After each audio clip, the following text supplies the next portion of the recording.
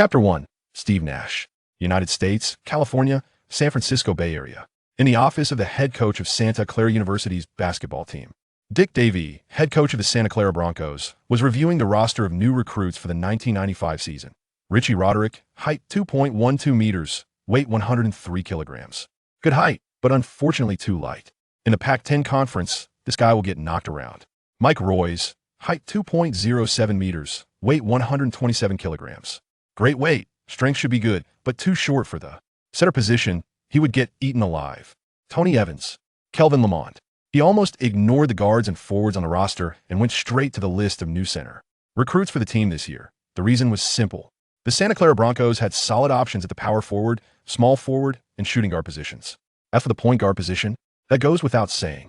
They had the Pac-10 Conference's best point guard this season, Steve Nash. Therefore, Coach Dick Davey was eager to find an excellent candidate for the center position for the upcoming season. Why the urgency? The reason was straightforward. First, Steve Nash was, in recent years, and perhaps in the history of Santa Clara University, the greatest player. In the new season, Nash would be a senior. In other words, this would be Nash's last college season. After next season, Steve Nash would enter the 1996 NBA draft and officially join the NBA. In the previous 3 seasons, Santa Clara University had not touched the Pac-10 Conference Championship trophy, let alone the NCAA Championship trophy. In Nash's final season, Coach Dick Davey wanted to make one last push. Secondly, looking ahead to the NCAA Championship was indeed unrealistic. However, this year's Pac-10 Conference Championship was not without hope. In the recently concluded 1995 draft, a batch of young talents had joined the NBA. The competitiveness of the Pac-10 Conference had instantly declined. To put it simply, the upcoming Pac-10 Conference season would be the weakest in several years. Why would Nash become the brightest star in the Pac-10 Conference this season? This was one of the reasons that in Nash's last college season, with the Pac-10 Conference's power significantly weakened, winning Santa Clara University's first ever conference championship seemed possible. Of course, it sounded easy, but in reality, it was still quite challenging. In summary, if the team could reinforce its weakest center position, there was a theoretical possibility of creating history. Coach Dick, are you still looking for a qualified pick-and-roll partner for Steve? Just as Coach Dick Davey was reviewing the roster, assistant coach Mark Payton walked in and handed him a new list. Today, a new batch of recruits reported, including some big players. The 1990s were indeed the era of centers that, in addition to the NBA, which boasted dominant centers like Alonzo Mourning and Dikembe Mutombo, there were also many excellent big men in NCAA basketball. Even this year's freshman recruitment saw Santa Clara University attract quite a few tall players. Thanks, Mark. Coach Dick Davey took the newly produced freshman list and quickly skimmed through it. To be honest, given Santa Clara University's standing in American college basketball, Dick Davey was prepared for a season where tall or short centers would have to hold their own. Luke Long, Brian White, Stark Horry. After a quick review of the list, the results were basically what Dick Davey had anticipated. Not a single viable option. Just as Coach Dick Davey was about to give up hope, a freshman name caught his attention. Height 2.16 meters, weight 125 kilograms. A standard NCAA center's height and weight. Tall enough, heavy enough, and the weight wasn't too high, ensuring agility and speed. More importantly, the following static data. 2.34 meters wingspan, 2.90 meters standing reach. What does this mean? To give a very simple example. Currently, among the younger dominant centers in the league, the big shark Shaquille O'Neal, when he first entered the league, had static stats of height 2.16 meters, weight 125 kilograms, 2.31 meters wingspan, 2.87 meters reach. Now, this freshman had comparable height and weight to the rookie Shaq, but with a longer wingspan and higher reach than O'Neal. A longer wingspan and a higher reach would give him a more formidable presence on the defensive end than the Shark. Of course, Coach Dick Davey believed that this new player could not compare to O'Neal's extraordinary dynamic talent. But this static data was enough to make Coach Dick Davey envision great possibilities for a team of Santa Clara's caliber. Stumbling over this difficult name, Coach Dick Davey realized the owner of this impressive static talent was actually a newcomer from China. In the 1990s, basketball in China was full of unknowns for most people. No Chinese player had ever been drafted into the NBA. Even in the NCAA, there were rarely any Chinese players who left a strong impression. Mark, tomorrow is the freshman physical testing, right? After a moment of contemplation, Coach Dick Davey made a decision. I need to see it in person. See it in person? Assistant coach Mark Payton was taken aback. The physical testing for freshmen had always been entirely handled by Mark Payton, and Coach Dick Davey had never attended the process in all these years. Was he actually going to make an exception this year? Mark Payton's peripheral vision fell on the list in Coach Dick Davey's hand. When he saw the name Soo-Han, he instantly understood. So it was because of this young man. When Soo-Han's physical testing results came out, Mark Payton had already planned to pay more attention to this mysterious big man from China during tomorrow's dynamic testing. It seemed that Coach Dick Davey was also focusing his attention on this young man named Soo-Han. I understand. Coach Dick Davey. Mark Payton nodded. I believe tomorrow's dynamic talent test for freshmen will definitely not disappoint you. This young man, with static talent akin to a rookie shark, and even more so. What kind of dynamic talent report card can he deliver? Let's wait and see. Chapter 2. Giannis Max version. 1995, Santa Clara University. United States, California, San Francisco Bay Area. In the freshman dormitory of Santa Clara University, Soo-Han lay on his dorm bed, mumbling, like many protagonists in countless web novels. The current Soo-Han is a time traveler. He has traveled back from 2021 to 1995 and has become a freshman at Santa Clara University. Did I just make a comment about Giannis stepping on others? Is that enough for me to travel through time? Thinking of Giannis stepping on Kyrie Irving during the 2021 playoffs, Soo-Han felt helpless. Is it a crime to complain? Can that lead to time travel? It's all Giannis' fault. To be fair, if I was going to travel through time, at least let me finish watching the 2021 playoffs and know who the final champion is before sending me back. I just got to the second round of the playoffs and was sent back. Now I have to wait another 20 years to know the NBA champion for the 2020-2021 season. That's ridiculous. However, mentioning Giannis made Soo-Han feel a deep sense of dark humor once again. Why? The reason is simple. As a time traveler, Soo-Han also has a standard system for travelers. What he received is a basketball system called the strongest system in basketball history. The system's ability, as the name implies, is to transform the host into the strongest player in basketball history. The true GOAT. The strongest system in basketball gave Soo-Han a starter pack that unlocked the physical attributes of Giannis Antetokounmpo. He possesses the height of a center, but the agility of a guard, along with monstrous athletic abilities. In addition, the system directly enhanced Soo-Han's Giannis-like physical attributes. In other words, the current Soo-Han is a pro version of Giannis. Faster, stronger, bigger, and more powerful than Giannis. Complaining about Giannis not only led to time travel to 1995, but also granted him the enhanced abilities of Giannis. If I had known, I would have complained about Jordan. Soo-Han shrugged helplessly. Of course, the enhanced physical talent of Giannis may not be inferior to Michael Jordan. Moreover, besides giving the starter pack, the system also issued a second system task. If Soo-Han can lead Santa Clara University to win the Pac-10 championship during his freshman season and set a school record, he can unlock Kevin Durant's offensive abilities. And it's also an enhanced version. Just think about it. The offensive abilities of peak KD, that unanswerable shooting and exaggerated ball handling skills. Now, combined with the enhancement under Soo-Han's enhanced Giannis-like physical talent. What does it mean to be the strongest in basketball? This is what it means to be the strongest. Leading Santa Clara University to win the Pac-10 championship shouldn't be too difficult. Soo-Han stretched. To be honest, Santa Clara University is not exactly a basketball powerhouse. If it weren't for him being transported to become a freshman at this university, Soo-Han would even think. This school is just a classic cannon fodder image in a web novel. An existence at the level of a passerby. Although Santa Clara University has SteveNash winning the first championship in school history in the Pac-10, that would be a pipe dream. But now it's different. Soo-Han's appearance can change the status quo. Just think about Nash's passing ability. Soo-Han believes that the combination of himself and Nash could easily sweep the Pac-10 and win the championship. The enhanced offensive abilities of Kevin Durant are locked in. The next day, early in the morning, the basketball gym at Santa Clara University. It was already bustling. The freshmen who had registered a few days ago were waiting for their dynamic talent testing session. Coach Dick Davey, that's Soo-Han, inside the venue. Assistant coach Mark Payton pointed to a spot not far away. Dick Davey followed the direction of his finger and locked his gaze on the towering figure of Soo-Han. A tall stature, a strong physique. This was the most intuitive impression Soo-Han gave to Coach Dick Davey. What kind of energy lies beneath this body? Coach Dick Davey unconsciously clenched his fists. Will there be a miracle? Will a miracle appear at Santa Clara University? The first item of the dynamic data test is the half-court shuttle run. This event boosts the confidence of many guard players. Running the shuttle with the big guys, shorter guards have a clear advantage. Except when they encounter Soo-Han's group of guards. WTF? Am I seeing things? Who is that guy? The onlookers watching the shuttle run were bewildered. Why? Because they saw a giant who was at least 2.10 meters tall running the half-court shuttle faster than a group of smaller guards. That's right. This giant, at least 2.15 meters tall, is Soo-Han. With enhanced Giannis-like physical talent, Soo-Han's speed and explosiveness were like a dimensional crush against others. Plus, his strides could cover several steps of the others. His advantage in the shuttle run was fully displayed. And this was just the beginning of Soo-Han shocking everyone. Terrifying vertical jumping ability running up to the rim. Bench press stats heavier than Shaquille O'Neal during college, and so on. Soo-Han successfully attracted all eyes in the gym during the dynamic testing session. Whoosh. After completing all these tests, Soo-Han let out a somewhat bored sigh. The athletic talent of the enhanced version of Giannis is indeed outrageous.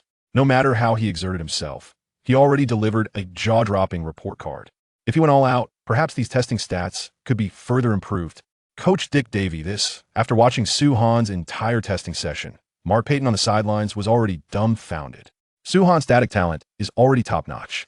As long as his dynamic talent isn't too bad, this is an absolute weapon. At least in NCAA-level competitions, Soo-Han's destructive power will be incredibly exaggerated. However, right now, Soo-Han's dynamic talent not only didn't fall short, but was also extremely outrageous. Not just Mark Payton, everyone was stunned. Even Coach Dick Davey found it hard to believe. Such an absurd, monstrous talent appeared on the freshman roster of Santa Clara University. A miracle truly has happened. Next up is the freshman scrimmage, temporarily setting aside the joy in his heart.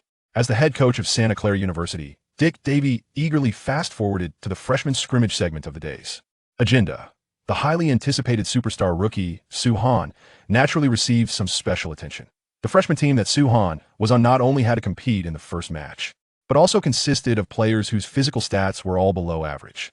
In contrast, the opposing team featured two imposing black players, eyeing them menacingly. There is no need for inquiries. This is also part of Coach Dick David's strategy. He wishes to observe whether Soo-Han's formidable lateral metrics can be manifested in actual combat. Coach Dick David's team arrangements exhibit a clear sense of purpose. The coaching staff at Santa Clara University was fully aware of this. Yet, none dared to voice dissent against Coach Dick Davey. The reason was quite simple. Everyone was eager to witness whether the alarming physical metrics that Soo-Han had recorded on the form could indeed manifest in actual competition. Assistant coach Mark Payton voluntarily stepped onto the court to officiate the opening jump ball at center court. As the basketball soared into the air, both team centers leapt in unison. Without a shadow of a doubt, Soo-Han, with his undeniable height advantage, triumphed over his opponent and deftly directed the ball into the hands of his teammate. Oh, immediately, an eruption of gasps reverberated throughout the arena. Under the gaze of the captivated audience, Soo-Han, having just completed the jump, landed and surged forward with remarkable speed, leaving the opposing players trailing far behind. What kind of strategy was this? The members of the Santa Clara coaching staff looked on in bewilderment. Following the jump ball, he transitioned directly into a fast break. Coach Dick Davey stood with his arms crossed, silent. Soo-Han's rapid advance perfectly embodied the astonishing half-court sprint data he had recorded, surpassing even that of the guards. And just look at the height of his jump. This implies that Soo-Han is not a mere data fraud. He genuinely possesses the ability to translate those outrageous physical statistics into real-world performance. The scene shifts back to the match. As Soo-Han's teammate, the point guard, receives the ball, he instinctively prepares to advance slowly. However, upon witnessing Soo-Han charging forward with remarkable prowess, it becomes evident to even the simplest observer what action should be taken. Whoosh, a long pass, lacking in quality, soars towards the front court. Had it not been for Soo-Han's exceptionally long arms, the ball would have surely sailed out of bounds. His massive hand firmly secures the teammate's long pass. Soo-Han finds himself in a 1v0 situation, effortlessly elevating for a one-handed dunk, securing the first 2 points. Nice pass. After scoring, Soo-Han does not forget to turn back and acknowledge his teammate who assisted him. This is hardly my doing, mate. The point guard, who delivered the subpar long pass, appears somewhat embarrassed. He is quite self-aware of the inadequacy of his throw. Transforming what should have been a turnover into a highlight-worthy offensive sequence relies entirely on Soo-Han's extraordinary athleticism and physical prowess. Do you see that, Mark? Meanwhile, Coach Dick Davey, observing from the sidelines, is wide-eyed. That pass should have been a blunder. I understand your sentiment, Coach Dick Davey. Mark Payton appears somewhat exhilarated, the ability to convert a pass that should have gone awry into a perfect scoring opportunity. If a mere error can result in points, then a flawless pass combination would undoubtedly make scoring even easier for Soo-Han. Conveniently, Santa Clara University boasts a point guard adept at delivering explosive passes to his teammates. If only Suhan could partner with Steve. Coach Dick Davey refrains from elaborating further. He simply feels it is imperative to commence training for the new season sooner rather than later. The combination of Suhan and SteveNash, a synergy of interior and exterior play, must be cultivated at the earliest opportunity. While it may seem somewhat exaggerated, watching Suhan dart across the court, Coach Dick Davey truly begins to envision the team achieving groundbreaking success in the upcoming season. The head coach and the coaching staff were filled with exhilaration. Meanwhile, the freshmen facing Suhan on the court were not in such a favorable mood. The opposing center attempted to score in the paint, but was met only with a resounding block from Suhan. Turning back, Suhan caught a lob pass from a teammate and executed an alley-oop that reverberated through the rim. The clash in the paint encapsulated the essence of this match. Suhan effortlessly commanded both offense and defense, single-handedly dismantling the opponent's morale within just a few exchanges. Ultimately, after enduring the relentless pressure, the opposing team made the decisive choice to forfeit the game. There was no other option.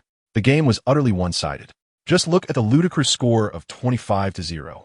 Who could possibly withstand such a disparity? Suhan's domination in the freshman scrimmage continues unabated. His speed, explosive power, vertical leap, and that exaggerated wingspan fill the Santa Clara University basketball arena with a cacophony of lamentations. Coach Dick Davis departed the gymnasium early, as there was no longer any reason to watch the ongoing freshman scrimmage. As the head coach of the team, Dick Davis must thoroughly examine the tactical strategies for the upcoming season. Centered around Suhan and Nash, Coach Dick Davis needs to construct an entirely new tactical framework. Meanwhile, rumors regarding today's freshman scrimmage are gradually circulating throughout the campus of Santa Clara University. Have you heard? Our school has recruited a veritable beast this year. He is nothing short of a monster, having forced opponents to forfeit. What is this?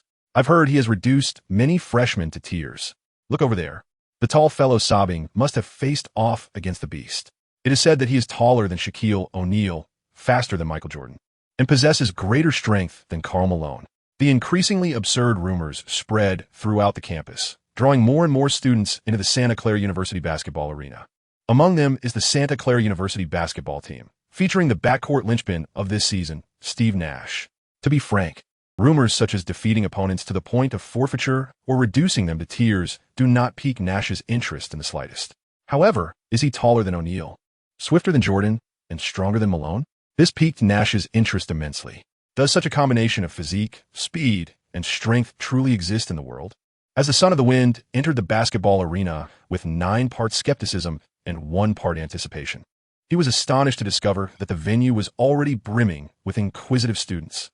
SteveNash found himself unable to find a suitable vantage point from which to observe the unfolding action on the court. However, this posed no significant issue. Even amidst the throng, nothing could obscure the soaring figure of Suhan.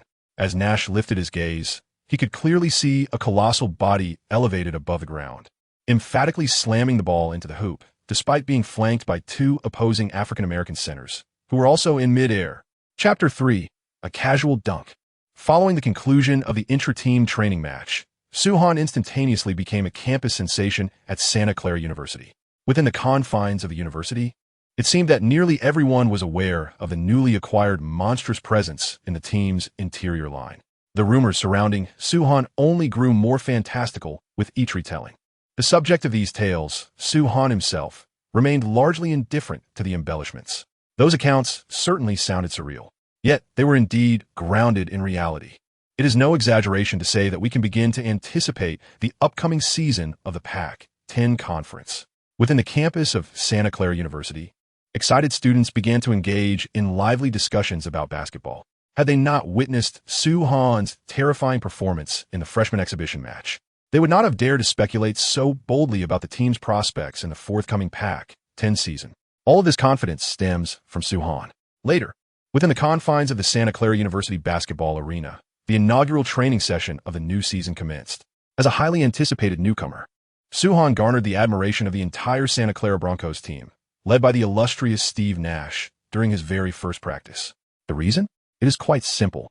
On the very first day of his arrival, during an intra-squad scrimmage, he left the veteran players in awe. What does it mean to possess an absolute advantage in physical talent, coupled with overwhelming dominance? Witness today's intra-squad competition and observe Suhan's individual performance to comprehend it fully. All right, gentlemen, it is time to discuss our objectives for the new season. After concluding the first practice, Coach Dick Davey clapped his hands, gathering his players together. There is no doubt that the goal for the team this season is to strive for a spot in the Pac-10 finals and seize that elusive championship. Regardless of the team's strength this season, the pursuit of the championship remains the ultimate aspiration for any team. Having articulated the season's objectives, Coach Davey's gaze first fell upon SteveNash and then shifted to the towering figure of Suhan. Clearly, Nash and Suhan represent the premier duo aimed at securing the first basketball championship in Santa Clara's history. Moreover, starting from the next practice session, with his eyes still fixed on Suhan, Coach Davey continued, "Sue, you will practice alongside the starting players." Coach, the team's assistant coach, Mark Payton, was momentarily taken aback. Practice alongside the starting players? Does this not imply that Suhan will be the starting center forward for the team in the upcoming season? A freshman, yet to participate in a single official match, is directly elevated to the position of starting center forward? The treatment and level of attention bestowed upon Suhan is truly remarkable. Furthermore, in the near future, we shall partake in a friendly match. Coach Dick Davis continued, stating that due to the nature of the opponent in the friendly, we will fully activate the newcomers, allowing the veteran players to rest. A complete activation of the newcomers. As soon as these words were spoken, the attention of all the players from Santa Clara instantly shifted to Suhan. It appeared that in the forthcoming friendly match, Suhan would serve as the unequivocal tactical linchpin of the team. All strategies would be meticulously crafted around him. Sensing the gaze of his teammates upon him, Suhan posed the pivotal question. "So, who is our opponent?" "North Carolina," Coach Dick Davis promptly replied. Gasp. Upon hearing the name of their adversary for the warm-up match, everyone in the room, except for Suhan and Nash, collectively inhaled sharply.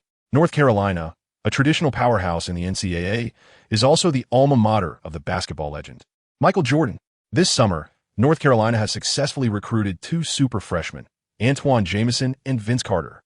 In the upcoming friendly match, Jamison and Carter are destined to be the formidable twin pillars of North Carolina's offense. These two remarkable newcomers, even when faced with the starters of Santa Clara, would not falter significantly.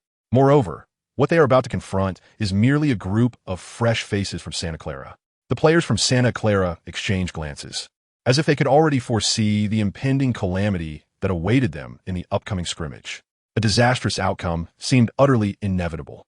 As for North Carolina, Suhan was acutely aware that during this period, it was precisely when Carter and Jamison joined the team as freshmen. However, with Carter and Jamison both in their freshman year, the other players of Santa Clara might feel intimidated, yet Suhan harbored no such fears. Even if confronted with the peak versions of Carter and Jamison, Suhan would remain undaunted. With determination, he proclaimed, "Let's charge forth." "Sue, you need not bear excessive pressure. It is merely a scrimmage," Coach Dick Davis reassured Suhan, emphasizing that the outcome was not of paramount importance, but rather the experience on the court. Even Coach Davis, who held unwavering confidence in Suhan, did not believe that he could lead the team to victory. The priority was to swiftly acclimate to the NCAA rules through this scrimmage. Sometimes, the significance of victory and defeat is not as critical as it seems. North Carolina was not as formidable as it appeared. Suhan, with a relaxed demeanor, countered, "We are not necessarily destined to lose." His words left the audience in a momentary silence of at least half a second. Was North Carolina truly that intimidating? To be frank, there was indeed a hint of intimidation. Could Santa Clara not emerge victorious? Apologies, but from the perspective of most players present, Santa Clara was in a position where a loss would be less acceptable. Thus, when Suhan spoke, the players of Santa Clara were somewhat taken aback. Except for SteveNash. Indeed, North Carolina was not that fearsome. Vince and Antoine were merely newcomers. Nash analyzed the situation with reason. They had consistently lacked the absolute height in their interior defense, and Sue would strike like a hammer, dismantling their inside game. At that point, the outcome would be far from predictable. To be candid, Carter and Jamison were indeed formidable. Yet, in Nash's view, Suhan was also impressive, particularly given North Carolina's recent deficiency in interior height. A player of Suhan's caliber could undoubtedly wreak havoc in North Carolina's paint. Each team possessed its strengths, making the actual competition difficult to predict in terms of victory or defeat. Of course, it is likely that only Suhan and Nash would believe that Santa Clara had a feasible chance of winning this scrimmage. This was a scrimmage devoid of suspense, with both teams operating at entirely different levels. The home of the University of North Carolina in the United States, the illustrious Dean Smith Center. The commentators from ESPN are on the sidelines, warming up for the match. Our concern transcends the mere outcome of this game, as the result appears predetermined. North Carolina will effortlessly triumph over the visiting Santa Clara University. What we should truly focus on are the extraordinary freshmen, Antoine Jamison from Providence High School and Vince Carter, the best high school player in Florida. The suspense regarding the victor dissipated the moment the rosters were unveiled. Our attention ought to be solely on how these two remarkable newcomers from North Carolina will perform today. As the ESPN commentator aptly stated, in this game, no one is concerned about the winner or the loser. First and foremost, this match is merely a warm-up. The outcome holds little significance. Furthermore, the disparity in strength between the two competing teams in this match is starkly apparent. What kind of lackluster team is Santa Clara? To many supporters from North Carolina present at the venue, it is evident that had it not been for their competition with North Carolina, the Santa Clara basketball team would remain largely unknown. Now, let us consider the caliber of North Carolina's team. Their illustrious history speaks for itself. The title of being the alma mater of Michael Jordan is sufficient to overshadow all else. Therefore, in today's match, the focus of the spectators rests solely on one point: how the two exceptional newcomers from North Carolina, Caleb Love and Armando Beckett, will ruthlessly dismantle the visiting team. This is evident from the banners held aloft by the spectators on the sidelines, particularly as the players from North Carolina took to the court. The cheers within the Dean Smith Center crescendoed to a euphoric peak. Vince, Vince, Vince. The entire crowd reverberated with the name of that illustrious man, Vince Carter, the Florida Mr. Basketball. Embracing the adulation of the audience, Carter, clad in the home colors of North Carolina, acknowledged the spectators with a wave as he stepped onto the hallowed floor of the Dean Smith Center. Ultimately, his gaze fell upon an unassuming corner of the stands, where a man, appearing somewhat disheveled, sat. Vince, is that your cousin? Observing the direction of Carter's attention, Coach Dean Smith of the University of North Carolina also glanced over, inquiring, "What is his name again?" "Tracy McGrady, Coach Dean Smith," Carter replied, retracting his gaze. "Tracy is a prodigy. I firmly believe he possesses the potential to join North Carolina in the future. If the opportunity arises, perhaps I could arrange a tryout for him." Coach Dean Smith chuckled.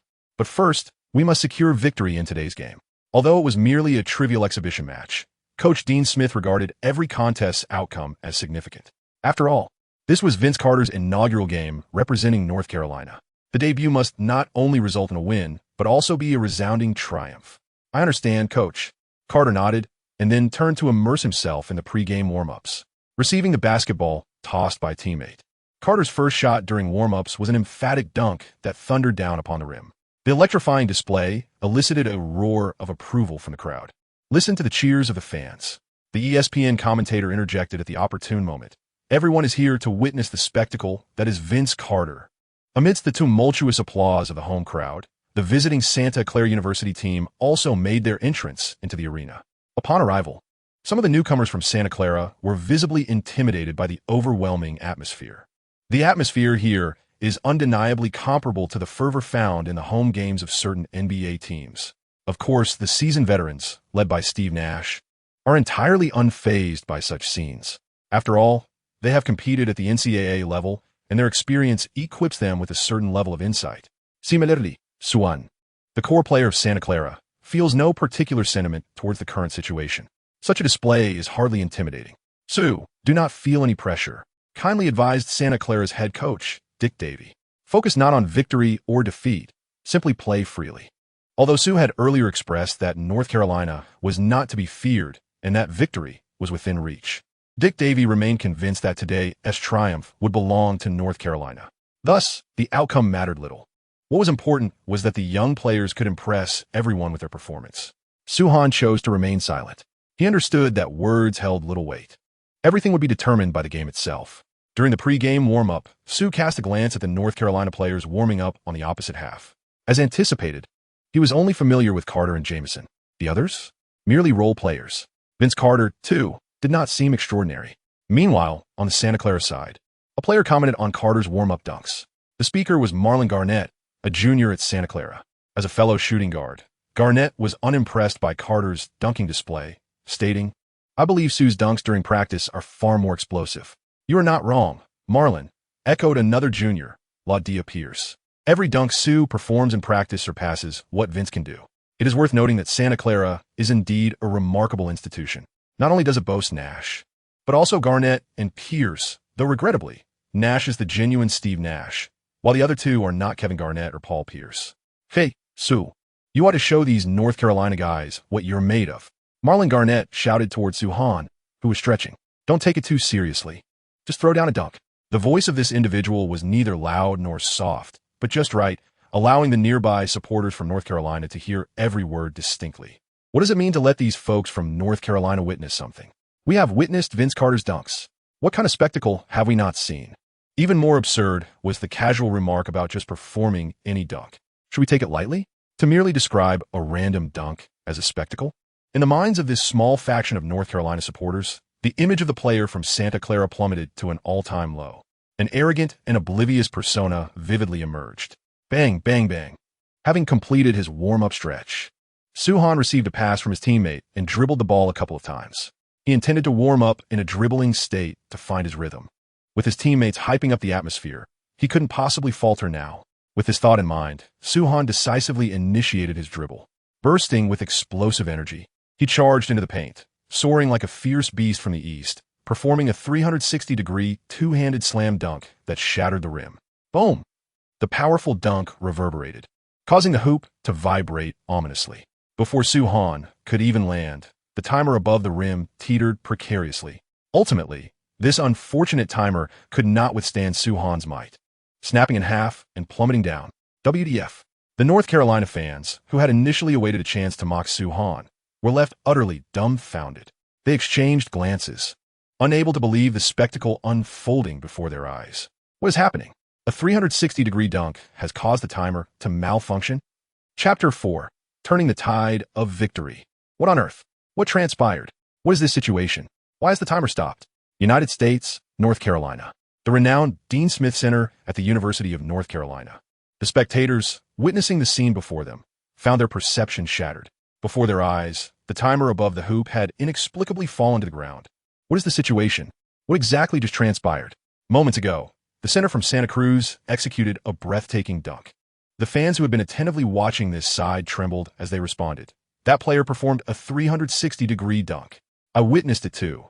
He executed a flawless 360, causing the timer to malfunction. I can scarcely believe my eyes. Is this real? Surely, this is not a scene from science fiction film? Are we merely background characters in this spectacle? A select few fans who witnessed this extraordinary event remained in disbelief, unable to fathom that a 360-degree dunk could indeed disrupt the timer. This is indeed an exceedingly rare occurrence, even on the hallowed courts of the NBA. The last individual capable of inflicting such damage upon the basketball apparatus was none other than the formidable Shaquille O'Neal. In other words, does the center of the Santa Clara Mustangs possess a destructive prowess akin to that of O'Neal? Surely this is no jest. The fans from North Carolina truly seem to lack discernment. In stark contrast to the bewilderment of the entire North Carolina crowd, Kevin Garnett, with an air of calm, nonchalantly remarked, "Indeed, what is this?" Paul Pierce joined in the revelry, asserting, to be fair, these two individuals certainly possess a remarkable talent for boastful banter. However, it is primarily due to Suhan's exceptional prowess that their efforts bear fruit. Tim, what is the situation? Meanwhile, on the sidelines of North Carolina, the team's head coach, the illustrious Dean Smith, who famously mentored Jordan, reveals a look of intrigue. This match was meticulously orchestrated as a defining battle between Carter and Jamison, leaving no room for unforeseen circumstances. However, the unexpected situation arising from Suhan's warm-up dunk has taken everyone by surprise. Dean Smith must ascertain the details.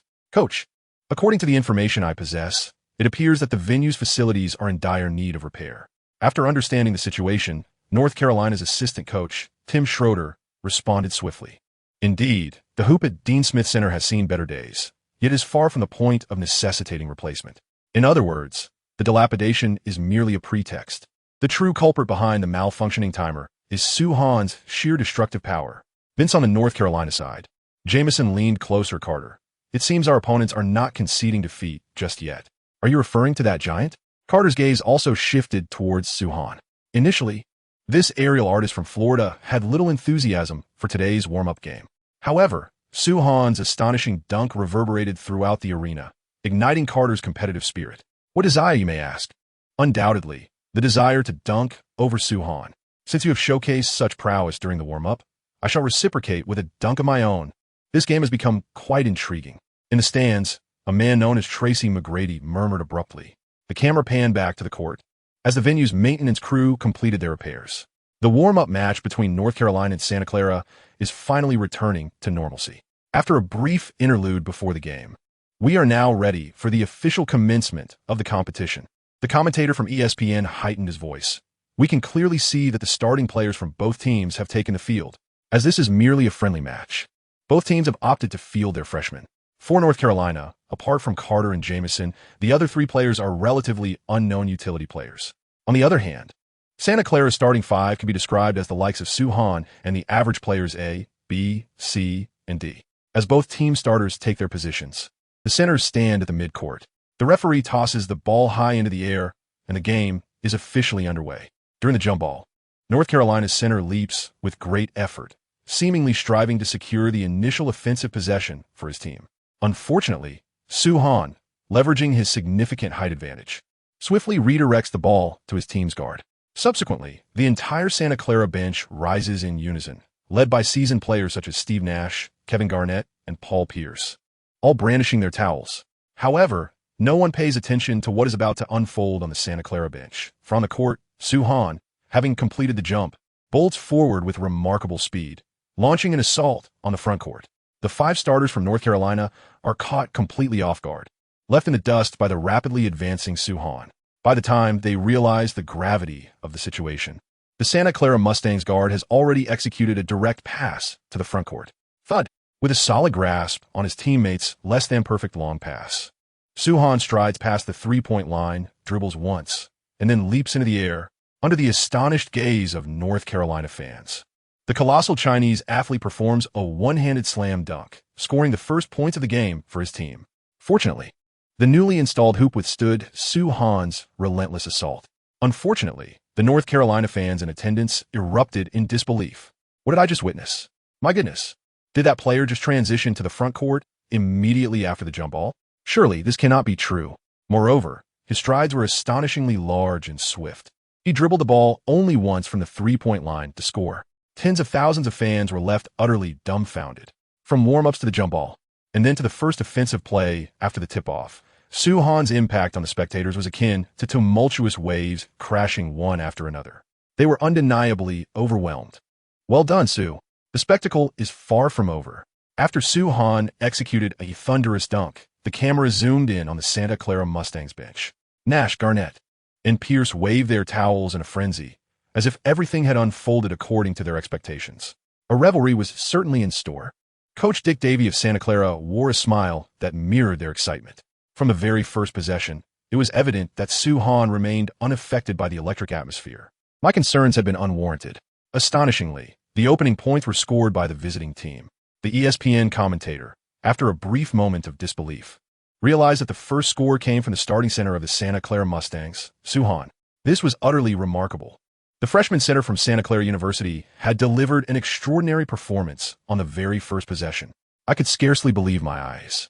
Su exhibited skills that were anything but typical for a center. The ESPN commentator was animatedly narrating the scene, and it was not just the fans in attendance who were taken aback. Even the North Carolina players appeared bewildered. They had assumed that Santa Clara was merely there to play a supporting role. Who could have anticipated the emergence of a powerhouse like Suhan? Calm down, gentlemen. Ultimately, it was Vince Carter who intervened to ease the tension. Regardless of the unfolding events, the outcome of this match would remain unchanged. Even with the variable of Suhan in play, the game would surely conclude with a victory for North Carolina. As the teams transitioned from defense to offense, North Carolina seized the ball. The team's point guard, after skillfully dribbling past half court, decisively passed the ball to Carter, who had maneuvered to receive it. As Carter held the ball on the wing, the North Carolina fans rose in anticipation, fully aware that they had not come to witness the visiting Suhan's display of prowess. The fervent fans purchased their tickets, drawn by the allure of Florida's basketball luminary. Thud, thud, thud. In the presence of tens of thousands of spectators, Carter dribbled the ball, meticulously assessing the defensive positioning of his adversaries. before launching into a sudden burst of speed. Fueled by formidable explosive power, he effortlessly evaded the defenders from Santa Clara, hurtling towards the paint like a cannonball. In the stands, Tracy McGrady was fully alert, acutely aware of his cousin's intentions. Vince Carter deftly maneuvered past his defender, charging into the key, heading straight for Suhan. The ESPN commentator on the sidelines spoke with rapid-fire enthusiasm. Just as he described, Carter sidestepped his counterpart with a single stride, striding boldly into the paint, soaring high against Suhan's defense. The basketball maestro hailing from Florida is poised to execute an electrifying dunk over the formidable beast of the East, claiming his inaugural point in his North Carolina career. Boom! In the blink of an eye, Suhan, the sentinel guarding the rim, springs into action with remarkable elevation. His astounding wingspan, unparalleled jumping ability, and astonishing speed allow him to completely overshadow Carter in an instant. Oh no! Amidst the gasps of the crowd, the airborne Carter is sent crashing to the ground, both player and ball vanquished by Suhan's prowess. Coach Dean Smith, standing at the sidelines, promptly turns his gaze towards the officiating referees. Was this a foul? Regrettably, the referee on the field provided no indication. What an impressive block. Vince Carter has been thwarted. The rookie center from Santa Clara, Suhan, has sent Vince Carter's shot crashing to the ground. The ESPN commentator is on the verge of euphoria. The new generation of North Carolina's soaring talent has been utterly subdued mid-air by his opponent. On the court, Suhan, having executed the block, remains oblivious to the referee's whistle and decisively seizes the uncontrolled ball, without the need to pass to his team's point guard. Su imbarcación solo fast break. His agility, explosive power, and speed leave the recovering North Carolina players bewildered. The North Carolina team can only pay homage to Santa Clara's number 35. Ultimately, Suhan's spectacular dunk further contributes to his team's tally, bringing the score to 2-0. In less than a minute since the game's inception, the Santa Clara Mustangs have established absolute dominance. The North Carolina fans are left in a state of disbelief. This match, from warm-ups to this point, has unfolded in a manner far beyond their expectations. Who exactly is this imposing figure named Suhan? The ESPN commentator on the sidelines is equally exhilarated. To be fair, if this game were merely a showcase between Carter and Jamison, it would be fine, but a one-sided domination always lacks a certain thrill. Suhan's presence has transformed this contest into an unexpectedly riveting spectacle. Such an explanation makes it all the more intriguing. Does it not? Vince, are you all right? Meanwhile, Antoine Jamison yanked Carter, who had fallen to the ground. He never anticipated that Carter would be thwarted by Suhan in such a manner. In the entirety of American college basketball, the only player capable of blocking Vince Carter in this way, in Jamison's view, might be that airborne demon from Wake Forest. In other words, the rookie center from Santa Clara possesses exceptional talent for elite interior defense. The match has spiraled into chaos. I'm fine, buddy, Carter reassured, patting Jamison's arm. Leave the next shot to me. The previous dunk attempt had faltered, and Carter believed it was due to his failure to exert his full strength. This time, with unbridled determination, Carter was resolute that he would render Suhan merely a backdrop to one of his top 5 plays. The game resumed. With North Carolina on the offensive, Carter emerged from the right, signaling for the ball. Bam! As he grasped the basketball, Carter disregarded the defender before him, deftly maneuvering past him. The North Carolina superstar surged into the paint once more. There was no question about it. At this moment, Vince Carter's focus was singular on number 35. Suhan, who guarded the St. Clara basket. Here he comes. Undeterred by the confrontation, Suhan leapt as Carter took off. The two protagonists of the game once again faced off in a spectacular aerial duel. The same formula, the same familiar taste. Despite his utmost effort, Vince Carter could not escape Suhan's imposing defense. The ferocious presence from the East executed a second aerial block against the North Carolina star. Once again, Carter found himself thwarted, sprawled on the ground, gazing up at the ceiling of Dean Smith Center. The basketball was swiftly collected by the St. Clair point guard, who launched a counterattack. The bad news was that this diminutive guard's pace was slightly lacking, allowing North Carolina's defense to catch up quickly. The good news was that the counterattack was not solely led by this point guard, but also included Suhan. Whoosh! The St. Clara point guard passed the ball to the trailing Suhan, who soared effortlessly, completing a two-handed dunk for another 2 points. 0-6. As the offensive and defensive tides shifted, North Carolina finally broke their scoring drought thanks to Jamison's mid-range jumper. However, upon returning, a strategic three-point attempt from St. Clara failed to find the mark. In the battle for the rebound, Suhan secured an offensive board amidst a double team and effortlessly executed a second-chance shot. 2-8. Beep. Following Soo Han's successful second-chance effort, Dean Smith, the North Carolina head coach, could no longer remain seated and decisively called for a timeout. Glancing at the game clock and then at the point differential, Coach Dean Smith's gaze eventually settled on Soo Han. The renowned coach who once guided Michael Jordan is now preoccupied with a concern that transcends the pursuit of mere victory. His thoughts are consumed by the challenge of overcoming Santa Clara University, bolstered by the presence of Soo Han. Indeed, in the mind of the North Carolina head coach, the outcome of this match is no longer a foregone conclusion. The emergence of Soo Han has decisively tilted the scales of triumph. Chapter 5. I await you at the NCAA Championship. Well done, Soo. United States, North Carolina. The illustrious Dean Smith Center. On the bench of the visiting Santa Clara Mustangs, head coach Dick Davey can hardly contain his elation. He envisioned that Soo Han would shine in this contest. Yet he could scarcely anticipate the sheer brilliance of Soo Han's performance. This is no longer something that captivates the eye. This is truly dazzling. North Carolina is not as formidable as it seems. SteveNash personally handed a towel to Soo Han, saying, "Soo, if you keep this up, we can win. Indeed, we can triumph." Soo Han accepted the towel from Nash, shrugging, but, "Steve, I haven't even broken a sweat." His remarks sparked a wave of laughter from the Santa Clara Mustangs bench. A joyful atmosphere gradually permeated the sidelines as the team faced a formidable opponent. They appeared to hold a distinct advantage, with the core players shining brilliantly. The mood among the Santa Clara squad was now a stark contrast to the pre-game tension, all thanks to Soo Han's individual prowess. In stark contrast, the atmosphere on North Carolina's bench was heavy with foreboding. "We were supposed to be the leading side, young men," Coach Dean Smith began after a brief silence. "I firmly believe you have simply yet to find your rhythm in the game." Thus far, the North Carolina team had only seen Jamison score a solitary mid-range jumper to halt the bleeding. The highly anticipated Carter had been repeatedly thwarted by Soo Han, and other players had failed to step up and alter the course of the game. Although these young athletes were merely freshmen, they had showcased remarkable talent during their high school basketball careers. To put it bluntly, being selected for the North Carolina basketball team means these so-called newcomers should not be performing as poorly as they have today. Setinga Said Swan, who excelled on both ends of the court, North Carolina had yet to find their offensive rhythm. Coach Dean Smith was convinced that the players had not yet discovered their game state. He instructed them to score as far from a basket as possible. Drawing several tactical diagrams outside the 3-second area, it was evident he was intentionally steering clear of the inner sanctum guarded by Soo Han.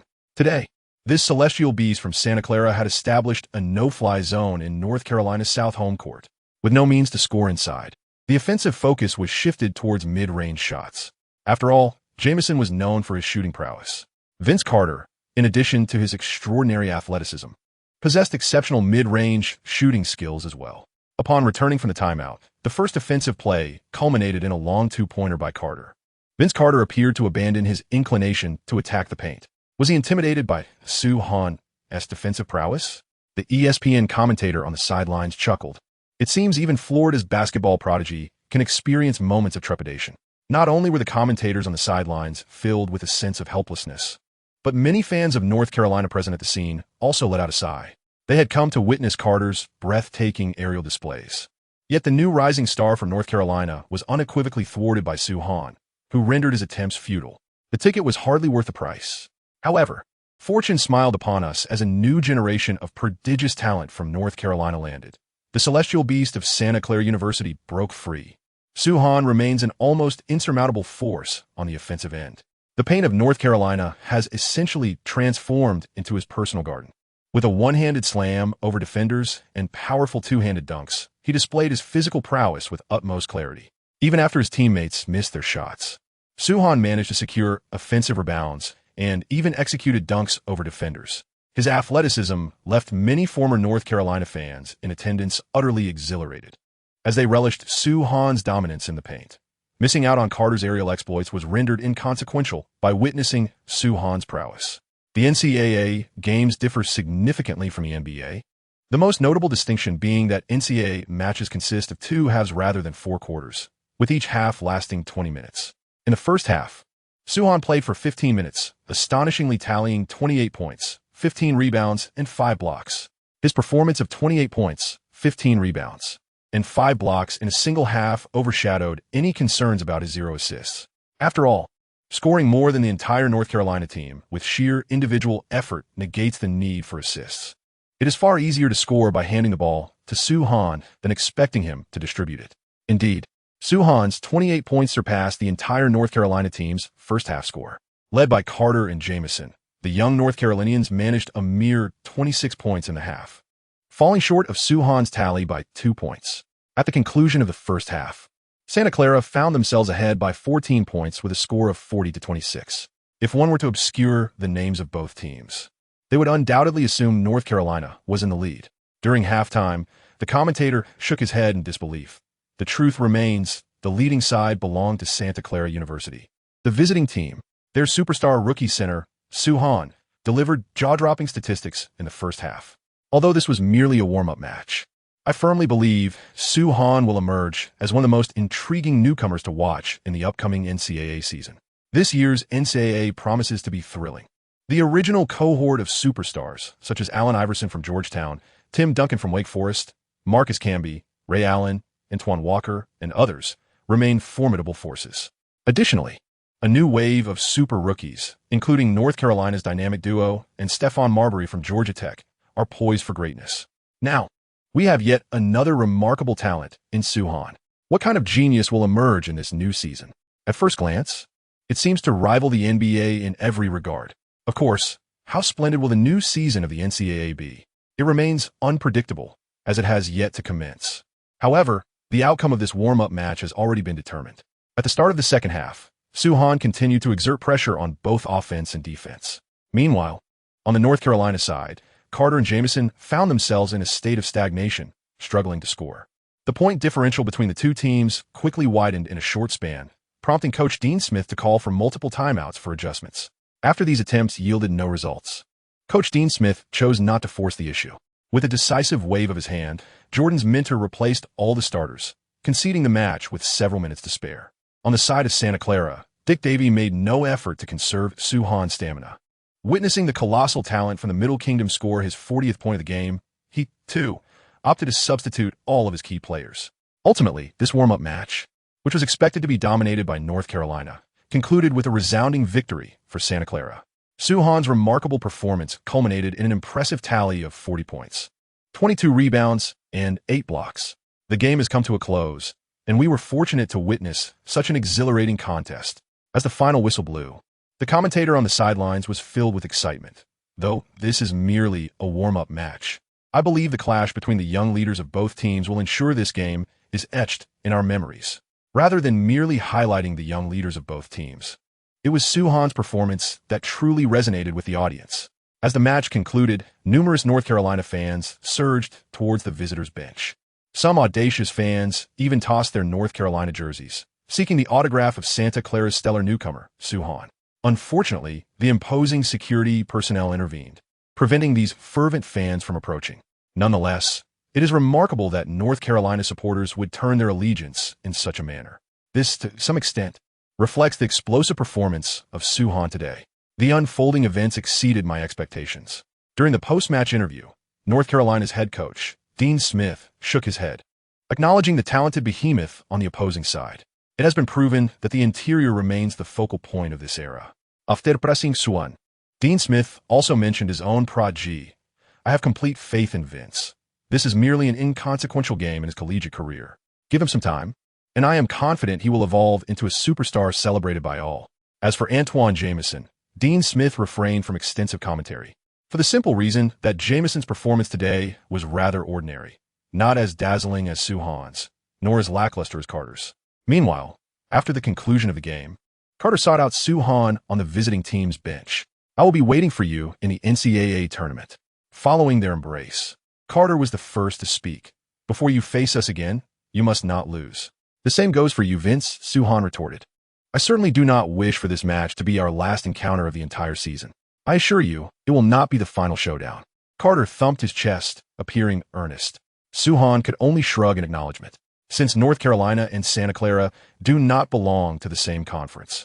The two teams can only meet again in the NCAA tournament, specifically in the latter stages of the knockout rounds. It remains to be seen what the scenario will be when they clash once more. To what extent will Vince Carter and Antoine Jamison evolve? Truth be told, Soo-Han finds himself rather eager for this matchup. After all, possessing such extraordinary abilities, if the opponents fail to provide a challenge, it could indeed become rather tedious. It is noteworthy that after the game concluded, Carter returned to the locker room, completed the team's post-game analysis, but opted not to head home. Instead, he chose to remain in the arena for extra practice. Interestingly, he was not alone in his endeavors. Tracy McGrady, who had traveled from Florida to North Carolina to watch his cousin play, was also present in the gym. Tracy, this world is never short of talent, Carter remarked while completing his shooting drills, engaging with his cousin. Did you see the guy named Soo-Han? He.S. a genius. I can handle him. McGrady, in a youthful bravado, declared he is my prey. Is not so straightforward. Carter did not take McGrady's youthful bravado seriously. After all, Carter had truly faced off against Soo-Han and was well aware of the terrifying prowess of this behemoth from the Celestial Empire. To hunt down such a formidable creature? It is no trivial endeavor. Soon, the news of Santa Clara University's resounding victory over North Carolina in a preseason match spread like wildfire across the nation. Or so one might wish. In the 1990s, digital media was not as advanced. Most news was disseminated through print media, and given that this was merely a preseason game, the excitement was inherently limited. The information regarding Santa Clara University's triumph over North Carolina primarily circulated within the local vicinity of North Carolina and San Francisco. Nonetheless, within the campus of Santa Clara University, this sensational news swept through the institution like a tempest, instantly making Soo-Han the second most celebrated superstar on campus. Following closely behind SteveNash, this is not solely attributed to Soo-Han's exceptional basketball prowess, but also to his visage resembling that of a Hollywood A-lister. In a teasing manner, one might say, Soo-Han has now acquired the liberty to choose his romantic partners at will, with girls seeking his autograph wherever he goes. So, your face belongs in Hollywood, not in a basketball court. At the Santa Clara campus gym, while training, Marlon Garnett complained to Soo-Han, "You should be out there captivating women around the globe, rather than ensnaring the co-eds here at Santa Clara. At least leave some for the upperclassmen. Come on, even if Sue were to head to Hollywood, those girls wouldn't be in your reach." Loudy Pierce chimed in, delivering a sharp retort to Garnett. "Take a good look in the mirror, my friend." Enough of this chatter. The coach is arriving. SteveNash stifled his laughter, interrupting the friendly banter among teammates. Moments later, the head coach of Santa Clara, Dick Davey, entered. "All right, gentlemen, the schedule for the new season has been released, and our first opponents will be the University of Arizona, displaying the Pac-10 conference schedule for the upcoming season." Dick Davey elaborated. "They're the frontrunners for this season's conference championship, boasting at least 4 players with NBA potential." As Coach Davey aptly noted, while the overall strength of the Pac-10 conference may have diminished this season, the University of Arizona remains a powerhouse with an abundance of talent. Their roster includes NBA prospects such as Ben Davis, Reggie Guillory, Roy Evans, and Ed Stokes. In suans recollections. Although these 4 may not have achieved great renown in the NBA, they have indeed navigated several seasons within its ranks. They are genuine future NBA players, far surpassing the likes of Marlon Garnett and Loudy Pierce. As the leading contenders for the Pac-10 championship this season, Arizona's prowess undoubtedly eclipses that of Santa Clara University. However, I have unwavering confidence in you all. Despite the formidable opponent, Coach Dick Davey remained undeterred. "Steve, Sue, you two are our sharp blades against strong adversaries. It is time to let the Mustangs unleash their vigor." Chapter 6. The collapse begins now. On October 11th, U.S. time, the conference tournaments of the NCAA commenced in earnest, with all the favored teams from various conferences making their appearances. Among them, the most captivating are undoubtedly the teams boasting collegiate stars and burgeoning superstars. For instance, Georgetown University, home to the legendary Allen Iverson; Wake Forest University, featuring the extraordinary Tim the Big Fundamental Duncan; and the University of Massachusetts, where the remarkable Marcus Camby once played. Additionally, there is Georgia Tech, with the phenomenal rookie Stephon Marbury; North Carolina, which boasts Vince Carter and Antoine Jamison; and the University of Kansas, home to the promising newcomer Paul Pierce, among others. In the latest developments, Georgia Tech, led by Stephon Marbury, has triumphed in their season opener. This prodigious talent from New York City delivered an almost flawless performance in his debut. Across the nation, traditional powerhouses have secured victories in their respective season openers, placing the pressure squarely on the shoulders of the University of Arizona. In Tucson, Arizona, the esteemed home court of the University of Arizona, the McKale Center resonates with excitement. Two ESPN commentators are providing insights on the recently concluded conference season openers. As they noted, none of the highly anticipated teams faltered in their matches earlier today. Many American fans have whimsically dubbed this day as Powerhouse Victory Day. As the last traditional powerhouse to take the court today, the University of Arizona, seen as a strong contender for this year's Pac-10 Conference Championship, has become the focal point of fan discussions regarding their potential victory in the season opener. However, the Arizona fans in attendance remain confident in their team's ability to emerge victorious, given that their opponents are the Santa Clara Broncos, widely regarded as a weaker team within the conference. In a prior exhibition match, the Broncos had surprisingly defeated the formidable University of North Carolina. The ESPN commentators, well prepared, reminded the audience that this was merely an exhibition game. Indeed, the loss in that warm-up match has proven beneficial for both teams in today's contest. One commentator added that the Santa Clara Broncos gained confidence from their victory over a strong opponent, and they're entering today's game with great determination. Likewise, the home team, the University of Arizona, cannot afford to be complacent given the Broncos' prior success against North Carolina. This promises to be an intensely contested battle. The commentator's analysis is profoundly insightful. Typically, in the narrative arc of a season, a powerhouse team faces a weaker opponent in their inaugural match, which is a common occurrence. However, given that the Santa Clara Mustangs previously triumphed over North Carolina in a preseason match, it is evident that the University of Arizona would not underestimate their adversaries. They certainly do not wish to encounter an unexpected setback in their season opener. Moreover, today marks the so-called Day of Victorious Giants. Our athletes have long been prepared to secure a victory. In this regard, Arizona's head coach, Lute Olson, emphasized in a pre-game interview that Arizona will not tolerate any form of upset. His declaration elicited a resounding cheer from the assembled Arizona fans. On this day of victorious Giants, Arizona will not be absent. Amidst the fervent cheers of the home crowd, the starting players of both teams took to the court. The Santa Clara Mustang starting lineup included SteveNash, Kevin Garnett, Paul Pierce, utility player number 1, and Soo-Han. The trio of Nash, Pierce, and Garnett is indeed formidable. Alas, aside from Nash, the others are mere shadows of their former greatness. Let us show them what we can do. Meanwhile, Coach Lute Olson bellowed to his players. Let them witness the fervor of Arizona. Understood. The starters from the University of Arizona responded in unison, stepping onto the court. Soo-Han took a brief glance at them.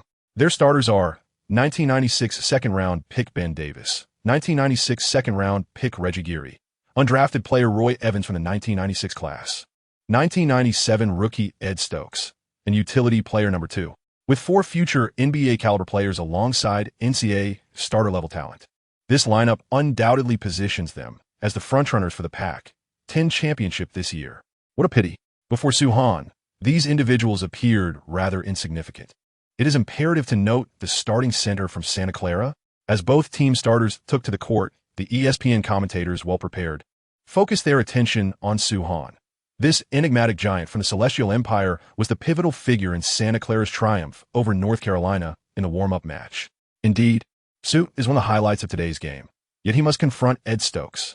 Another commentator's gaze shifted to the Arizona center. Poised to jump against Soo-Han, Ed is undoubtedly the premier center in the Pac-10 conference, without exception. Soo-Han certainly holds promise, having previously aided his team in overcoming North Carolina during the warm-ups. However, facing him is Ed Stokes, the most formidable presence in the Pac-10's interior. The highly anticipated rookie, Soo-Han, is bound to pay his dues against the strongest interior player. As the two centers position themselves at midcourt, Ed Stokes, standing at 2.13 meters, was still slightly shorter than Soo-Han. With both centers ready, the referee elevated the basketball high into the air. In the next instant, the two giants launched into the leap almost simultaneously. Yet, it was Soo-Han who, with unequivocal dominance, secured possession during the jump ball. Whoosh! The basketball was deftly directed into the hands of SteveNash. The star point guard from Santa Clara executed a flawless no-dribble pass, sending the ball hurtling down the court like a cannonball. The spectacle left the spectators in a state of bewilderment. What is happening here? Is the ball being thrown forward without any dribble? Is there anyone in the front court? The answer, of course, is yes. Soo-Han, having just completed the jump ball, takes long strides as he charges toward the front court. Before the Arizona players can react, Soo-Han has already reached the offensive end. Simultaneously, the player and the ball arrive. Soo-Han firmly catches Steve Nash's cannon-like long pass, also without the need for a dribble. From just a step and a half inside the free throw line, he takes off, executing a powerful two-handed dunk that punishes the rim. 2-0. The Santa Clara Mustangs, playing away, score the first 2 points. Oh, what is this? Tucson, Arizona, at the home of the University of Arizona in the Tucson Arena.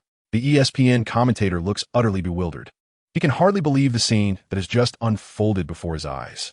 Soo-Han wins the jump ball against his opponent, and in the instant Nash secures the basketball. There is no dribbling action, just a direct long pass to the front court.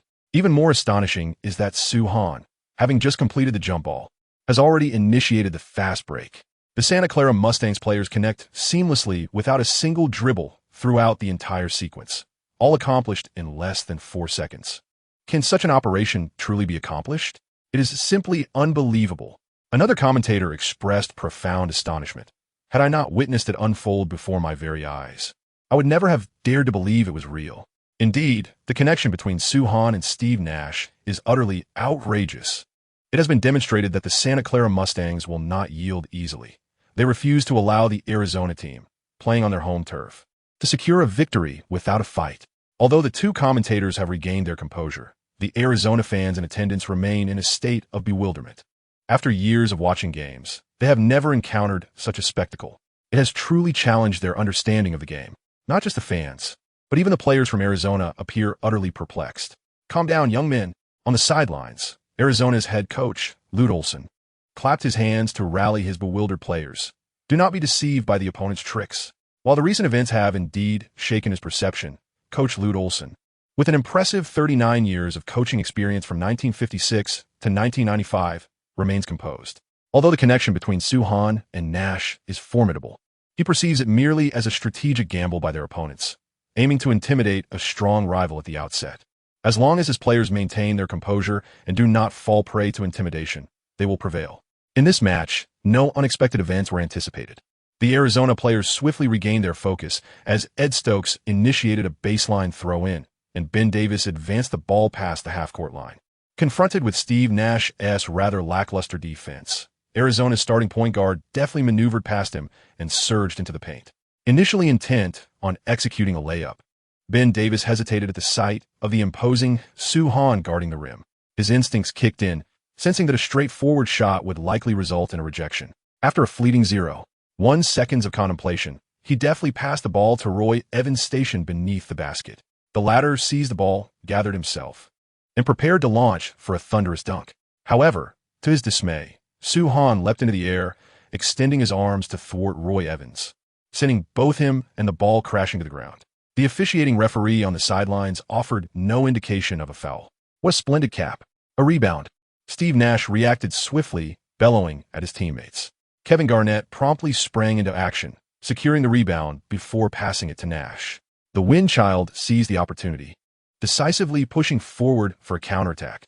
While Nash's defense may leave much to be desired, once he transitions to the offensive end, he embodies the essence of a point guard on the NCAA stage.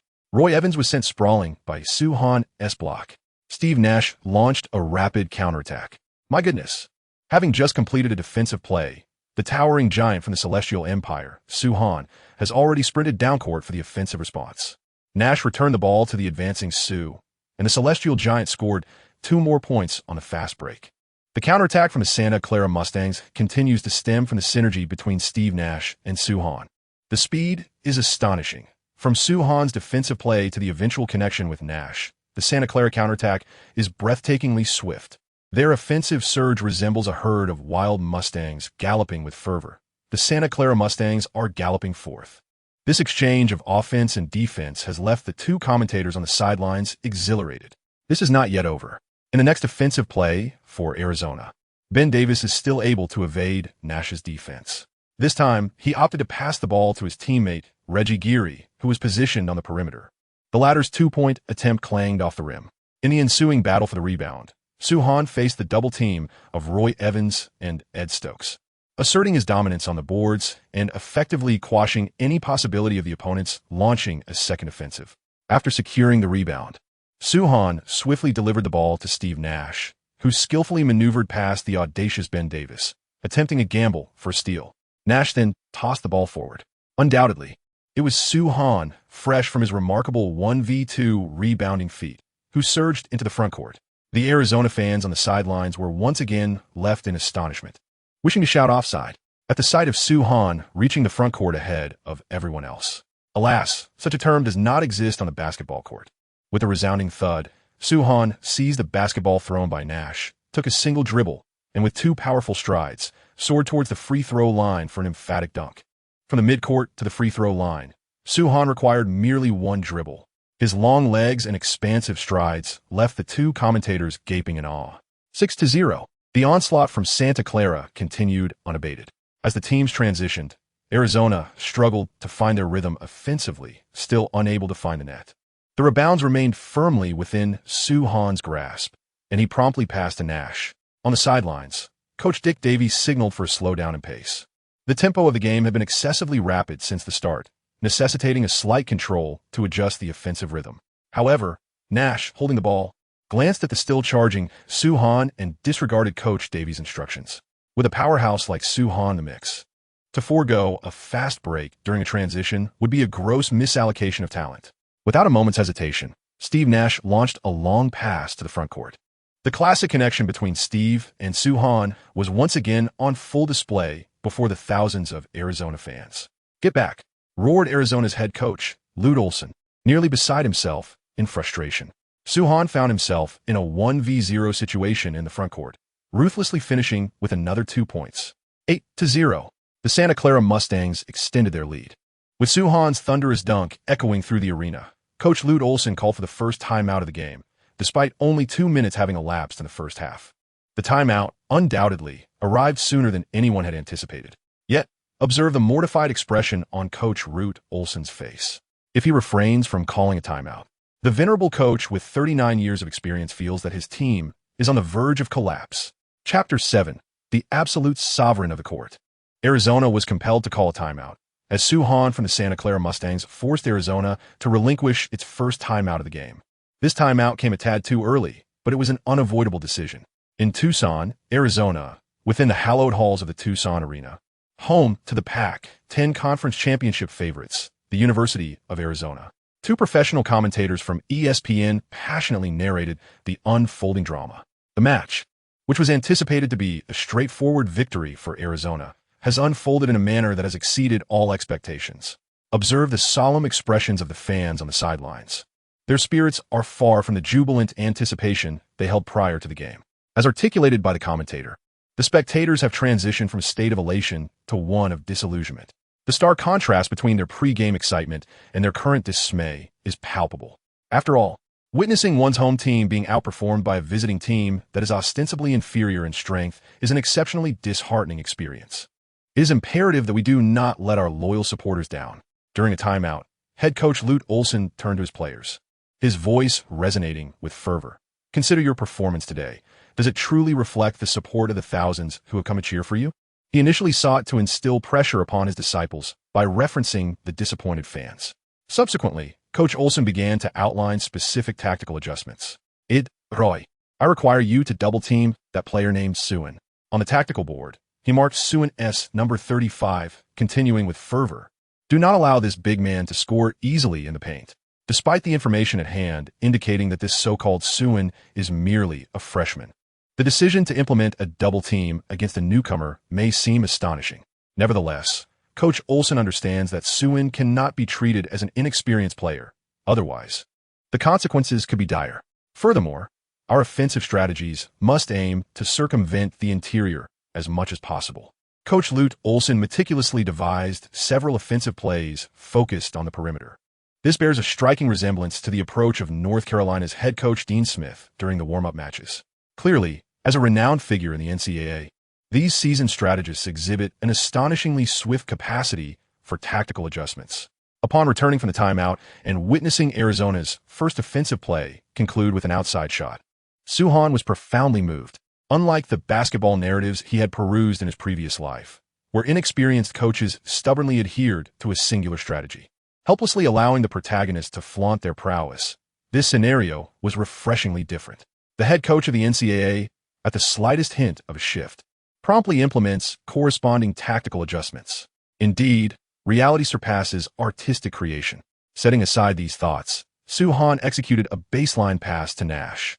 Santa Clara University finally experienced its first normal offensive and defensive exchange of the new season.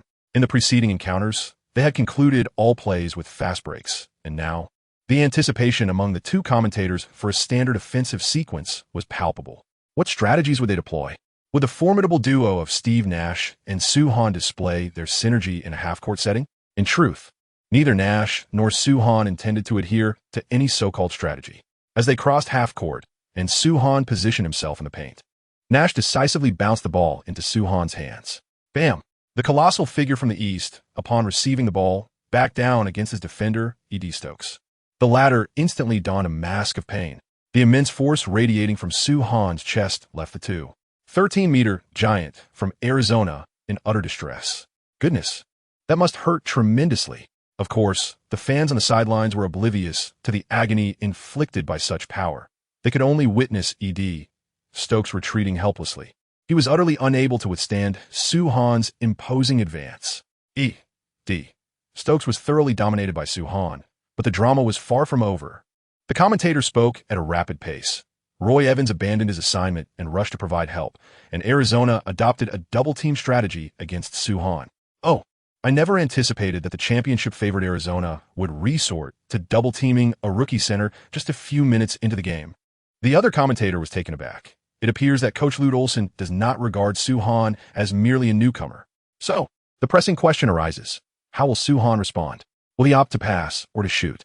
Clearly, in the eyes of the two professional commentators, for a rookie center like Soo-Han to prompt the opposition to employ a double team signifies a tactical success. All he needed to do next was to pass the ball out and find an open teammate for an assist and a successful finish.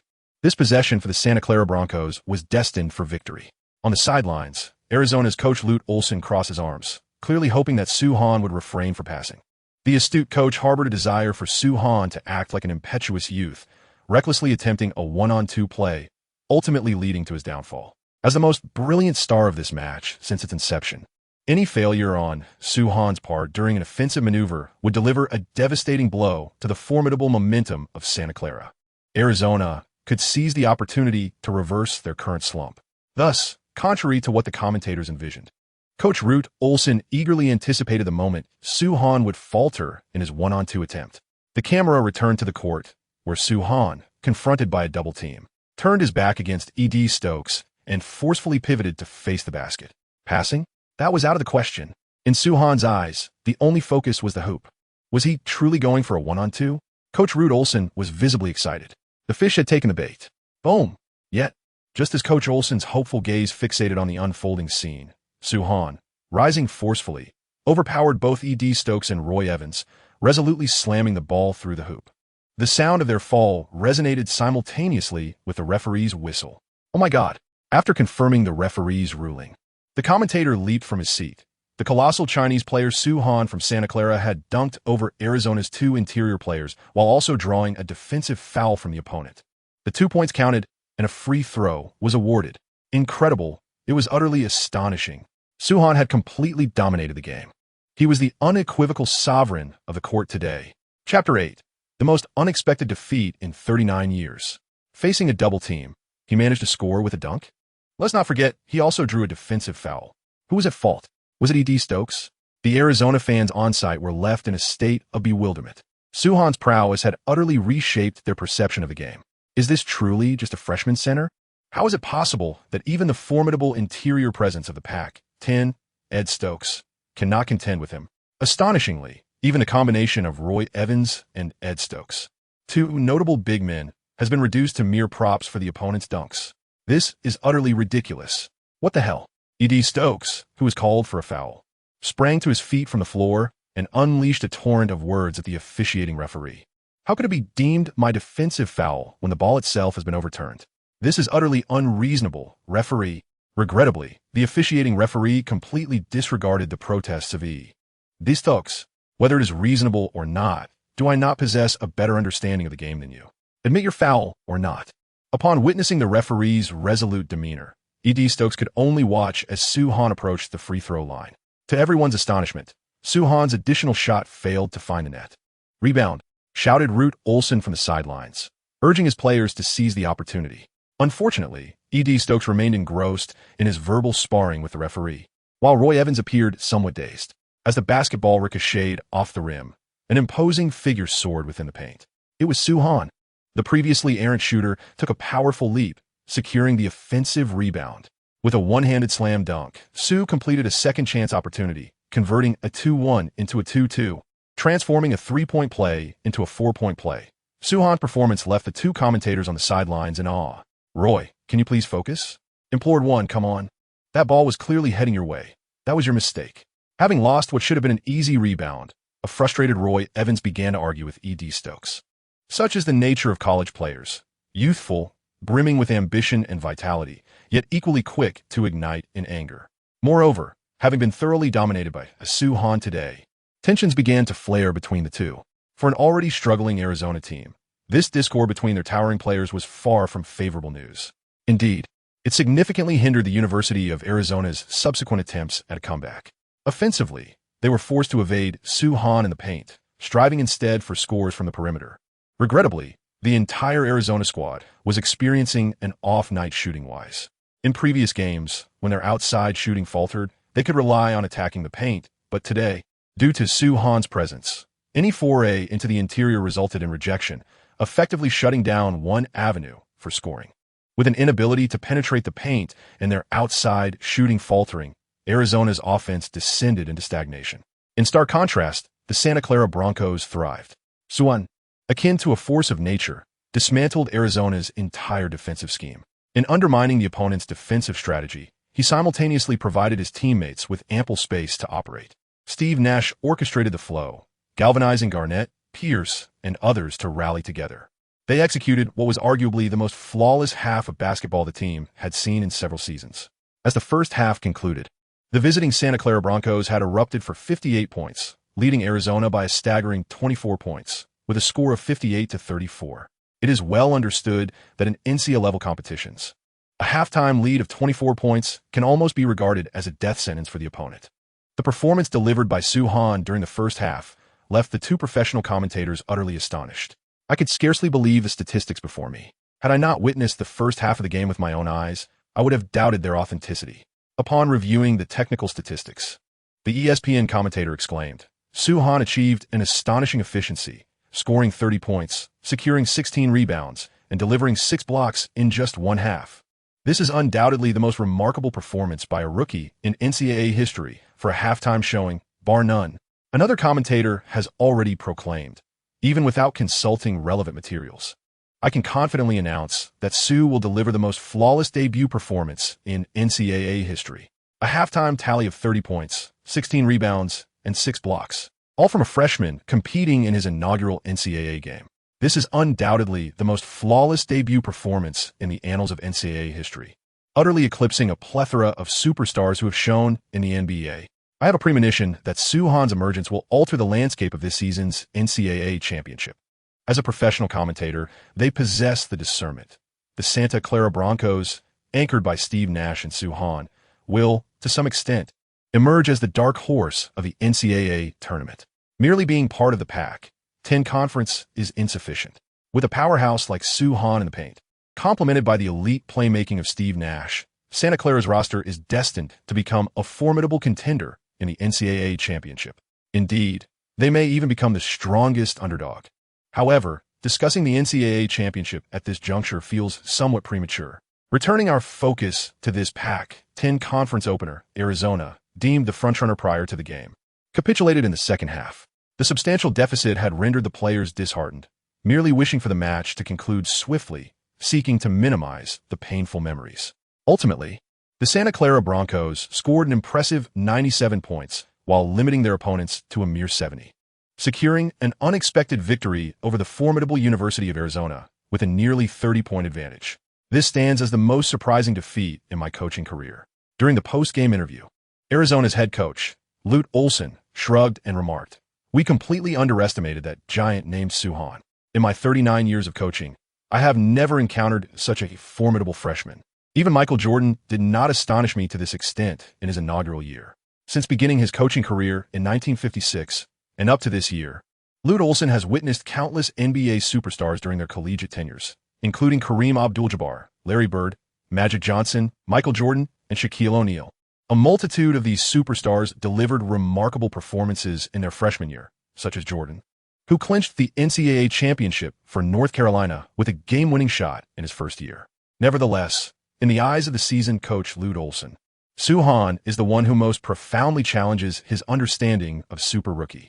Even Michael Jordan pales in comparison. Chapter 9. Time is the instrument by which Tim Duncan assesses players. Are you serious? Upon hearing Coach Lute Olson's post-game remarks, even the reporters on the sidelines were left in disbelief. Are you suggesting that Michael Jordan is not as remarkable as Soo-Hon? Surely not. This cannot be true. Of course, I'm serious. Olson's stance was resolute. Setting aside Michael's accomplishments in the NBA, his performance in the NCAA pales in comparison to the impact that Soo-Hon has had on me. Furthermore, I am not referring to Michael Jordan. Ruth Olson paused for a moment. What I am saying is that no player in the history of the NCAA compares to Soo-Hon today. With that statement, Ruth Olson turned and walked away, leaving the interviewing reporters in a state of confusion.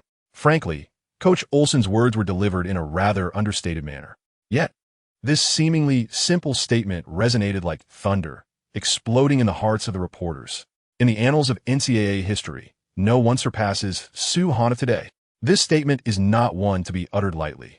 It originates from the esteemed Rudd Olson, a renowned coach on the NCAA coaching list, and carries significant weight. Out of respect for Coach Olson, his words became a prominent slogan in various newspapers the following day, particularly within the NCAA section. Indeed, although the inaugural day of the NCAA Division League showcased numerous high-profile collegiate stars delivering remarkable performances, such as Allen Iverson for Georgetown and Tim Duncan from Wake Forest, both of whom captured the spotlight, their brilliance was overshadowed by a coach and an emerging talent. A collegiate prodigy, deemed even more remarkable than Michael Jordan, became the focal point of many newspapers' NCAA headlines across the United States. Meanwhile, as the most popular publication in Arizona, the Arizona Daily Star boldly featured a related subtitle on its front page. Who is suing? Who is suing? Within the NCAA section, the Arizona Daily Star dedicated a substantial portion of the page to meticulously recount the events of the previous day's game. An unknown freshman center from the unheralded Santa Clara Mustangs dominated Tucson, Arizona, with staggering statistics of 47 points, 20 rebounds, and 8 blocks, nearing a triple-double. Such a performance is undoubtedly more captivating to the local fans of Arizona than any triumph led by the likes of Iverson or Duncan. Indeed, the Arizona Daily Star's choice has proven to be astute, as today's edition was swiftly sold out. The shocking defeat of the University of Arizona has left people astonished, but even more so by the emergence of the rookie center, Soo-Hon. Not only did local publications in Arizona take notice, but the San Francisco Chronicle, one of the most popular newspapers in California, also featured a small silhouette of Soo-Hon on its front page, accompanied by the subtitle, "The Mustangs of San Francisco are galloping forward." Upon delving into the NCAA section, the news of Soo-Hon leading his team to a resounding victory over the University of Arizona dominated nearly every page. In contrast, the celebrated stars like Iverson and Duncan received merely a fraction of coverage. Undoubtedly, within the highly competitive realm of NCAA basketball, Soo-Hon's triumph over formidable opponents, coupled with such remarkable statistics, has catapulted him to unprecedented heights in American collegiate basketball. Alan, you might find this hard to believe, but you're not the centerpiece of today's newspaper. In Washington, D.C., at Georgetown University's basketball arena, players from the Georgetown basketball team playfully handed their captain a few copies of the newspaper, joking that the Pac-10 has produced a phenomenon. I couldn't care less about that. Stark, Iverson remarked as he casually tossed aside the paper handed to him by a teammate. I just want to obliterate our next opponents until we clinch the championship. As for becoming the star of the newspaper or the so-called monster emerging from the Pac-10, who cares? As he spoke, Iverson caught a glimpse of the article, his eyes locking on to Soo-Hon's name. Well, it seems Allen Iverson is somewhat intrigued by this Chinese giant who has stolen his headlines. If they were to meet in the NCAA tournament, AI might just show this towering figure a thing or two. Of course, this assumes that Soo-Hon qualifies for the NCAA tournament and encounters Iverson's Georgetown team. Vince, that guy Soo has indeed exploded onto the scene, remarked Antoine Jameson as he entered the gym at the University of North Carolina, holding several newspapers and handing them to Vince Carter, who was stretching. "Look at this." "I know. I bought a paper this morning as well," Carter replied, pausing his warm-up. "I anticipated Sue would become the media's focal point, but I didn't expect it to happen this quickly. It's astonishing that in just his first official game, Sue Han has become the darling of the press. Isn't this a tad swift? Vince, do you believe Sue exerted himself to the fullest on that day?" Jameson fell silent for a moment before uttering, "I can't shake the feeling that he didn't even take us seriously. He certainly did not give his all." Although reluctant to admit it, Carter conceded. "Against us in our current state, Sue need not exert himself fully." With this thought, Carter concluded the conversation and immersed himself in training. Dunking over Sue Han had become Carter's objective since that day. Now, he had an additional goal: to compel Sue Han to unleash his full potential. "Tim, perhaps this fellow could pique your interest." In the United States, specifically in North Carolina, within the campus of Wake Forest University, Dave Odom, the head coach of the Wake Forest Demon Deacons, unfolded a page from a newspaper. His name is Sue Han, and in just one game, he has dominated the headlines of numerous NCAA publications. "I have witnessed countless players shine brightly in a single game," Coach replied the composed Tim Duncan, his expression unchanged as he perused the page. After finishing, he returned it with the same stoic demeanor, adding, "If he could sustain such performance throughout an entire season, then he will truly warrant my attention." Having spent 3 years in college, Tim Duncan had encountered an abundance of one-game wonders. In this world, there is no shortage of prodigies, and countless players occasionally shine brilliantly. However, in the eyes of Tim Duncan, only those who can maintain a consistent brilliance and uphold an exceptionally high standard are the true geniuses worthy of attention. Among them is Allen Iverson from Georgetown. As for the sensational Sue Han, who has taken the headlines by storm in his debut game, let us grant him a bit more time. Time is the instrument Tim Duncan employs to evaluate a player. "Sue, you have truly ignited a fire." On the other side, in the United States, California, within the San Francisco Bay Area, at the Santa Clara University Gymnasium, Kevin Garnett was awestruck by the scene that unfolded before him. The entire Santa Clara Mustang basketball arena was packed to the brim, with fervent students collectively chanting one name: Sue Han. Chapter 10.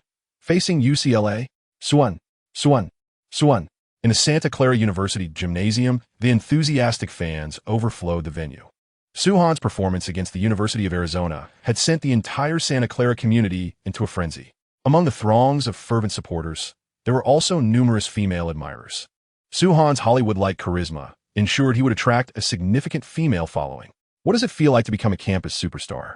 In the locker room, SteveNash leaned closer to Sue Han, saying, "If you were to step outside now, those students would go even wilder. It's more intense than I had imagined." Sue Han had to concede that this spectacle exceeded his expectations.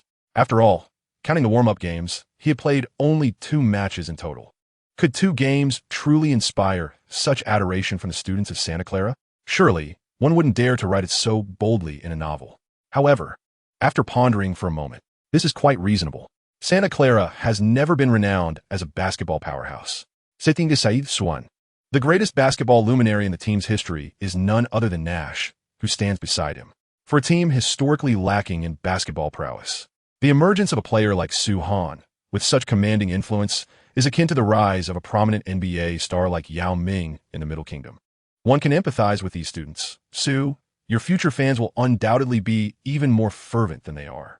While the core players were exchanging ideas both inside and outside the court, Coach Dick Davey interjected their conversation. Of course, before that, we must secure victory in the upcoming match. After triumphing over the University of Arizona, the Santa Clara Broncos undoubtedly became the focal team within the Pac-10 conference. In this past season, the once overlooked team has suddenly emerged as a contender within the conference. Consequently, the other teams in the Pac-10 have elevated their regard for Santa Clara. There is no shortage of teams eager to triumph over Santa Clara with overwhelming force, seeking to seize the spotlight that now shines upon them. In this online literary narrative, the archetypal foolish antagonist team piques Sue Han's curiosity. Fortunately, the opponent in the second match against the Santa Clara Mustangs is indeed a quintessential villainous team, Washington State University. Sue Han's initial impression of this university is that it is the alma mater of Klay Thompson, one of the top three-point shooters in NBA history. Now, Sue Han's perception has deepened. Santa Clara is overrated, and Arizona is not as formidable as many perceive. In the United States, at the Seth Sports Center, home of the Santa Clara Mustangs, the visiting Washington State's starting forward, Mark Hendricks, provokes animosity. Today, I shall demonstrate everything through action. For such a typical antagonist role, Soo-Han's response is straightforward. He intends to dominate both the opponent and their team. During the tip-off, Soo-Han effortlessly triumphs over his rival. Then, amidst the cheers of the home crowd, he races down the court. The long-range missile pass from SteveNash is not to be missed. Whoosh! The basketball flies into Soo-Han's hands like a projectile. The giant from the east faces a 1v0 situation, wreaking havoc on the rim. Unstoppable. 2 o'clock. The Santa Clara Mustangs seize the initiative. As the transition occurs, Washington State takes their turn on offense. Mark Hendricks, who had boasted before the game, eagerly requests the ball from his teammates and charges into the paint with explosive force. His intention is not only to prove Santa Clara's weakness, but also to demonstrate Soo-Han's inadequacies in the paint. And what follows? He is magnificently swatted away by Soo-Han, who sends both him and the ball sprawling. After completing the block, Soo-Han disregards the fallen Hendricks, seizing the errant basketball to initiate a fast break himself. To be fair, Giannis Antetokounmpo's ability to execute a fast break is indeed impressive. Moreover, Soo-Han, now enhanced, possesses an explosive power that surpasses even the peak of Giannis. On the NCAA stage, under such overwhelming force, all that the fans can do is cheer in admiration. This round serves as a microcosm of the entire match. Mark Hendricks and his Washington State University team epitomize the adage. Those who speak the harshest words often endure the most punishing blows. The Santa Clara Broncos almost extinguished any suspense in the game within the first half. Ultimately, on their home court, the Santa Clara Broncos effortlessly triumphed over the visiting team, securing their second consecutive victory in the Conference League. We must stand by the words spoken prior to the game, at least in this instance. During the post-match interview, Washington State University head coach Kelvin Sampson clearly stated, the Santa Clara Broncos are a completely different entity from previous seasons. Retaining the core, led by SteveNash, they have now acquired Soo-Han.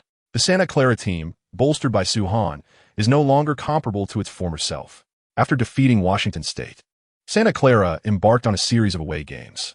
In their battle against Oregon State, the combination of Soo-Han and Nash brought shame to Gary Payton's alma mater on their home ground. In their encounter with the University of Oregon, the duo delivered numerous perfect alley-oop plays, bombarding the hoop and exemplifying the aesthetics of power. They also achieved a home-and-away sweep against Arizona State, crushing the University of Southern California, the future home of DeMar DeRozan, O.J. Mayo, and Nick Young. The Santa Clara Broncos commenced the season with an impressive 8-game winning streak, averaging a staggering 8 points of victory over their opponents. The reality is, they have emerged as the most formidable championship contenders in the Pac-10 Conference. Following another victory over the University of Oregon at home, Ducks head coach Jim O'Brien boldly declared, the most championship-capable team? Indeed, they're the most championship-capable team. Thus far in the season, the Santa Clara Broncos have exhibited comprehensive dominance on both ends of the court. SteveNash possesses formidable control and playmaking abilities. Role players such as Malone Garnett and Loudy Pierce effectively showcase their on-court prowess. Soo-Han, as the team's offensive finisher and defensive stalwart, perfectly embodies his innate talent. Their 9-game winning streak stands as irrefutable evidence. Their overwhelming average margin of victory serves as further proof. Next, the Santa Clara Broncos will face UCLA. In the evening, during ESPN's NCAA special program, the host discussed the latest developments in the Pac-10 Conference and previewed the upcoming marquee matchup. As far as I know, the next game between Santa Clara and UCLA will take place at the Los Angeles Sports Arena. Unsurprisingly, UCLA's legendary figure Kareem Abdul-Jabbar is expected to be in attendance. Chapter 11. The King of California? As one of the most illustrious centers in NBA history, Kareem Abdul-Jabbar, affectionately known as the Skyhook, not only amassed a plethora of accolades during his NBA tenure, but also achieved remarkable feats during his NCAA career that remain unparalleled. If Michael Jordan is deemed the greatest of all time in NBA history, then Kareem Abdul-Jabbar is undoubtedly the true GOAT in the annals of NCAA history.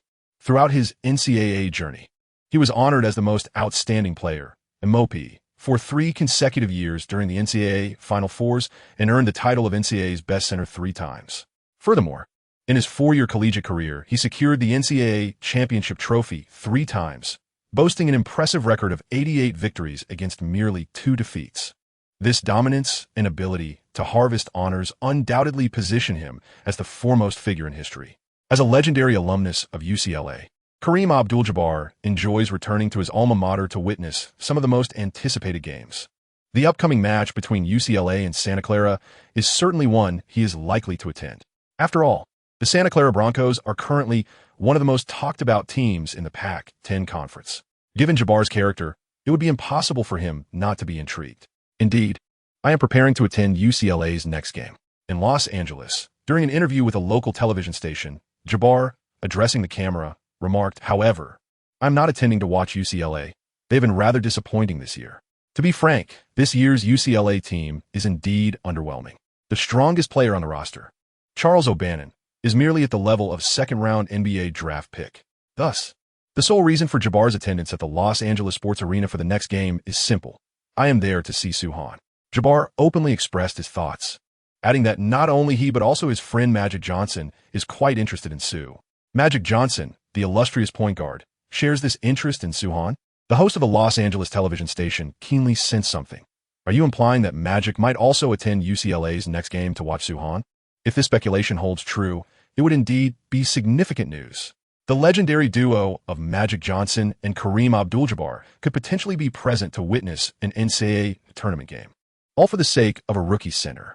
This is undoubtedly a sensational story. While the possibility is not entirely absent, who can assert it with certainty? Jabbar has refrained from providing a definitive answer, and the reason is quite straightforward. Although Magic has genuine interest in Suhan, it does not match Jabbar's fervent enthusiasm. The two have conversed privately. The magician once remarked that if Suhan could lead his team to the finals of the Pac-10 conference, perhaps he would be inclined to witness Suhan's game in person. Until then, merely perusing newspapers and news articles, paying a modicum of attention, would suffice. Of course, regardless of whether Magic will attend Suhan's game in person, Jabbar is certainly going. His curiosity about this towering figure from the East, named Suhan, is insatiable. As a legendary presence in the center position, Jabbar has taken a keen interest in the new generation of centers since his retirement. For a prodigious talent like Suhan, merely skimming through newspapers and watching scant highlights on television is wholly inadequate. With Santa Clara facing UCLA, how could he resist attending in person? Following Jabbar's announcement of his intention to witness the UCLA versus Santa Clara Mustangs game live, the impending Pac-10 conference tourney has become the focal point of fervent discussions among fans. Tickets for the event were swiftly sold out, leaving scalpers as the primary beneficiaries prior to the match. In the secondary market, the price of tickets for this contest surged to 2 or 3 times their original value. Just behold the throngs of spectators in attendance. Such a draw is unparalleled, even for this season's UCLA. In the United States, California, in the City of Angels, Los Angeles, the renowned Los Angeles Sports Arena serves as the backdrop. Commentators from TNT survey the venue, and one can truly grasp the magnitude of the crowd by witnessing the scene. The Los Angeles Sports Arena was the former home of the Los Angeles Lakers before their relocation to the Staples Center. Above the arena, several championship banners from the illustrious history of the Lakers still hang. Apart from the North Shore Garden, home of the Boston Celtics, the Los Angeles Sports Arena undoubtedly stands as one of the most venerable venues in NBA history. As the commentator aptly remarked, the mere presence of UCLA battling here today would not have drawn such an enthusiastic crowd. With the camera focusing on the scene, attendees were thrilled to see the legendary Kareem Abdul-Jabbar of the Los Angeles Lakers entering the arena. In an instant, thousands of fans rose to their feet, collectively chanting Jabbar's nickname, the Skyhook. Relishing the fervent cheers from the audience, Jabbar waved his long arms in acknowledgement of the adoring fans. It is well known that the Skyhook is one of the most legendary centers in NBA history, and he is celebrated as the greatest player in UCLA's annals, as well as one of the most remarkable players in NCAA history. The commentator spoke fondly of Jabbar's illustrious basketball career, recounting his many achievements. However, were the fans solely there to witness Jabbar? Certainly not entirely. Even the Los Angeles Sports Arena, one could spot several supporters clad in the colors of the Santa Clara Broncos, proudly holding signs proclaiming King of California. Suhan. Prior to facing UCLA, Suhan had led his team to victory over the prestigious USC. Now, the only obstacle remaining in his quest to claim the title of King of California is UCLA. Should he lead his team to triumph over UCLA, and if his performance is compelling enough, the narrative could take a dramatic turn. The title of the King of California is one that Suhan cannot relinquish. Kareem, these fans are indeed quite audacious. In the stands, a friend of the legendary Kareem Abdul-Jabbar jested, Do they not realize that the true king of California sits beside me? That was already 3 decades ago, my friend. Abdul-Jabbar, however, takes it in stride. I would much prefer to see new young talents conquer California. That is far more gratifying than clinging to the title of king. Do you believe Sue possesses the ability to conquer California? Abdul-Jabbar's friend questioned, puzzled. California is vast. Los Angeles fans are notoriously difficult to impress. Sue might conquer San Francisco. But Los Angeles? The city of angels is exceedingly demanding. Who knows? Abdul-Jabbar straightened himself, his gaze falling upon number 35 from Santa Clara warming up. Perhaps this game will provide us with an answer. Chapter 12. Unconventional tactics today. The audience is not merely composed of ordinary fans. Even legends such as Abdul-Jabbar are present. During the pre-game interview, a reporter from ABC approached Sue Han, still clad in his warm-up jacket. In previous television programs, Abdul-Jabbar expressed that he came specifically to watch you play. Do you feel any pressure knowing that such a legendary figure is in attendance? Without a doubt, the outcome of today's game seems rather predictable. The Santa Clara Mustangs have already demonstrated formidable prowess during the prior tour phase. The combination of Sue Han and Nash in both inside and outside plays is sufficient to secure the Pac-10 Conference Championship and even a berth in the upcoming divisional playoffs. If all goes as anticipated, the Santa Clara Mustangs will likely achieve their first ever dual championship in divisional history. They stand a great chance of entering the NCAA tournament as the number 1 seed from the Pac-10 Conference. In contrast, the home team, UCLA, is a classic case of reputation overshadowing reality. Their strongest player, Charles O'Bannon, lacks even the credentials to be compared to Sue Han. How could such a UCLA team hope to triumph over the currently undefeated Santa Clara Mustangs in the Pac-10, unless they unearth a protagonist from their bench akin to Sue Han? Thus, the most captivating aspect of this match lies in whether Sue Han, under the watchful gaze of the legendary Kareem Abdul-Jabbar supporting buff, will feel the weight of pressure that could potentially affect his performance. This question, I believe, should be directed towards the home team, UCLA. During his inaugural pre-game media interview, Sue Han adeptly handled the situation. If there's any pressure, it should be on them, not on me. The ABC reporter, quick-witted, instantly grasped the implication of Sue Han's words. After all, Abdul-Jabbar is an esteemed alumnus of UCLA. The presence of such a distinguished figure, attending the game to witness the visiting player, puts immense pressure on the UCLA athletes. Should they fail to rise to the occasion and be overwhelmed by their opponents, the consequences could be dire. Upon reflection, the players of UCLA indeed bear an immense burden. Delving deeper, one realizes that if Sue Han had remained silent, the pressure on the UCLA players would have merely resided within their own minds. Yet, during the pre-match interview, Sue Han explicitly unveiled this truth, inadvertently intensifying the pressure on his opponents. What is most striking is that even the more obtuse fans grasp this notion through Sue Han's remarks. Numerous spectators, reveling in the unfolding drama, began to incite the atmosphere along the sidelines. In that moment, an intangible yet overwhelming pressure enveloped not only the UCLA players, but also their coaching staff. The journalists tasked with the interviews were momentarily rendered speechless, gazing at Sue Han's visage, one adorned with a benevolent smile reminiscent of a Hollywood star.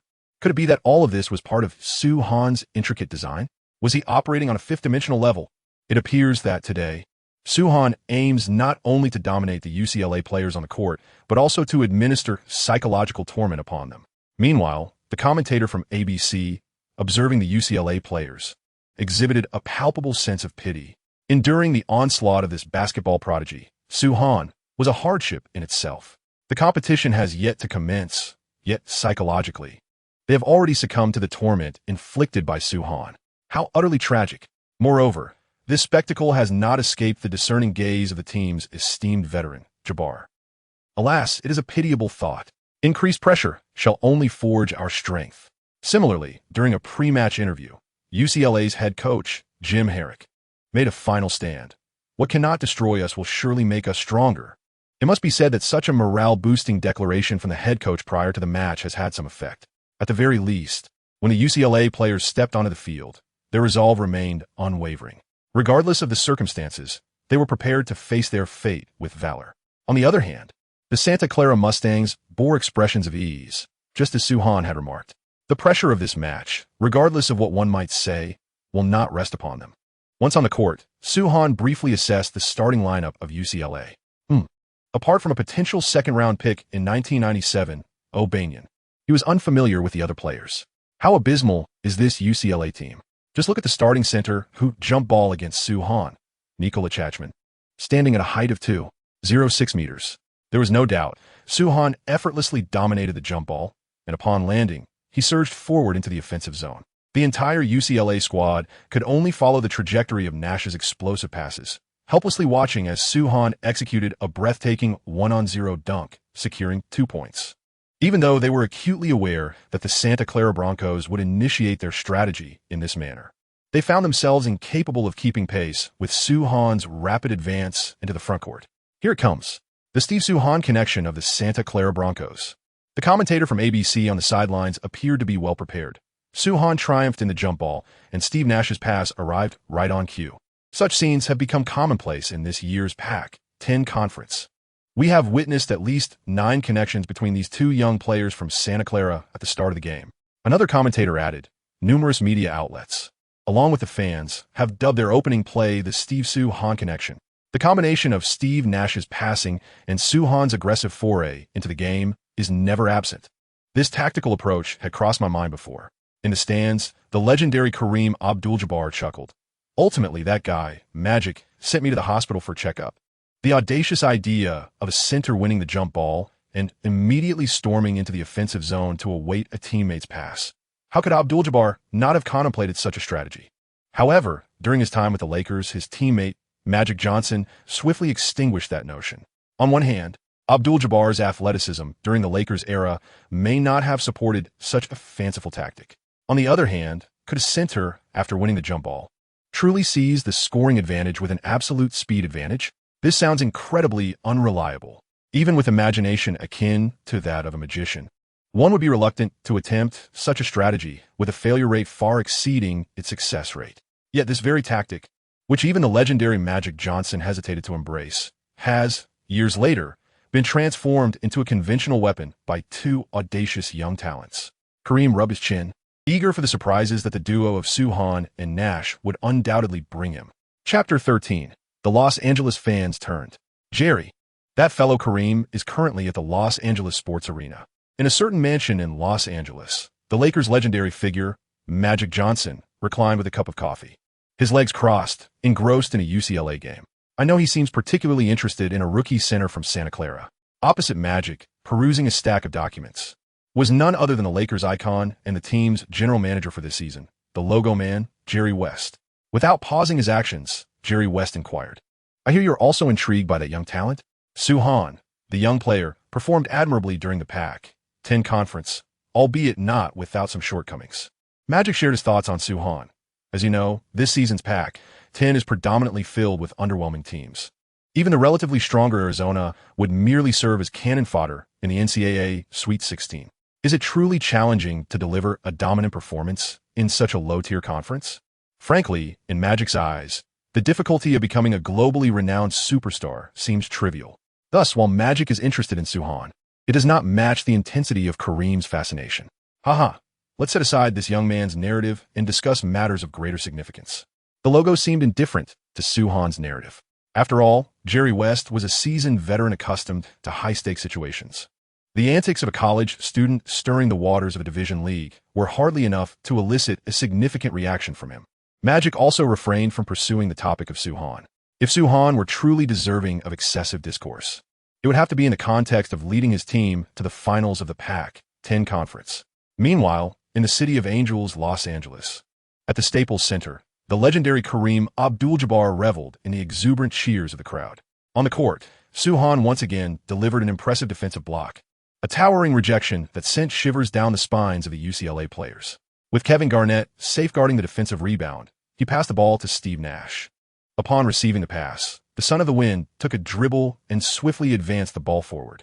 On the opposite side, Sue Han, having just completed his defensive duties, was already charging towards the front court. Securing Nash's pass, the colossal figure from the Middle Kingdom took one dribble from the three-point line to the free throw line, and then leapt into the air from just inside the free throw line. On the sidelines, UCLA head coach Jim Herrick frantically gestured to the referee. The player clearly traveled. However, the referee on the sidelines completely disregarded Jim Herrick's signal. for it was evident that Soo-Han's footwork was anything but a travel. Rather, he had simply taken an exaggerated stride, where one step equaled several of a typical player. Boom! A half-step slam dunk from the free throw line. Soo-Han's offensive and defensive maneuvers in this sequence once again ignited the entire Los Angeles sports arena. The local fans in Los Angeles turned their allegiance. This scene prompted the commentator from ABC television to raise his voice in excitement. Soo-Han, with his impeccable performance on both the offensive and defensive fronts, garnered cheers from the Los Angeles fans present. It was truly remarkable, for it is well known that the fans in Los Angeles are notoriously discerning. What kind of place is Los Angeles? This is indeed the city of angels, home to the illustrious NBA powerhouse, the Los Angeles Lakers. The legends that have graced the Lakers' history are countless. One need only gaze upwards at the multitude of retired jerseys and the numerous championship banners adorning the Los Angeles sports arena. The appetites of the Laker fans have been finely tuned by these champions and superstar athletes. To win the adoration of Los Angeles fans as an opposing player is no simple feat yet in this demanding environment. Soo-Han managed to incite a frenzy among the local fans. It is not surprising that the Los Angeles supporters have shown such fervor. Soo-Han's performances on both offense and defense have been nothing short of electrifying. In stark contrast to UCLA's lackluster displays, Soo-Han's stature has soared even higher. Cool me. This is precisely what I wish to witness. The legendary Kareem Abdul-Jabbar in the stands, too, rose to his feet, joining the ecstatic throng of fans, exclaiming, Soo possesses a rare athletic prowess, a true prodigy. In this world, there is no shortage of prodigies. The ability to execute a half-step dunk from the free throw line amidst the plethora of extraordinary talents in the NBA is, in fact, not uncommon. However, when one adds a prerequisite condition, namely, possessing a physique akin to that of Shaquille O'Neal, it becomes a rarity even in the realm of such formidable athletes.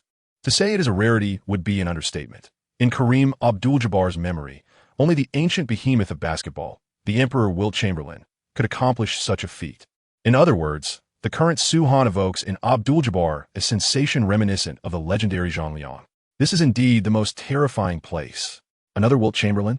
Once Kareem Abdul-Jabbar calmed himself, he took a moment to contemplate, observing Soo-Han's tireless efforts on both ends of the court, along with his wild playing style. He couldn't help but think that this player was unequivocally born for the Los Angeles Lakers. Since Magic Johnson's retirement in the summer of 1991, the Lakers had entered a lukewarm phase, relying solely on a player of Divac's caliber, akin to an all-star bench warmer. The Lakers were unlikely to grasp the highest honors for a decade. In fact, even drawing crowds with a star of Divac's level was a challenge. To attract an audience while also harboring boundless championship potential, Soo-Han was undoubtedly the most promising solution. With his thought, Abdul-Jabbar rose to depart. Are you not staying to watch? His companion queried, still seemingly captivated by Soo-Han's remarkable display. There's nothing more to see. I have matters to attend to. Abdul-Jabbar replied succinctly before turning to leave. Rather than finding the game lacking, it was more accurate to say he had witnessed all that he wished to see. Upon exiting the Los Angeles sports arena, Abdul-Jabbar promptly dialed his former teammate's number. Kareem, shouldn't you be watching the game right now? On the other end, it was none other than Magic Johnson who spoke first. Are you perhaps disappointed by the game's content? Given the current timing, the game is only at halftime. At this moment, a call came in, raising concerns about Soo-Han's unsatisfactory performance. Indeed, I'm quite disappointed. Jabbar sighed, expressing his dismay that such a talented young man as Soo-Han is not even a player for UCLA. What? Exclaimed the Magic on the other end of the line, nearly spilling his coffee. Listen, my friend, it does not matter what state the Magic is in right now. Soo is a natural fit for the Lakers. If he cannot compete for the Los Angeles Lakers in the league, my disappointment will only deepen. Chapter 14. Conquering California. Jerry, Kareem has lost his mind. After hanging up on Jabbar, the Magic spread his hands before the logo, who was perusing through the materials. He had been effortlessly captivated by a young man. Perhaps this little fellow truly possesses exceptional qualities. Jerry West remained composed. If the opportunity arises, I would also like to witness his performance live. Of course, this was merely a casual remark from the logo. As the general manager of the Los Angeles Lakers, he had to dedicate much of his time to the revival of the Lakers. Attending a live game to observe a rookie center's college performance? That was nearly impossible. If he can lead Santa Clara to the Pac-10 finals, I would certainly make the effort to see it. The Magic flashed his signature smile. Let us hope this young man grants me the opportunity to witness his game. The scene shifted back to the Los Angeles sports arena. UCLA, having already collapsed in the first half, attempted to mount a stubborn resistance in the second half. As it turned out, their efforts, whether in resistance or submission, had no bearing on the outcome of the game. In fact, the more they resisted, the greater the deficit became. The one-sided affair prompted the two commentators on the sidelines to begin forecasting the upcoming NCAA championship season. The Santa Clara Broncos had already secured a spot in the NCAA tournament. This marked their third advance in 4 years. It was their first entry as a #1 seed. As the commentators noted, under the sole leadership of SteveNash, the Santa Clara Broncos had previously made the NCAA tournament twice in 3 years. Although they successfully qualified for the tournament, they had never been selected as a seeded team in their conference. Now, the history of the team would be inscribed by this group of young players on the court, even before the conference finals had commenced. The two commentators could confidently declare, the Santa Clara Broncos will be the ultimate champions of the Pac-10 and the #1 seed for the tournament. Across the entire conference, no one could withstand their advancing momentum. I began to envision Suhan's performance in the NCAA tournament. When he faces opponents of NBA caliber, can he maintain such a commanding performance? Consider this.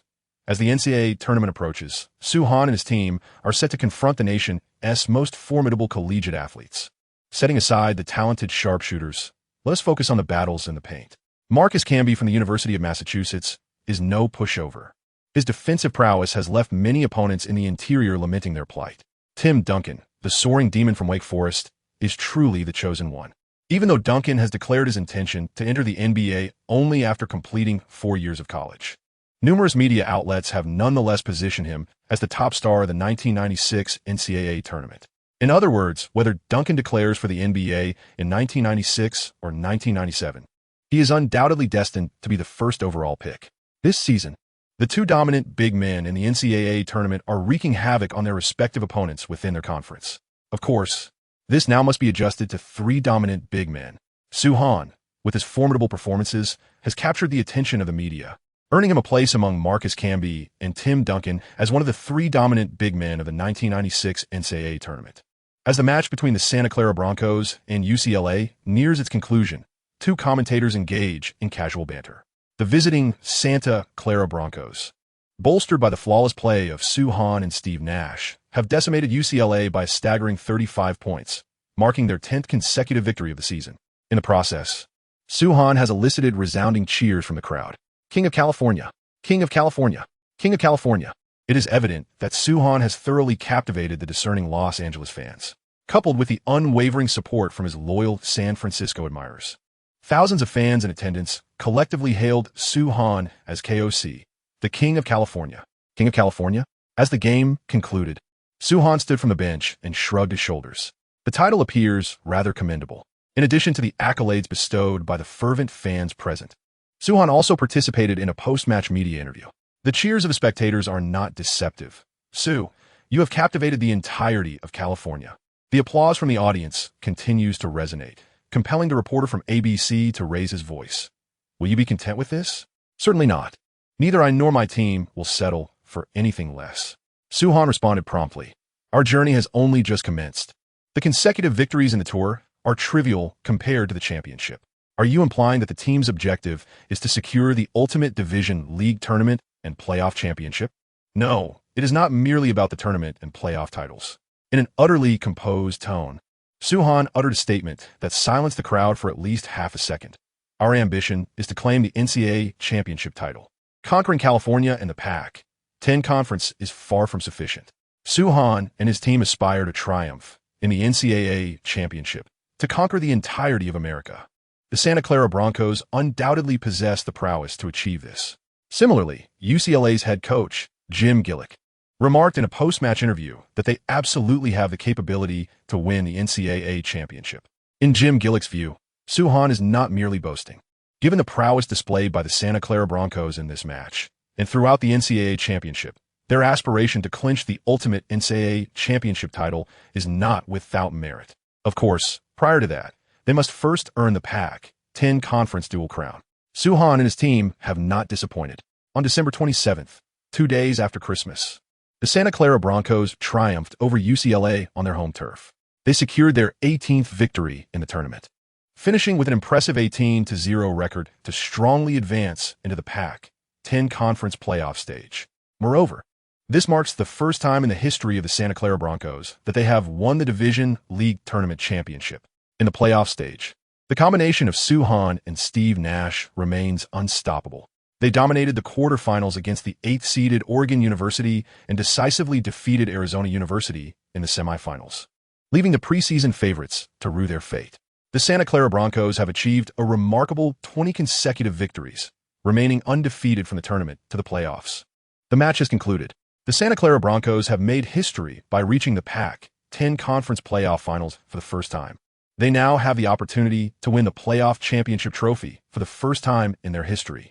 Sue Hahn and his team are on the path to creating history, and their journey is far from over. As the announcer declared the conclusion of the match, far away in a luxurious mansion in Los Angeles, Magic Johnson received the first-hand news and promptly dialed Kareem Abdul-Jabbar's number. "I've secured the tickets, my friend." As soon as the call connected, Kareem got straight to the point. "We must attend the Pac-10 championship together." Chapter 15. Auerbach. "Oh, did I hear that correctly?" On the other end of the line, Jabbar was somewhat taken aback. "Magic, you actually took the initiative to purchase the championship tickets? Is there need to buy tickets?" Magic chuckled. With his stature, did he really need to procure tickets to witness a Pac-10 championship? Surely, the event organizers would offer complimentary seats. They provided 2 tickets? No, they bestowed 6 upon us, allowing us to bring our loved ones to the final. Magic continued. "Sue has truly led his team to the ultimate championship. I am eagerly anticipating his performance in the final. Listen to me, my friend. That young man possesses boundless potential." When Sue Hahn was mentioned, Jabbar became animated. "I can assure you, once you witness his entire game, you will find it unforgettable. Just experiencing Sue Hahn's entire performance live is sufficient." Jabbar firmly believed that Sue Hahn could captivate Magic Johnson. The following day, news of Magic Johnson and Kareem Abdul-Jabbar's attendance at the Pac-10 championship spread like wildfire across major newspapers and magazines throughout the United States. This was undoubtedly significant news. It had been quite some time since Magic had attended a conference championship. ESPN's morning news saw basketball experts engaged in fervent discussions. This time, he is definitely there for Sue Hahn. Not only ESPN, but also TNT, ABC, and various local television stations across the United States reported on this story. Unlike Jabbar, who frequently attended conference tournaments, Magic Johnson rarely appeared at such events. His interests lay more with the NCAA championship. This time, the long-awaited return of the magician to the Conference League was entirely due to the remarkable emergence of Sue Hahn. In an instant, tickets for the Pac-10 League Finals skyrocketed to exorbitant prices. Sue Hahn inherently possessed the ability to elevate ticket prices, and with the added influence of Jabbar and the magician, the effect was magnified. The tickets for this final have skyrocketed by 5-fold in the secondary market. Located in California, USA, the renowned Rose Bowl Stadium in Los Angeles. The football stadium, capable of accommodating 105,000 spectators, has been transformed into a basketball court today, with every seat filled. This day marks the championship of the Pac-10 Conference. Given the immense popularity of NCAA games in the United States, combined with the explosive fervor surrounding Sue Hahn in California, not to mention the presence of legends Magic Johnson and Kareem Abdul-Jabbar, the Pac-10 management opted for the renowned Rose Bowl as the venue for this year's final. Sue Hahn is no stranger to this illustrious stadium. It was here during the 1994 World Cup final that the Samba squad triumphed in a penalty shootout against Roberto Baggio, securing their 4th FIFA World Cup trophy. The melancholic figure of Prince Baggio remains etched in the annals of the Rose Bowl's history. Countless monumental events have graced this venue. Presently, an ESPN commentator is igniting excitement for the impending final. This venue has hosted the Women's World Cup, the Olympics, and the Men's World Cup. Today, we shall witness the coronation of a new champion in the Pac-10 Conference. Indeed, the theme of today's match has been sensationalized by the American media as the ascent of a new monarch, the Santa Clara Broncos, who have never laid claim to the Pac-10 Conference Championship trophy, will today etch a new chapter in history at the Rose Bowl. The Pac-10 will welcome a fresh champion from its division. The broadcast cameras have also captured the legendary figures Magic Johnson and Kareem Abdul-Jabbar in the audience. These two titans of the basketball realm, sharing laughter and conversation on the sidelines, appear to be in high spirits. In addition to these prominent figures from the basketball world, A plethora of stars from the American entertainment industry have also graced the venue to witness the match, showcasing the immense popularity of NCAA games. Setting aside the celebrities, the majority of the spectators present are fervent supporters of Soo-Han and the Santa Clara Mustangs. As Soo-Han steps onto the court, the crowd erupts in unison, chanting his nickname, KOC, King of California. Soo-Han has become a beloved figure in California, with his popularity this season even surpassing that of the Los Angeles Lakers. The commentator from ABC television humorously remarked, according to the latest poll by the Los Angeles Daily, Soo-Han has emerged as the most beloved basketball player in Los Angeles. The ABC correspondent was not jesting. Ever since Soo-Han led the Santa Clara Mustangs to a resounding victory over UCLA, he has captured the hearts of fans in Los Angeles and across California. Local newspapers and magazines have repeatedly conducted polls, with Soo-Han consistently securing a commanding lead as Los Angeles' most popular basketball player. Trailing behind him is the current core player of the Los Angeles Lakers, the all-star DeMarcus Cousins. As a college athlete, Soo-Han has eclipsed even the current NBA All-Stars. His popularity in California and Los Angeles is undeniably evident. Even on the sidelines of this match, one can spot numerous fans clad in Los Angeles Lakers gear, proudly holding up signs proclaiming, "We need Soo-Han." The Lakers' lackluster roster this season stands in stark contrast to Soo-Han's dominance on the NCAA stage, making Lakers fans yearn for this King of California to don their team's colors. Meanwhile, in Boston at the North Shore Garden, Arnold "Red" Auerbach, the general manager of the Boston Celtics, is igniting his cigar. The game featuring Soo-Han is about to commence. Before Auerbach stands Michael Leon Carr, the head coach of the Boston Celtics for this season. "I never expected you would take an interest in this freshman center. It is not I who is interested in him," Auerbach replies, taking a puff from his cigar and exhaling slowly, "but rather the Los Angeles Lakers who are keen on this young lad." The esteemed coach is only intrigued by one rookie, the future prospect who will enter the draft in 1997, Tim Duncan of Wake Forest. However, now, the presence of Kareem Abdul-Jabbar and Magic Johnson at the game to witness, Soo-Han has alerted the astute Red Auerbach to something unusual. While Abdul-Jabbar's attendance is not surprising, Auerbach knows Magic well. Despite his seemingly harmless demeanor, Magic is notoriously demanding of young players. What could have compelled the illustrious Magic to attend in person to observe this rookie center? Auerbach was determined to find out. Coincidentally, this Pac-10 championship match was being broadcast live by numerous television stations across the nation. The head coach was keen to witness for himself the talent capable of impressing Magic and perhaps even the center of the Los Angeles Lakers. Chapter 16. Soo-Han is a natural fit for the Lakers. Los Angeles, California. Rose Bowl Stadium. Under the spotlight, the Pac-10 championship match between the University of Washington and Santa Clara University commenced. During the jump ball, the matchup between the two centers became the focal point of discussion among various media commentators on the sidelines. The reason was simple. Firstly, the center for Santa Clara was Soo-Han. Secondly, Washington starting center Todd McCulloch had shown remarkable improvement throughout the season. Although Soo-Han had dominated McCulloch in their previous encounters, the latter had devoted himself to rigorous training, particularly in strength and conditioning, pouring forth an immense amount of sweat. His success in leading Washington to the Pac-10 championship was the ultimate reward for his efforts. Now, with his enhancements fully realized, McCulloch was fueled by a thirst for revenge. His months of hard work had all been directed towards this moment, seeking retribution against Soo-Han. Indeed, Soo-Han had a vivid recollection of Todd McCulloch, who stood at 2.13 meters tall and weighed nearly 127 kilograms. In the future NBA, he would showcase a remarkable performance with 29 points and 10 rebounds in a single game, averaging 9.7 points and 6.1 rebounds during his peak season. Back during their previous encounters, Soo-Han had been somewhat harsh on him, not anticipating that McCulloch would respond so strongly to the challenge. After being outmatched both at home and away, McCulloch transformed his sorrow into strength, already possessing a physique comparable to that of an NBA player at his peak. Nevertheless, Soo-Han remained unconcerned with his opponent's evolution, even if McCulloch reached new heights. What could that possibly mean? After all, a center who averaged only 9.7 points and 6.1 rebounds during his prime could hardly pose a legitimate threat in the NCAA championship pursuit. There is no suspense whatsoever. Even after his extraordinary evolution, Todd McCulloch was utterly overwhelmed by Soo-Han during the jump ball. Upon winning the jump, Soo-Han immediately surged forward.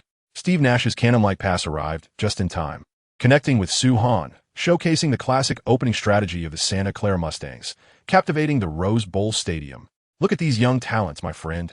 In the stands, the legendary Kareem Abdul-Jabbar turned to his companion, the Magic Man, and lamented, "I wish to do that back in the day. I could pass like Steve." The Magic Man flashed his signature smile, replying, "Kareem, but do you possess Soo's athleticism?" In a single remark, my friend silenced the game, leaving Jabbar speechless. To be honest, during his Lakers days, Jabbar indeed lacked the athletic prowess of Soo Han. That was a hard-hit old friend. After successfully striking Jabbar's fragile heart, the Magic Man continued to enjoy the match, perceiving Soo Han's athletic ability as truly rare in this world. Throughout NBA history, perhaps only Wilt Chamberlain could perfectly blend such static and dynamic talents. Within just a few minutes of the game, the Magic Man's impression of Soo Han transformed entirely. As Jabbar stated, a player like Soo Han is precisely what the currently lukewarm Los Angeles Lakers desperately need, a breath of fresh air. He is a natural fit for the Lakers. Besides Soo Han, the Magic Man also took note of Santa Clara's point guard, SteveNash. He recognized that while Soo Han was formidable, Nash's ability to seamlessly integrate the team's offense with Soo Han's prowess should not be underestimated. People tend to focus solely on the dazzling brilliance of Soo Han, unaware that Nash, the shadow behind the light, is equally powerful. The Santa Clara Mustangs' impressive performance this season is a testament to the synergy of this duo of light and shadow. If possible, of course, my friend was merely brainstorming. He would love to suggest to Jerry West the idea of bringing both Soo Han and Nash to the Lakers simultaneously. Both are born Lakers. Soo Han. On the other side, in Boston, at the North Shore Garden, the legendary Coach Auerbach, engrossed in the broadcast of the Pac-10 Conference Finals, seemed to momentarily forget the cigar ignited in his hand. This seasoned strategist, who has witnessed countless grand spectacles, instantly grasped the reason why Magic Johnson chose to attend Soo Han's game. It is because this young talent from the Celestial Empire possesses an extraordinary gift. Glancing at the limited information he had on Soo Han, alongside a previously completed scouting report on Tim Duncan, Auerbach conducted a brief comparison. Soo Han's height surpassed that of Duncan, and his wingspan was also more extensive. Typically, a longer wingspan can, to some degree, affect a player's ball-handling ability, as was the case with Tim Duncan, whose lengthy arms somewhat hindered his dribbling skills.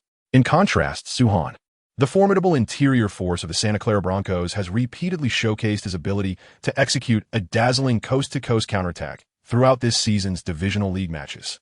This signifies that even with an extended wingspan, it does not hinder his ability to execute fluid dribbling maneuvers. While the dribbling proficiency of towering players may not be paramount compared to their extensive arsenal of skills, possessing such a talent certainly adds to their allure. Furthermore, Soo Han's athleticism surpasses that of Tim Duncan by a considerable margin. During his collegiate years, TD displayed formidable athletic capabilities, earning him the title of the Demon Deacon at Wake Forest. Although in the NBA, a post-injury Duncan could only manage stationary windmill dunks during his college days, he was capable of executing impressive windmill slams in actual games. Nevertheless, when juxtaposed with Soo Han, Duncan's athletic prowess seems somewhat lacking. Examining the defensive aspect, Soo Han's dominance on defense is arguably superior to that of Tim Duncan. What are Duncan's most significant attributes? Undoubtedly, they include his terrifying static and dynamic athleticism, exceptional offensive fundamentals, and formidable defensive coverage. However, when comparing these attributes to Soo Han, apart from Duncan's more diverse offensive skill set, Soo Han excels in every other category. Auerbach fell silent. A superlative big man, even more formidable than Tim Duncan? Why had he only now become aware of Soo Han's presence? The head coach, Michael Leon Kyle, who appeared slightly sluggish in his reaction, could only point at the television screen, captivated by the soaring Soo Han, rendered speechless. The impact this young man brings to the current head coach of the Celtics is undeniable. By now, you should comprehend why the esteemed figure is heading to the Rose Bowl. After a calm analysis, Auerbach leisurely lit his cigar, stating that their objective is Soo Han. I am convinced that Jerry has already been scheming. They will employ every possible means to ensure that Soo Han dons the jersey of the Los Angeles Lakers. It appears that Soo Han is regarded as the cornerstone of revival in the eyes of the logo. However, after years of silence, has the Los Angeles Lakers finally identified a cornerstone for their resurgence? As an old cardinal of the Celtics, one must devise a strategy to intercept this precious gem from the Lakers. Coach, what should we do now? Michael Leon Kier, still somewhat bewildered, Ponder the dire consequences if a player like Soo Han were to join the Lakers. Chapter 17. Embrace the tank? I am a professional. It is no wonder that Michael Leon Kier is in such a hurry. The rivalry between the Lakers and the Celtics is one of the most storied in NBA history. The narratives between these two teams could fill millions of words without exhausting their depth. Currently, both teams are in a state of turbulence. The Lakers await the arrival of a significant player to rejuvenate their roster, while the Celtics are anticipating the 1997 draft, hoping to select Tim Duncan for an upward trajectory. However, the emergence of Soo Han has transformed everything. The Lakers have discovered a promising talent worth nurturing. On one hand, the Celtics do not wish for the Lakers to effortlessly find their foundational player. On the other hand, the Cardinal is also eyeing Soo Han as a potential cornerstone for his team. Imagine if the Celtics could secure Soo Han in 1996 and endure another lackluster season to select Tim Duncan in 1997. At that juncture, the combination of Soo Han and Duncan in the paint, given a little time, would be sufficient to dominate the basketball realm. Let us not forget that the Celtics network within the league is extensive, and Auerbach has numerous prodigies at his disposal. With the foundational duo of Soo Han and Duncan, Auerbach could leverage his connections to orchestrate a series of trades to bolster the team. The resurgence of the Celtics could be accomplished in an instant. All of this hinges on the premise that the Celtics can see Soo Han before the Lakers do. Should the Lakers secure Soo Han, then all our plans and aspirations would become utterly meaningless. If a trade plan is initiated, the Los Angeles Lakers boast 3 all-star caliber players. Michael Leon Kelly has already begun to assess the assets held by both teams, while we possess but a single player. Although the Lakers have had a lackluster few seasons, merely qualifying for the first round of the Western Conference playoffs, they have amassed all-star talents in Van Exel, Eddie Jones, and Divac, all of considerable trading value. Acquiring a rookie like Soo Han would be a trivial matter for them. In stark contrast, the Celtics have languished for far too long, with only one all-star caliber player to present. In terms of trade comparison, the Lakers undeniably hold the upper hand. Who claims we are limited to trades? Unlike Coach Kelly's palpable anxiety, Auerbach remains remarkably composed. Michael, sometimes we can alter our perspective. Alter our perspective without relying on trades? Michael Leon Kelly, with a spark of intelligence, swiftly comprehends. You mean, we must rely on ourselves? High emotional intelligence, relying on oneself. Low emotional intelligence, tanking. Indeed, compared to the Los Angeles Lakers, the Celtics roster appears considerably lackluster. Similarly, in terms of team performance, while the Lakers hover on the cusp of the playoffs, they are unlikely to hold a lottery pick. Conversely, the Celtics, already struggling, could fall to the very bottom of the league. Relying on themselves to secure the top draft pick and select Soo Han, wouldn't that be delightful? So, do we now need to dispatch scouts for an on-the-ground assessment of Soo Han? Having come to this realization, Coach Kelly suggests there is absolutely no need for that. Auerbach, without a moment's hesitation, outright rejects the notion. Listen, Michael, from now on, we must refrain from engaging in any discussions related to rookies. If we aspire to revitalize the Celtics, we must operate with discretion. Auerbach understands the current situation all too well. The Boston Celtics are not the same as the Los Angeles Lakers. Residing in the City of Angels, the Lakers naturally attract attention and publicity, allowing them to act with unrestrained audacity. This is how Los Angeles addresses its challenges. The Celtics, however, are quite different. Due to the presence of the Cardinal, the management of the NBA, led by David Stern, has consistently suppressed the influence of Auerbach. If the Celtics were to become too conspicuous, they would undoubtedly face interference from the upper echelons of the NBA. Until the revival plan is fully realized, every action taken by the Celtics must be shrouded in secrecy. Furthermore, our current objective is to lose as many games as possible. Auerbach continued to instruct the Celtics head coach. Our current record places us 4th from the bottom in the Eastern Conference and 6th from the bottom across the league. This is far from sufficient. It is regrettable that the Celtics have only recently turned their attention to Soo Han. With the season already half over, their time for a deliberate decline is limited. Fortunately, given the remaining games, it is not impossible to sink to the bottom 2 of the league. Starting from the next match, every winnable game must be lost. For those we can lose, the more thoroughly, the better. Understood, Coach. Michael Leon Keel ignited with enthusiasm. If you expect him to lead such a Celtics team to victory, that is a mere fantasy, a cruel imposition.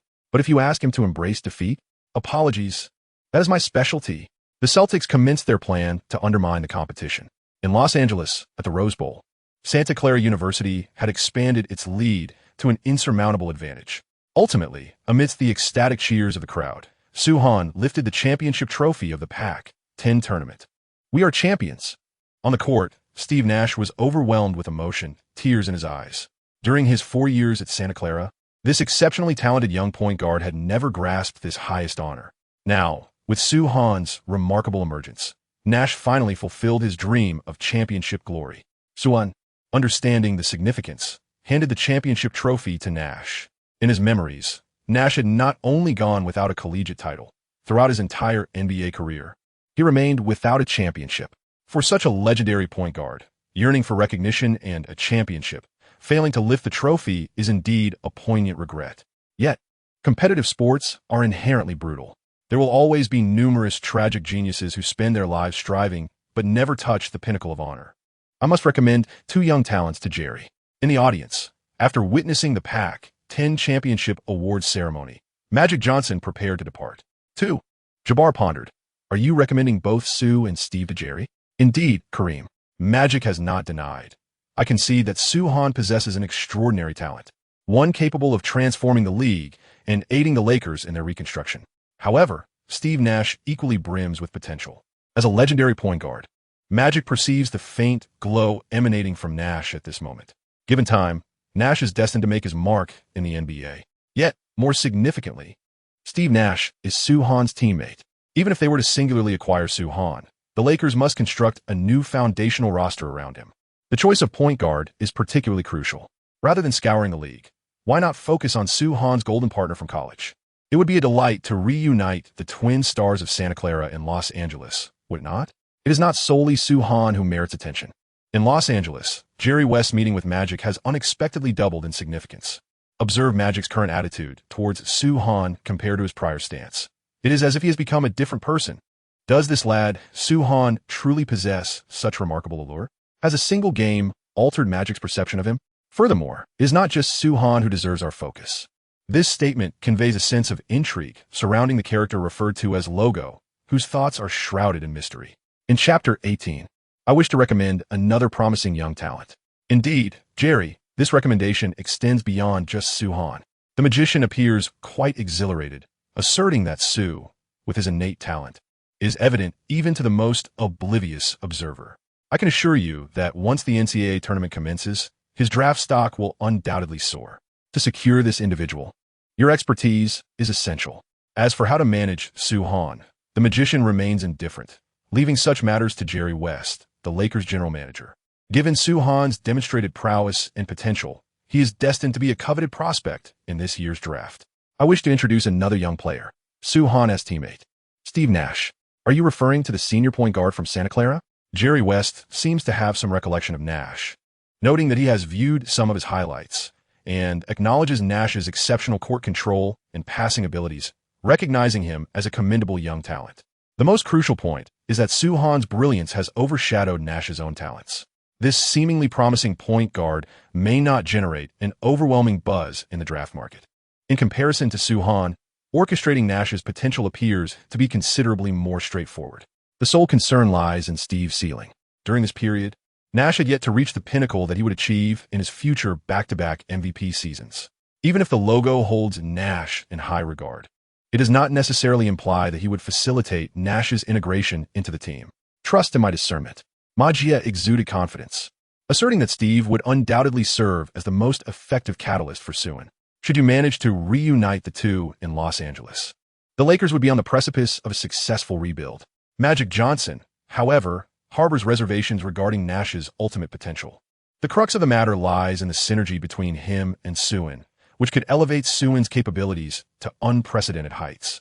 At this juncture, Soo-han stands as the cornerstone of the Lakers roster. The pressing concern for the Lakers is how to maximize Soo-han's combat effectiveness. In other words, while Nash is commendable, within the Lakers' management perspective, he is merely regarded as a more advanced role player. To be candid, the Wind Child exemplifies the NBA's latent potential, often overlooked in the early stages of his career. Thus, our current dilemma revolves around strategizing the acquisition of Soo-han. Jerry West has delineated the team's strategic objectives. Take a gander at the cards currently at hand. The leverage of 3 all-star caliber players. Is that all there is? Certainly not. The Los Angeles Lakers possess hidden assets as well, boasting a significant salary cap space heading into this summer. This implies that they possess the capacity to secure a player of Shaquille O'Neal's caliber. 3 all-star level players along with the financial flexibility to accommodate a top-tier superstar with a $10 million salary. This is precisely the confidence the Lakers possess this summer. In the eyes of the logo, any player he covets can be acquired with these assets. Of course, setting aside Michael Jordan. The task at hand for the logo is to ensure that the 3 all-star caliber players within the team maximize their value during the latter half of the season, or even elevate their worth. To the Divac family, this signifies the team's ambition for a commendable season. In truth, it is Jerry West who seeks to enhance their trade value. Shortly thereafter, West inadvertently revealed some information. Subsequently, local media in Los Angeles, citing a well-known individual, reported a significant piece of news. The Los Angeles Lakers are poised to make a grand entrance into the 1996 free agency market. Any player potentially entering the free agency arena will become a prospective target for the Lakers. Emphasizing this point, it is indeed any player who might enter the free agency market. They are essentially enticing all the stars within the league. Upon the release of this news, the basketball community in the United States erupted in astonishment. Numerous NBA teams' management even lodged complaints to the league executives, led by David Stern, asserting that the Los Angeles Lakers were engaging in illicit recruitment. Surely, one must adhere to basic principles when signing free agents. To entice players before the season has concluded? Such audacity. The NBA executives then sought clarification from the Lakers. "I did not utter such words," responded the logo with a smile to the league president. "The media has a penchant for sensationalism. Our primary focus is clearly on making a playoff push." Illicit recruitment? Please, those words did not come from me, Jerry West. In front of the media, if you wish to complain, direct your grievances towards a certain well-known individual.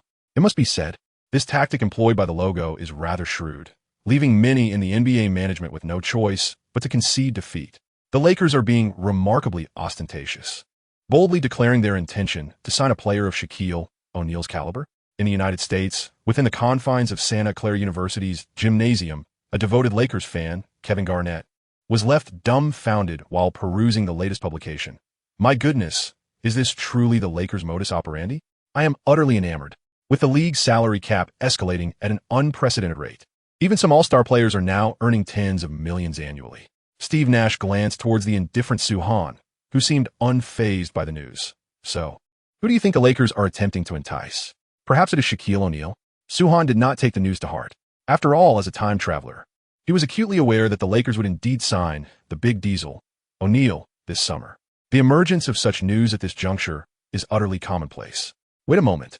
Upon further reflection, Suhan sensed something amiss. According to the original timeline, the Lakers did sign O'Neal, but only after his failed re-signing with the Orlando Magic had provided them with an opportunity. Currently, O'Neal had not even experienced a fallout with the Magic, nor had he engaged in any discussions regarding a new contract.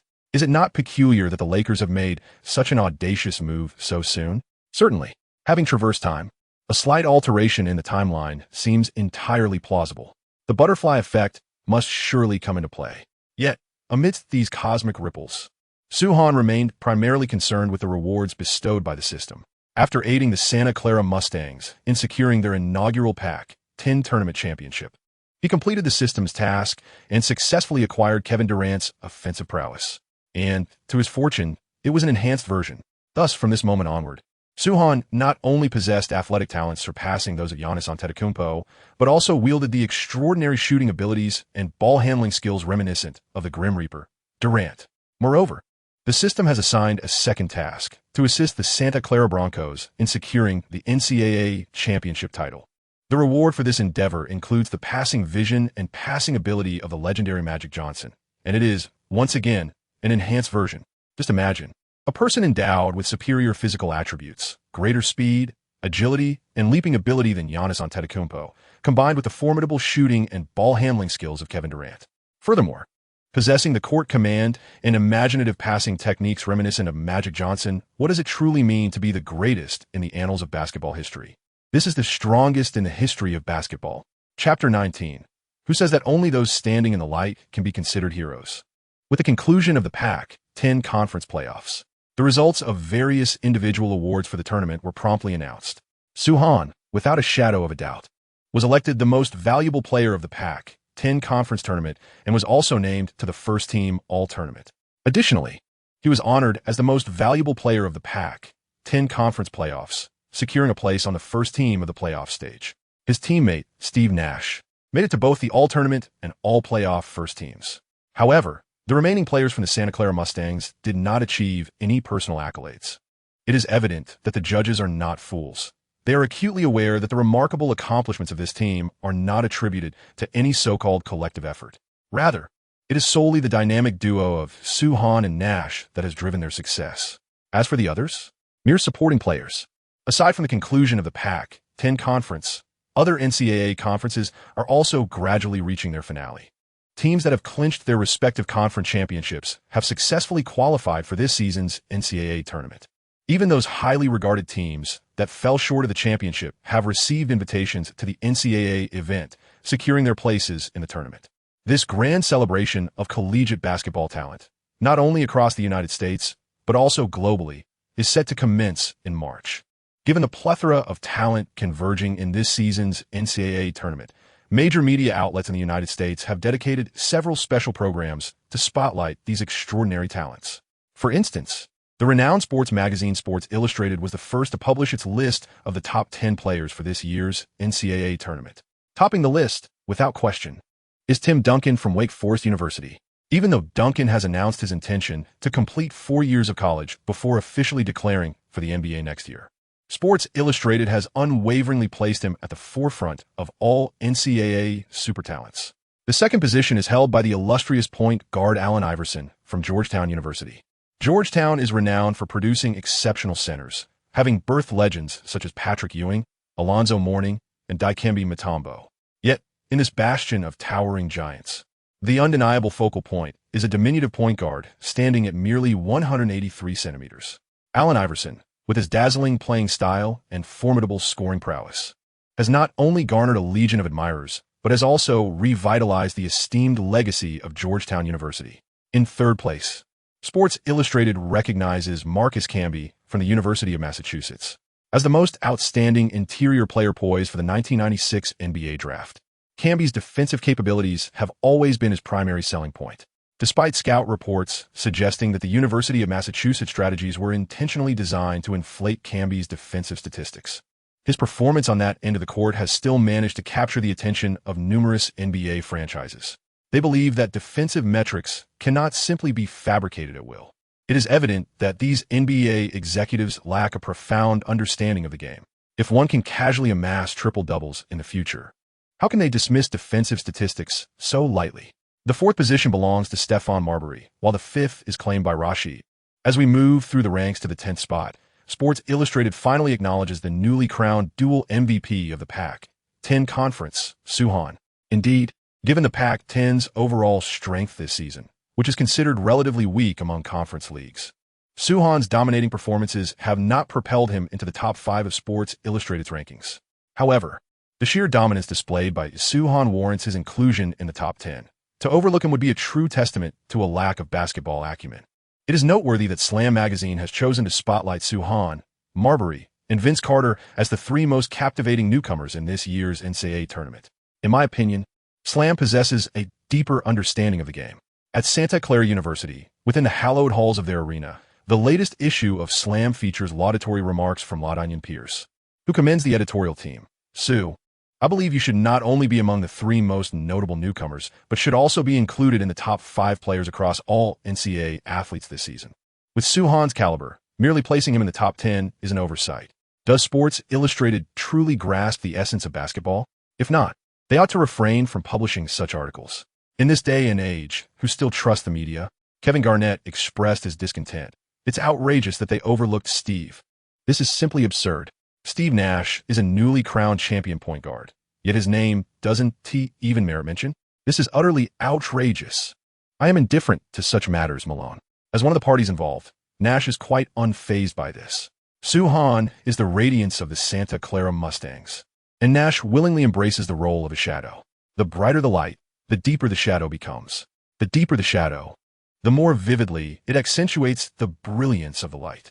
Everyone has overlooked SteveNash, perceiving him as an inconsequential presence. Therefore, Nash intends to demonstrate to all that he is far from insignificant. He aims to empower Suhan, to elevate him as the most luminous beacon in the annals of basketball history. This is the path through which Steve Nash proves himself. This is also the legend of light and shadow surrounding the Santa Clara Mustangs. Speaking of which, the Chicago Bulls have been exceptionally formidable this season. Malone and Garnett are still perusing this morning's San Francisco Chronicle. Have they truly not lost a single game in their last 10? The 1995-96 Chicago Bulls were indeed terrifying. The complete ensemble of Michael Jordan, alongside the summer acquisition of Dennis Rodman and the peak performance of Pippen, the Bulls' iconic trio showcased an unparalleled dominance within the league. As the season approached the end of February, the Bulls had suffered only 6 defeats, a staggering record of 50 wins and 6 losses. How astonishing. Their victories were far from over. Stretching, Suhan added, I estimate they may only lose 10 games in a single season. The sideline presence of Garnett and Pierce gasped in astonishment. Although the Bulls have only lost 6 games thus far, which is indeed impressive, the notion of losing merely 10 games in a season seems rather audacious. Yet if Suhan's memory serves correctly, this season, the Chicago Bulls have remarkably achieved a record of 72 wins and 10 losses, establishing the best performance in NBA history at that time. One cannot help but wonder how the Boston Celtics have suddenly plummeted to such dismal standings. Out of sheer boredom, I glanced at the standings and was somewhat taken aback by Garnett's reaction. I distinctly recall their performance being far more commendable just 2 months prior. Much like Garnett's surprise, the Boston Celtics, since entering January, have seemingly forgotten how to play the game. They have scarcely secured victories over the past 2 months, managing a mere 9 wins thus far in the season. What does this signify? If the Green Team continues down this path, they are poised to set a franchise record for the worst performance. They must be deliberately tanking. Suhan pondered. Otherwise, their record would not be so lamentable. Garnett and Pierce may remain oblivious, but as a time traveler, Suhan clearly remembers. This season, the Celtics have indeed faltered significantly. They ultimately concluded with a record of 33 wins and 49 losses, placing them a dismal 11th in the Eastern Conference.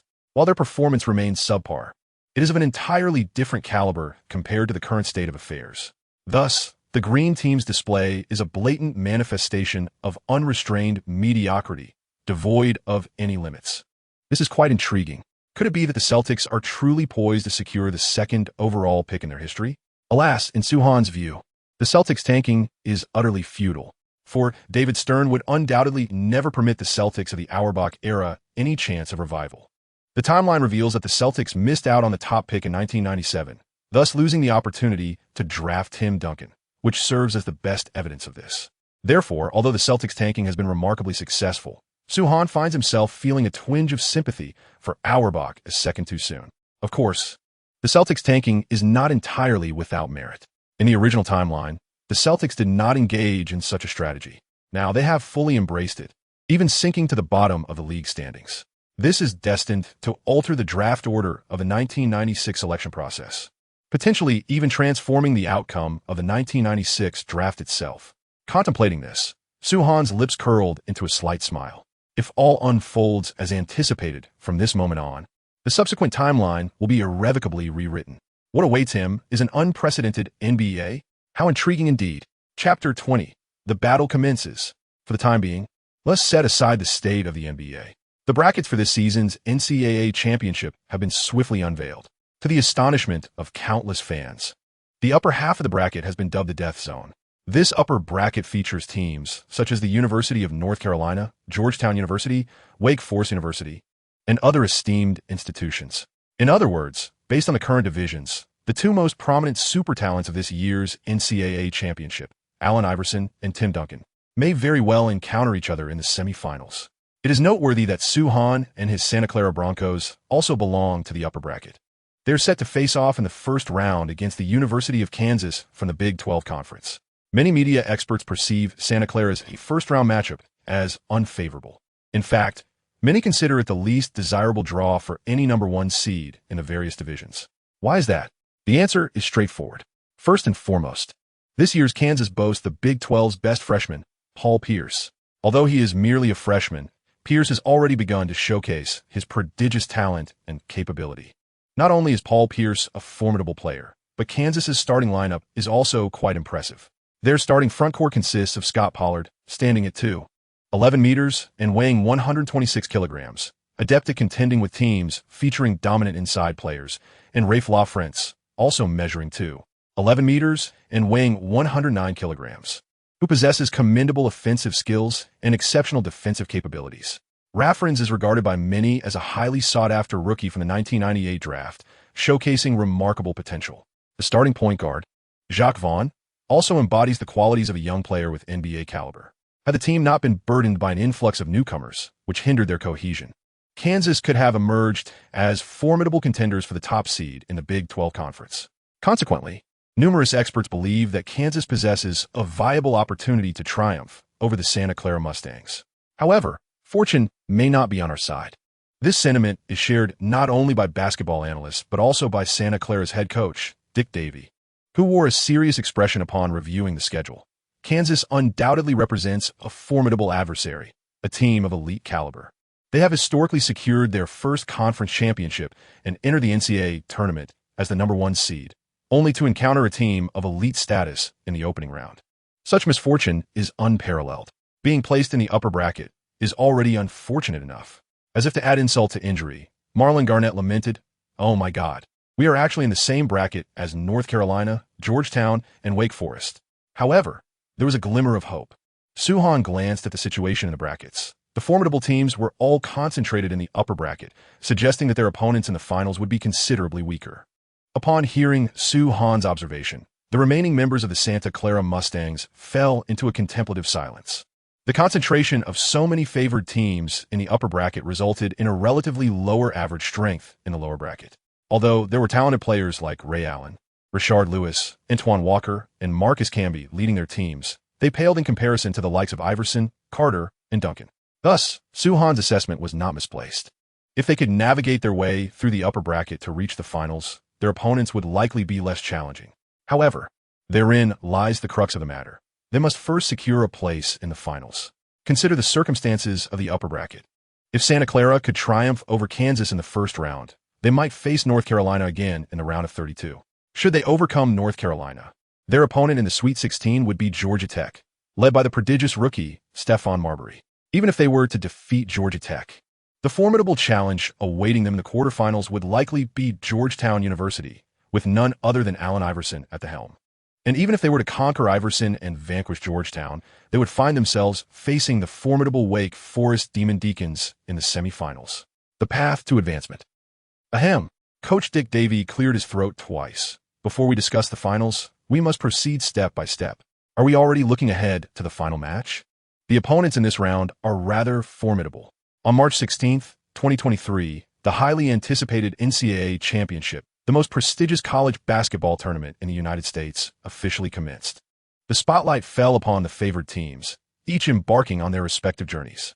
In the upper bracket, renowned teams such as North Carolina, Georgetown, Georgia Tech, and Wake Forest successfully advanced to the top 32. In the lower bracket, Massachusetts and Kentucky also smoothly progressed to the next round. Media attention gradually shifted to another first-round matchup, the University of Kansas versus Santa Clara University, located in San Jose, California. The illustrious San Jose Arena was already abuzz with excitement. This matchup is poised to be the most unpredictable contest of the NCAA tournament this season. Commentators from T and NT networks warmed up the atmosphere for the game. The Santa Clara Broncos have exhibited unparalleled dominance in the Pac-10 Conference, while the University of Kansas has shown formidable tenacity in the latter part of the Big 12 Conference. Kansas boasts a more complete and powerful roster, their overall strength significantly enhanced through a season of rigorous training.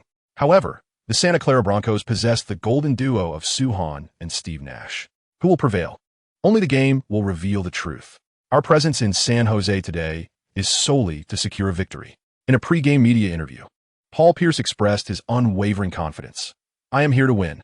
Despite being merely a freshman, his propensity for flair in the NBA was already evident during his college years. On the other hand, Suhan, also interviewed before the game, merely stated, "In California, I have never lost a game." The astonished reporter exclaimed, "What does it mean to show off?" This is what it truly means. The most compelling aspect is that Suhan's statement holds merit. Since he began representing the Santa Clara Broncos, they have remained undefeated in all games played in California. Suhan, the King of California, stands ready. Today's battlefield remains in California, where Soo-Han has never tasted defeat. Upon hearing his pregame remarks, the fans erupted with enthusiasm, the cheers for the King of California echoing through the arena. After the interview, warming up for the game, Soo-Han took a brief glance at Kansas's starting lineup. On the perimeter, there is Jacques Vaughn, a first-round pick from the 1997 draft. In the paint, Scott Pollard, the 19th overall pick from 1997. Rafe LaFrentz, the 3rd overall pick from the 1998 draft, had an impressive peak season averaging 15 points, 7, 4 rebounds, and 3 blocks per game in the NBA. The core forward, Paul Pierce, requires no introduction. This is the adversary one encounters in the NCAA championship. Amidst the resounding cheers of the ecstatic crowd, Soo-Han shook his shoulders and stepped onto the court. The battle has commenced. Chapter 21. The counterattack, unyielding in agility. During the jump ball segment, Kansas deployed their formidable interior force, Scott Pollard, the towering center, standing at 2'11" meters and weighing 126 kilograms, initially aimed to bring fortune to his team. Regrettably, his abilities fell short. Soo-Han effortlessly triumphed in the jump ball, directing the ball to Nash's hands and granting Santa Clara the first offensive possession. Throughout his professional career, Soo-Han has never suffered a defeat in the jump ball segment. An announcer from TNT added that this has been the case during the Conference League and remains true in the NCAA championship. Setting the jump ball aside, SteveNash passed the ball, and the connection with Soo-Han was imminent. As another commentator jubilantly exclaimed, after winning the jump ball, Soo-Han instinctively surged forward. SteveNash's rocket-like pass arrived as anticipated. The connection that has haunted the other 9 teams in the Pac-10 continued to thrive on the NCAA championship stage. The entire Kansas team could only watch as the basketball reached Soo-Han, who then executed a powerful dunk for 2 points. 2-0. Santa Clara's Mustangs seized the initiative. KOC. The fans on the sidelines united in a chorus, chanting Soo-Han's name. The atmosphere in San Jose's arena escalated, with the thunderous roars seemingly set to engulf the University of Kansas. Amidst this tidal wave of cheers, Kansas's captain, Paul Pierce, stepped up to respond. PP demanded the ball on the offensive end, skillfully maneuvering against Loudy Pierce's defense. He executed a couple of deft back-to-back moves before turning and sinking a 2-pointer. Indeed, Kansas's Pierce proved far more effective than Santa Clara's counterpart. 2-2. Kansas's response was swifter than any team in the Pac-10. You cannot contain me. Moreover, after scoring, Pierce taunted Loudy Pierce with trash talk. This combination of skill and banter is the hallmark of PP's approach. Transitioning to defense, Santa Clara initiated a half-court offense.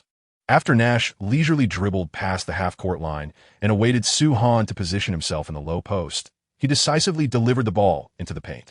Thud! The basketball was in hand.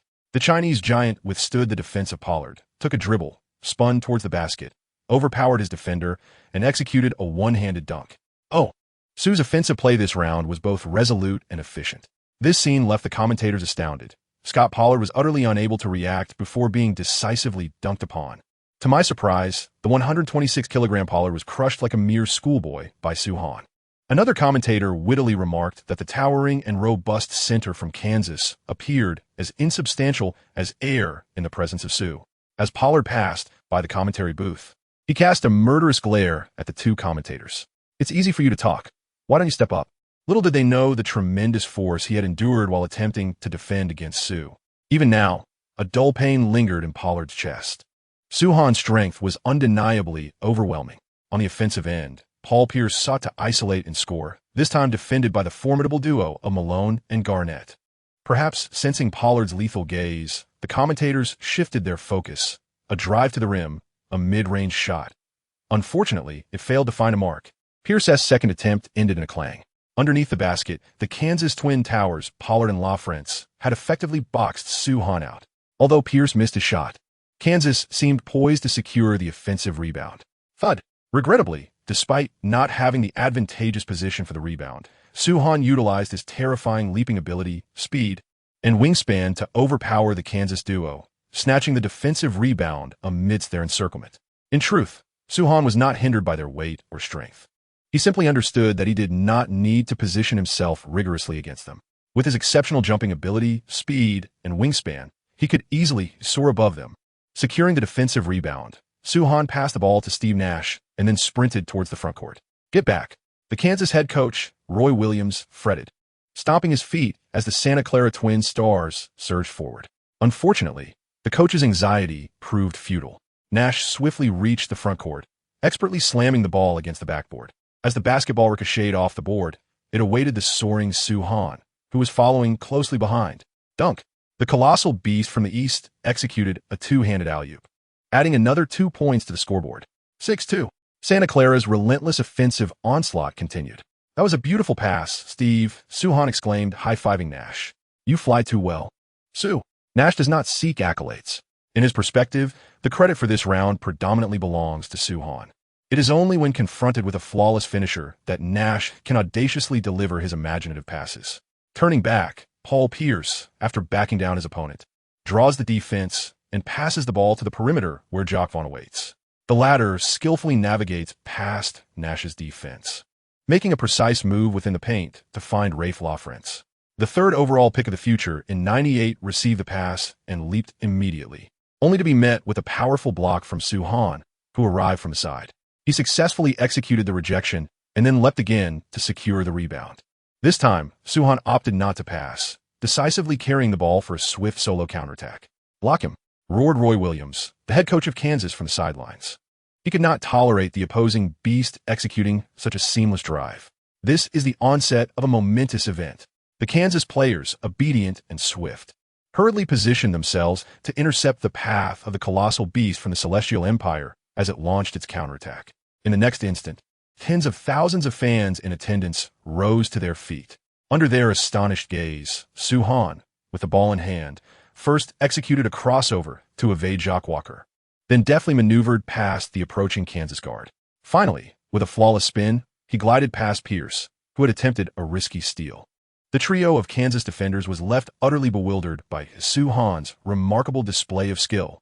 "Oh, my God!" A series of dribbling maneuvers ignited the commentator on the sidelines, who leapt from his seat in sheer excitement. "What have I just witnessed? My goodness! Is it truly possible for a player towering at 2.10 meters to execute such dribbling finesse?" As Suhan embarked on a fast break, weaving past 3 defenders with astonishing agility, he even managed to change direction without losing momentum. The 2 commentators exchanged a glance, their scalps tingling with disbelief. It wasn't just them. Even Dick David, the head coach of Santa Clara, wore a bewildered expression. Although Suhan had previously showcased his ability to orchestrate fast breaks, those moments were largely characterized by sheer speed, bulldozing through the opposing defense. However, today's fluid and graceful dribbling to evade defenders in a fast break was unprecedented. In other words, as the NCAA championship phase commenced, Suhan had unveiled a hidden weapon capable of astonishing the world. What kind of prodigious talent did he possess under his command? Amidst Coach Dick David's internal astonishment, Suhan flawlessly bypassed 3 defenders, executing a one-on-one move at the front court, culminating in a thunderous windmill dunk that shattered the rim. 8-2. In merely 2 minutes since the start, Santa Clara unleashed a scoring barrage, swiftly seizing the advantage. The whistle blew. Without hesitation, Coach Roy Williams of Kansas immediately called for the first timeout of the game. A close-up of the Kansas coach revealed his discomfort, making it evident. Within merely 2 minutes of the match's commencement, the University of Kansas found itself ensnared in a predicament. Chapter 22. The Demon Hunter of Kansas and the Giant of Santa Clara. Are you all starving? The players of the University of Kansas had just settled back onto the bench. The head coach, Roy Williams, began his earnest admonition. This is the NCAA championship, not a children's game. After delivering a fervent outburst, he surveyed the dejected players before seizing the tactical board. "Paul, your objective on the offensive end is to conclude the plays as much as possible. The strategy of the Santa Clara Mustangs is rather straightforward. Nash orchestrates the play, while Suhan finishes it off. The rest of the team is tasked with picking up the scraps. Despite the simplicity of their strategy, it is both uncomplicated and remarkably efficient. In contrast, Kansas boasts numerous potential scorers, which has led to an overly intricate tactical approach. Given the current unfavorable situation, Coach Roy Williams decided to pay homage to Santa Clara by concentrating the offensive responsibilities predominantly in the hands of Paul Pierce. If PP can ignite the offense, Kansas might still cling to a glimmer of hope.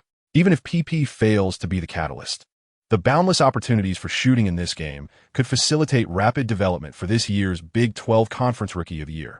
I understand, Coach. Paul Pierce nodded. In the opening 2 minutes, PP had taken 2 shots, making 1 and securing 2 points. To be candid, he felt confident in his shooting today. Whether facing the likes of Malone, Garnett, or LaRue, he believed he could easily handle the defense, even against Suhan. The pressing concern now lay on the defensive end. After granting Pierce unlimited shooting privileges on offense, Roy Williams glared at the remaining players. Listen up, Scott. Rafe. Your mission for the remainder of the game is to employ every conceivable means to contain Suhan. I care not how you achieve it. Just ensure that you limit that young man's impact. Don't even mention Nash, Garnett, or Pierce from Santa Clara to me.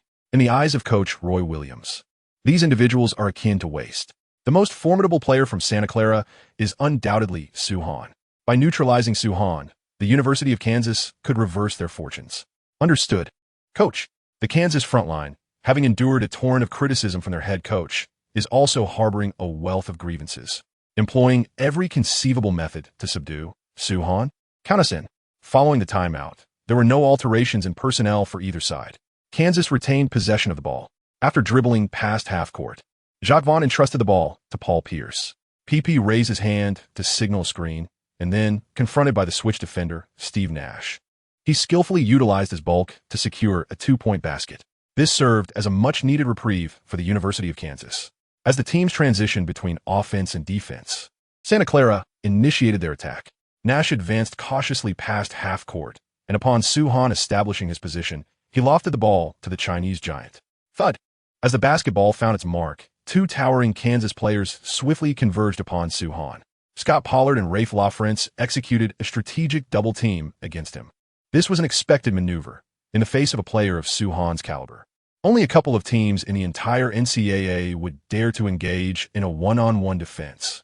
Looking across all teams in this season's NCAA tournament, only 2 had the audacity to confront Suhan defensively in a one-on-one scenario. The first was the University of Massachusetts, fortified by Marcus Camby. According to the commentators, Camby's defensive prowess is indeed commendable. The second is Wake Forest University, boasting the legendary Tim Duncan. TD's defensive skills are beyond reproach. As for the other teams, regrettably, double-teaming Suhan is the norm.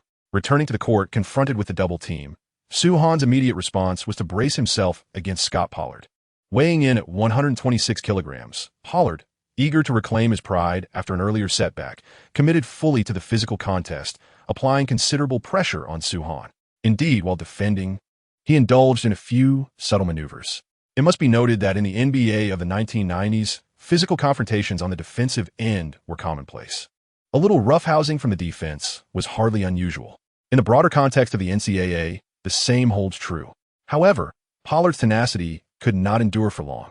With his back to Pollard, Suhan pivoted and delivered a solid elbow to his opponent. Thud! Scott Pollard took a step back. The intense pain in his chest recalling the terror he felt at the beginning, dominated by Suhan. Meanwhile, Rafe LaFrentz remained oblivious to the unfolding events. Upon seeing his teammate clear space, he hurried to provide assistance. Then, Suhan's merciless elbow taught this future star a harsh lesson. To be frank, during the reign of the interior players in the 1990s, the tussles between big men were fraught with subtle fouls from the defense and the offensive player swinging elbows, both accepted as passive skills. If one couldn't withstand a few elbows, it would be wise to exit the fray of the paint altogether.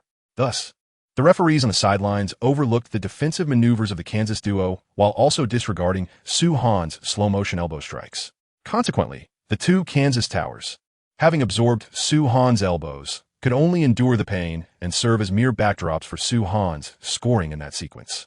This was the intensity that should characterize battles in the paint. Observing Suhan break through the double team with his formidable physicality, the commentators were filled with fervor. Only those who can stand firm in the paint until the end have the right to speak. Clearly, Suhan was that man. Meanwhile, after scoring with determination, Suhan did not forget to pass the ball back to the Kansas player, allowing the opponent to inbound from the baseline. It seemed that the recent confrontation was merely child's play for him. However, this was only true for Suhan.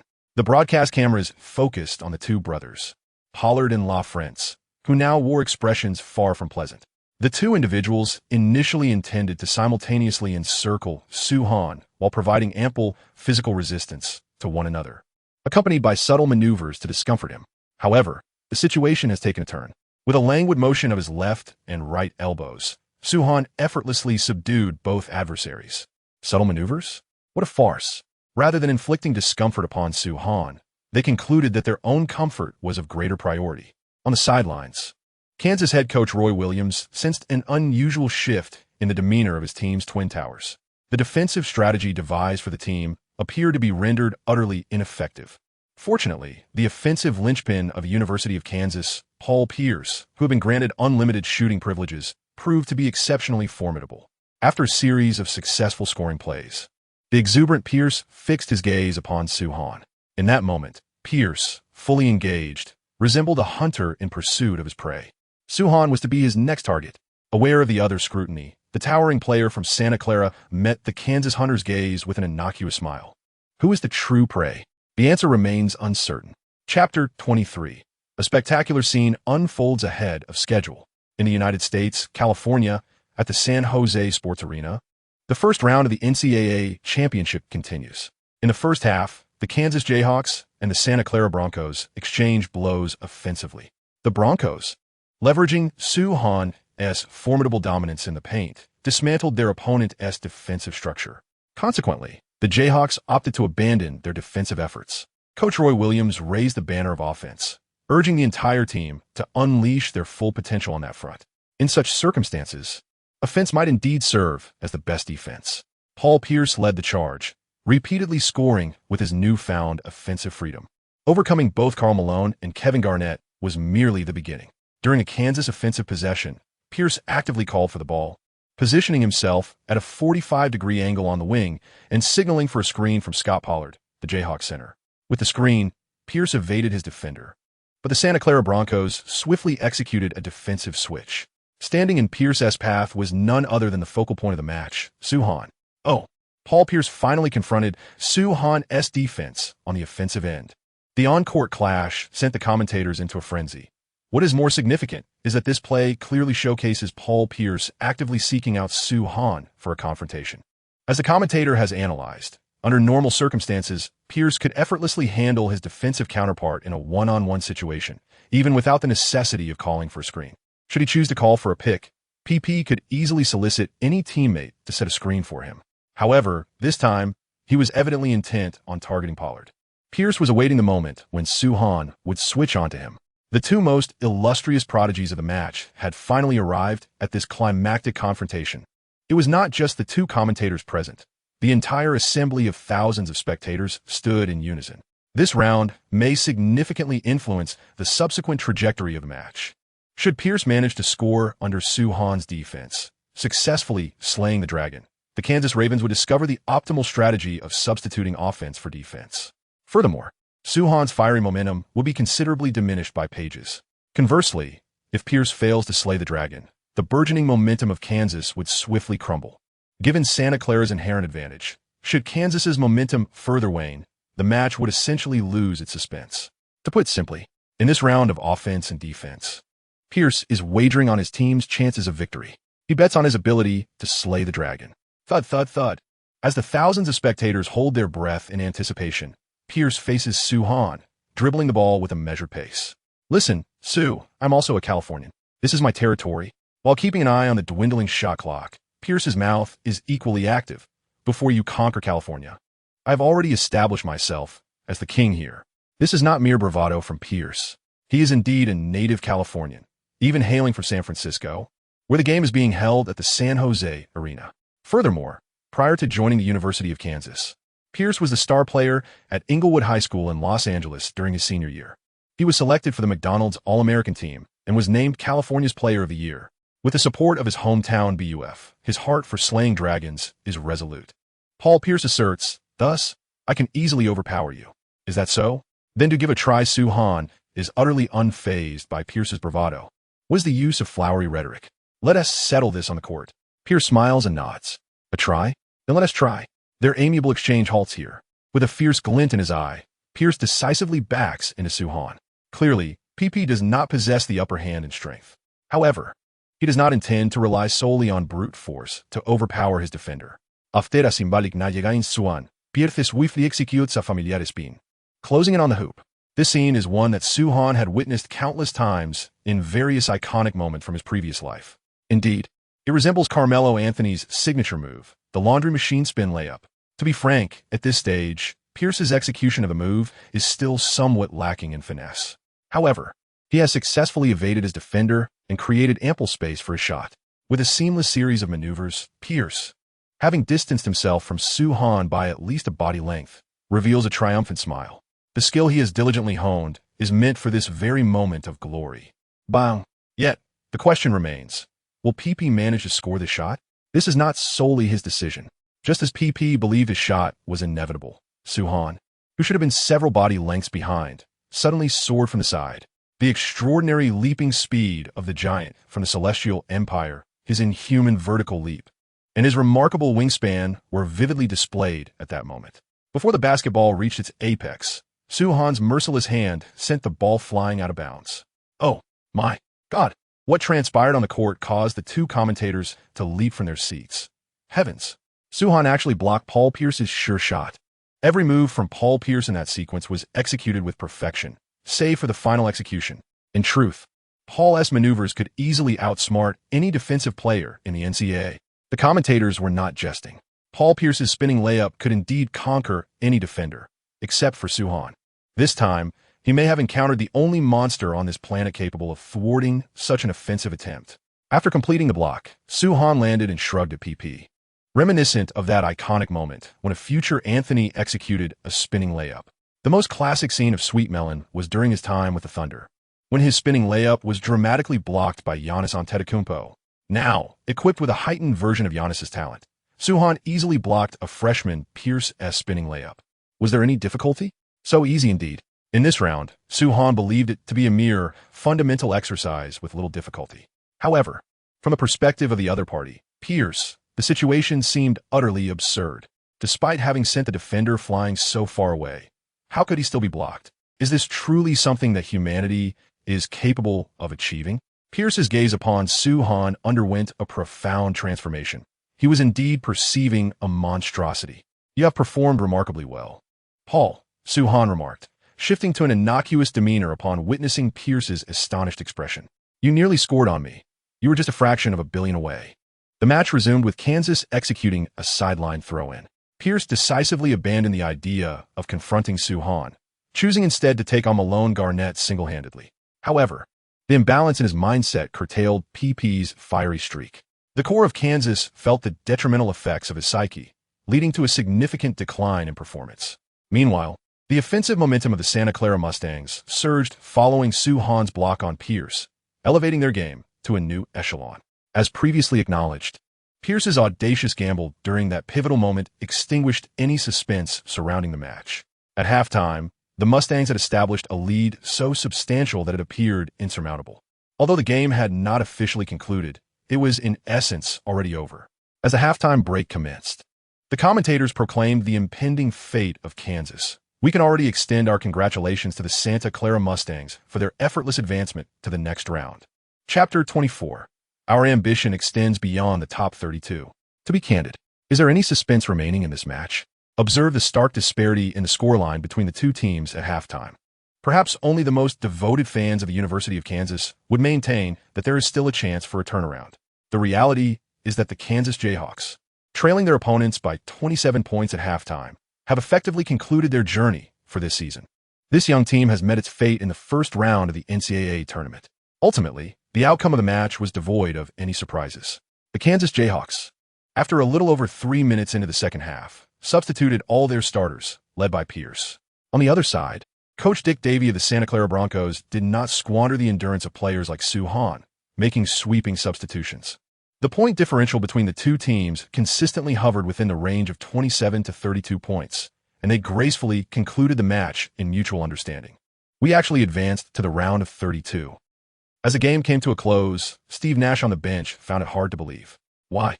Because during his first 3 years of collegiate basketball, he had never led his team to the round of 32 in the NCAA tournament. Not to mention the round of 32. Simply qualifying for the NCAA tournament was already a commendable achievement. Yet this year, the team not only entered the NCAA tournament as the dual champions of the pack, 10 conference and the top seed, but also triumphed in the first round, advancing to the round of 32. Most importantly, Nash had only played for a mere handful of minutes throughout the game, contributing 7 points and 14 assists. The remainder of the time was spent on the bench, engaging in lighthearted banter with his teammates and fervently cheering for the rotating players. This is remarkably effortless. Until the conclusion of the match, Nash still seemed somewhat dazed. Indeed, Steve, we have triumphed, we have advanced. Sitting beside Nash, Soo-Han was the first to rise. We must analyze our next opponent. In contrast to Nash's 4-year struggle to surpass the first round, Soo-Han, having effortlessly assisted the team in advancing in his inaugural year, felt little sentiment. After all, this is merely the first round. In the subsequent matches, the team Santa Clara will face are no pushovers. Thorough preparation is imperative. Nash quickly regained his composure, rising swiftly to embrace each player from the Kansas Jayhawks as they approached. Meanwhile, despite the defeat, Paul Pierce appeared surprisingly untroubled. Sue, congratulations on advancing to the next round. He approached the Santa Clara Mustangs bench, embraced Soo-Han, and exchanged a few words. You were the superior team today, deserving of this victory. Do not be deceived by Pierce's current bravado and outspoken nature. If you can win him over, his praise can elevate you to great heights. Future stars like Kobe Bryant have once been the subjects of Pierce's admiration post-retirement.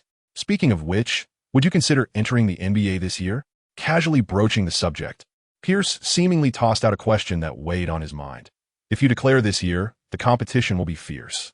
Though he claimed the pressure of this year's draft was daunting, Pierce secretly hoped Soo-Han would remain in college for another year, seeking revenge against the giants of the Celestial Empire in the next NCAA tournament. Perhaps Soo-Han did not shy away. If we could win the championship this year, I would have no reason to remain in the NCAA. The NCAA championship is the pinnacle of honor that every collegiate athlete aspires to attain. If a victory is within reach this year, Soo-Han indeed has no reason to linger in the NCAA. Naturally, the perceptive Pierce tacitly acknowledged that Soo-Han would likely stay in the NCAA for another year. Why? Because in PP's view, Soo-Han has little chance of securing this year's NCAA championship. Not to mention winning, even progressing beyond the upper bracket to the final seems exceedingly unlikely. Then, I wish you good fortune. With the flames of revenge ignited for the following year, Pierce patted Soo-Han on the back. With your talent, winning the championship this year is not out of the question. Truly a strategic mind. Any team that reaches the NCAA tournament is formidable. In the post-match interview, Kansas head coach Roy Williams expressed his dismay, stating, "Unfortunately, we encountered one of the strongest teams of the year." Indeed, in the eyes of this seasoned coach, the Santa Clara Mustangs undoubtedly rank among the most competitive teams in this NCAA season. While it may be premature to discuss championship aspirations, given the single elimination format of the NCAA tournament, anything is possible. Advancing to the Sweet 16 or even the Elite 8 seems well within reach. Although today's victory was achieved with relative ease, the team remains unsatisfied. On the other side, Santa Clara Mustangs head coach Dick Davey maintained a serious demeanor during his interview. Our ambitions extend beyond merely reaching the round of 32. We aspire for greater heights. With the performance exhibited by the Mustangs in this match, merely settling for the round of 32 is insufficient. Coach Davey believes that the opportunity to achieve the best record in the team's history presents itself this very year. Following Santa Clara's triumph over Kansas, their opponent for the second round of the tournament has been officially determined. They will face the traditional powerhouse and familiar rival, the University of North Carolina. The good news is that the Mustangs previously triumphed over North Carolina in a preseason exhibition. During the evening's ESPN program, basketball analysts began to dissect the impending round of 32 clash. The unfortunate news is that this matchup marks the debut of North Carolina's two superstars, Vince and Antoine, who may have held back during that earlier encounter.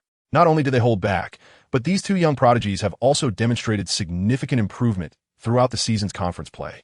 Santa Clara is poised to face considerable challenges in the round of 32. While some experts favor North Carolina, others lend their support to Santa Clara. To be candid, I do not believe that North Carolina will pose a formidable threat to the Santa Clara Mustangs. Indeed, North Carolina's interior defense is their most glaring weakness, while the Mustangs' strength lies in their formidable center, Soo-Han.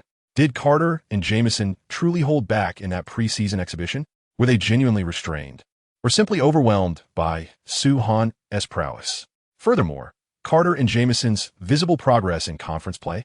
Please, no matter how much they have improved, the gap between them and Soo-Han remains insurmountable.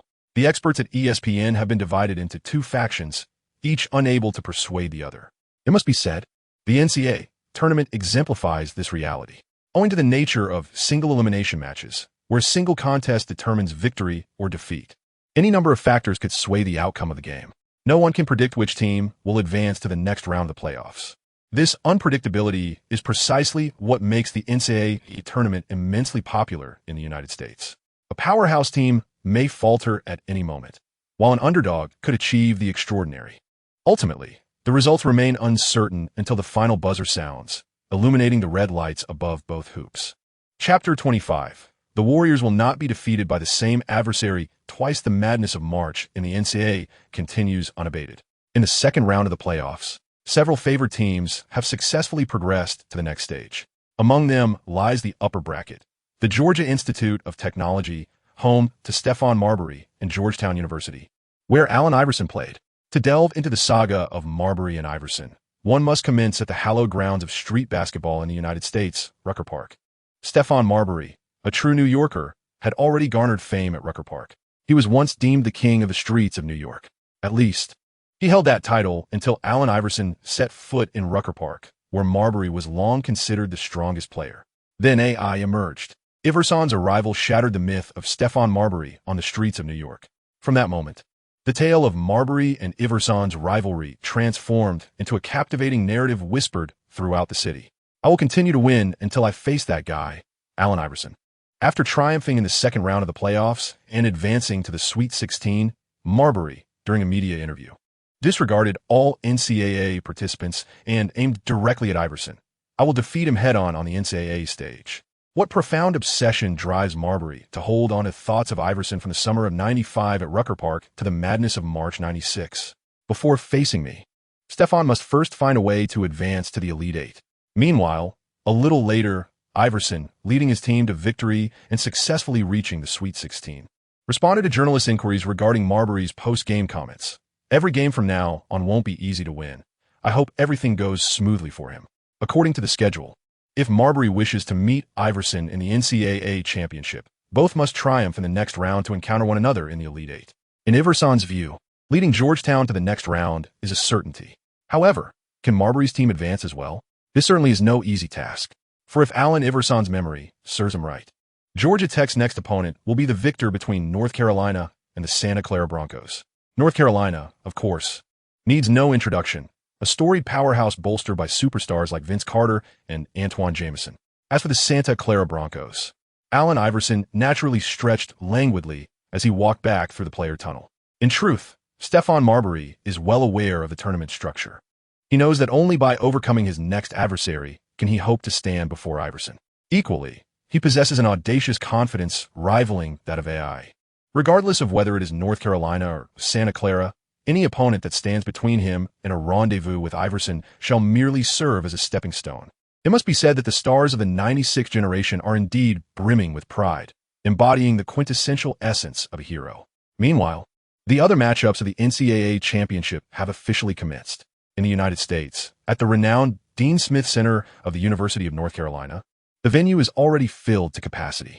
No one wishes to miss such a thrilling contest. On the sidelines of the Dean Smith Center, a commentator from TNT raises his voice. The University of North Carolina will once again host the Santa Clara Broncos on their home turf. Why the phrase once again? Because these two teams faced off in a preseason warm-up match last summer, one that barely stirred any waves or garnered attention at the time.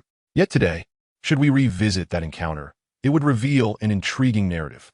I have faith in my players, declared North Carolina's head coach Dean Smith during a pregame interview. They will not lose to the same team twice. The defeat in the warm-up match has effectively set the stage for this contest. My players have learned valuable lessons from their initial encounter. Many coaches might view North Carolina, a traditional powerhouse, losing to a team like Santa Clara in a warm-up match as an embarrassment, one not worth mentioning. However, Coach Dean Smith not only acknowledges it, but considers the loss to be a blessing in disguise. Carter and Jamison, having reflected upon the defeat in that warm-up match, have shown remarkable growth during the conference tournament phase, serving as the finest testament to their improvement. Now, the grown North Carolina twins are about to surpass the team that once nurtured them. Following the conclusion of the interview with the head coach of North Carolina, the journalist responsible for the coverage swiftly sought out Sue Hahn, who was warming up in another area. When discussing the attribution of victory in the upcoming match, Sue Hahn gestured toward the camera, stating, "The last time, without Steve, I defeated them by nearly 30 points. In the exhibition match, without SteveNash, Sue Hahn led the North Carolina team single-handedly, leaving them utterly powerless. Today, with Nash's support, alongside the formidable duo of Garnett and Pierce, the outcome is all but predetermined. Is it not? It is glaringly obvious." The journalist, grasping the essence of Sue Hahn's words, inhaled sharply. Sue Hahn's confidence was nearly overflowing. It was evident that both teams were unwilling to concede defeat, each believing themselves to be the ultimate victor. The commentator on-site relished the pre-game banter between the two teams. In such a captivating contest, the excitement is palpable. The warm-up session for both teams concluded swiftly, and the starting lineups were announced. The Santa Clara Mustangs starting five consisted of Nash, Pierce, Garnett, utility player A, and Sue Hahn. In contrast, North Carolina's lineup included Carter, Jamison, the marginal NBA point guard Shammond Williams, along with utility players B and C. As the jump ball commenced, it was devoid of any suspense, as the colossal Sue Hahn effortlessly overpowered North Carolina's utility center, swiftly directing the ball into the hands of SteveNash. The latter took a dribble and executed a rapid one-armed long pass to the advancing Sue Hahn. North Carolina appeared to have anticipated Sue Hahn's aggressive strategy following the jump ball, with players intentionally trailing him. However, Sue Hahn's acceleration was simply too rapid. To intercept such a formidable force was an unattainable task. With a resounding thud, the connection between Steve and Sue Hahn marked the inaugural score for the Santa Clara Mustangs at the Dean Smith Center. The synergy between Nash and Sue Hahn was as seamless as ever. Regardless of their adversaries, the Santa Clara Mustangs invariably emerged as the first to score. Setting aside the initial offensive effort from the visiting team, North Carolina launched their attack. The two commentators quickly shifted topics as North Carolina advanced beyond half-court. Shammond Williams executed a pick-and-roll with Jamison, then delivered a bounce pass to Jamison, who cut to the basket. Faced with the switch defense of SteveNash, Jamison leveraged his height advantage, rising above the defender to execute a mid-range jumper from the free throw line. Given Nash's already shaky defense, he could only watch helplessly as the ball soared towards the hoop. Soon after, the basketball, leaping over Nash's head, was swatted away by Sue Hahn, who leapt to deflect it into the second-tier stands. Chapter 26, another memorable moment. Kulme. Sue Hahn's block resembled a volleyball spike. He executed a volleyball-style slam, sending the basketball soaring into the upper tier. Antoine Jamison believed he could score effortlessly under Steve Nash's defense. But alas, lurking behind Nash was the formidable Sue Hahn. In the United States, North Carolina, at the Dean Smith Center, the commentators passionately detailed the unfolding drama. "What a spectacular play, Sue." Turning around, Steve Nash exchanged a high five with Sue Hahn. North Carolina's strategy during that play had indeed been executed flawlessly. Jamison faced Santa Clara's weakest defender and took his shot without hesitation. Regrettably, the last line of defense for the Santa Clara Mustangs was none other than Sue Hahn. It is worth noting that when the basketball soared into the second-level stands, it sent nearby fans scattering in fright. The reason was simple. The ball traveled like a cannonball. The fans, being ordinary individuals, are understandably averse to danger. The game resumed with North Carolina retaining possession. Following an inbound pass, it was Vince Carter who received the ball. The new aerial ace from North Carolina assessed his teammates' positions before delivering the ball to Jamison in the low post. It was evident that the strategy for North Carolina's opening play was to allow Jamison to take the lead. With a resounding thud, Jamison, with his back to his defender, LaDee Pierce, skillfully spun towards the basket and attempted a layup. Unfortunately, at the moment Jamison released the ball, a towering figure loomed over him. Sue Hahn, providing help defense, extended his long arms and emphatically pinned the ball against the backboard. It was Sue Hahn. Once again, Sue Hahn had arrived from behind to deliver a spectacular block on Antoine Jamison. In less than a minute into the game, Sue had already contributed two remarkable defensive plays. The two commentators were exuberantly discussing Sue Hahn's blocks, each one a true highlight-worthy moment. On the court, Jamison, having been thwarted yet again by Sue Hahn, quickly reacted to retrieve the fallen ball. As Soo-Han descended, Jamison cleverly opted to exploit the timing, rising for a second attempt. Alas, just as Soo landed, he merely grazed the ground with his toes before launching himself into the air once more. His extraordinary explosiveness allowed him to dominate the airspace without needing to fully bend his knees. For the third consecutive time, the North Carolina offensive spearhead was met with Soo-Han's resounding rejection. What the? This time, even the composed North Carolina head coach Dean Smith could not contain himself and let out an expletive. How could Soo-Han's shot-blocking ability be so astonishing? This cannot even be deemed absurd. This is utterly absurd, a ridiculous spectacle, not to mention Coach Dean Smith. As one of the participants, Antoine Jamison appeared utterly bewildered. In a single offensive possession, he was blocked 3 times by the same defender. Was there truly no mercy shown? Indeed, Soo-Han's relentless performance was far from over. After consecutively blocking his opponent 3 times, the towering giant from the East finally managed to retain possession of the ball. Seizing the opportunity, Soo-Han executed a lightning-fast counterattack that caught the entire North Carolina team off guard. Truth be told, Coach Dean Smith had thoroughly prepared his players. Having warned them of Soo-Han's capability for a swift transition, they were instructed to remain vigilant. Yet in that moment, the North Carolina players were so astonished by Soo-Han's series of blocks that they momentarily forgot this crucial information. Consequently, the North Carolina fans could only watch in awe as Soo-Han raced down the court. 4-0. The Santa Clara Mustangs continue to score.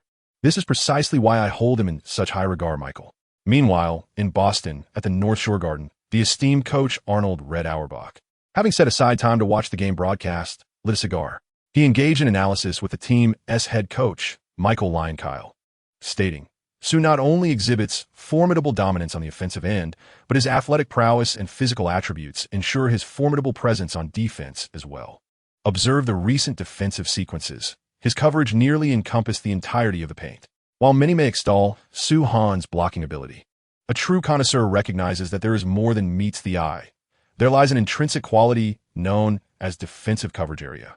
From the free throw line to the rim, Soo-Han's defensive reach envelopes the entire key.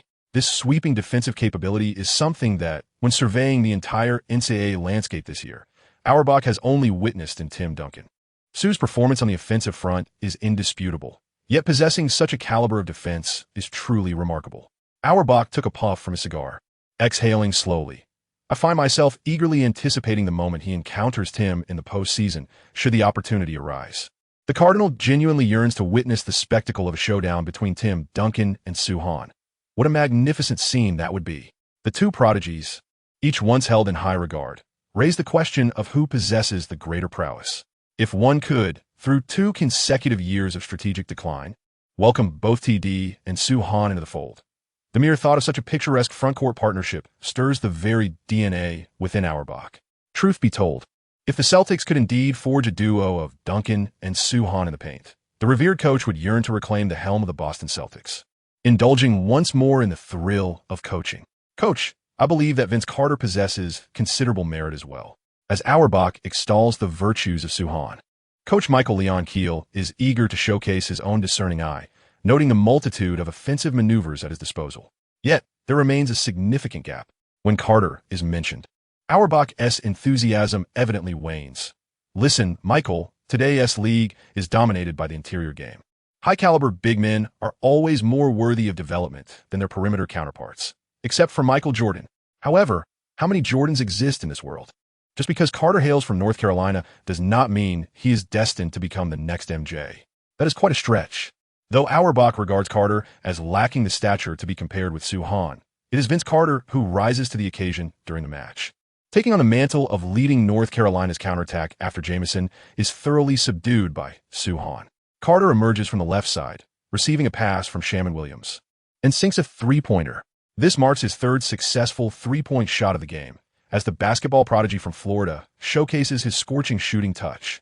Thanks to Vince's stellar performance, North Carolina has finally narrowed the deficit to 7 points. At Dean Smith Center, the two commentators are ablaze with excitement.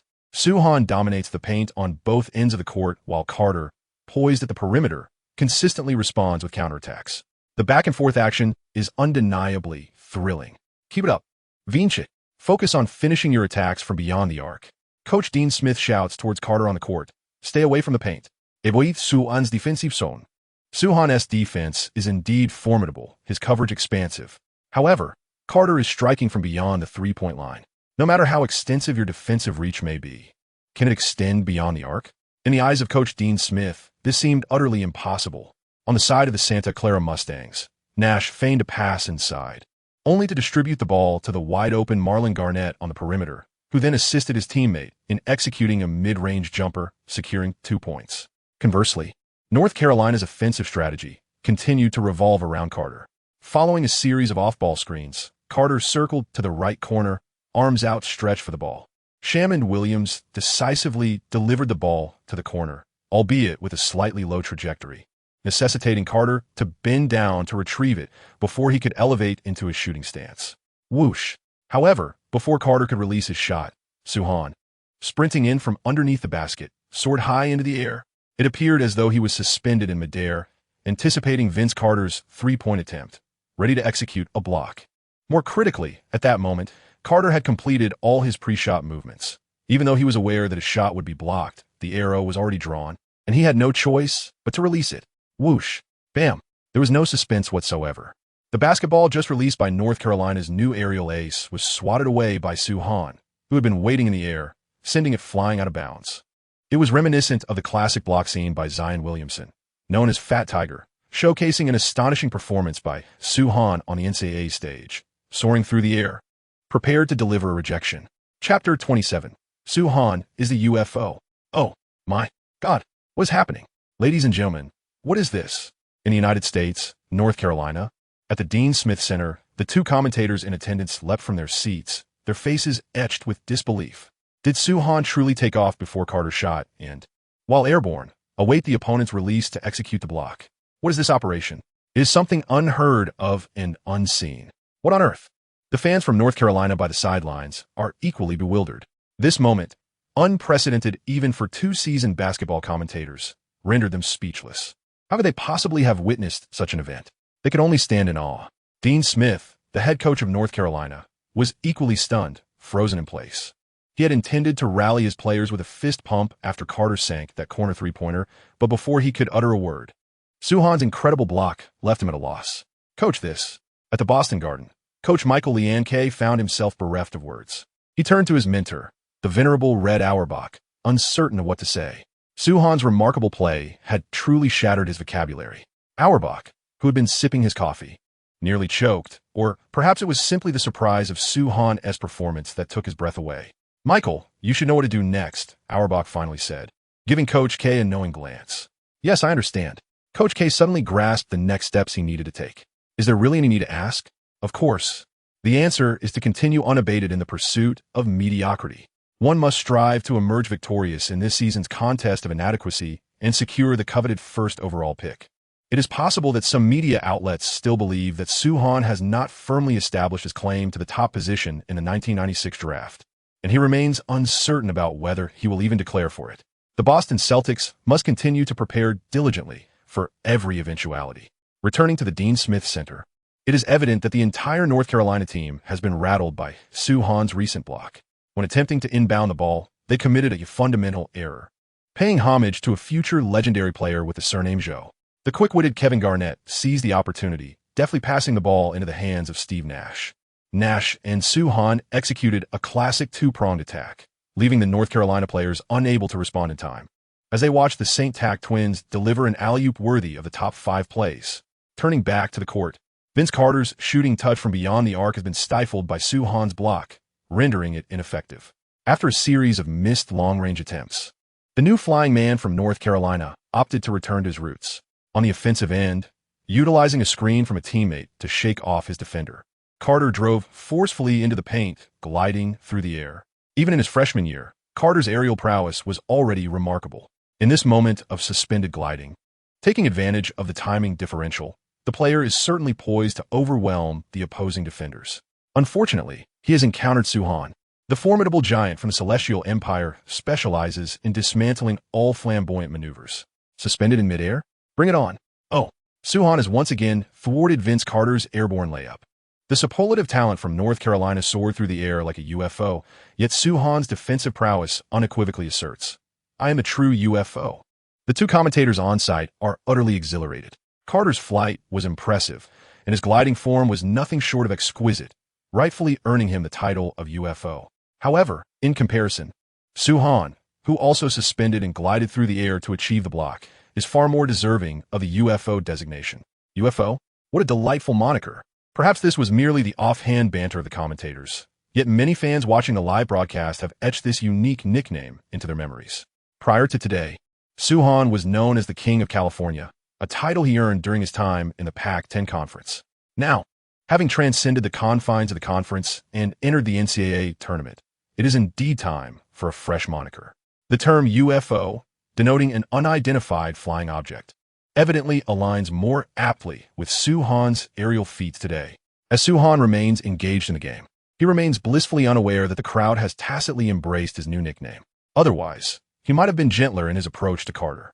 If not, little Carter faces the dual misfortune of suffering repeated setbacks and losing his nickname. Truly a dismal fate. Of course, the current plight of North Carolina is even graver than Carter losing his title.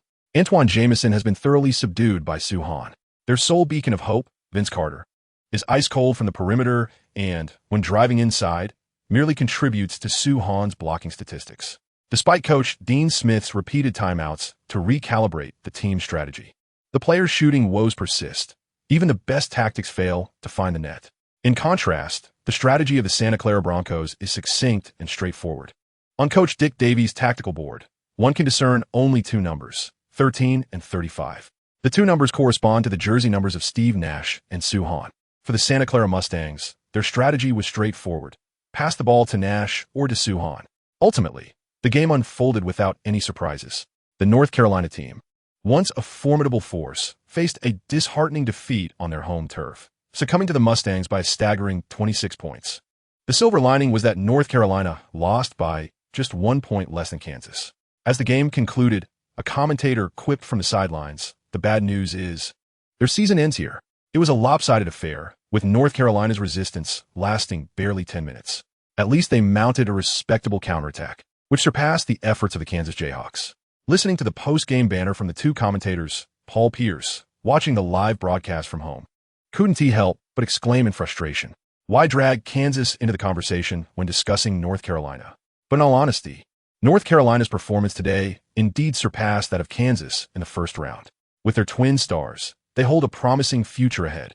The Santa Clara Mustangs not only possess a bright future, but also the present. In a post-game interview, North Carolina's coach, Dean Smith, candidly stated, "From now on, I will watch every game that Santa Clara plays. They will be the biggest dark horse in this season's NCAA tournament." Or perhaps they're not a dark horse at all. With Soo-Han, Santa Clara has emerged as a leading contender for this year's NCAA championship from the very first round. The endorsement from Coach Dean Smith, who has coached the likes of Michael Jordan, that Santa Clara is the top contender for the NCAA title speaks volumes about Soo-Han's compelling performance today. Indeed, with 24 minutes on the court, Soo-Han delivered an impressive near triple-double, contributing 40 points, 25 rebounds, and 9 blocks. His performance was undeniably persuasive. Moreover, by leading his team to victory over North Carolina and securing a historic first entry into the NCAA Tournament's Sweet 16, Soo-Han and his team have caught the attention of a certain NBA titan. No doubt about it. This esteemed individual is named Michael Jordan. Chapter 28. Only children make choices. Michael, congratulations on achieving your 60th victory of the season. United States, Chicago, United Center. Following the conclusion of the game, during the post-match press conference, a reporter from the Boston Herald posed a question to Michael Jordan. "Have you heard the latest NCAA report? Your alma mater, North Carolina, was eliminated in the round of 32, suffering a loss by nearly 30 points. What do you have to say about that?" Huh? As soon as the journalist posed his question, a noticeable twitch appeared at the corner of Jordan's eye.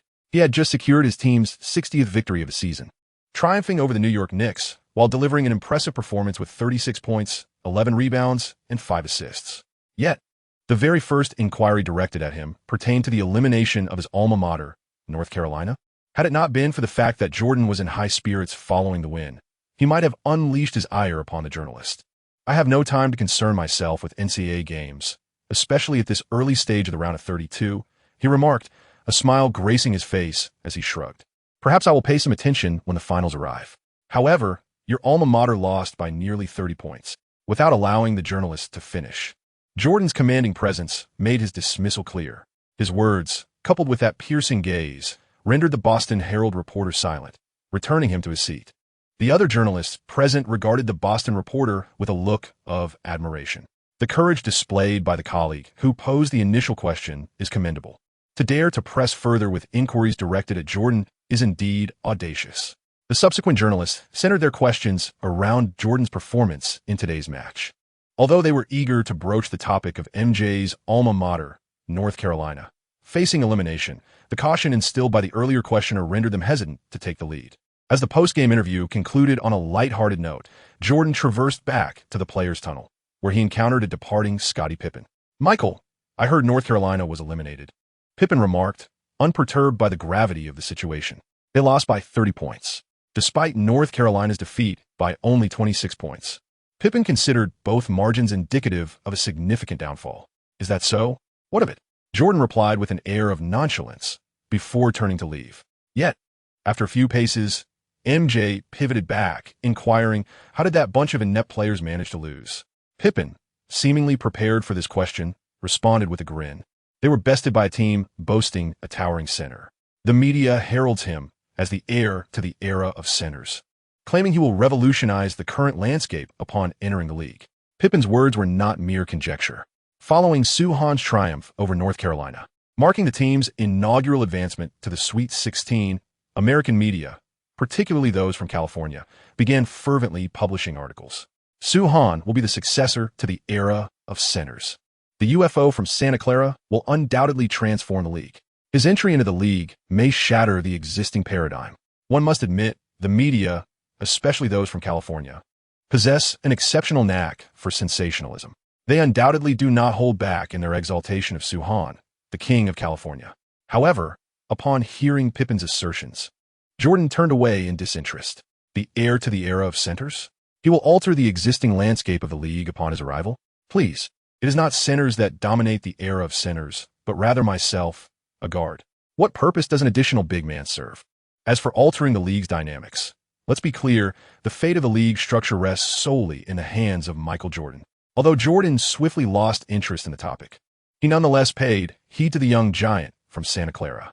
Once this lad enters the league, the tuition he must pay will be nothing less than substantial.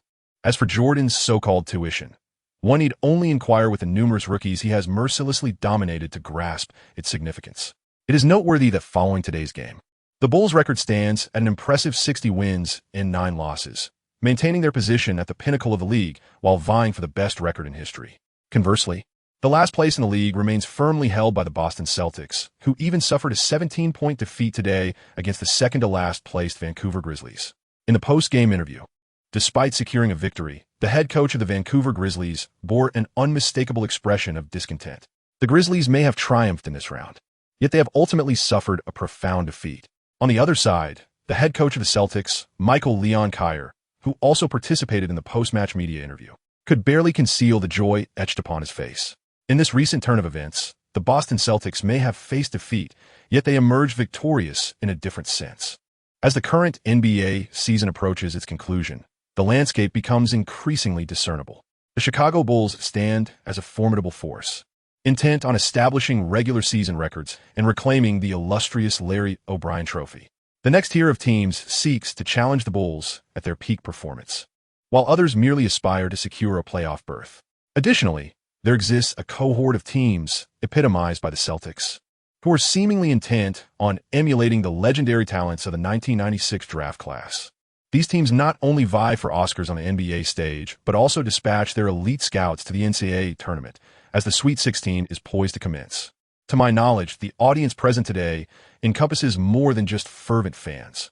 In the iconic Los Angeles Sports Arena, reporters from ABC survey the venue, noting the presence of at least 7 professional scouts for various NBA teams. Interestingly, these scouts are not the most illustrious attendees of the day. Another commentator, following the camera's focus, remarks, "Seated in the second row are the esteemed legends of the Los Angeles Lakers."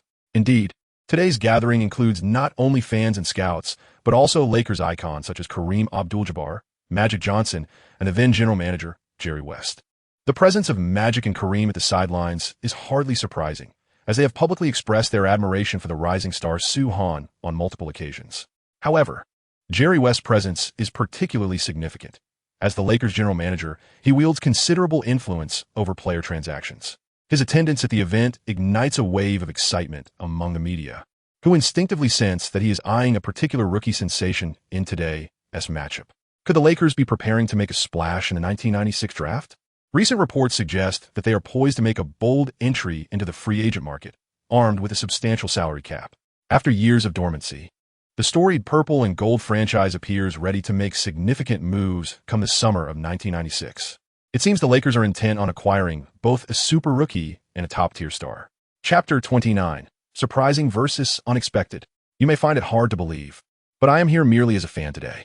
In the United States, at the renowned Los Angeles sports arena, Jerry West, responding to pre-game interviews from the media, candidly stated, "I am acutely aware that every move made by the Los Angeles Lakers will be scrutinized under a microscope by the press. At this very moment, countless journalists may have already prepared their articles regarding the Lakers' interest in a certain rookie. Today, the court indeed hosts a remarkable group of exceptionally talented young players.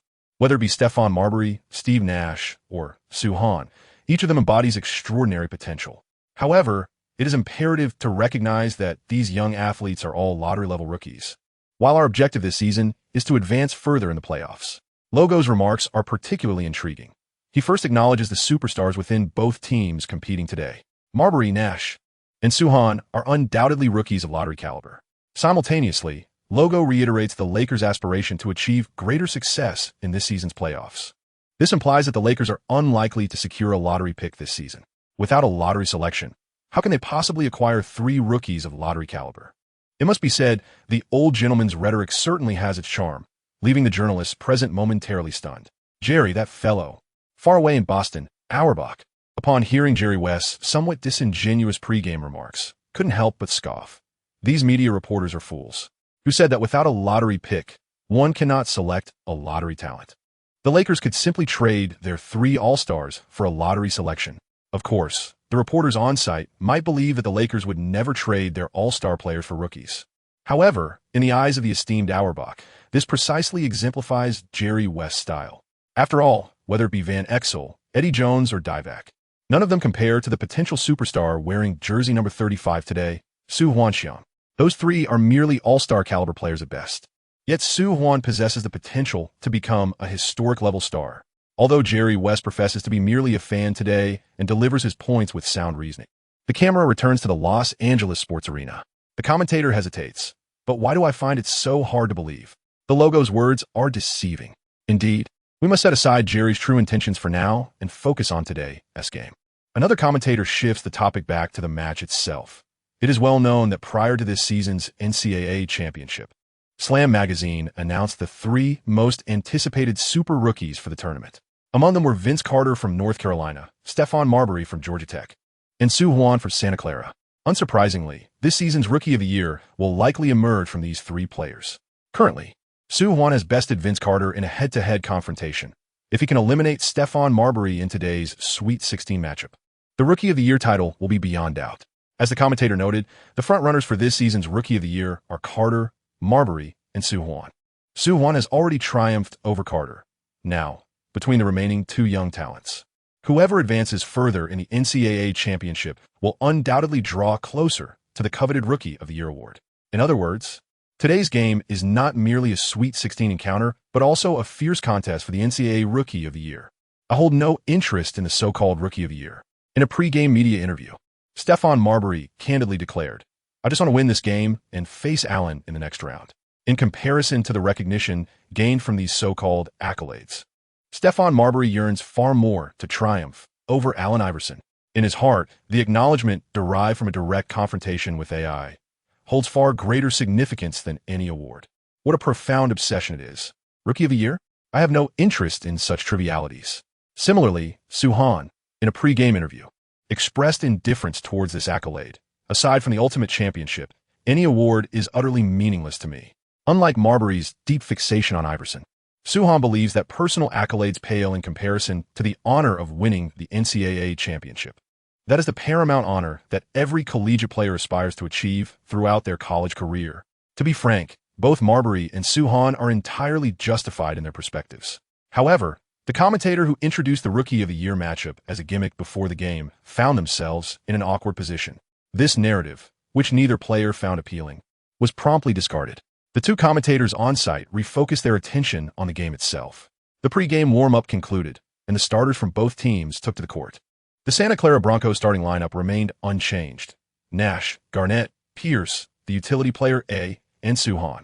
Georgia Tech's starters were Stephon Marbury, accompanied by his 4 uncelebrated teammates. Why is Marbury so vocally favored in the Rookie of the Year race? Simply look at Georgia Tech's starting lineup to understand. The son of New York has propelled his team, comprised of 4 largely unknown teammates, into the NCAA Sweet 16, achieving the best record in Georgia Tech's history. The prowess of the team captain, having earned a place on the shortlist for the year's best newcomer, is truly not a mere facade. During the jump ball, Suhan effortlessly overpowered his opponent, deftly directing the ball into the hands of SteveNash. Following this, Suhan, upon landing, skillfully surged toward the front court. Nash, exhibiting his expertise, launched a long pass forward. Just as the California crowd rose in anticipation of the classic connection between Steve and Suhan, the tide unexpectedly turned. The extraordinary talent from Georgia Tech, Steven Marbury, anticipated the trajectory of the basketball and intercepted Nash's long pass midair. Oh no, Steven Marbury has thwarted Steve Nash's long pass. He has disrupted the Santa Clara Mustangs' frequently successful opening tactic. The prodigy hailing from Brooklyn, New York, initiated a counterattack, and it seemed that the first point of the game might come from Georgia Tech. The two commentators in attendance erupted with excitement. The world is well aware of the Santa Clara Mustangs' opening strategy. However, until today, they had never faltered, fueled by determination. Steven Marbury became the first player to dismantle the connection between Steve and Suhan. Meanwhile, Marbury, having completed the steal, rapidly initiated a counterattack. The players of the Santa Clara Mustangs were entirely unprepared for the unraveling of their opening strategy, leaving them unable to recover in time.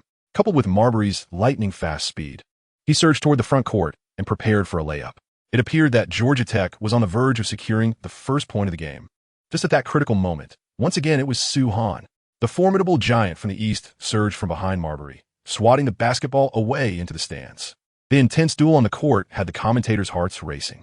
Steven Marbury's ability to disrupt the connection between Steve and Suhan was already astonishing.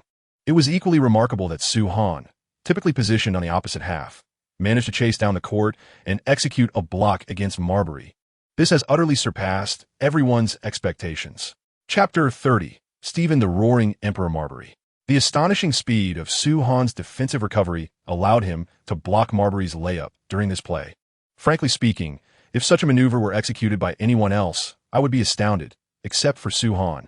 This young man consistently surprises us, accomplishing a series of actions that defy belief.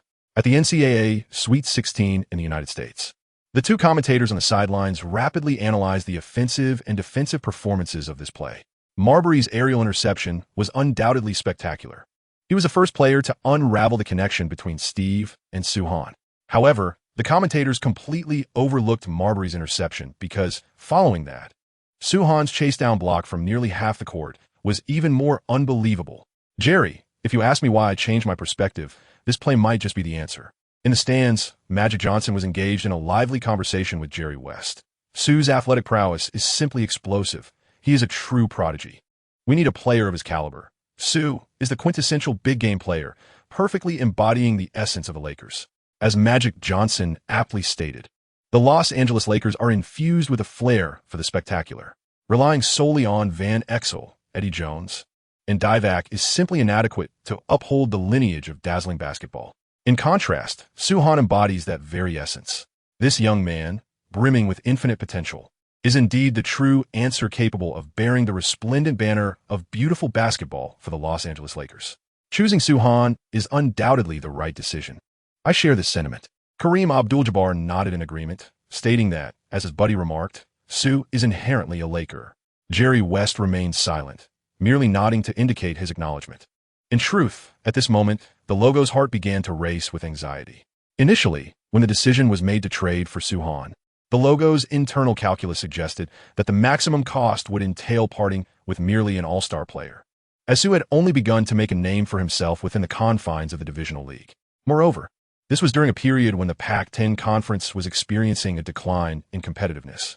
At that time, Suhan's trading value was not exceptionally high.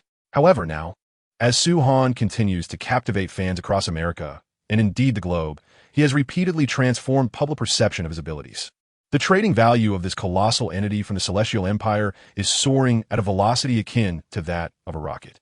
Observe the multitude of NBA scouts congregated at the sidelines today. Regardless of the outcome of this match, once it concludes, Suhan's name will undoubtedly find its way onto the draft candidate lists of various NBA teams languishing in mediocrity. The difficulty of acquiring Suhan through trade has escalated exponentially. Realizing this, Jerry West's gaze towards the dynamic duo of Magic Johnson and Kareem Abdul-Jabbar has shifted considerably. The two individuals recommend Suhan, indeed a top-tier choice. However, the challenges they present are equally formidable. Nevertheless, Logo swiftly regained its composure. The issues at hand are not particularly difficult, yet I find myself lacking the enthusiasm to showcase my skills. Jerry the Operative West is about to make his official debut. The scene shifts back to the match. Georgia Tech executes a sideline play. Marbury receives the ball at the top of the arc and, facing Nash's defense, drives in for a smooth two-pointer. Nash's organizational prowess on the offensive end is undeniably exceptional, yet his defensive capabilities have consistently posed significant concerns. Particularly when confronted with a point guard of Marbury's caliber, Nash's defensive shortcomings become glaringly apparent. This is also a concern for Coach Dick David. In the face of Marbury, Nash is on the verge of being completely overwhelmed. Should they advance to the next round and encounter Allen Iverson, the scene would be too splendid for Dick David to even fathom. The transition between offense and defense unfolds as the Santa Clara Mustangs initiate their attack. After Nash advances past the half-court line, he lofts a pass to the paint, finding Suhan. The colossal figure from the Middle Kingdom, with his back to the defender, disregards the opponent's imposing weight of 110 kilograms, effortlessly pivots to face the basket, and ascends to deliver a thunderous two-handed dunk. The resounding impact of his slam reverberates through the arena, causing the rim to vibrate ominously. The photographers positioned closest to the hoop instinctively sidestep, their concern palpable. Could Suhan's might actually bring the rim crashing down? Turning back, Georgia Tech mounts an offensive. After overpowering Nash in the paint, Stephon Marbury launches into the air. Simultaneously, Suhan, guarding the basket, relinquishes his assignment to confront the incoming threat. Aware that his shot would surely be swatted, Marbury deftly twists midair, redirecting the ball to an open teammate beneath the basket. It must be noted, despite Marbury's future reputation in the NBA as the Lone Wolf, this moniker does not imply that he monopolizes the ball on the court. Rather, it signifies his departure from the Minnesota Timberwolves, transforming him into a solitary wolf. Should Marbury choose to pass, his assist capabilities would undoubtedly shine. The pass was executed beautifully. After receiving the ball, the versatile center of Georgia Tech made a slight adjustment and executed a low layup. Thud! Just as the center was about to release the ball, Suhan, having landed, swiftly turned and leaped again, denying the opponent's shot with a resounding block. What the heck? Stephon Marbury, who had delivered the quick pass, was left exasperated. How could his teammates squander such a golden opportunity?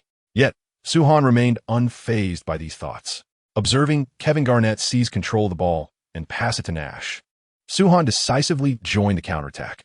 The Santa Clara Mustangs advanced on a 3-on-1 fast break, culminating in Nash assisting Suhan for an alley-oop that electrified the crowd.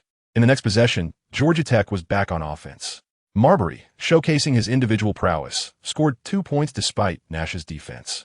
Stephon Marbury remained the sharpest sword for Georgia Tech, able to effortlessly penetrate the Mustangs' perimeter defense.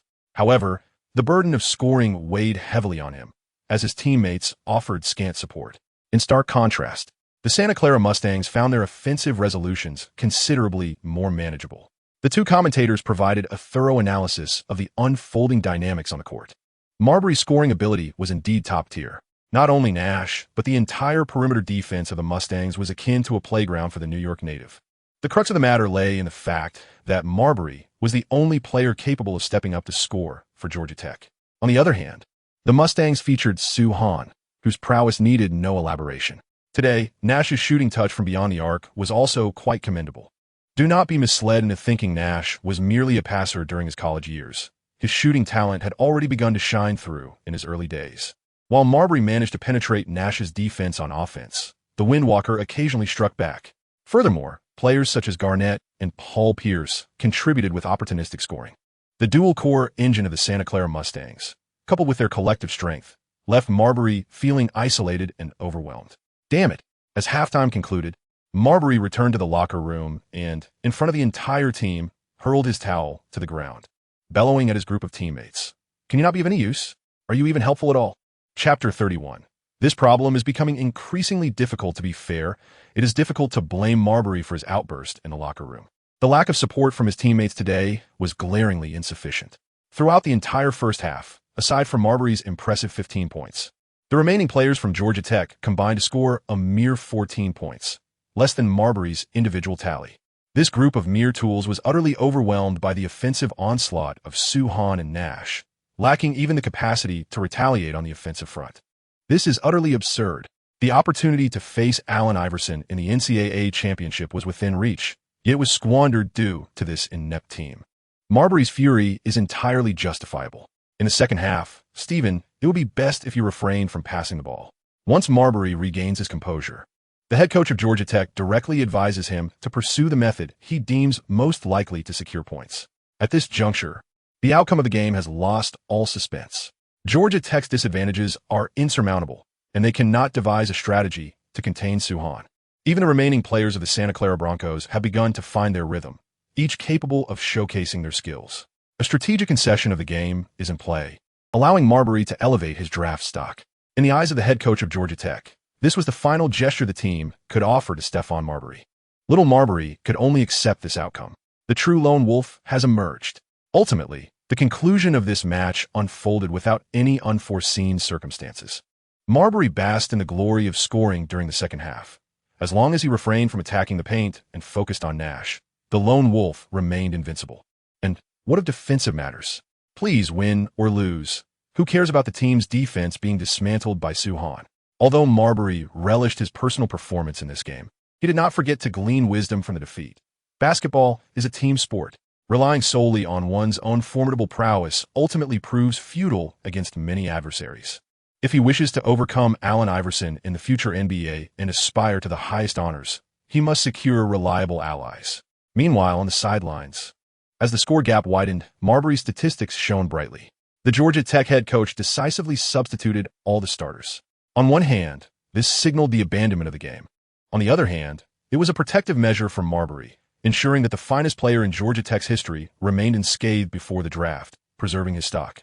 To be candid, Georgia Tech's maneuver was both sagacious and effective, despite their dismal loss today, devoid of any signs of resistance. It is essential to note that while Georgia Tech faced defeat, Marbury did not. Among numerous NBA scouts on the sidelines, Stephon Marbury's name was inscribed in the elite rookie list. Within this tier, only Iverson and Marcus Camby could overshadow Marbury. However, what lingered in the scouts' minds today was not just the electrifying performance of Marbury, but rather Soo-Han.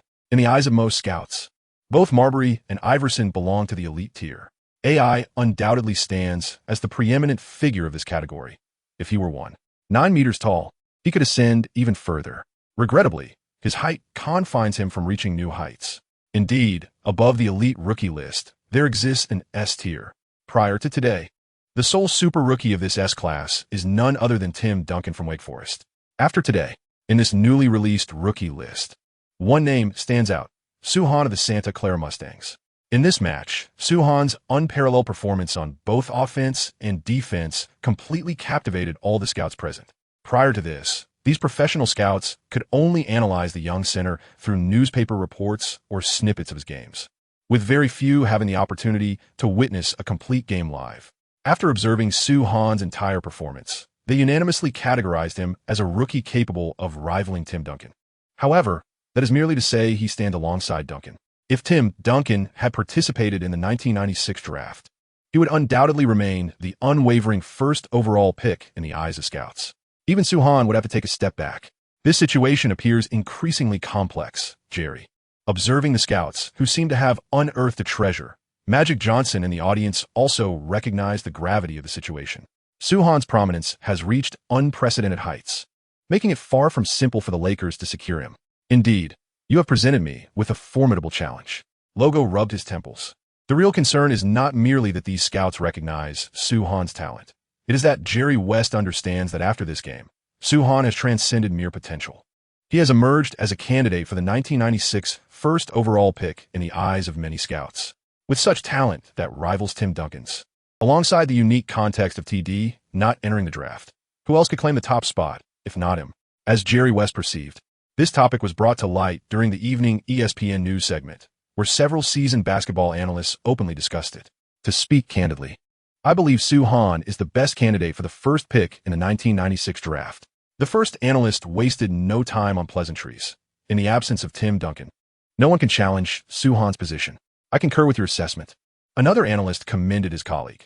The only contenders for the top pick alongside Soo Han are Allen Iverson from Georgetown, Marcus Camby from Massachusetts, and the explosively performing Stephon Marbury.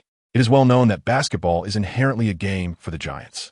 Soo Han's innate physical gifts ensure he remains on the advantageous side during the draft. Reflecting on the 1984 draft, where the legendary Hakeem Olajuwon triumphed over Michael Jordan to secure the first overall pick, it becomes evident that the NBA has an enduring preference for towering athletes. In the eyes of team executives, height holds unparalleled significance.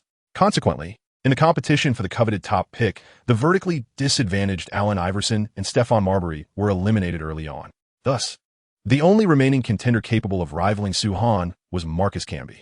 When compared to Camby, Soo Han's athletic prowess, innate talent, and scoring ability surpasses. Analysts have even suggested that Camby's defensive skills may not be superior to those of Soo Han. In other words, with Tim Duncan opting not to enter the draft, and both Iverson and Marbury being disqualified due to their height, while Camby is thoroughly outclassed by Soo Han in every aspect. It has become a foregone conclusion that the giant from Santa Clara, the pride of China, is poised to secure the first overall pick. The first Chinese player to be selected as the top pick in NBA history is on the verge of being realized at the 1996 draft. With the NBA headquarters in the United States, the emergence of Soo Han and the growing clamor for his selection as the first pick prompted then NBA Commissioner David Stern to make a decisive move. He resolved to usher in a new era of collaboration between the NBA and China. Chapter 32. The Eternal Second, Iverson as early as the 1980s. NBA Commissioner David Stern made a personal visit to China, attempting to unlock the vast potential of the Chinese basketball market. Some say Stern endured a long wait in the snow, while others recount his prolonged stay in the security office of the Central Television Building. Regardless of the truth behind these accounts, David Stern ultimately opened a new chapter in the broadcasting of NBA games in China through sheer sincerity.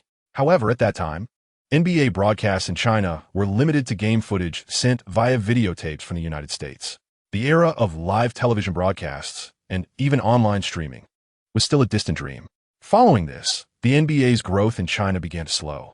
Stern yearned to advance further, yet a pivotal opportunity always seemed just out of reach. Moreover, following Michael Jordan's initial retirement a few years prior, the NBA's allure for Chinese fans diminished.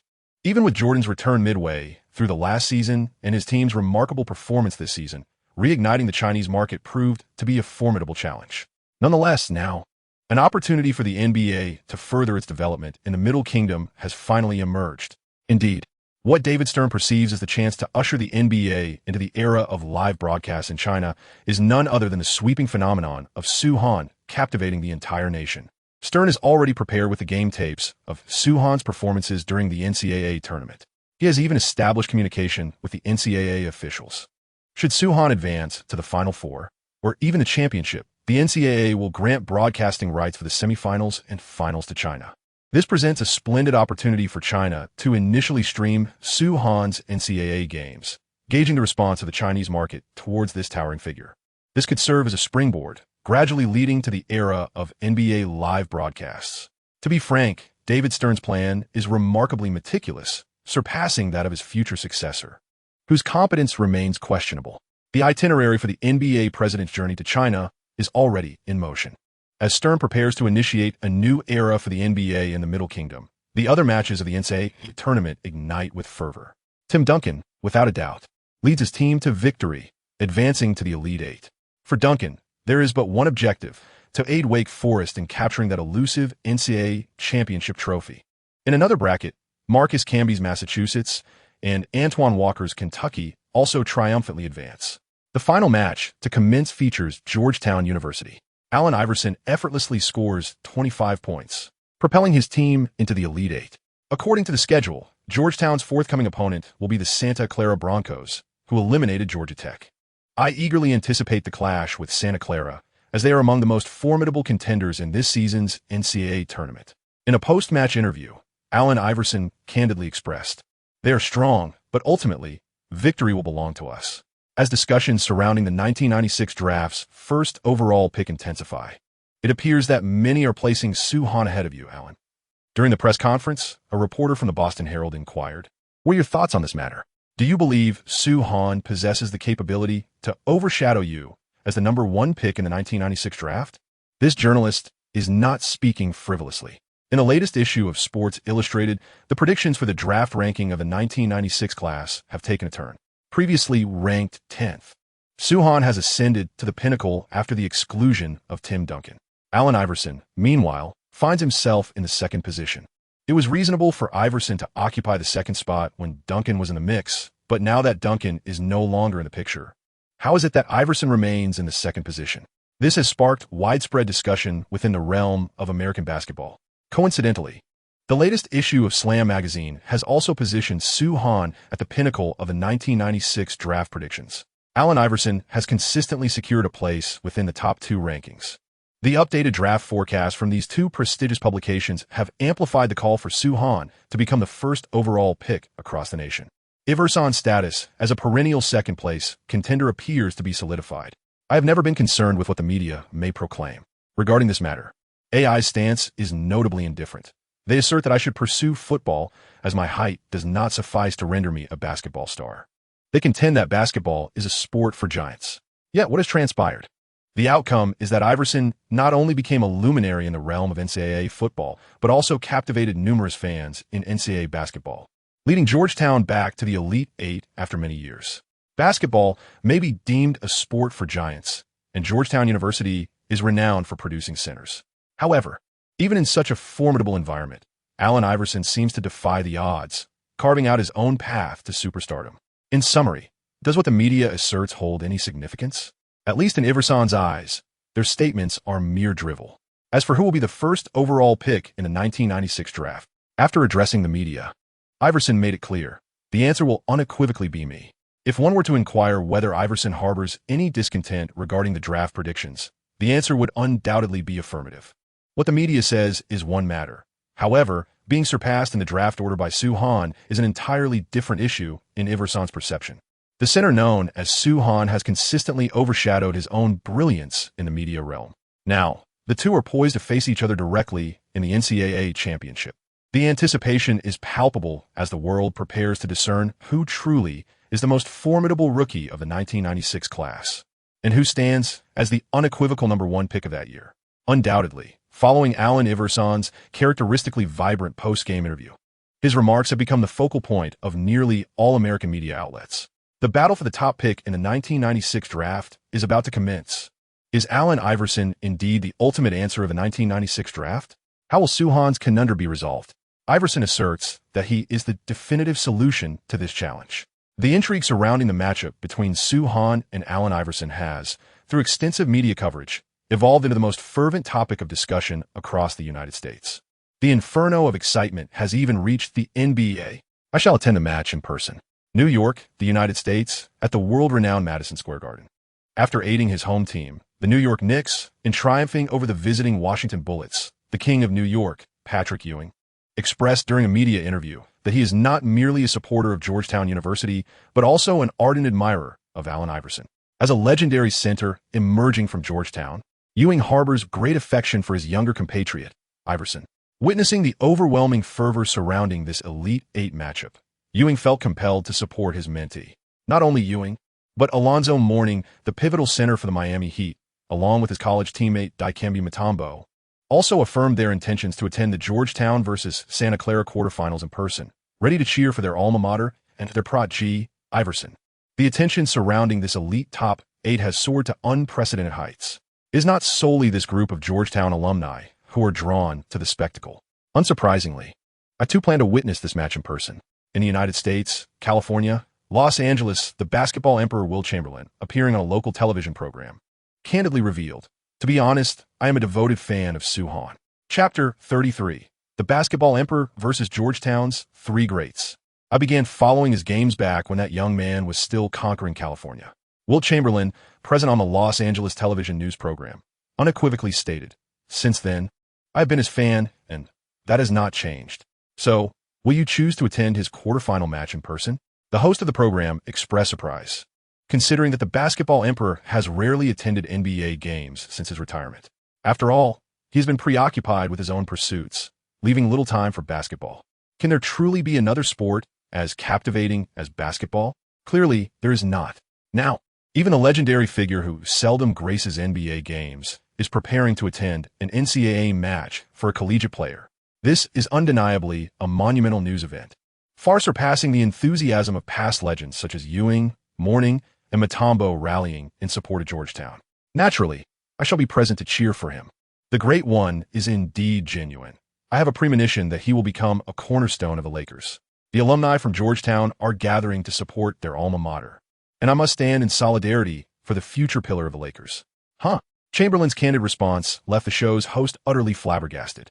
While it appears the Lakers are poised for a playoff run this season, and their record is commendable, the world is well aware that their true ambitions lie within this summer's free agency and the upcoming draft.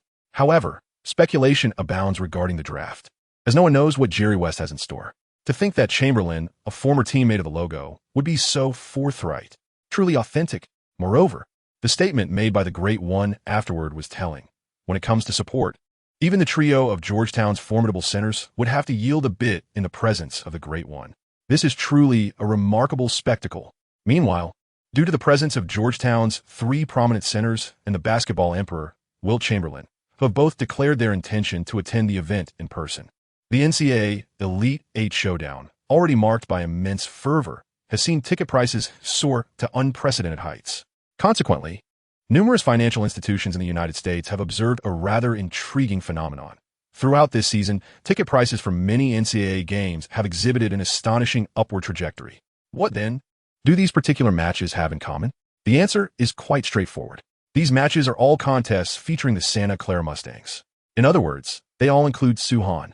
This phenomenon, referred to as the Suhan effect by the idle financial institutions in the United States, indicates that whenever Suhan participates in a competition, the attention garnered will surpass that of all other events occurring simultaneously. Moreover, the ticket prices for such matches will ascend to become the highest among all events during the same period. This phenomenon is known as the Suhan phenomenon. The emergence of the Suhan phenomenon signifies that this young individual hailing from the Celestial Empire possesses immeasurable commercial value. Portland, USA, headquarters of Nike. During an internal high-level meeting, Nike's operations director analyzed the current fervor surrounding the Suhan phenomenon. This was the situation even before he entered the NBA. In other words, given Suhan's current influence, once he steps into the NBA, his popularity is likely to reach unprecedented heights. Such a lucrative opportunity. How could the astute Nike possibly overlook it? It is not merely Nike, Adidas, Reebok, Converse, and numerous other athletic brands have also turned their attention to the essence of the Suhan phenomenon. Even before he has stepped into the NBA, major sporting companies have already begun devising strategies to bring him under their wings. A fierce competition among these brands for Suhan is poised to commence. Of course, the fierce competition, concealed within the undercurrents, is of little concern to the global fans. Their focus is now on the impending NCAA Elite Eight. The first battle is set to commence in the upper bracket, featuring a clash between the Wake Forest Demon Deacons, led by Tim Duncan, and the Duke Blue Devils. Both teams delivered a high-caliber display of offense and defense. Ultimately, it was Duncan who propelled his team to victory, securing their place in the Final Four. Following this match, Wake Forest is set to face the winner of the contest between Georgetown and Santa Clara. Tim Duncan will contend against either Allen Iverson or SteveNash. Regardless of who our next opponent may be, it promises to be an exhilarating Final Four matchup. In his post-game interview, Duncan exhibited remarkable humility. "I look forward to competing against any opponent, be it Allen or Steve." For Tim Duncan, the identity of the opponent is of little consequence. At this stage of the tournament, the NCAA championship harbors no weak teams. Each game will be a hard-fought battle, and he will give his utmost in every match. Shortly thereafter, in the concluding game of the lower bracket, Marcus Camby led his team to triumph over their adversaries, proudly advancing to the Final Four. This player, labeled for his defensive prowess, has had the spotlight he rightfully deserves snatched away by a cohort of prodigies from the upper bracket. He is poised for a significant breakthrough. Following Wake Forest and Massachusetts securing their places in the Final Four, the remaining two contests of the NCAA tournament's Elite Eight are set to commence simultaneously in Washington, D.C. At the MCI Center, the NBA team's arena, capable of accommodating 2,674 fans, is currently teeming with an enthusiastic crowd. Outside the venue, the Fan Plaza is a sea of supporters. Even those unable to procure tickets for today's skyrocketing price match have gathered outside, eagerly watching the game on the large screen. Frankly speaking, the fervor surrounding today's contest may surpass that of the NCAA championship finals. Within the MCI Center, an ESPN commentator boldly proclaims, apart from the upcoming semifinal showdown, "I cannot envision any match generating more excitement than today." To be fair, the commentator's assertion holds merit. Aside from the potential semi-final clash of Allen Iverson versus Tim Duncan, or Soohan against Duncan, even the NCAA finals cannot hope to rival today's electrifying atmosphere. Indeed, my friend, this match is not only laden with intrigue, but the lineup of spectators present is equally formidable. Another commentator begins to introduce the esteemed figures seated in the audience, including Georgetown's triumvirate, Patrick Ewing, Alonzo Mourning, and Dikembe Mutombo. However, these three NBA all-star caliber centers fail to capture the media's attention, as nearly all cameras are trained on one particular individual. Amidst the spotlight of the arena and the cheers of the fans, Wilt Chamberlain strides into the venue, flanked by two blonde-haired beauties, and waves to the adoring crowd before taking a seat. Judging by the grandeur of this entrance, it seems that the legendary figure may have another formidable challenge awaiting him later tonight. Chapter 34. Let Sue be the guard. I am not the main attraction of today's game, my friends. Prior to the match, amidst the blinding lights of the media, Chamberlain, laughing heartily while embracing his companions, asserts, "The true stars are the young talents on the court." Though he speaks thus, the aura surrounding him, coupled with the presence of the two lovely ladies by his side, proves irresistible for the reporters who are reluctant to divert their gaze. In stark contrast to the overwhelming attention directed at Chamberlain, Georgetown's trio appears somewhat overshadowed. Almost all media personnel orbit around Chamberlain, leaving no journalist to approach Georgetown's three stars. Nevertheless, the trio remains unfazed. After all, who would dare vie for the spotlight with Wilt Chamberlain? It would be better to return home early for a refreshing wash and a good night's sleep. Notably, today's game attracted numerous professional scouts from various NBA teams. They were not only there to evaluate Soohan and Nash, but also to assess Allen Iverson. Among them was a scout from the Philadelphia 76ers. Before the game commenced, the 76ers scout exchanged pleasantries with the legendary Wilt Chamberlain, who graced the audience. It is worth noting that Chamberlain is not only a celebrated figure for the Lakers and Warriors, but also a revered member of the 76ers, having once aided them in securing an NBA championship. In a light-hearted conversation, Chamberlain jested with the 76ers scout, urging him to acquire Soohan at all costs for Philadelphia's resurgence. However, the scout responded, "Wilt, we are in need of a guard," clarifying their preference for either Allen Iverson or Stephon Marbury. The 76ers draft aspirations this year are quite clear. They're in pursuit of a premier guard. In their last game, they scrutinized Stephon Marbury. The young man who has made a name for himself on the streets of New York has successfully entered the Philadelphia 76ers candidate list with a remarkable personal showcase. However, that particular game raised suspicions of stat padding. Georgia Tech had long lost the opportunity to turn the game around, allowing Marbury to shine during garbage time. Thus, the primary focus of the Philadelphia 76ers remained on evaluating Iverson. They believed that the best guard in Georgetown's history might indeed be their optimal choice. Consequently, they considered having Sue play the guard position. Chamberlain, with utmost seriousness, remarked, "Listen, my friend, if you miss out on Soohan, you will regret it for a lifetime." The scouts of the 76ers chuckled at the absurdity of the suggestion. Having a 2.16 meter tall Swan Playgal, despite his advancing age.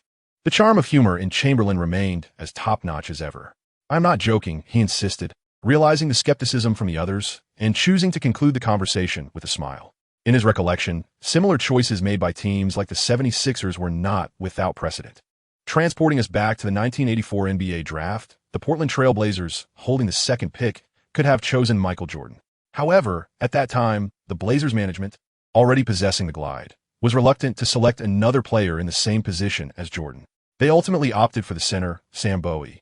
The ensuing narrative is well known across the globe. MJ ascended to become the greatest shooting guard in history and even a contender for the title of the greatest player of all time.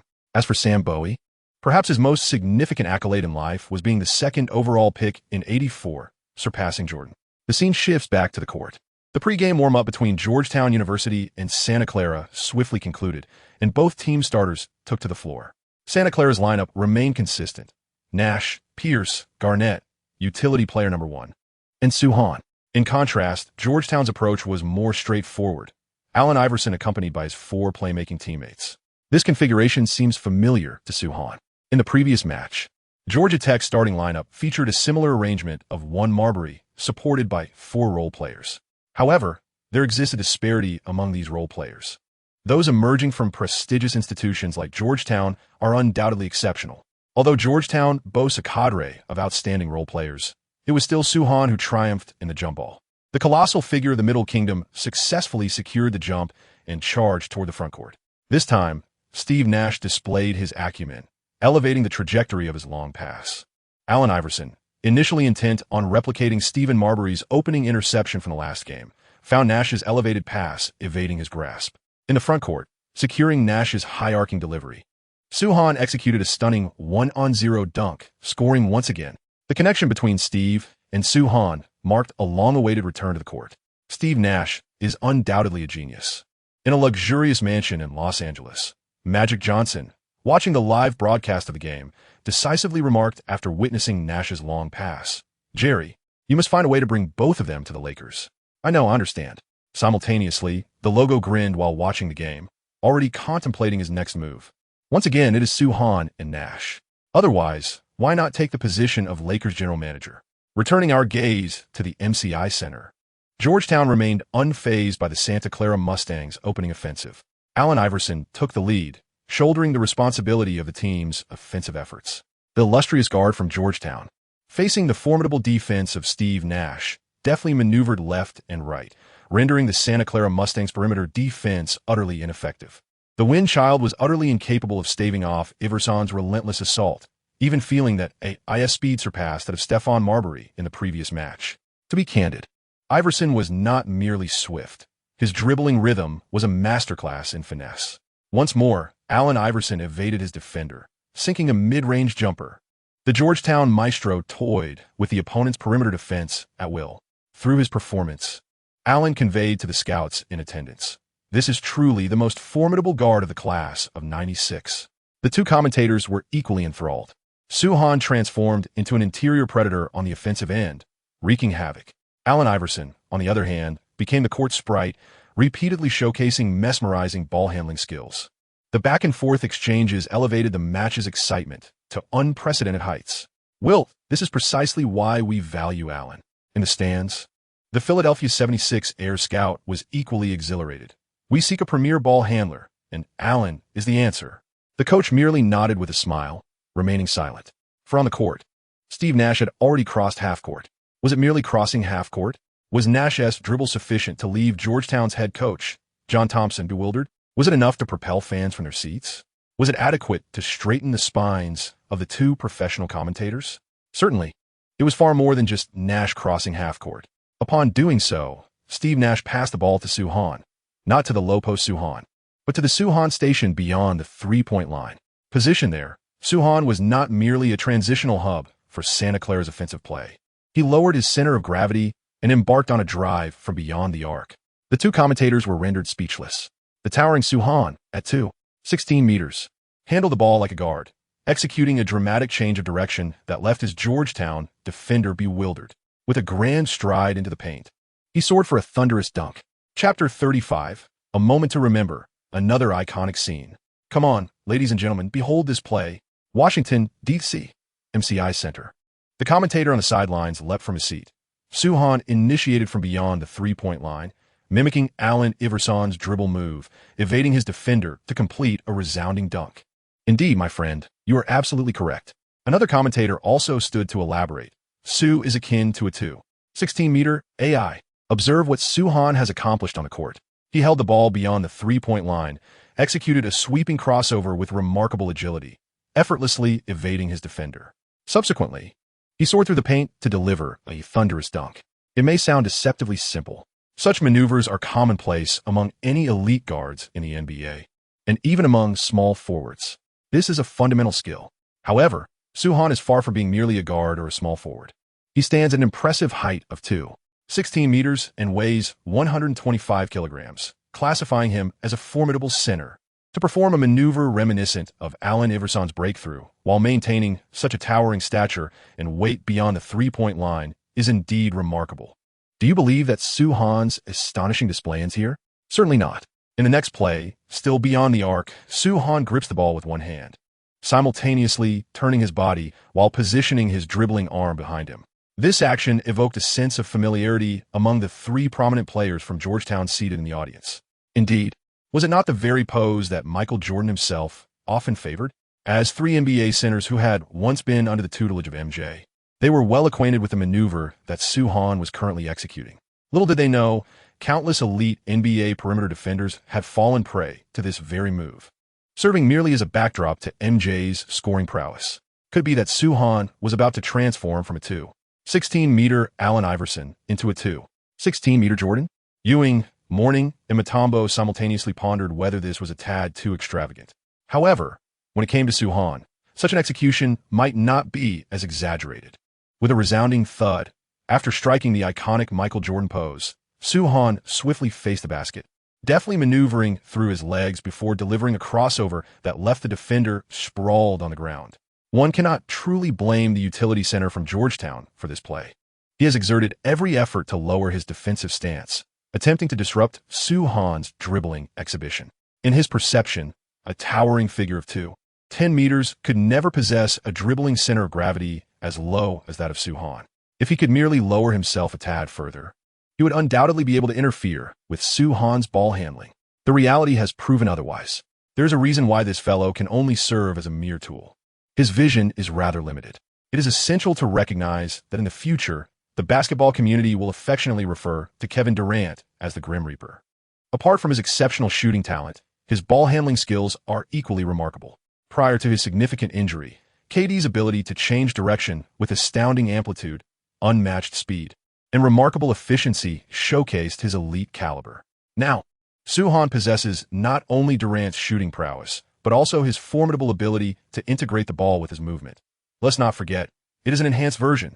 Executing such maneuvers with a towering height of 2.16 meters is indeed Soo-Han's fundamental skill. The center from Georgetown University was left sprawled on the floor after being outmaneuvered by Soo-Han. The interior beast of Santa Clara's Mustangs toyed with his defensive player as if he were a point guard. Once again, Soo-Han stormed into the paint, and the Georgetown players were utterly intimidated, unwilling to step forward to intercept. The two commentators remained standing, entirely engrossed. On the court, after leaving his defending opponent in disarray, Soo-Han charged into the lane at full speed. The Georgetown players, who had retreated into the key, hastily dispersed upon witnessing Soo-Han's rapid advance. None wished to be trampled by a tank charging at full throttle. This moment heralds the emergence of a celestial beast from the Middle Kingdom. Mea Moltz's Vitzrit. With a thunderous slam dunk, the rim visibly quakes and descends. The audience, including the fervently excited Wilt Chamberlain seated courtside, can scarcely contain their enthusiasm. Are you truly resolute in not revising your draft plans? Observing the astonished scouts from the 76ers beside him, the illustrious figure jested. I believe Soo-Han's performance today certainly qualifies him to play as a guard in the NBA without a doubt. The technical maneuvers displayed by Soo-Han during these few possessions are undoubtedly reminiscent of the elite skills exhibited by top-tier NBA guards. In fact, his finishing ability surpasses that of even the finest in the league. Apart from Michael Jordan, Chamberlain cannot conceive of any current NBA perimeter player possessing greater offensive prowess than Soo-Han. You are akin to a 2.16-meter tall Allen Iverson. This time, it was not the commentators present at the scene who referred to Soo-Han as the 2.16-meter Iverson, but rather his teammate, SteveNash. Initially, when Nash passed the ball to Soo-Han, stationed beyond the three-point line, the wind-child assumed that Soo-Han was merely a conduit, destined to pass the ball to other teammates while he himself positioned for an interior play. Little did he anticipate what would unfold next. The fellow boldly showcased his dribbling skills from beyond the three-point line. Even more astonishing was the fact that this maneuver was not a mere one-time display, but rather transformed into Suhan's fundamental technique for the subsequent several rounds. In Suhan, Nash perceived a reflection of another Allen Iverson. However, he was taller, sturdier, and swifter than Iverson. Upon hearing Nash's admiration, Suhan pondered thoughtfully. It is worth noting that in certain basketball forums of the future, there will invariably be idle fans engaging in discussions about so-called basketball prodigies. For instance, the mythical 2-meter Iverson, which refers to the hypothetical scenario where Iverson's height is elevated to 2 meters while maintaining his speed, dribbling, and other abilities unchanged. This undoubtedly ranks among the most formidable mythical beings in the annals of NBA history. Presently, this basketball deity, standing at an impressive height of 2.00 meters, could be none other than myself? Oh, but I stand corrected. I'm not merely a 2.00 meter entity. I am a towering 2.16 meters, even more extraordinary than the 2.00 meter figure. In retrospect, the fans present today undoubtedly receive their money's worth. While many fans in the future may only be able to imagine the mythical basketball legends, those in attendance today had the rare privilege of witnessing them firsthand. Isn't this ticket price exceptional? It's a tremendous bargain. Alas, on the other side, Iverson, who has been reduced to a mere background figure, feels far less elated. After fiercely responding on the offensive end, AI continuously urges his teammates to maintain a spirited focus of 120% on defense. Regrettably, however, this is utterly futile. Suhan's finesse beyond the three-point line is undeniably supreme, while the center for Georgetown once again becomes a mere backdrop. Watching as Suhan penetrates the paint with unwavering determination. Yet it is not so simple.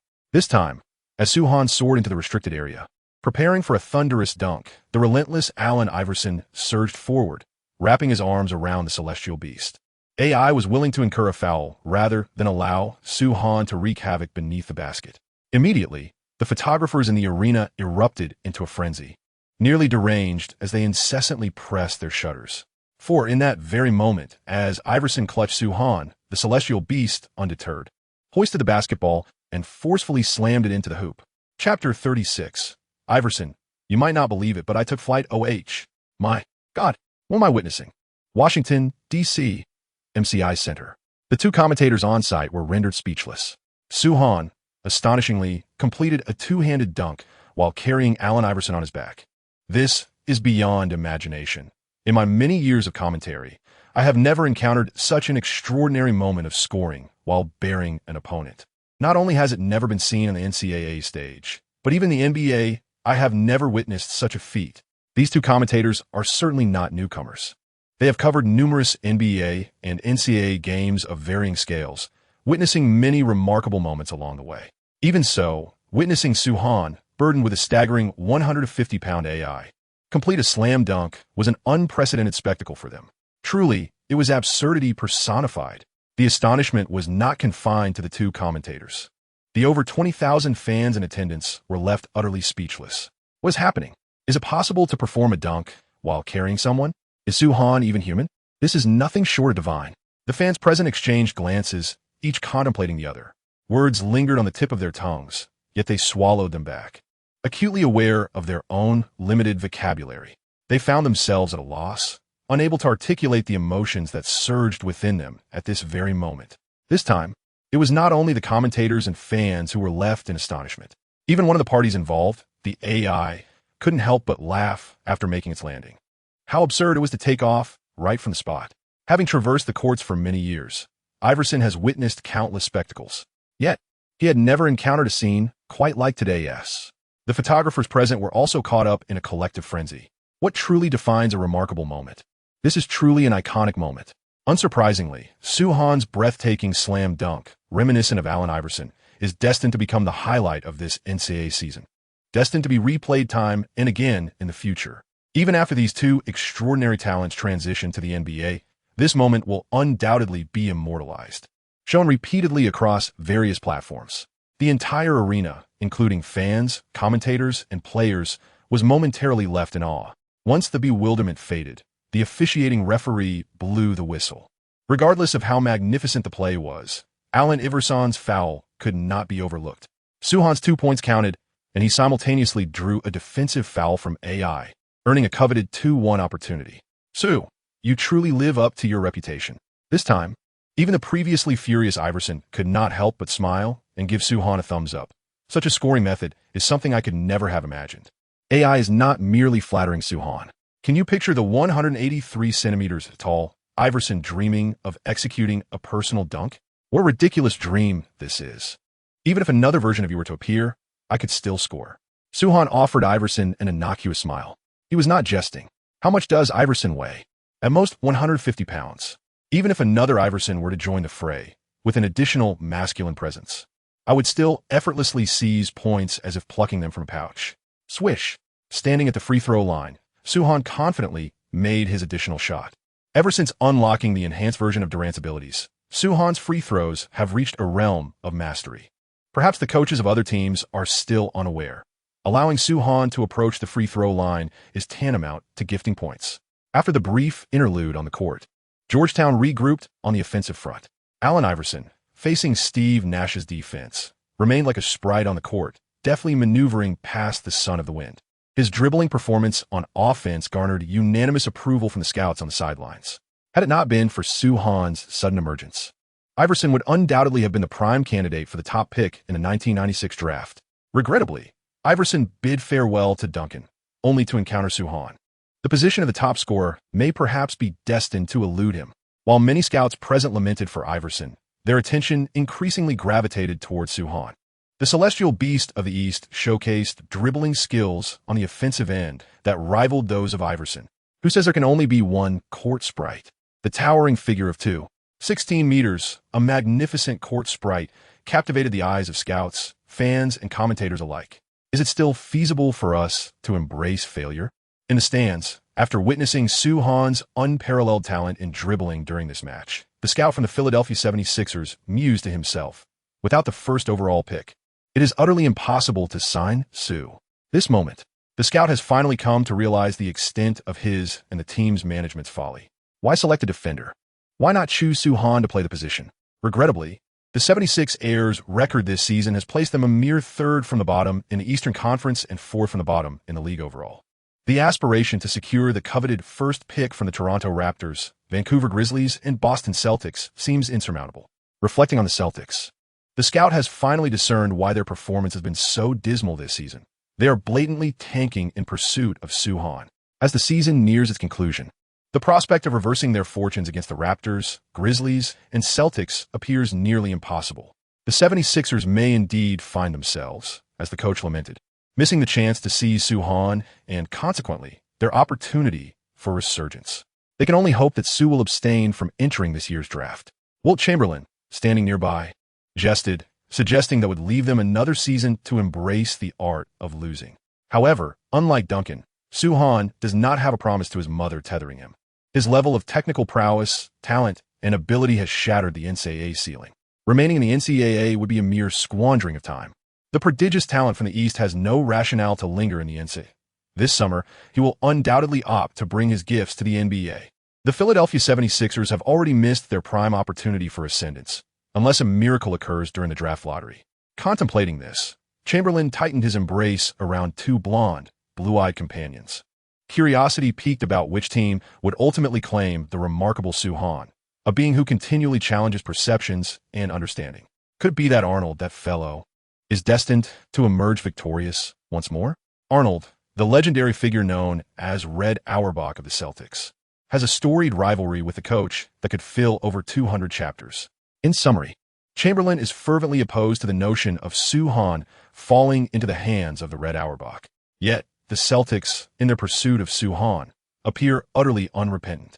They're the most likely team to select him with the first pick. Returning to the game at hand, Soo-Han's performance on both ends of the court has completely shattered the morale of the remaining Georgetown players, as the team teetered on the brink of collapse. The man who stepped up was none other than Allen Iverson, the indomitable 183 centimeters force. AI, like a solitary hero, repeatedly charged into the paint, challenging the towering giants. Regrettably, he found himself thwarted by Soo-Han time and again. Iverson's relentless tenacity inspired the crowd to rise in support, chanting fervently, "Go, Allen Iverson! Allen! Allen!" The formidable ambience of the arena enveloped Suhan, evoking memories of the 2001 finals when a solitary Iverson toppled the formidable duo of Kobe and Shaq. Alas, the current Iverson has not reached the zenith of his former glory. Presently, Suhan exerts a pressure upon Iverson that far surpasses the limits of AI's capabilities. Even as the crowd fervently rallies in support of AI, Suhan mercilessly extinguishes his efforts. Ultimately, amidst the thunderous applause from the audience for AI, Iverson, with his head bowed, is substituted by the team's coach. In the eyes of the three Georgetown veterans in the stands, the core of Georgetown, having given his all for the team, can undoubtedly walk back to the bench with his head held high. Georgetown may have lost, but Iverson certainly did not. Meanwhile, Iverson's substitution signifies that Georgetown University has utterly relinquished this match with 6 minutes and 35 seconds remaining. It also heralds that the Santa Clara Mustangs are poised to advance to the Final Four, ready to confront the Wake Forest Demon Deacons. Chapter 37. Unlocking the Side Quest. Georgetown's revenge. The match has concluded. The Santa Clara Mustangs triumphed over Georgetown University, successfully advancing to the next round. They continue to etch their name in history, marking the first time Santa Clara has progressed to the Final Four of the NCAA championship. Thus, the Final Four of this season's NCAA championship has been determined. With the conclusion of the match, the Final Four officially emerges. Kentucky with Antoine Walker, Massachusetts with Marcus Camby, Wake Forest with Tim Duncan, and Santa Clara with Suhan and Nash. The matchups for the Final Four are set. Massachusetts versus Kentucky, Wake Forest versus Santa Clara. While we extend our congratulations to Santa Clara for reaching the Final Four, let us not forget to applaud Georgetown University. The announcer at the MCI Center returns the focus to the arena. We must pay our respects to the indomitable Allen Iverson. Unlike his previous match, where Marbury was engaged in a futile pursuit of points amidst a significant defeat, AI exhibited a different demeanor today. In that instance, Marbury deliberately avoided the imposing presence of Suhan beneath the basket, as Georgia Tech seemingly sought to enhance Marbury's draft stock. Today, however, AI not only penetrated the perimeter defense of the Santa Clara Mustangs with remarkable ease, but also ventured into the paint multiple times, attempting to score over the formidable Suhan at the height of his momentum. Allen Iverson understood that if he could score against Suhan's defense, it would significantly undermine Suhan's fervent confidence and potentially rekindle the fighting spirit of his dispirited teammates.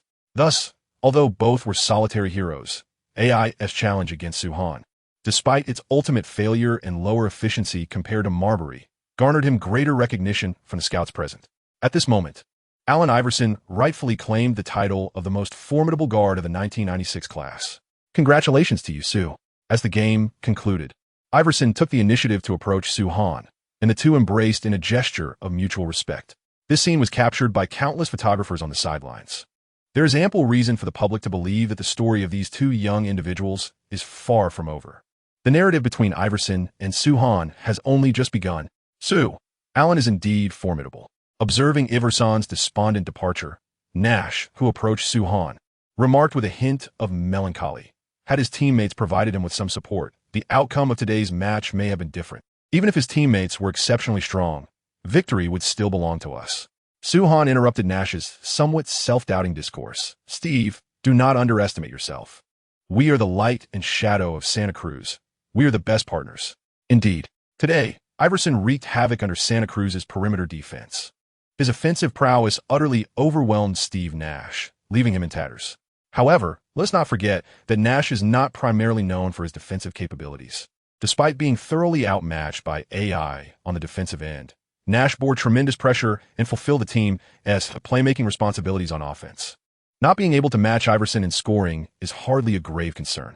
Among the illustrious 96 goal generation, how many can confidently claim to surpass Iverson's scoring ability? Not to mention the 96 goal generation.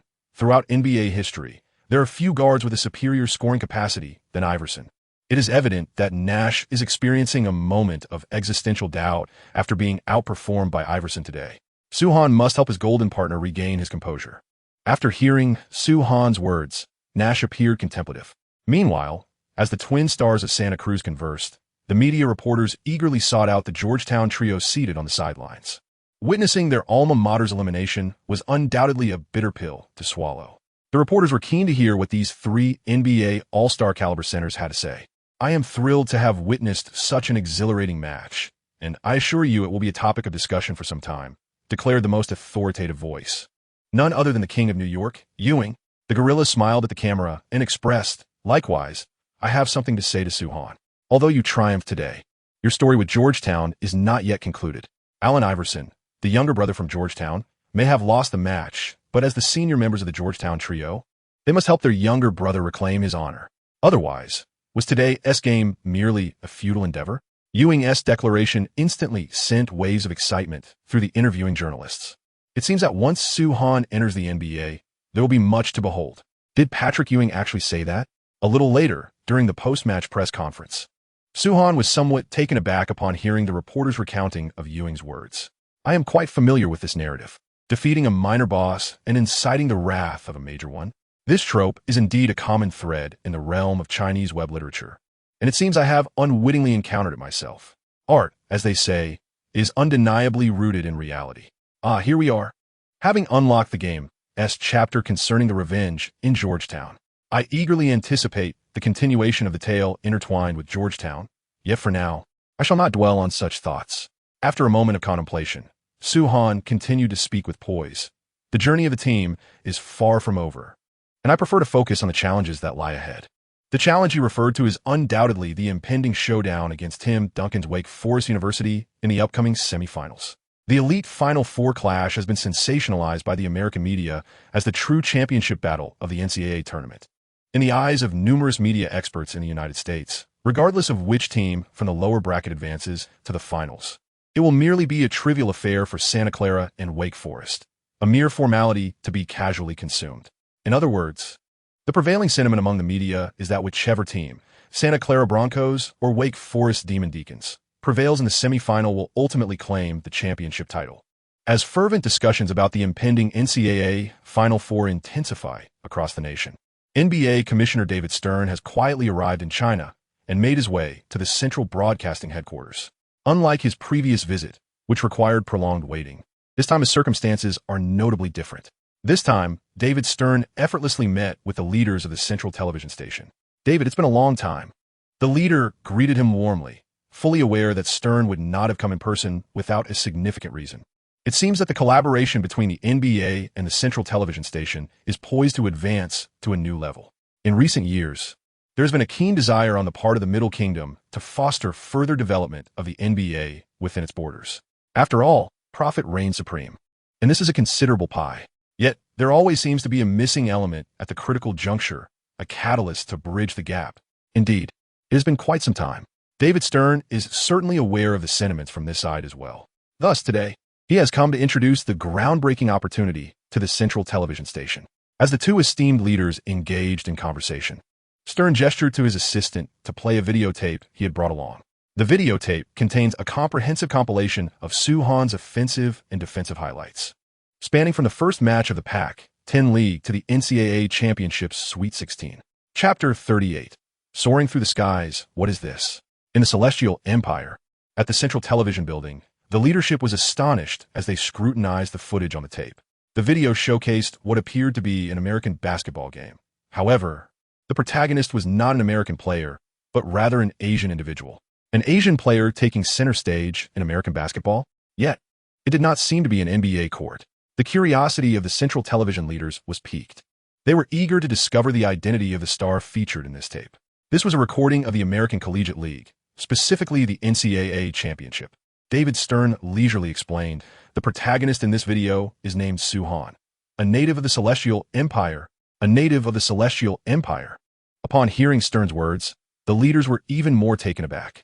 When did the Celestial Empire produce such a figure, making waves in the realm of American collegiate basketball? Moreover, the skills displayed by Soo-Han in the video utterly reshaped their perceptions and understanding. Not to mention, he was a player from the Celestial Empire. Are these truly operations that humanity is capable of executing? As the tape plays, David Stern is presenting to the astonished leaders of the Central television station the remarkable dominance exhibited by Soo-Han throughout the year. The impact Soo-Han has had on the leaders is akin to the relentless waves of the sea, each surge more powerful than the last. You may find it hard to believe, my friend, but Soo has ascended to the pinnacle of the latest draft predictions, already recognized as the #1 prospect. David Stern continues, emphasizing, You must comprehend the significance of this. The existence of a number 1 prospect in the draft predictions? What does this imply? This signifies that Soo-Han may potentially become the first player from the Celestial Empire in the annals of NBA history, a native-born athlete making his debut in the NBA for the very first time. Furthermore, he is poised to achieve this milestone through the draft process, with a strong likelihood of being selected as the number 1 pick. This marks an unprecedented moment for the realm of basketball in the Celestial Empire. It is indeed a historical endeavor for the nation's basketball scene. More significantly, if a homegrown player from the Celestial Empire were to ascend to the NBA, the league's influence within the nation would undoubtedly soar to new heights. How vast is this cake? One might ponder. The leaders of the Central Station possess a clearer understanding than even David Stern. It is only due to Soo's presence that I have ventured here in person. Stern extracted several contracts from his portfolio. I shall represent the NBA in discussions regarding a novel commercial collaboration. Our aspiration is for the Celestial Empire to officially initiate a live broadcasting plan for the NBA. Within the contract provided by the NBA, the arrangement for broadcasted matches is distinctly outlined. Firstly, the NBA will graciously supply live streams of select matches from Soo-Han's upcoming season at no cost. It is crucial to emphasize, provided free of charge, and only for select matches, as this marks the inaugural attempt at live broadcasting.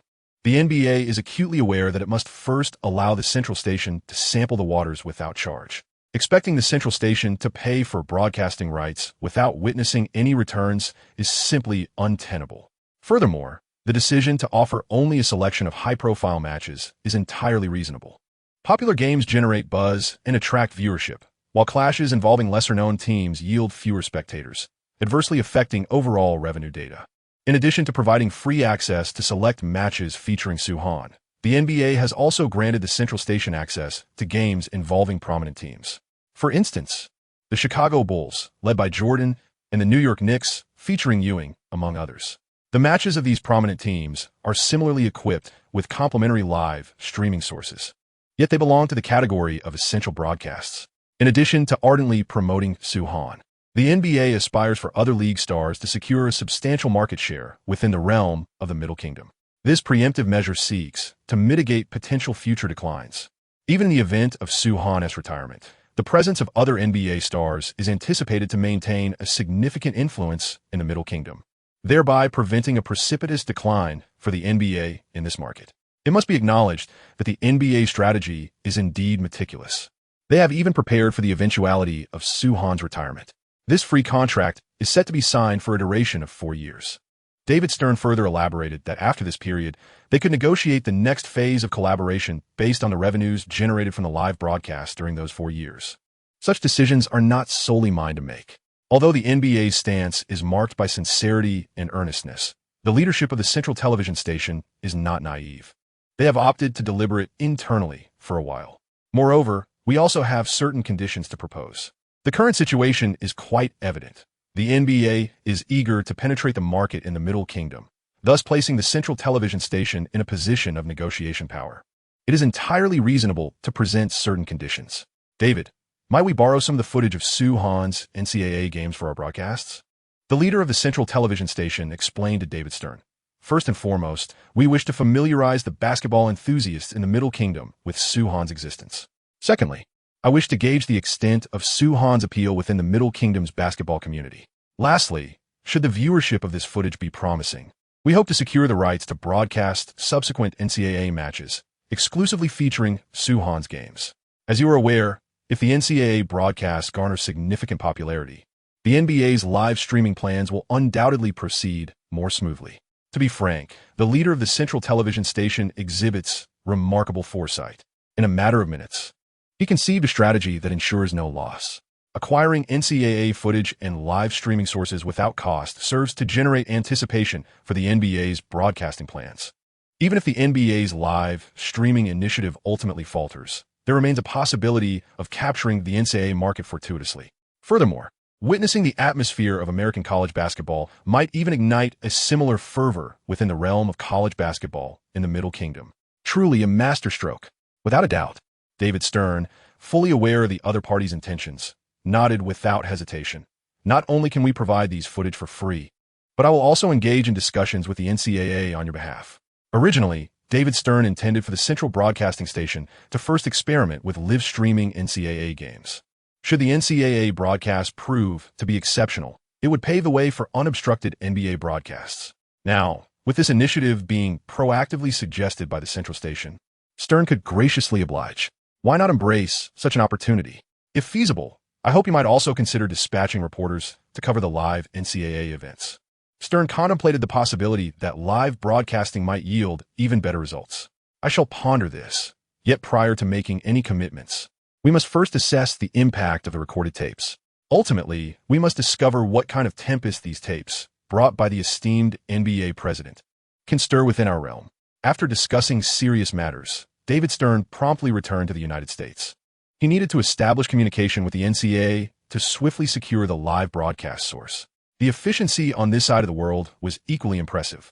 On the very day the NBA president boarded his flight, the central station aired a program preview on Channel 2.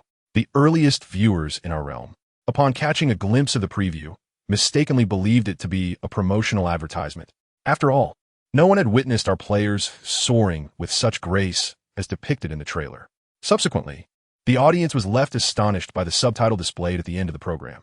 This Sunday at 6 p.m., Channel 2 will broadcast recorded highlights of the NCAA championship featuring our player Soo Han. Chapter 39, A Kiss to the Rim. The emergence of this subtitle has thoroughly upended the sentiments of the audience. What does this mean?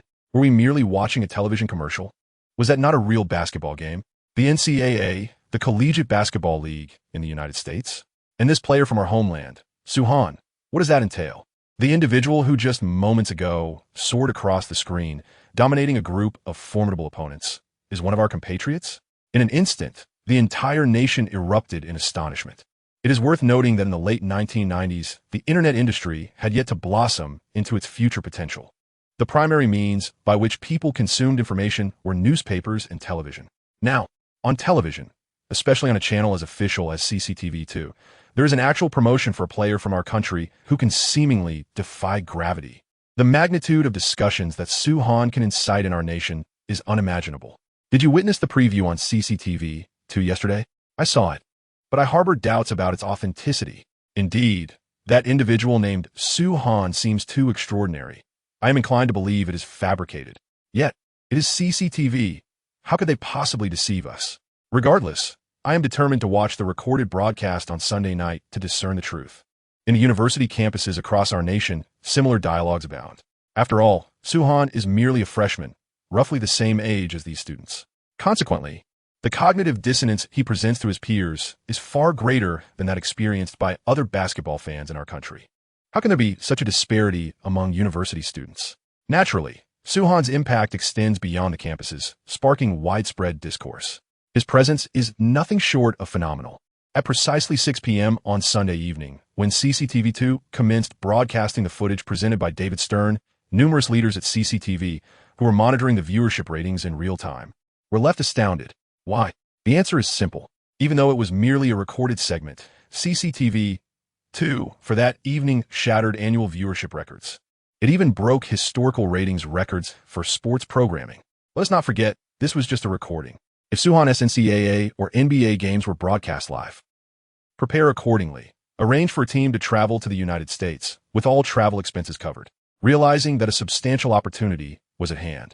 The leaders at CCTV made a swift decision. We must contact our counterparts in the United States. We will send a team to live broadcast the NCAA games. Thus, under the guidance of the well-known Zhang Lihui, a figure familiar to the future fans of the Celestial Empire, and with the young Soo Kun serving as his assistant, a brand new team of journalists from the Celestial Empire embarked on a journey to the Bay Area of California, USA. Prior to the live broadcast of the NCAA Final Four, the team received approval from David Stern to conduct an exclusive interview with the highly regarded rookie, Soo Han. It is noteworthy that ESPN initially planned to secure this exclusive pre-game interview with Soo Han. However, NBA Commissioner David Stern made a phone call to the NCAA officials, directly requesting that ESPN's invitation be declined, thereby granting the exclusive opportunity to the Celestial Empire's team. Without a doubt, this move signifies David Stern's commitment to promoting the NBA within the Celestial Empire. Upon learning of the impending interview with the Celestial Empire's journalists while training at the Santa Clara Broncos gym, Soo Han was taken aback. In his recollection, This period marked a time when the Celestial Empire had yet to initiate its NBA broadcasting plans, remaining in the experimental phase of merely airing the All-Star Weekend. To send a team of journalists to interview someone still competing in the NCAA was indeed unexpected. This is increasingly incredible. It seems that my presence will not only alter the timeline of the NBA, but also reshape the trajectory of its development in the Celestial Empire. Naturally, I am exceedingly delighted to have the opportunity to accept an exclusive interview with the team from the Celestial Empire. These are all compatriots of mine in a foreign land. Achieving success and accepting interviews from fellow journalists fills Su-Han with an inexplicable excitement. "Su-Han, it is a pleasure to meet you," exclaimed Coach Zhang, a figure of authority from the Santa Clara Mustangs, as he entered the gymnasium. Upon entering, he greeted Su-Han in impeccable English. "We're the interviewing team from the Celestial Empire. My name is Zhang Li. It is a delight to meet you all," he added. Su-Han replied in Mandarin, "Additionally, I am proficient in Chinese, for it is my native tongue." This moment serves as a testament to Su-Han's identity. He is, after all, a native son of the Celestial Empire, not a Chinese American with citizenship in the United States. Hearing Su-Han's declaration of nationality, Director Zhang felt a deep sense of familiarity. Indeed, in terms of warmth, the combination of Director Zhang and Su-Kun makes Su-Han feel even more at home. Any basketball fan from the Celestial Empire who watched NBA broadcasts in the past would undoubtedly feel a connection with these two. After exchanging some simple pleasantries in their native tongue, Su-Kun was the first to broach the subject of the interview. "Su-Han, as a player for the Celestial Empire, have you faced any unfair treatment while navigating the basketball landscape in the United States alone?" Or, the latter part of his question remained unspoken, hinting at whether Su-Han had encountered discrimination. In the 1990s, the sense of superiority among Americans was palpable, and this sentiment was magnified within the realm of American basketball. Before Su-Han emerged, American fans perceived the Celestial Empire as a veritable desert for basketball talent. Even the most gifted players from the Celestial Empire seemed inadequate within the American basketball framework. It is Su-Han who has now proven himself, becoming a sought-after figure in American basketball circles. One can only imagine the injustices he endured before establishing his worth. Just contemplating it is already unbearable for Su-Kun. On another note, as a pioneer for basketball in the Celestial Empire, Su-Han has managed to triumph over such adverse conditions and conquer the entirety of America. This is indeed commendable. To speak frankly, I once contemplated the possibility of encountering various forms of unfair treatment here. After a moment of reflection, Su-Han decisively replied, "I am fully prepared to face all manner of unjust treatment." However, the reality was quite the opposite. Not only did I not experience any form of unfairness, but my teammates and coaches were exceedingly cordial towards me. In my previous life, as a seasoned enthusiast of Chinese web literature, I had perused numerous basketball-themed narratives. I had grown weary of the cliché plots where protagonists traversed to America only to be ruthlessly mocked by a group of African Americans, followed by their eventual triumph. Thus, upon my arrival at Santa Clara, I was genuinely braced for taunts followed by a comeback. Unfortunately, from the very first day at Santa Clara Broncos, I encountered no one bold enough to ridicule me to my face. Unbeknownst to Su-Han, it was not that there were no intentions to mock him. Rather, there existed a palpable fear of doing so. Reflect upon Su-Han's performance since the freshman physical assessment. His monstrous dynamic talent and formidable court presence commanded respect. Everyone was preoccupied with preserving their own standing. Who among them would be audacious enough to taunt Su-Han? This. Upon hearing Su-Han's response, Su-Kun momentarily found himself in a daze.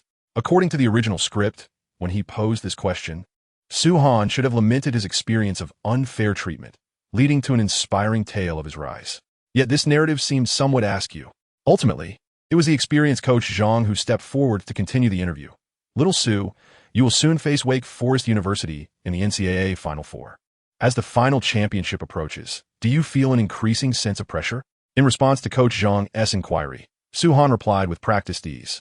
At the conclusion of the interview, Zhang Gaoli proposed that, since this was Su-Han's first exclusive interview with the Chinese media and his inaugural appearance before a national audience, he hoped Su-Han could showcase some skills on camera as a gesture for the fans.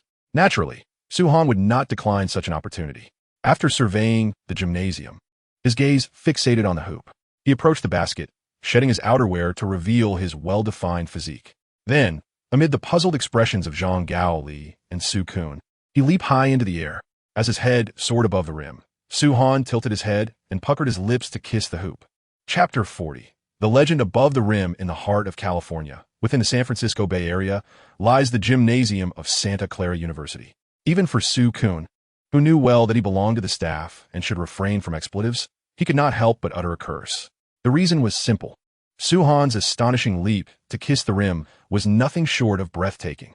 At this moment, Soo-kun was not yet the esteemed teacher he would become in the future, but merely a junior, unaccustomed to the spectacle before him.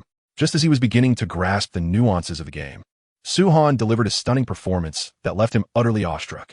Who can withstand this? Has it been captured on film? Coach Zhang, clearly a person of great experience, immediately inquired of the photographer beside him. This shot cannot be missed.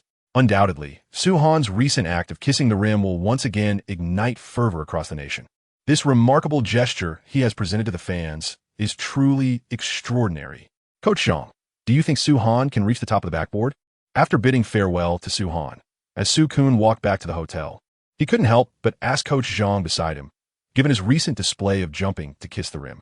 In the future, the tales of the NBA will undoubtedly circulate throughout the basketball community in our country, including the legend of reaching the top of the backboard. Rumor has it that Kevin Garnett could place a coin on the top of the backboard, while Vince Carter could retrieve it. However, it has been proven that these are mere legends. KG was unable to place a coin on the backboard, nor could Carter remove it. Fast forward to the present, and the legend of the backboard summit has yet to circulate in our nation. Nevertheless, the inquisitive young Soo-kun, inspired by Soo-han's recent performance, began to envision the image of a giant from our country reaching for the top of the backboard. Given Soo-han's display, touching the top of the backboard may indeed be within reach. In my opinion, I firmly believe that young Soo can achieve it. Coach Zhang has now become a devoted admirer of Soo. With his height, wingspan, and jumping ability, reaching the top of the backboard is certainly achievable. In fact, Coach Zhang believes that if even Soo-han cannot touch the top, then it is unlikely that anyone on this planet could accomplish it. Indeed, Soo-han did not disappoint Coach Zhang. When his exclusive interview aired nationwide, it instantly sparked excitement across the country, even igniting a wave of imitation acts of kissing the rim. This endeavor is far from straightforward. Soo-han's burgeoning popularity in the Celestial Empire has elicited great delight among the leaders. It is foreseeable that the impending broadcast of the NCAA Final Four will undoubtedly attract impressive viewership. Shifting our gaze from the Celestial Empire back across the ocean to America, the 1996 NCAA Championships Final Four in the lower bracket is set to commence. Antoine Walker's Kentucky faces off against Marcus Camby's University of Massachusetts. As the match begins, Soo-han, alongside his teammates, watches this pivotal showdown.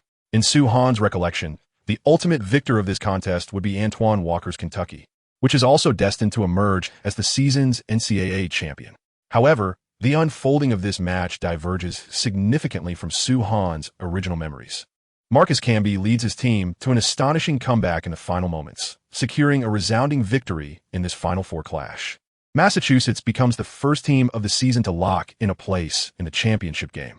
I have long awaited this moment, to triumph and advance to the finals first.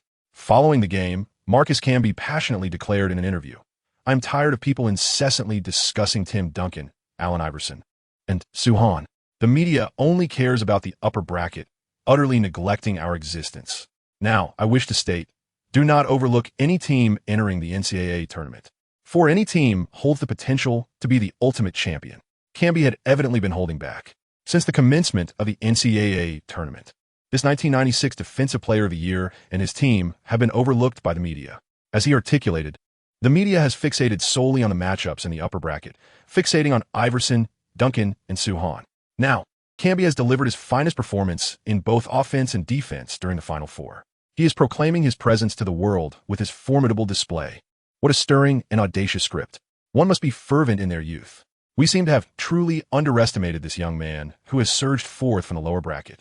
During the evening ESPN roundtable, several seasoned basketball experts were evidently influenced by Camby's post-game remarks. Marcus Camby and his team have decisively advanced to the championship game. They are not merely participants. Massachusetts possesses the capability to contend for the title. To be frank, if Marcus can lead his team to victory over the team emerging from the upper bracket in the championship, perhaps the draft order of the 1996 election will be altered because of him. As articulated by several experts, Camby will confront not Duncan, but Soo-Han in this year's finals. Whether he triumphs over Duncan to seize the championship or over Soo-Han, Camby will undoubtedly be recognized as the preeminent interior player of the class of '96, as well as the foremost rookie of that year. Isn't the position of champion already within his grasp? Upon contemplating this notion, several experts exchanged glances. Could it be that after thoroughly analyzing the entire NCAA championship, they concluded that the victor of the first half would ultimately be eclipsed by a contender from the lower bracket, specifically Massachusetts? This script is rather unexpected, isn't it? However, upon reflection, this is precisely the allure of the NCAA. Indeed, until the very last moment, no one can predict which team will ultimately lift the coveted championship trophy. On April 2nd, in the United States, after the first team advanced to the finals, the remaining semifinal match is poised to commence. It is noteworthy that due to the immense excitement surrounding this upcoming semifinal, the NCAA officials have reached out to the NFL, successfully securing the use of an NFL team's home field. Indeed, the NCAA semifinal match between Wake Forest and Santa Clara will be held in the grand confines of a colossal football stadium in San Francisco, California. The home ground of the NFL's storied San Francisco 49ers and the San Francisco Giants, Candlelight Stadium, boasts a capacity of 69,000 seats, all of which will be filled to the brim. The atmosphere within the stadium can only be described as electric. Undoubtedly, the number of fans in attendance will set a new record for live spectators in an NCAA semifinal game. The ESPN commentators are compelled to raise their voices, as the roar of the crowd is overwhelming. Without doing so, their words would be drowned out by the fervent cheers of the fans. Greetings to all our viewers. I am Soo Koon, your host for today's live broadcast. Meanwhile, at the sidelines of Candlelight Stadium, Soo Koon expertly recites the opening lines of the live telecast. Today, we will bring you a live presentation of the NCAA championship. Beside me is the renowned basketball analyst, Zhang Heli, esteemed guide of the sport. Today's match features Wake Forest against the Santa Clara Mustangs. Wake Forest, however, does not have a player from our homeland. Perhaps you could enlighten our viewers about the Chinese player, Soo-Han, from Santa Clara? It is evident that Soo Koon has come with a mission, prominently placing Soo-Han and Santa Clara at the forefront of the discussion. As for Wake Forest and Tim Duncan, apologies, but in the presence of Soo-Han, even the most illustrious must take a step back. Chapter 41. My assessment is not as impressive as Soo-Han. Speaking of Soo-Han, we must begin with his remarkable performances during his time in the Conference League. Seizing the opportunity, Zhang Heli appears well prepared, recounting Soo-Han's impressive displays in the Pac-10 League leading up to the NCAA semifinal, sharing his insights with the viewers at home. Despite the extensive content to cover, Zhang Heli grows increasingly animated. Prior to today, as a guest commentator on the C-Channel NBA recorded programs, he could only introduce foreign basketball stars to the fans.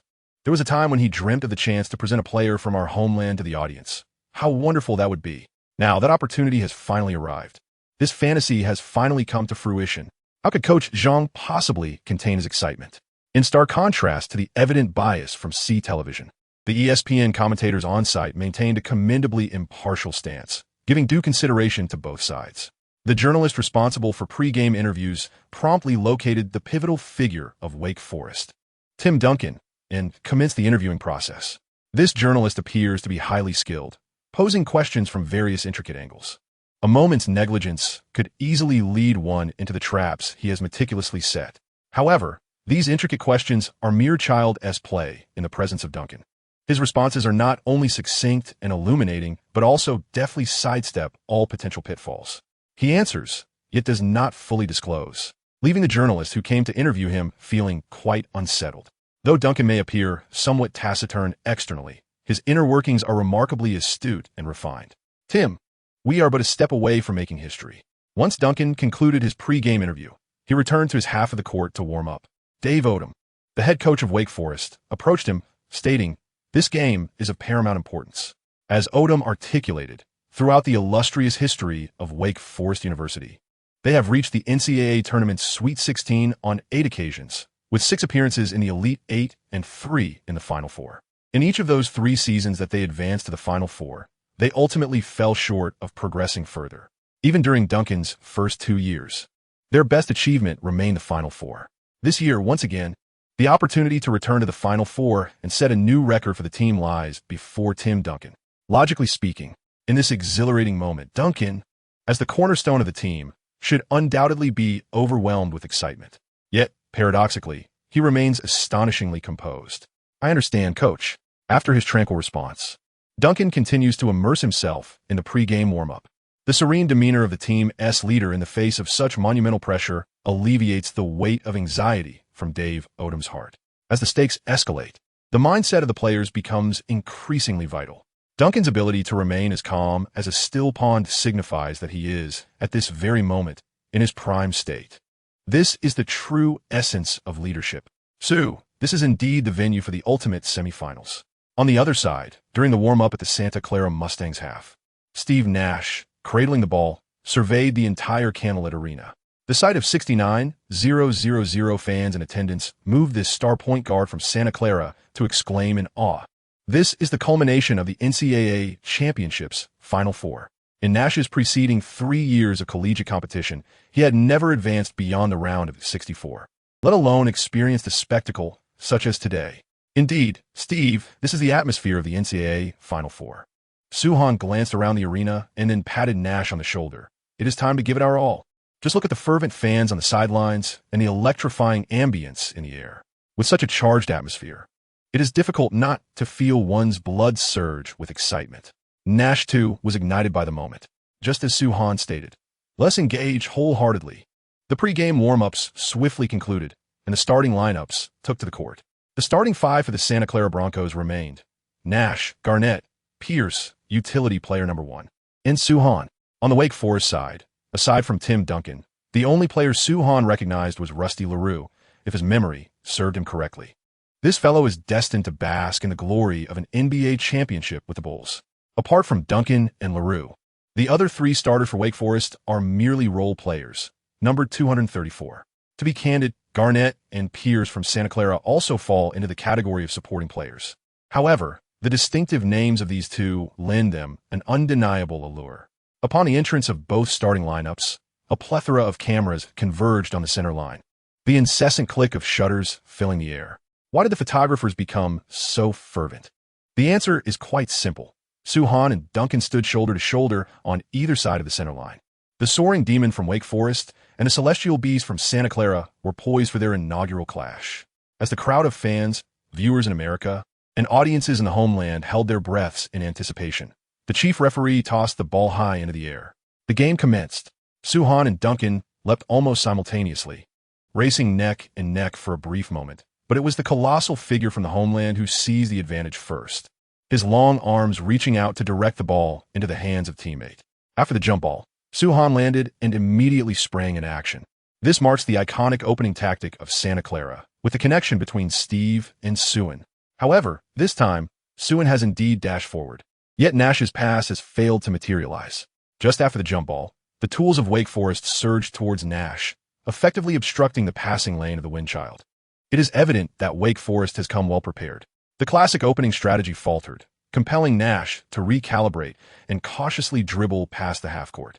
Observing Suhan positioned, Nash decisively bounced the ball into the hands of a teammate in the paint. Thud! As the basketball was seized, Suhan, with his back to the basket, ignited the fervor of the photographers once more. At this moment, the player defending Suhan in the low post is none other than Duncan. The match has barely commenced, and Suhan is already facing off against him, Duncan head-on.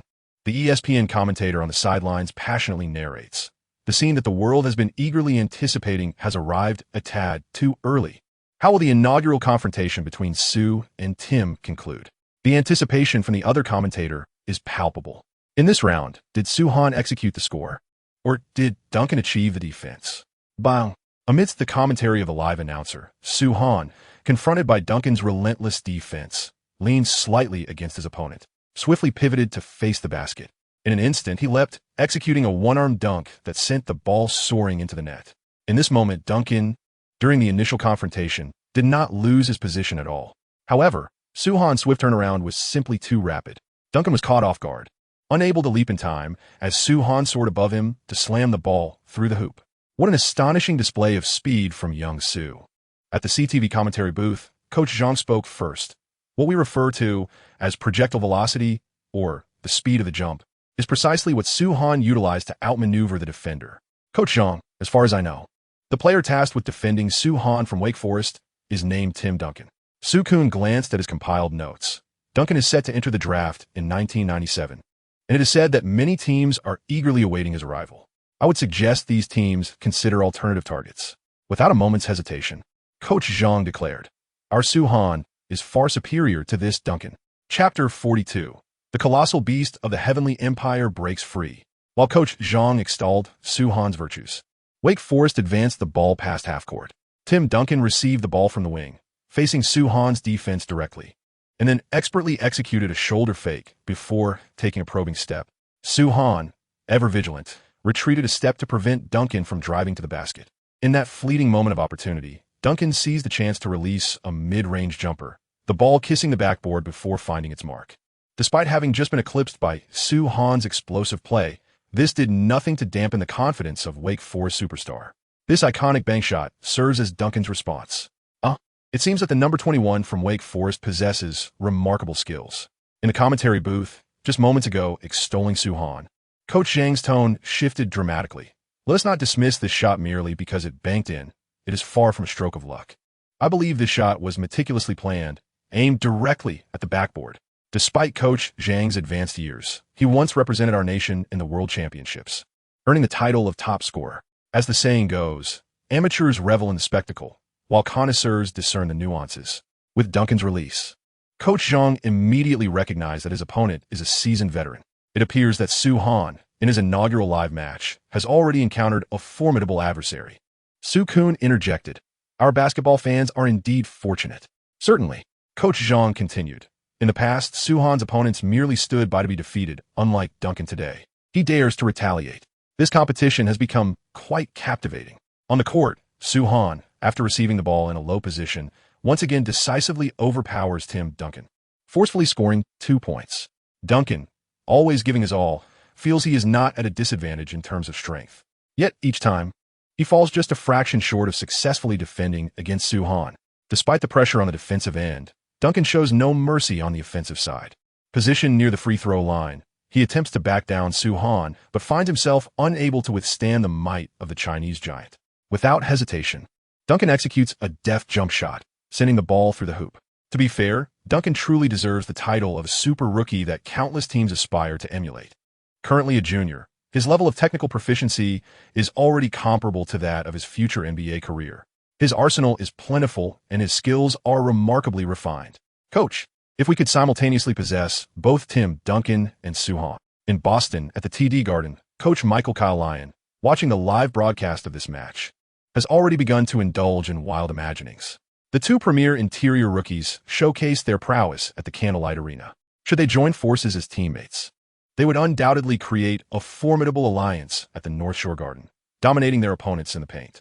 The scene is so breathtaking that I scarcely dare to behold it. I must concede that if Tim and Soo were to don a Celtics jersey simultaneously, they would undoubtedly form the most formidable frontcourt duo in the annals of NBA history. Coach Red Auerbach nodded in agreement, though he sighed, lamenting the formidable challenge of such a combination.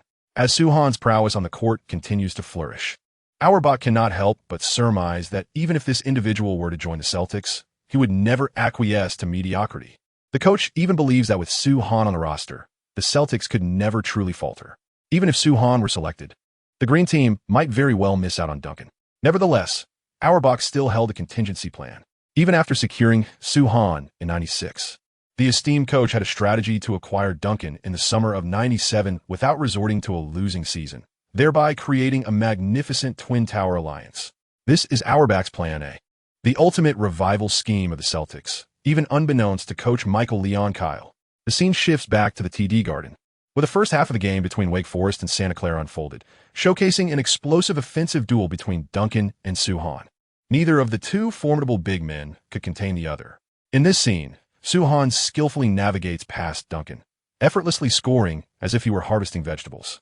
Turning around, Tim Duncan employs his formidable fundamental skills, utilizing various techniques to accumulate points.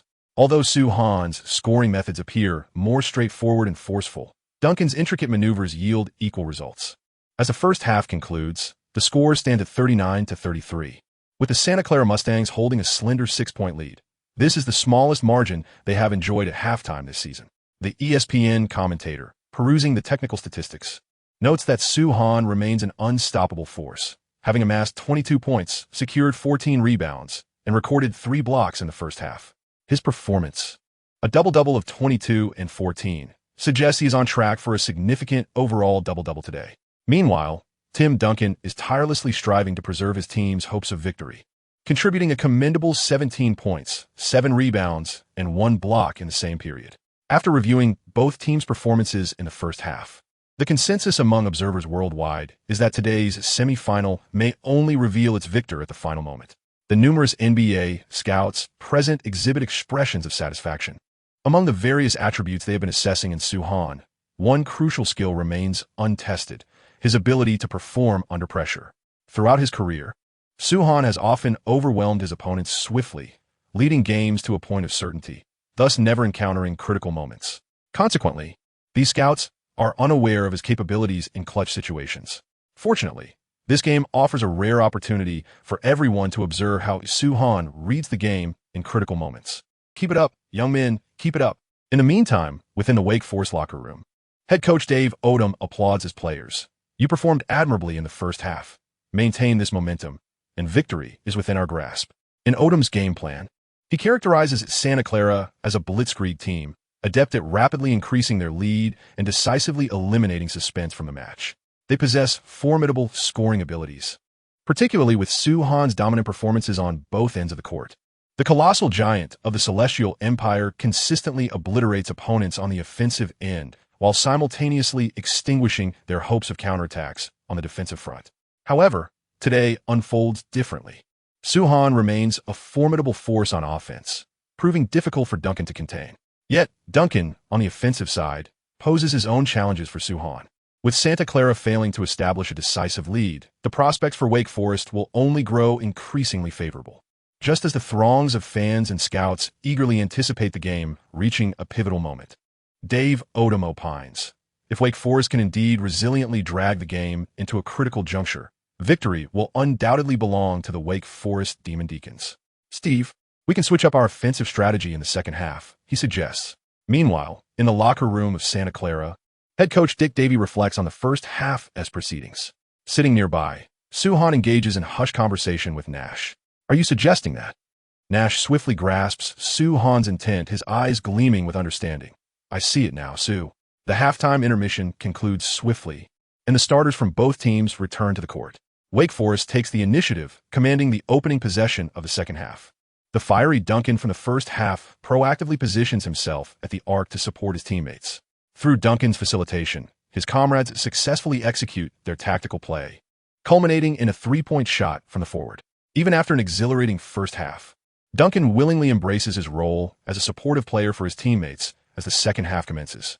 This is the leadership approach of Tim Duncan. The transition between offense and defense. During the offensive sequence at Santa Cruz, SteveNash, advancing cautiously past the halfway line, signaled to his teammates towards the interior. What? His gesture captivated the attention of numerous scouts present. Even K.C.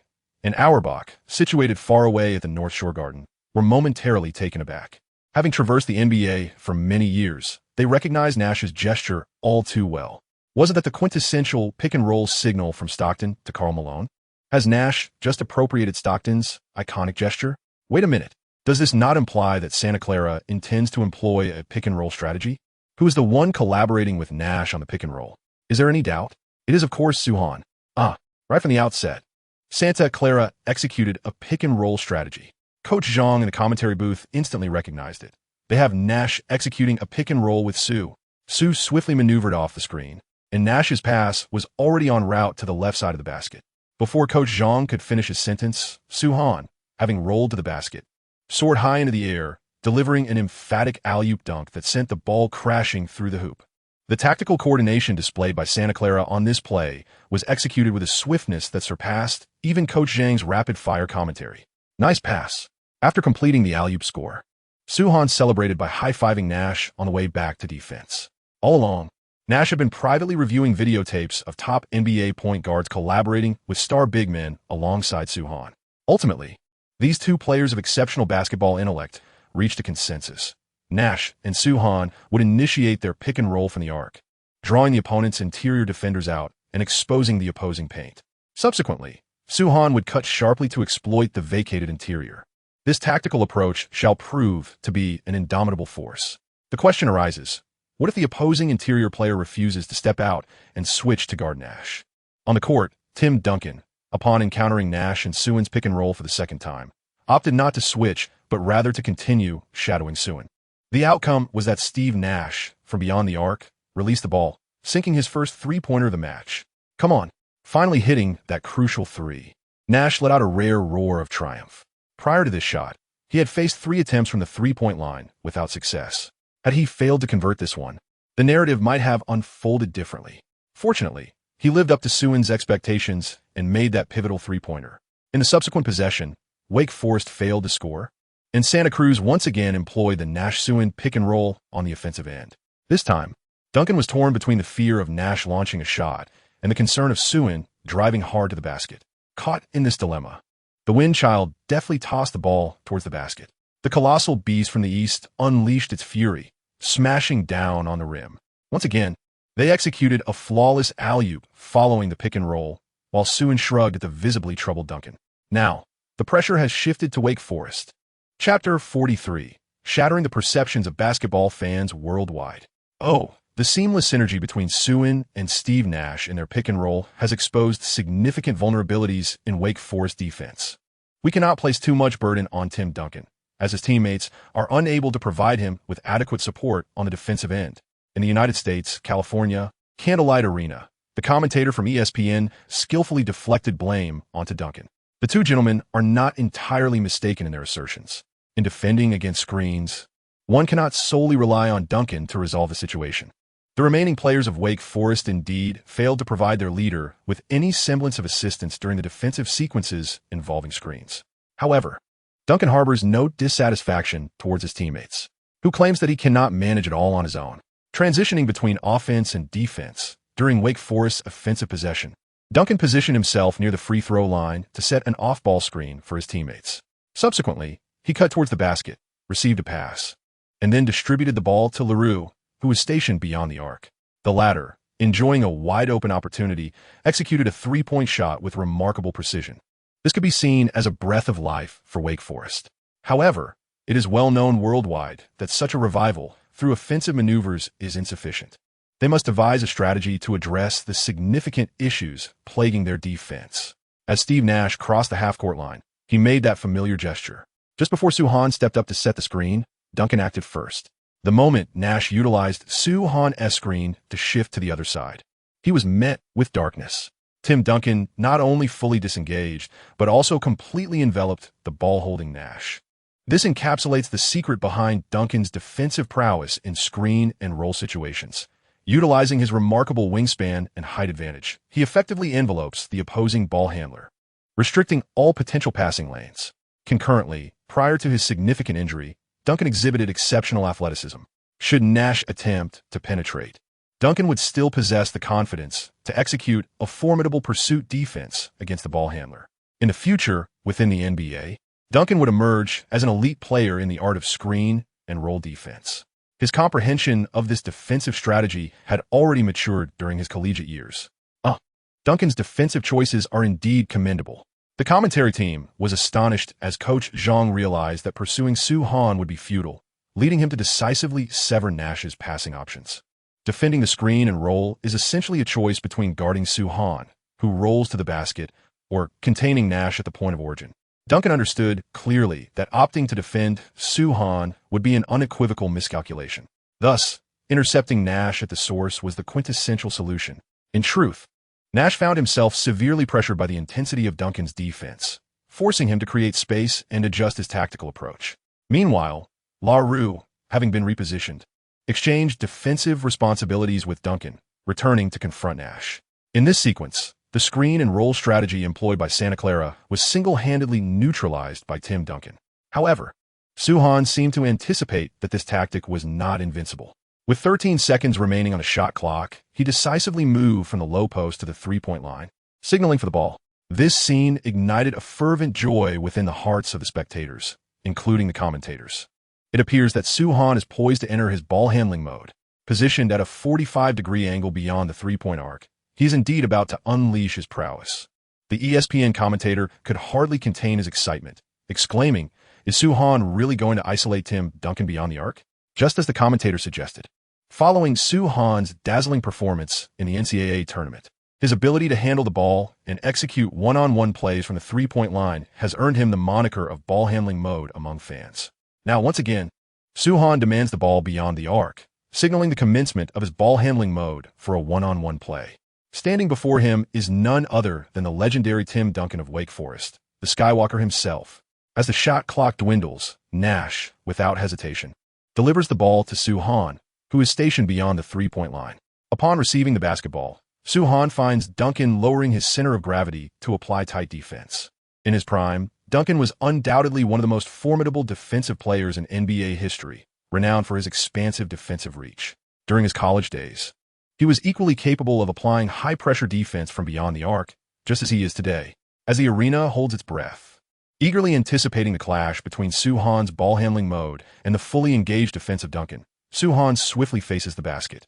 He executes a series of two between-the-legs dribbles and, seizing the moment, penetrates to the right. In the fleeting instant when Tim Duncan loses his positioning, he quickly pivots to pursue. Those long legs of his are not to be underestimated. He accelerates with full force, showing no signs of faltering. As these two titans charge towards the paint, the remaining players who had been stationed beneath the basket instantaneously retreat to the perimeter. This is truly a spectacle of divine beings clashing. Mere mortals stand aside. Boom! The restricted area is entirely vacated. The stage is set for Soo-Han and Duncan. As Soo-Han enters the 3-second zone, he gracefully ascends into the air. Simultaneously, Duncan, who is followed closely behind, leaps as well, his long arms fully extended before Soo-Han. Whoa! All commentators present, from their respective seats, leap up in astonishment. Even though Soo-Han has previously dominated the restricted area like a mythical beast, crushing all opponents without restraint, this shot, from any angle one might observe, appears as though he is destined to be blocked by Duncan. Far away in Boston, the esteemed Red Auerbach sets aside his cigar. For the ensuing scene may very well determine the Celtics' revival plan for the forthcoming decades.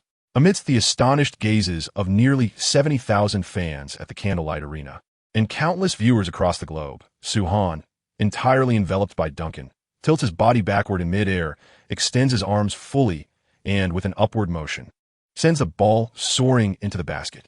WTF! Witnessing this extraordinary moment, all the commentators on site are left utterly bewildered. What a remarkable dunk. If one were to bestow a name upon Soo-Han's recent dunk, the most fitting would undoubtedly be the leaning slam.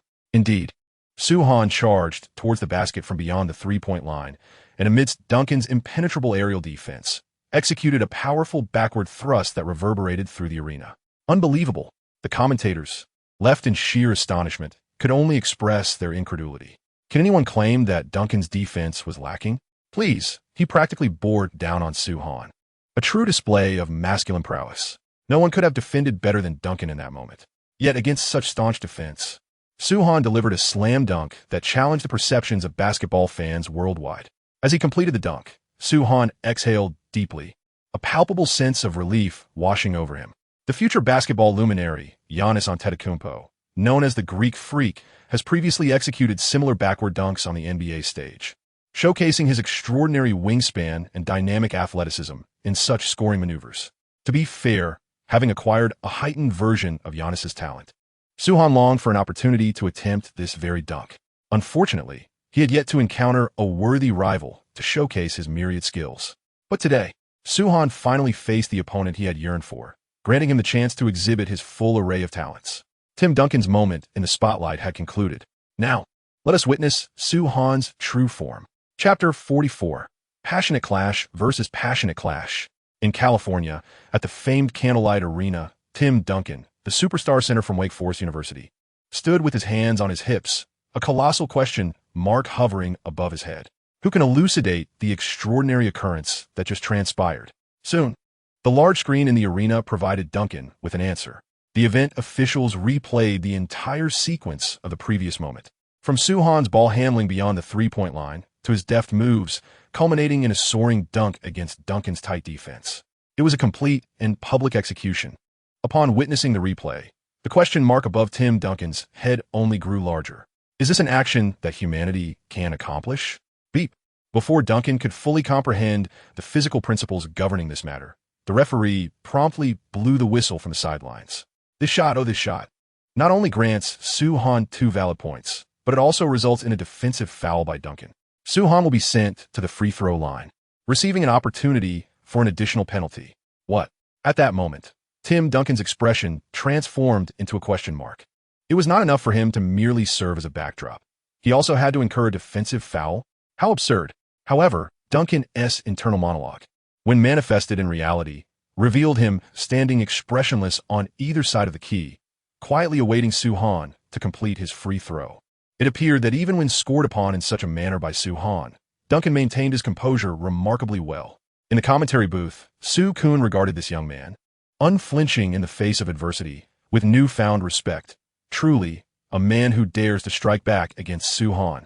Indeed, the crux of the matter lay not merely in Duncan being scored upon in this fashion by the young Soo, but also in the fact that the referee on the sidelines had assigned Duncan an additional defensive foul. Thus, while relegated to the role of a mere backdrop, he also handed his opponent a 2-1 opportunity. Such occurrences invariably compel anyone to engage in a debate with the chief referee. If one were a player with a more volatile temperament, they might even resort to inquiring about the referee's family. Yet, observe Duncan. His demeanor remained serene, truly unyielding as a mountain. Director Zhang, your analysis suggests that Duncan resembles a stone Buddha. Suddenly, Soo-Kun is struck by a term, excessively calm. Cutting back to the match, Soo-Han confidently nets a free throw, successfully completing a 2-1 play. As Wake Forest advances their offense, Duncan executes a mid-range jumper near the free throw line, asserting his presence. Meanwhile, Soo-Han remains outside the three-point line, actively seeking the ball. In the words of Director Zhang from the sidelines, once Soo-Han activates his ball-handling mode, he won't cease until he sheds some blood. Until he establishes a comfortable lead. Boom, boom, boom. From beyond the arc, facing Duncan's tight defense, Soo-Han swiftly pivots, performing a pronounced crossover to penetrate left. Where he previously attacked from the right, this time he exploits the left. Soo-Han's ambidextrous ability to break through is meticulously noted by numerous scouts present. Although Duncan is momentarily distanced by Soo-Han, he strides forward in pursuit of defense. Simultaneously, his teammates converge from within the paint, as Wake Forest employs a dual high-pressure strategy against Soo-Han. In a critical moment, Soo-Han surges into the paint, soaring gracefully to evade the oncoming Wake Forest defender. In midair, he executes a pull-up, evading Duncan's chase from behind, and elegantly deposits the ball into the hoop. While many fans may recall Kevin Durant's iconic foul drawing reverse, it is worth noting that KD's aerial folding pull-up is equally remarkable. However, if Soo-Han were to assess his offensive playstyle, he would liken it more to the Windy City Rose, Derrick Rose, but in a larger-than-life version of the Rose. In other words, with the enhanced capabilities akin to both a supercharged Giannis Antetokounmpo and an elevated Durant, Soo-Han has cultivated his own unique flair. Come on. Meanwhile, the ESPN commentator exuberantly gestures. Soo-Han's ball-handling mode remains unstoppable. Even with Duncan calling for assistance from teammates, it proves futile. The spectacle of the colossal player from the East continues unabated. SteveNash crosses half-court, deftly passing the ball to Soo-Han, who has emerged to receive it. With the ball in hand, he swiftly sidesteps, facing Duncan's defense, before executing a probing step and instantaneously launching into action. He completely omitted the dribbling phase, opting instead to unleash an instantaneous burst of maximum acceleration to overpower Duncan. The number 21 from Wake Forest was evidently unprepared for such a straightforward and forceful maneuver from Soo-Han. A moment's hesitation left Duncan trailing behind, helplessly watching as Soo-Han glided with serpentine grace, evading the stationary Wake Forest defender within the paint before executing a powerful side slam for the score. This moment epitomizes the classic finesse of Giannis Antetokounmpo's signature Eurostep dunk. Throughout the entirety of the second half, the game morphed into a showcase of Soo-Han's remarkable repertoire. Against the backdrop of Tim Duncan, he artfully displayed his myriad skills. Despite enduring a series of setbacks on the court, Duncan maintained an air of composure. Meanwhile, Dave Odom, the head coach of Wake Forest, was utterly astounded. As a seasoned NCAA head coach, Odom meticulously prepares for each forthcoming game, particularly when facing a player of Soo-Han's extraordinary caliber. Even before the commencement of the NCAA tournament, he had diligently gathered comprehensive data on Soo-Han's performances. Odom even assigned his assistants to record footage of Soo-Han's games during the tournament phase. Prior to the commencement of this semifinal clash, Coach Odom devoted several nights to analyzing these tapes. Yet the outcome was the research conducted on these videotapes has proven futile. In the early stages of the second half, Soo-Han displayed maneuvers that had never been witnessed in previous matches. Were it not for his position as the head coach of a team, Dave Odom would have been inclined to express his frustration vocally. "Soo-Han, are you even human?" As he observed Soo-Han once again assaulting the basket and showcasing his scoring prowess, Dave Odom could no longer contain himself and decisively called for a timeout. "We must implement changes on the defensive end." As he glanced at the players returning to the bench, Coach Odom's gaze fell upon Duncan. "Tim, do not match up against Soo defensively anymore. His performance today has surpassed our expectations." Taking responsibility, Dave Odom placed the blame squarely on himself and the coaching staff. "This is our failure. We did not adequately assess Soo-Han's capabilities." Noticing Tim Duncan's continued indifference, Coach Odom approached him, crouched down, and gently patted his shoulder. "Listen, Tim, I know you may find my decision perplexing, but what I wish to convey is that Soo-Han may very well be an opponent you cannot hope to overcome at this moment. Sometimes, the truth can be quite painful. However, at this juncture in the game, certain truths must be articulated. For instance, the current iteration of Soo-Han is a formidable beast that Tim Duncan cannot contain. Rather than allowing Soo-Han to toy with him on the offensive end, Dave Odom would prefer to forsake defense and engage in a shootout with Santa Cruz. This is the only option left for Wake Forest to turn the tide in today's match. Is victory truly unattainable? Yet, after a prolonged silence, Duncan finally spoke. "I do not comprehend." His voice was soft, but it cast an immediate pall of silence over the entire Wake Forest bench. Even Dave Odom, who had been vociferously vocal moments before, fell quiet. After a brief pause, in accordance with my anticipated response, the head coach of Wake Forest turned to his resolute prodigy. "Forget what I just said, Tim. For now on, proceed as you deem fit. Soo is destined to be your rival in this basketball journey. Relish this match." Undoubtedly, from this moment forth, the rivalry between Soo-Han and Duncan was irrevocably sealed. Their confrontations could not possibly end here. Their saga is far from over, and the outcome of this game bears little significance. Embrace this inaugural clash of adversaries and give it your all. As the timeout concluded, the game resumed. Back on the offensive front, Duncan, after engaging in a vigorous confrontation with Soo-Han in the low post, executed a sidestep hook shot, successfully scoring. Simultaneously, he drew a defensive foul from Soo-Han, earning an opportunity for an additional free throw. Upon making that shot, Duncan rarely unleashed a jubilant roar, as if to immerse himself in an ecstatic state to face his lifelong nemesis. After completing the free throw, he returned to the defensive end.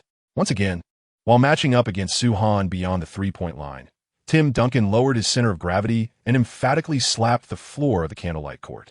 "Come on, Soo." With both hands striking the ground, Duncan bellowed, "Come on." This scene instantly evokes an endless stream of memories within Soo-Han, who stands beyond the three-point line. Clutching the ball, Duncan, in a moment of fervor, slaps the floor. This is indeed one of the iconic moments in the history of the NBA Finals. However, during the finals of the 2012 to 2013 season, Duncan's floor slap was a manifestation of his profound regret for a missed opportunity. Now, however, Duncan's fierce slap against the floor is a declaration of war against the ball-holding Soo-Han. What a passionate and exhilarating spectacle. One cannot ascend without engaging in a fierce contest of 300 rounds. Otherwise, one would not do justice to the floor that had just been pounded by Deng Dai Dai. And then, behold the soaring demon of the skies, ablaze with fervor. Soo-Han paused at the three-point line, composed, and released the ball. Under the gaze of 70,000 bewildered eyes, the basketball traced a perfect arc through the air before swishing through the net. Chapter 45. Do not inquire. The answer is simply rational. What transpired? Soo-Han held the ball beyond the three-point line, confronting the defense of Tim Duncan, and then he shot. The astonishing part is that the shot actually went in. Soo-Han's inaugural attempt from beyond the arc culminated in success. California, USA. Candlelight Arena. The commentators alongside the court were utterly flabbergasted. Question: what just occurred on the court? Answer: a player has successfully made a three-pointer. Question: who is it? Answer: Suan. This question and answer both highlight the word absurd. It is only logical that players on the NCAA court would successfully make three-point shots. It is utterly commonplace. Despite the perceived ineptitude of Kevin Garnett and Paul Pierce, both of these individuals managed to contribute a three-pointer today. However, if I were to inform you that the player who just made the three-point shot is Soo Han, standing at a towering height of 2.16 meters and weighing 125 kilograms, would that not astonish you? This situation has taken on a rather magical quality. I can scarcely believe my eyes. Soo Han actually dares to shoot from beyond the three-point line? This exceeds my wildest imagination. Soo Han's execution has surpassed all expectations. I initially thought that his ability to isolate Tim Duncan from the three-point arc would be enough to challenge conventional perspectives. But little did I know that even more astonishing feats lay ahead. The commentators are currently experiencing a collective mental lapse. Why are their reactions so intense? Let me provide a simple analogy. Can you envision Shaquille O'Neal casually launching a three-pointer from beyond the arc, only for it to swish through the net? Picture that scene. Those who understand, understand. Don't take this shot too seriously, Tim. On the sidelines, Wake Forest head coach Dave Odom is fervently urging his players, don't be deceived by that shot. Clearly, in the eyes of this seasoned NCAA coach, Soo Han's sudden three-pointer is a psychological game against Duncan. In other words, Dave Odom believes that Soo Han's shot is merely a gamble, and fortune smiled upon him with that successful three-pointer. He would never entertain the notion that an O'Neal-like player could emerge on the NCAA stage, capable of shooting three-pointers. Meanwhile, Duncan, having been momentarily stunned by that three-pointer, takes a deep breath. The core of the Wake Forest team shares nearly identical thoughts with the head coach. Soo Han's three-point shooting is not a conventional weapon. The ball was more of an attempt to psychologically undermine Duncan. It must be acknowledged that Soo Han was indeed fortunate. But did he truly think he could intimidate Tim Duncan? He is far from it. Soo, you must not throw like that next time. Back in their own half, Nash quickly found Soo Han to advise him. A three-pointer is not a wise offensive choice for you. To be fair, Nash genuinely did not care how Soo Han chose to conclude the play. He unconditionally believed in and supported all of Soo Han's decisions. However, even if one is willful, it should still be reasonable. A center shooting a three-pointer, even on the NCAA stage, even if Soo Han was in phenomenal form today, it simply defies logic. Setting aside the question of whether this shot was reasonable, Nash had just noticed the expression on Coach Dick Davies' face on the sidelines. If Soo Han attempted another three-pointer, Coach Davies' heart condition might just resurface. I understand, Steve. Soo Han playfully ruffled Nash's hair and offered a harmless smile to the windchild. During Wake Forest's offensive possession, Duncan seamlessly transitioned between the roles of green leaves and blossoms, helping the team secure 2 points and ease the situation. Turning back, after crossing half-court, SteveNash passed the ball to Soo Han, who stood beyond the three-point arc. Duncan had already positioned himself at the three-point line, vigilant for Soo Han's drive. Coach Zhang, Soo Han just made a three-pointer. Do you think he will choose to shoot another this possession? Soo Kun at the C-Station commentary booth wondered aloud. I don't think so, said the venerable Coach Zhang, shaking his head. In fact, Soo's offensive choices are quite rational. That last three-pointer was more about tactical considerations. Listening to Coach Zhang's elaborate explanation, Soo Kun was left with a flood of complaints stuck in his throat. Goodness, to call Soo Han's offensive choices rational? Truly, he is worthy of the title Coach Zhang the Rational. So, the question arises, why couldn't Soo Kun voice his thoughts? Because on the court, Soo Han, receiving the pass from Nash beyond the three-point line, shot again. What the? On the sidelines, Santa Clara's head coach Dick Davies clutched his chest. Just as SteveNash had feared, this unguarded three-point attempt from Soo Han genuinely pained the team as head coach. You might say the first three-pointer was a fluke, but how could this possibly be so addictive? Is Ninja intent on thwarting my existence? What on earth? On the court, even SteveNash appeared bewildered. Wasn't it agreed that there would be no more three-point attempts? In a matter of mere seconds, Soo Han launched his second three-pointer. What on earth? On the sidelines, Coach Dave Aldum wore an expression of profound mystery, his face adorned with an array of questions. Has Soo Han become addicted to this psychological warfare? Just as the entire world was once again taken aback, Soo Han's shot arced beautifully through the air, seamlessly swishing through the net. In this moment, Soo Han has remarkably struck twice from beyond the three-point line, netting 2 consecutive three-pointers. The atmosphere in the Candlelight Arena erupted with fervor. Nearly 70,000 fans were sent into a frenzy when Soo Han made his first three-pointer. Many speculated it was mere luck, a favor from the goddess of fortune. Yet, when he landed his second three-pointer, could anyone still claim it was serendipity? Was it possible that the goddess of fortune had bestowed her grace upon him twice? It seems she has taken a liking to Soo-han, unwilling to part ways.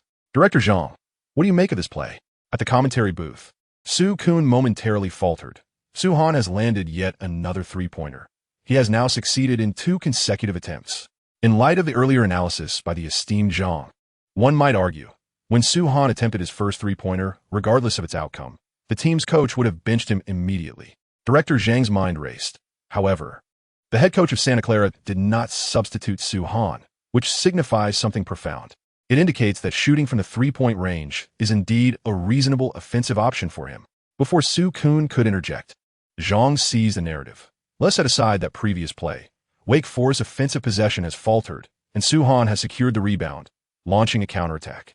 As the venerable Zhang had elucidated, when Wake Forest failed to score on their next possession, Soo-han grabbed the rebound but was momentarily impeded by a Wake Forest player, delaying his surge. Nonetheless, it was of little consequence. He opted to carry the ball across half-court, gradually encroaching upon the three-point line. Positioned near the left 45-degree angle of the arc, Duncan, returning on defense, sent something amiss as Soo-han stood just a step away from the three-point line. Yet, it was too late. Much like Kevin Durant's fateful three-pointer against LeBron James in the finals, Soo-han, poised at the left 45-degree angle, unleashed his shot with precision. His three-point attempt pierced the net like flames from the depths of hell. The scythe of death had finally swung into action. Chapter 46. The future is yours. Dave Odom's worldview had utterly shattered. He had envisioned countless scenarios for the outcome of this semifinal match. Even the progression of the game itself. As the head coach of Wake Forest, armed with the ace that was Tim Duncan, he had imagined that his team might falter in this crucial contest. However, no matter how he envisioned it, he could never have anticipated that his team would be vanquished by Soo-han's lethal three-point shots. Indeed, as Soo-han wielded the scythe of death from beyond the arc, he irrevocably severed Wake Forest University's hopes for victory. There was no longer any miracle in sight. At the Candlelight Arena, the commentators on the sidelines declared the death knell for Wake Forest. Their disadvantages were insurmountable, leaving them with little hope of reversing the score, not to mention achieving a comeback. Even narrowing the gap seemed a formidable challenge. Time was running out for Tim Duncan. In his 3rd season of college basketball, the emergence of Soo-han extinguished the championship dreams of this elite player. On site, multiple commentators expressed their heartfelt sympathy for Tim Duncan. The superlative star, who had secured the coveted title of champion since 1997, has once again faltered at the threshold of the finals. The invincible leader of the Spurs, or rather, the indomitable Tim Duncan, has succumbed once more. In the end, the match unfolded without any unexpected twists or turns. Wake Forest University succumbed to the Santa Clara Broncos by a margin of 19 points at the Candlelight Stadium. This marks the narrowest margin of victory for Santa Clara during the NCAA championship stage, yet remains nearly a 20-point lead. Their formidable dominance has led all commentators present to unanimously conclude that the ultimate champion of this season's NCAA championship may as well be awarded in advance. Now, the only question is, by how many points will Massachusetts succumb to Santa Clara in the finals? Can they surpass Wake Forest's record for the smallest margin of defeat against the Santa Clara Mustangs this season? To be frank, achieving this would prove quite challenging, as Wake Forest was able to hold their ground against Santa Clara for a significant portion of the game until Soo-han unleashed his formidable prowess, leaving them unable to resist. Can Massachusetts exhibit the same tenacity as Wake Forest? They lack Tim Duncan, and Marcus Camby is unlikely to compel Soo-han to reveal his full potential. The commentators are undeniably astute. Wake Forest could rely on Duncan to draw out the strongest version of Soo-han. Who can Massachusetts depend on?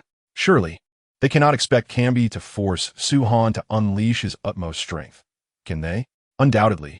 This year's NCAA championship final is poised to become the most catastrophic event in the past decade. Aware of this, many fans in attendance have already begun to mourn for the University of Massachusetts in advance.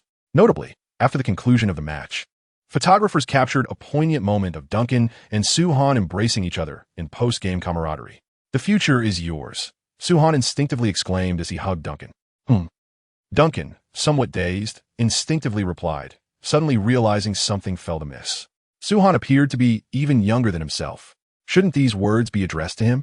Nevertheless, despite the thoughts swirling in her mind, Deng maintained a calm exterior, Keep pushing forward, Sue. The two teams' formidable front lines were captured in tandem by numerous photographers. Many of them began to envision the moment when the two would don their respective NBA jerseys and embrace once more on the NBA court. The contrast between those two images would undoubtedly be captivating, rich with narrative depth. Wouldn't you agree? This is the most formidable opponent I have encountered throughout my coaching career, without exception. On the other side, after the conclusion of the match, Coach Dave Odom, in an interview with the media, candidly declared, "The Santa Clara Mustangs, with Sue Hahn on their roster, are the most dominant team in recent NCAA tournament history." Perhaps what I am about to say will displease some, but the reality is that Massachusetts will be thoroughly dismantled by that young man, Sue Hahn. As the head coach of an opposing team, to utter such words in front of a plethora of media outlets across the nation illustrates the profound impact Sue had on Coach Odom during this game. Before the interview commenced, I believe I need to head to the hospital for some medication. Similarly, Coach Dick Davis, during his post-game media session, feigned distress. "My heart can hardly bear Sue's three-point shots during the game." Upon hearing this, the journalists present erupted in laughter, filling the atmosphere with a sense of joy. "Coach Davis, does this imply you were unaware of Sue Hahn's remarkable range?" Joking aside, the interview must continue. A reporter from a Boston Honest Man asked the first question. His decision to score beyond the three-point line was not part of your tactical arrangement, but rather his own choice. One cannot help but acknowledge. The journalist's inquiry penetrates the very essence of the matter. What is the most significant variable in today's match? It is neither the pick and roll between Sue Hahn and Nash, nor the splendid scoring displays from Sue Hahn's individual ball handling. Rather, it is his astonishing three-point barrage that transcends conventional understanding. Shaquille O'Neal not only dribbles like Allen Iverson, but he can also shoot three-pointers akin to Reggie Miller. Who can withstand this? Prior to the post-match interview, there was a widespread belief that Coach Dick Davey was aware of Sue Hahn's remarkable three-point shooting ability. Some even speculated that this was part of Coach Davey's tactical arrangement, a true secret weapon. However, the head coach of the Santa Clara Mustangs unexpectedly confessed that Sue Hahn's three-point shooting nearly caused him a heart attack. This revelation certainly adds intrigue. Although I would love to claim that all of this was part of my strategic planning, the truth is Sue Hahn's offensive choices genuinely astonished me. Coach Dick Davey resumed his seriousness. It was not merely the barrage of three-pointers. From the moment he initiated the pick and roll with Steve, the developments had already transcended my control. Are you implying that from the pick and roll with SteveNash onwards, the reporter from ESPN could no longer contain himself, rising to ask, all subsequent offensive strategies were not your arrangement? Precisely, that is the case. Coach Dick Davey nodded at the reporters. From the pick and roll between Nash and Sue Hahn, everything that followed was a brand new version that Coach Dick Davey had never witnessed before. Who knows how many secrets these two youngsters are still concealing? In other words, not only are players like Kevin Garnett and Paul Pierce considered mere tools, but even Coach Dick Davey himself, at this juncture, has become a tool as well. Nonetheless, Coach Davey remains unfazed by this. As long as he can secure victories, he eagerly anticipates Nash and Sue Hahn employing more secret weapons. What being a tool? When being a tool leads to winning games and championships. This realization from the team's head coach garnered praise from Garnett, Pierce, and other Santa Clara Mustangs players. Meanwhile, Auerbach, having watched the game, fell into silence. In this match, Tim Duncan's performance was undoubtedly commendable. In fact, his defensive fundamentals exceeded the expectations of the red-clad coach. For instance, Duncan's judgment and decision-making regarding pick-and-roll defense were impressive. Yet, even more astonishing today was Sue Hahn. This extraordinary newcomer from the Celestial Empire continuously reshapes Auerbach's perception of him. How many more abilities does this young man, Sue Hahn, truly conceal? Indeed, ever since Sue Hahn showcased his three-point skill, Auerbach has become increasingly intrigued by him. He is certain that the Sue Hahn in his current state is not yet in his true, complete form. This young lad undoubtedly possesses untapped, extraordinary talent. Jerry, I'm certain you did not watch today's NCAA semifinals. Meanwhile, in a lavish mansion somewhere in Los Angeles, the legendary Magic Johnson, having just concluded watching the entire game live, proactively dialed Jerry West's number. Otherwise, you would not be so composed. Indeed, I did not watch it, as my schedule today was rather packed. Upon answering the call, Jerry West nodded. What is the matter? Did Sue Hahn lose? With the season nearing its conclusion, Logo was fervently strategizing for the summer battle for Sue Hahn. There was so much on his plate that he figured he could catch up on the game later by watching the tape. Yet now, Magic had taken the initiative to call. From his tone, it seemed something significant had transpired during the game. Could it be that the highly anticipated Suhan had faced defeat? However, that would not be shocking, considering their opponent today was none other than Tim Duncan. If given a chance, Logo would desire both Duncan and Suhan. No, Jerry, Sue emerged victorious. Magic on the other end of the line slowly began, but you'll never guess how he won this match. Chapter 47, the first intimate encounter with Jordan. Oh, how else could they have won the game? Jerry West nonchalantly accepted the coffee handed by his assistant, gradually settling back into his seat. Did Sue toy with the entire Wake Forest defense after holding the ball on the perimeter? Logo's understanding of Suhan was indeed meticulous. He could even surmise what Suhan had accomplished in today's semifinal. But that is not all. Magic feigned mystery. Merely this would not suffice to triumph over Tim Duncan. Really, Jerry West's curiosity was piqued. Was it Steve Nash? Did he engage in pick and rolls with that young lad, Sue? Logo speculated that the method which so excited Magic might not solely pertain to Suhan. It could also be related to the highly regarded Steve Nash. Given Nash's involvement, the only conclusion was the twin stars of Santa Clara unleashed a pick-and-roll strategy on the offensive end. Their collaboration in pick-and-rolls was nearly insurmountable in the NCAA. Even Tim Duncan would likely struggle against it. Far from being limited to this, Magic could not resist revealing the final answer. Sue annihilated Wake Forest with three-point shots from the perimeter. On the other end of the line, Logo, who had just been calmly sipping coffee while awaiting Magic's performance, instantly spewed the beverage out in shock. What? Without even having time to wipe the coffee that had splattered at the corners of his mouth, Jerry West tightened his grip on the phone. What did you just say? Calm down, Jerry. Take care of yourself, Magic reminded him. He then reiterated, Sue hit a three-pointer and crushed Wake Forest. You heard it correctly. He had consecutively sunk 4 three-pointers today, instantly extinguishing any suspense in the game. Following Magic's proclamation, the call plunged into a 2-second silence.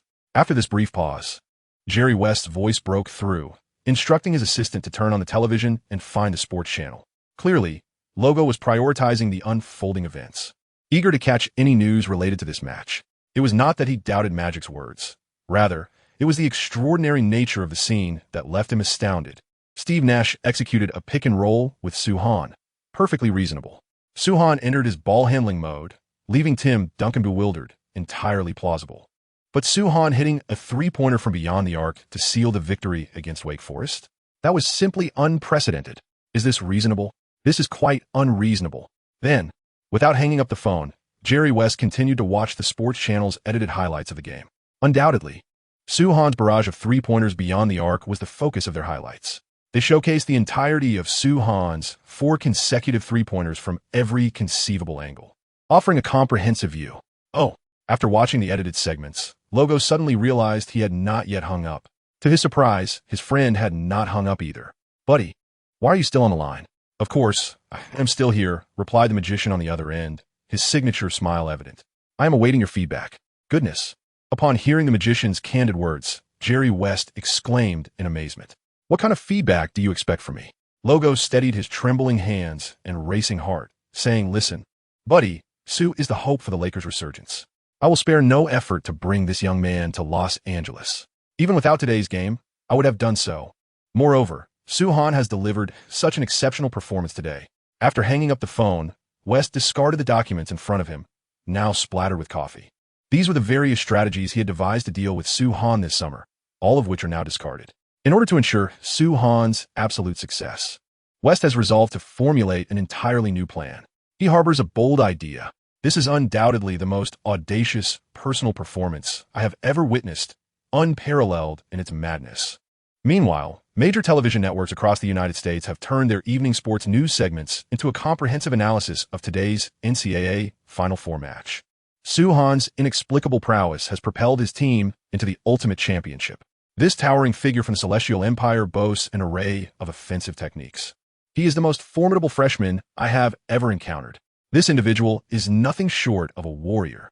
ESPN's basketball experts have bestowed upon him the highest accolades. He is both human and divine. Indeed, I concur with your sentiment. Another basketball commentator chimed in. Suhan embodies a being that is part human, part deity. Alas, our poor North Carolina's flying man, Vince Carter, has not only seen his UFO moniker usurped by Suhan, but has also had the title of demigod snatched away. My heart aches for Carter for just a moment. At the very least, Suhan cannot take away his title of the new flying man of North Carolina. This is Vince Carter's last display of defiance. Having discussed Soo Han, we must now turn our attention to the impending NCAA championship final. After spending considerable time extolling Soo Han, though the experts still seem somewhat unsatisfied, the remaining airtime is limited. It is only right to extend some respect to the opponent in the Santa Cruz finals. To be frank, Massachusetts is poised to lose by at least 30 points. Veteran basketball commentators from TNT are reluctant to waste time. If Tim Duncan cannot contend with Soo Han, how can we expect Marcus Camby to rise to the occasion? That is indeed correct. Another expert added, everyone may have been dazzled by Marcus's remarks following his victory in the Final Four. I concede that his statements were indeed stirring and invigorating. However, in basketball, prowess is paramount. Mere words will not secure the ultimate championship, just as the commentators recognized after today's match. This group of basketball experts unanimously agrees that Massachusetts is undeniably the ultimate loser. Surely, no one genuinely believes that Massachusetts could mount a comeback against the Santa Clara Mustangs. Do they? Meanwhile, the day after the semifinal match between Wake Forest and the Santa Clara Mustangs, the entire team, back on campus to recuperate, receive an invitation from an NBA team to attend a game. The Los Angeles Lakers, another team from California, extended an invitation for the Mustangs to watch an upcoming regular season game at their home arena. Many media outlets interpreting this news view it as a blatant declaration of the Lakers' intentions. They have made it abundantly clear. They have set their sights on Soo Han. One cannot help but remark on the Lakers' audacious approach. The Purple and Gold Brigade has never felt the need to justify their actions to anyone. Interestingly enough, the forthcoming match to be held at the illustrious home of the Los Angeles Lakers features a confrontation between the home team, the Lakers, and the formidable Chicago Bulls, who are relentlessly pursuing the league's historic best record. The sensationalist media in Los Angeles has dubbed this encounter as the inaugural intimate confrontation between Michael Jordan and Soo Han. Chapter 48. The league's premier player meets the league's premier player. United States, California, Los Angeles, at the iconic Great Western Forum, home of the Los Angeles Lakers, which relocated to the Staples Center in 1999. The venerable arena that has witnessed the Los Angeles Lakers' 6 championship triumphs is, without a doubt, filled to capacity today. Undeniably, the fans present are not merely there to support the Lakers. Rather, they are drawn by the magnetic presence of Michael Jordan. The commentator from ABC has turned his attention to the court, where the Bulls' number 23, Michael Jordan, is warming up. It is well known that Jordan and his team are on the verge of rewriting the best record in NBA history. Another commentator elaborates, stating that the Chicago Bulls are increasingly close to creating a legend, and Michael Jordan will not easily concede any match. Just as this commentator remarked, after a mid-season return last year that ended in a playoff defeat, this season, Michael Jordan has unleashed an extraordinary vigor. How formidable is MJ? Once again donning the number 23 jersey? Just ask the numerous teams in the league that he has rendered powerless. In the words of many basketball experts, Jordan is not merely seeking vengeance against the Orlando Magic, the team that eliminated him last season. He is enacting retribution against the entire league. This is the true basketball overlord. The presence of Jordan in such a form undoubtedly captivates the majority of today's fans, compelling them to purchase tickets to witness the game. As for the Los Angeles Lakers and the entire Santa Clara Mustangs team they invited, they certainly piqued the ticket-buying enthusiasm of the fans. Yet their market appeal pales in comparison to that of MJ. When the cameras in the venue turned to the audience, focusing on the Santa Clara Mustangs, then on Nash, and finally landing on Soo Han, the entire Staples Center erupted with excitement.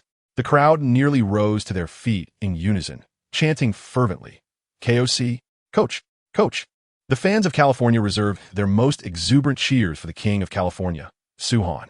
The electrifying reaction from the audience left the two ABC commentators, who had just been extolling Jordan, momentarily stunned for at least 3 seconds. After regaining their composure, they realized they had underestimated Soo Han's influence in Los Angeles and across California. Even Michael Jordan's popularity in California does not rival that of Soo Han. After all, Soo Han is the new king of California. In this state, even if you are Michael Jordan, your popularity cannot compare to that of the new king. However, while the fans were exuberantly cheering, the Lakers players, who were about to face the Bulls today, did not share the same level of enthusiasm. Perhaps the pregame cheers for Soo Han affected MJ's mood. In today's match, Jordan entered killer mode. Over the course of 34 minutes, he delivered a remarkable performance with 37 points, 8 rebounds, and 8 assists, achieving 8 assists with only a single turnover. Even more astonishing, MJ recorded 4 steals on the defensive end. The moment he stripped Eddie Jones cleanly was nothing short of a nightmare for the Lakers shooting guard tonight. This is Michael Jordan in the stands. After witnessing Jordan's terrifying performance throughout the game, Steve Nash was profoundly impressed. Although Jordan currently holds 3 consecutive championships and has yet to claim a second trio, falling short of the title of basketball god, Nash perceives Jordan as already embodying that status, not merely in terms of accolades, but as a basketball deity in skill and dominance. The overwhelming sense of pressure on both offensive and defensive fronts exudes a terrifying energy that dominates the game. At this very moment, Michael Jordan embodies the essence of the basketball deity. This is indeed the illustrious Michael Jordan. Observing the silhouette of number 23 from the Bulls seated on the bench, Suhan murmured, "No wonder he is hailed as the god of basketball. His aura is nothing short of majestic." Reflecting on the feats Jordan would accomplish in the subsequent seasons, he epitomizes the very definition of invincibility. However, witnessing such a formidable Jordan stirred a tempest of passion within Suhan's chest. Given that fate has transported him back to this era, the era of Michael Jordan, how could he not seize the opportunity to challenge the legend himself? It seemed as though Jordan sensed the piercing gaze from the stands. He turned to survey the audience. And in the next moment, their eyes locked, Jordan and Suhan, a captivating exchange. Instantly, the arena erupted with the fervor of photographers. The confrontation between the current NBA's finest and the leading star of the NCAA this season certainly qualifies as one of the most iconic moments in basketball history. Click, click, click. Countless photographers fervently pressed their shutters, immortalizing the moment of connection between Jordan and Suhan. One, though seated on the lower bench, reigned supreme as a king of the court. The other, perched above in the stands, emerged as a challenger beneath the throne. Merely envisioning the multitude of discussions this scene could sent shivers of excitement through the professional photographers. However, reality proved that excessive imagination can lead to disappointment. In the stands, Suhan indeed gazed at Jordan, yet the legendary player on the bench could not pinpoint Suhan's location amidst the sea of fans. Frustrating? Isn't it? Jordan was indeed searching for Suhan, but the overwhelming crowd obscured his view. Unable to locate his target, Jordan turned his attention back, patiently awaiting the final moments of the game. "Michael, are you looking for Suhan?" asked Pippen, who had noticed MJ's actions. "That kid should be right behind us." "I'm merely stretching my neck." Jordan promptly dismissed Pippen's speculation without a moment's hesitation. "The garbage time is dragging on. My neck is sore from watching." Okay. Pippen understood Jordan all too well. If the basketball god chose not to acknowledge it, then whatever he said must be correct. "Michael, are you worried that Suhan might threaten your position once he enters the league?" Meanwhile, the ever-intrusive Dennis Rodman chimed in. "Come on, buddy, don't fret. Once that kid joins the league, he has all yours to handle. Just focus on winning with me. The rest is on my shoulders." Last summer, the formidable Dennis Rodman joined the Bulls, possessing a clear understanding of his role. Beyond securing rebounds for Jordan, his primary function was to eliminate any obstacles in Jordan's path. After all, who else could lead MJ to victory? Presently, there exists a young contender named Suhan, who, prior to today's game, had already made a notable impression on the crowd, seemingly poised to become an irritant. As Jordan's foremost protector, Rodman took the initiative to declare, "Jordan is responsible for winning, and I shall handle Suhan."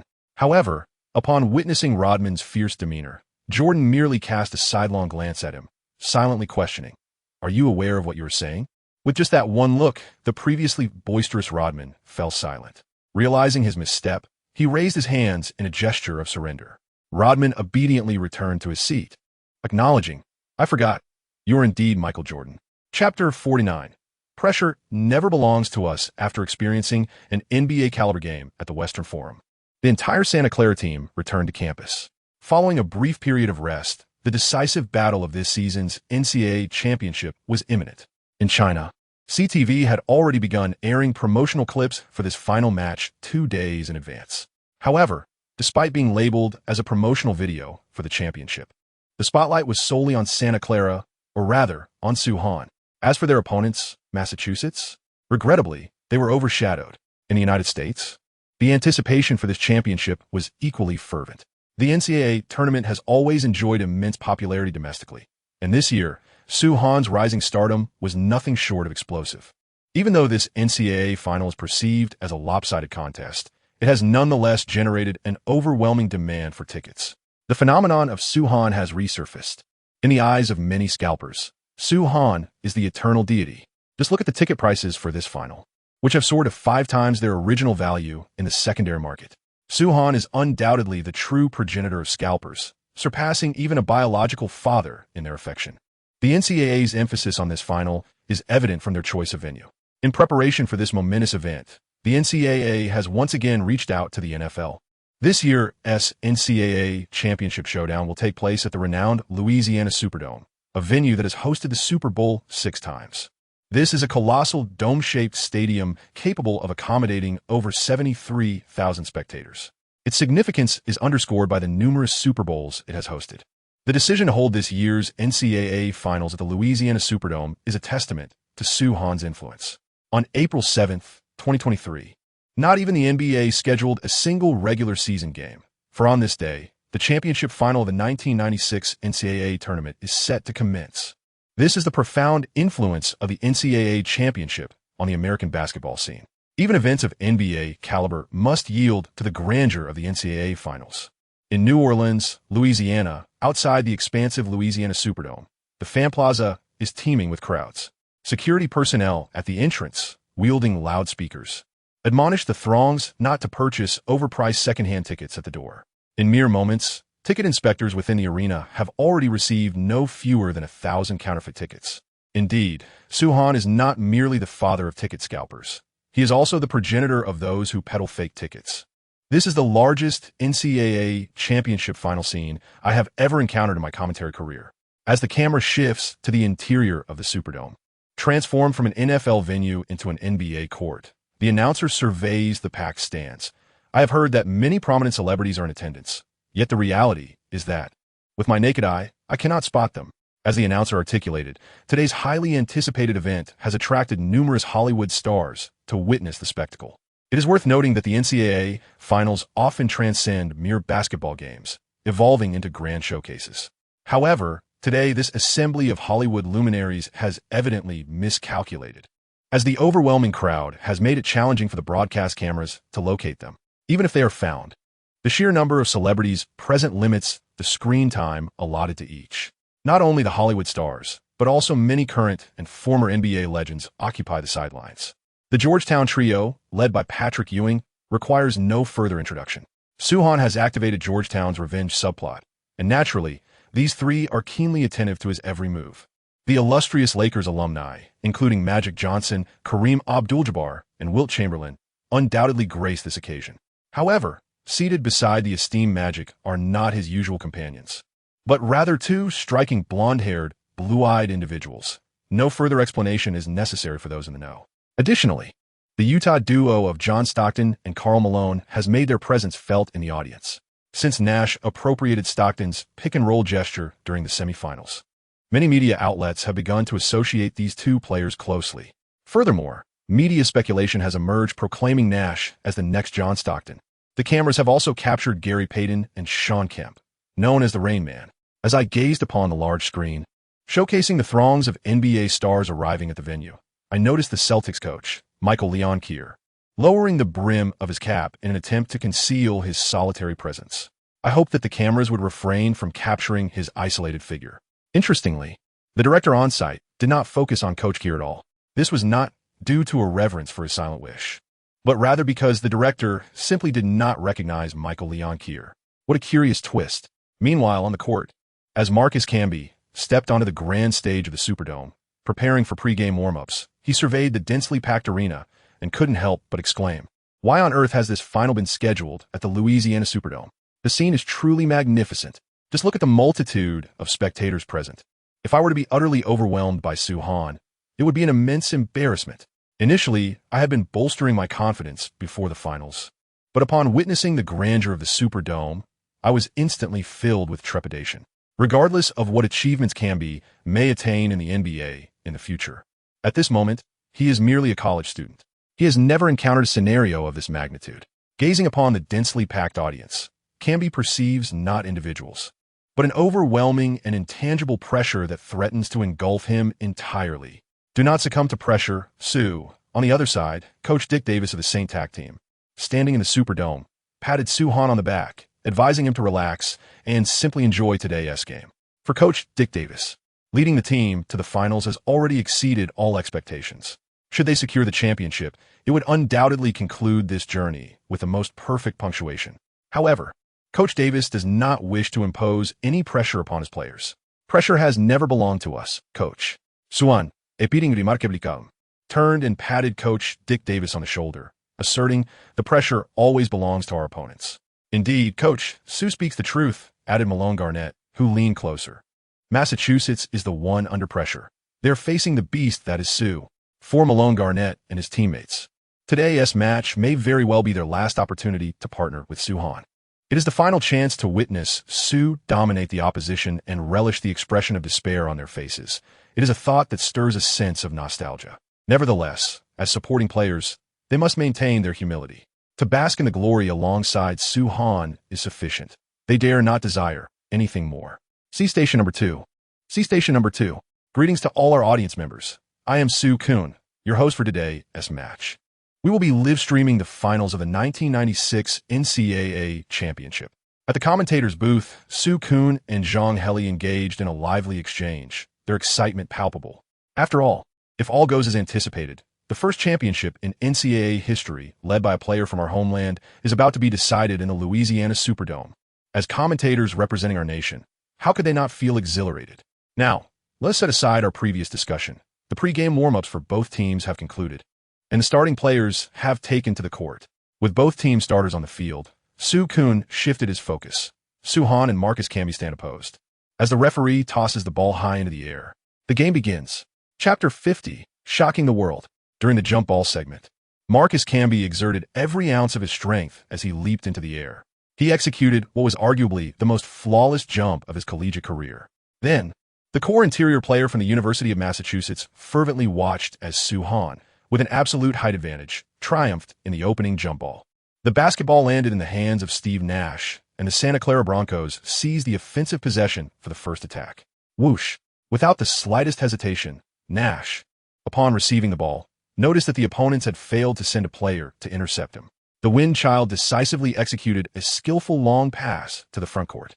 In the front court, Soo-Han, clearly in an offside position, had already outpaced everyone to arrive ahead. Regardless of whether Nash's passing route faced obstruction, Soo-Han was always the giant to reach the front court first after the jump ball. Here it comes. The connection between Steve and Soo-Han. The ESPN commentator roared. The Santa Clara Broncos' opening offensive strategy, having been thwarted in several consecutive games, has finally re-emerged in the finals. This moment, though belated, has finally arrived. We have at last witnessed this scene. At the commentary desk of Channel C, Zhang Li breathed a sigh of relief. It is said that the opening strategy employed by Xiao Su and Nash has proven to be an insurmountable challenge in numerous previous matches. As a seasoned admirer of Soo-Han, who has watched many recordings of his NCAA games, Coach Zhang has long anticipated that Soo-Han would unveil this astonishing connection for the audience watching from their homes during the live broadcast on Channel C. Regrettably, this did not come to fruition in the previous semifinal. However, fortunately, Soo-Han did not disappoint the fans, showcasing this extraordinary moment on the grand stage of the finals. Indeed, their opening collaboration astonished many of our counterparts in the United States. Soo Kuhn added, to my knowledge, many in the U.S. have dubbed the opening strategy of Soo-Han and Nash as the Steve-Soo-Han connection. Such a name is rather unappealing. Coach Zhang scoffed, asserting, in my opinion, it should be called the Xiao connection. And why this name, you may ask? The reason is simple. The Na of SteveNash combined with the Han of Soo-Han forms the Xiao connection, does it not? The Xiao connection? Upon hearing Coach Zhang's suggestion for this name, Soo Kuhn's eyes brightened. Coach Zhang, that name is splendid. According to your reasoning, does that not make Nash and Soo-Han a Xiao duo? This perfectly encapsulates the exquisite synergy between Soo-Han and Nash that drives opposing coaches and players to exasperation on the court. The shouting ensemble indeed possesses a distinct essence. Perhaps, even Zhang Heli and Soo Kuhn did not anticipate that their almost teasing dialogue on the sidelines of the Louisiana Superdome would directly influence the entire basketball fan community in our homeland. The term shouting ensemble and the concept of connected shouts swiftly resonated through the hearts of countless fans glued to their screens, echoing across the vast expanse of our nation. Despite the 1990s being an era where information dissemination primarily relied on newspapers and television news, the speed at which such widespread grassroots communication transpired was astonishing. Returning to the scene at the Louisiana Superdome, the Massachusetts team was in the midst of an offensive possession. The team's utility guard dribbled past half-court and assessed the positioning of his teammates. In a rare occurrence, Marcus Camby, typically known for his defensive prowess, signaled for the ball in the low post. It is quite unusual for Camby to actively showcase his scoring desire on the offensive end. His initiative today certainly caught the attention of numerous professional scouts present at the venue. Could it be that Marcus Camby, like Suhan, has been secretly harboring a few tricks up his sleeve? Is he awaiting the finals, anticipating to astonish the world on this stage of unparalleled attention? To be fair, Camby indeed harbored such aspirations. Since entering the NCAA championship, Camby, situated in the lower bracket, had been largely overlooked by the media. Despite leading his team to a series of victories, not a single headline had emerged about him. From that moment, Camby devised a grand plan in his mind. He aimed to reach the finals and leave the world in awe of his performance. Although Camby was not primarily known for his offensive skills, he chose to take a gamble. One must always have dreams. Who knows? Perhaps his sporadic offensive prowess would create a miracle today? As Camby engaged in this self-deception, even his teammates were drawn into the narrative. After a mere second of hesitation, the utility guard from Massachusetts lofted the ball to Camby, who was calling for it in the low post. With a resounding thud, the basketball found its way into Camby's hands, and he immediately backed down, exerting force against Suhan with a robust physical confrontation. Of course, this so-called strength is merely a figment of Camby's own perception. Despite Camby's full-force attempt to collide with Suhan, the latter remains as steadfast as a mountain. "Marcus, stop testing the waters," the head coach of Massachusetts exclaimed in frustration from the sidelines. "If you're demanding the ball in the low post, then stop holding back. Let the world witness your true capabilities." The truth is, the coach failed to notice Camby's bewildered expression, akin to someone who has just tasted something unpleasant. "It's not that I haven't exerted myself. The crux is that pressing forward with full force is utterly futile against Suhan." Boom! Camby tossed aside all his internal complaints, fiercely dribbling the ball. Utilizing the rebound from the basketball, he channeled all his weight onto Suhan. Regrettably, the towering defender from the Middle Kingdom remained firmly planted. Little Sue, no matter what tricks you employ, I remain unmoved." Observing Camby's repeated failures to make headway, commentator Zhang could not help but chuckle. "If I were Marcus Camby, I would have dug a hole to hide in by now, before a global audience of basketball fans." Camby found himself utterly flustered after being so thoroughly defended by Suhan in the very first possession. What a disgrace! In a moment of indignation, after several unsuccessful attempts to back down, Camby abruptly pivoted in a rigid manner and forced a hook shot. There was no suspense. His stiff effort was effortlessly swatted away by Suhan, who leaped and caught the ball with one hand. Indeed, you read that correctly. Camby's shot was directly blocked by Suhan. After executing the block, Suhan disregarded Camby's bewildered expression and transitioned swiftly from defense to offense, leading a fast break charge down the court, culminating in a thunderous dunk that showcased his prowess. "Oh my God!" The American commentator erupted with excitement. Marcus used every trick in the book in the low post, only to gift Sue an assist. Yes, indeed, Sue scored on a spectacular fast break, with the assist coming from none other than Marcus Camby. Another commentator burst into laughter. "Honestly, if I were given the choice to replay a moment, I would choose to replay Suhan's fast break or his block. I would opt for a replay of Marcus Camby's awkward back-down move. It's downright hilarious." It seems Camby was not aiming to astonish the world. Rather, he was destined to evoke laughter from it. The Massachusetts coach, utterly bewildered, gazed at his disciple. "You lack the skills for low-post offense, and are here performing a clumsy dance? What a waste of expression." As Suhan jogged back on defense after his offensive display, he inadvertently caught sight of the Massachusetts coach's expression, reminiscent of a classic moment from the future Doc Rivers repertoire. In a moment of humiliation, Marcus Camby was determined to reclaim his dignity on the offensive front. This time, he displayed wisdom by opting not to engage in a battle in the low post, an area where he felt less adept, but instead positioned himself near the free throw line to receive the ball.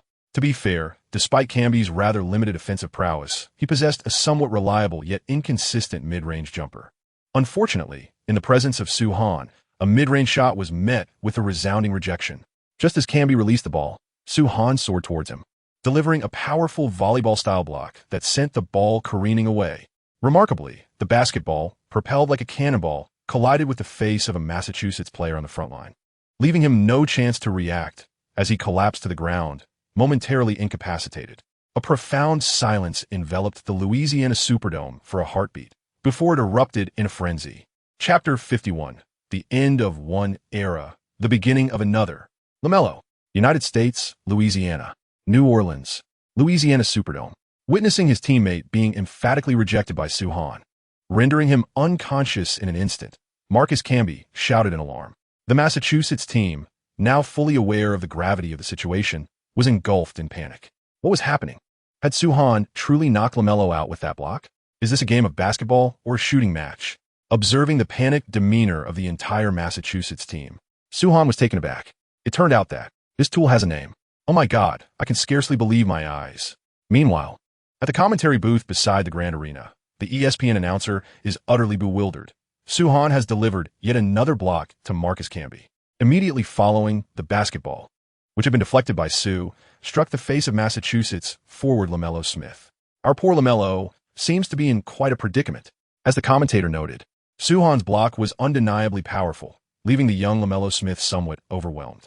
Medical personnel rushed onto the scene, urgently carrying the unconscious young man off the court on a stretcher, preparing to transport him to the nearest hospital for treatment. Fortunately, as he was being lifted in front of the team bench, LaMelo Smith finally opened his eyes. Witnessing his player regain consciousness brought a sense of relief to the head coach of Massachusetts. At least he was still alive. Soo, your strength in that play was indeed a bit intimidating. The game was temporarily halted due to this incident. Back on the bench, Nash glanced up at Soo-Han. Some play for money, while you seem to play for your life. Steve, upon hearing Nash's remark, Soo-Han merely shrugged. Would you believe me if I said I didn't exert much force on that play? This is certainly not a mere boast of Soo-Han's prowess. His recent volleyball block against Cam was indeed quite impressive, rendering even utility player like LaMelo Smith incapacitated on the spot. However, in truth, while Soo-Han leapt with considerable height, the ball did not ascend to the anticipated elevation. Consequently, although he exerted himself, it was not to the fullest extent. The result of this half-hearted attempt still yielded a level of impact that was astonishing. It is difficult to place blame on oneself. All of it falls upon Benzema. Meanwhile, observing Soo-Han's seemingly innocuous expression, Nash fell silent. Do you ask me if I believe? Of course I do believe in your deceitful words. Soon, the brief interruption of the match came to an end, and play resumed.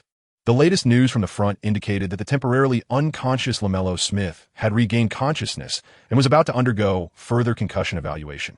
The commentator on site relayed the current situation. We can now redirect our attention back to the match at hand. Indeed, let us hope that this fleeting interruption will not overshadow the highly anticipated final today. In fact, how could such a minor incident fail to impact the players for both teams? Consider this: a teammate and college companion, with whom one shares daily moments, is suddenly struck on the head by an opposing team's formidable center, leaving him in a state of uncertainty regarding his fate. Such an occurrence unfolds right before your eyes. One must possess an extraordinary fortitude to maintain their competitive prowess after witnessing such a scene. Moreover, in today's match, Massachusetts was already at a disadvantage in terms of strength. Their physical capabilities paled in comparison to those of the Santa Clara Mustangs, compounded by the unexpected incident involving Soo-Han's dramatic blow to the head at the onset. The players from Massachusetts, having scarcely put up any resistance, soon lost their resolve. At that moment, their sole desire was to safely conclude the match and return home to their mothers. When one side has completely relinquished all hope of resistance, allowing the other side to manipulate the game at will, it creates a stark contrast. The match swiftly descended into a state of tedium. Many American commentators present resorted to their racial specialties, reciting a few verses of rap in a futile attempt to enliven the atmosphere. Alas, their efforts proved utterly ineffectual. Fortunately, even as the adversaries relinquished their resistance, Soo-Han still delivered a performance worthy of the ticket prices for the fans in attendance. He concluded his freshman year in the NCAA with a remarkable triple-double of 50 points, 20 rebounds, and 10 assists. Indeed, as the final buzzer echoed through the arena, the red lights illuminating the rims on either side of the court flickered to life. The highly anticipated NCAA championship final has finally concluded. The match has come to an end, Santa Clara University has triumphed over their opponents to claim the ultimate championship title of this season's NCAA tournament. In the commentary booth, Soo Koon sprang to his feet in excitement.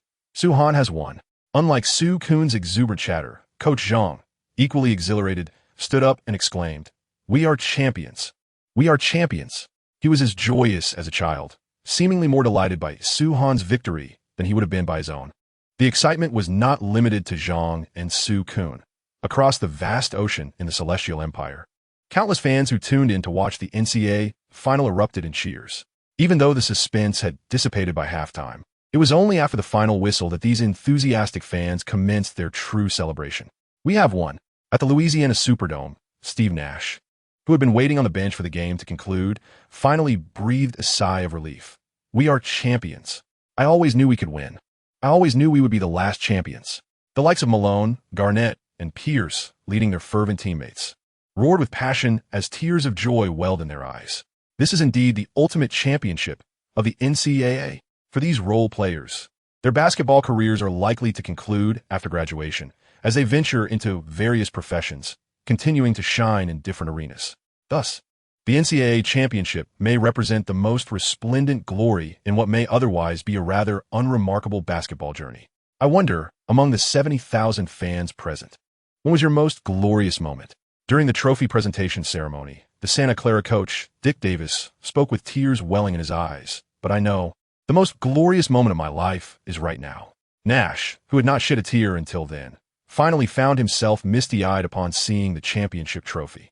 He longed to declare, "This is sweat, damn it." Yet, having sat on the bench for quite some time, his sweat had long since dried. Faced with the futility of feigning toughness, Nash allowed his tears to flow more freely. Ultimately, the entire Santa Clara Mustangs team presented the NCAA championship trophy to Soo-Han. On one hand, Soo-Han is the highest figure in the team, and having him lift the trophy amplifies the momentous atmosphere. On the other hand, Soo-Han is indeed the true architect of the Mustangs' historic achievement. He rightfully deserves to hoist the highest honor in American collegiate basketball. Coach, coach, coach. As Soo-Han lifted the championship trophy, the entire crowd of over 70,000 fans erupted in unified cheers for this giant from the East. For these fans, witnessing Soo-Han lift the trophy was far more exhilarating than the final match itself. We must prepare for our endeavors this summer. United States, California, Los Angeles. After watching the final match and the subsequent award ceremony, Jerry West switched off the television. The conclusion of the NCAA championship heralds a brand new beginning. The battle for Soo-Han has officially commenced. Chapter 52. The first round concludes, and the second round begins. United States, Louisiana. New Orleans, Louisiana Superdome. Following the Santa Clara Mustangs championship victory, the NCAA promptly revealed the final recipient of this season's MOP award. Unlike the NBA's MVP, the NCAA's highest individual accolade, known as the Most Outstanding Player, abbreviated as MOP, signifies the most exceptional player of the Final Four. Undoubtedly, the recipient of this year's Most Outstanding Player award was a foregone conclusion. He established a record for the highest individual score in the history of the NCAA Finals, contributed the first triple-double with blocks in NCAA Finals history, and became the first player in NCAA history to achieve a triple-double with 50 points, 20 rebounds, and 10 blocks.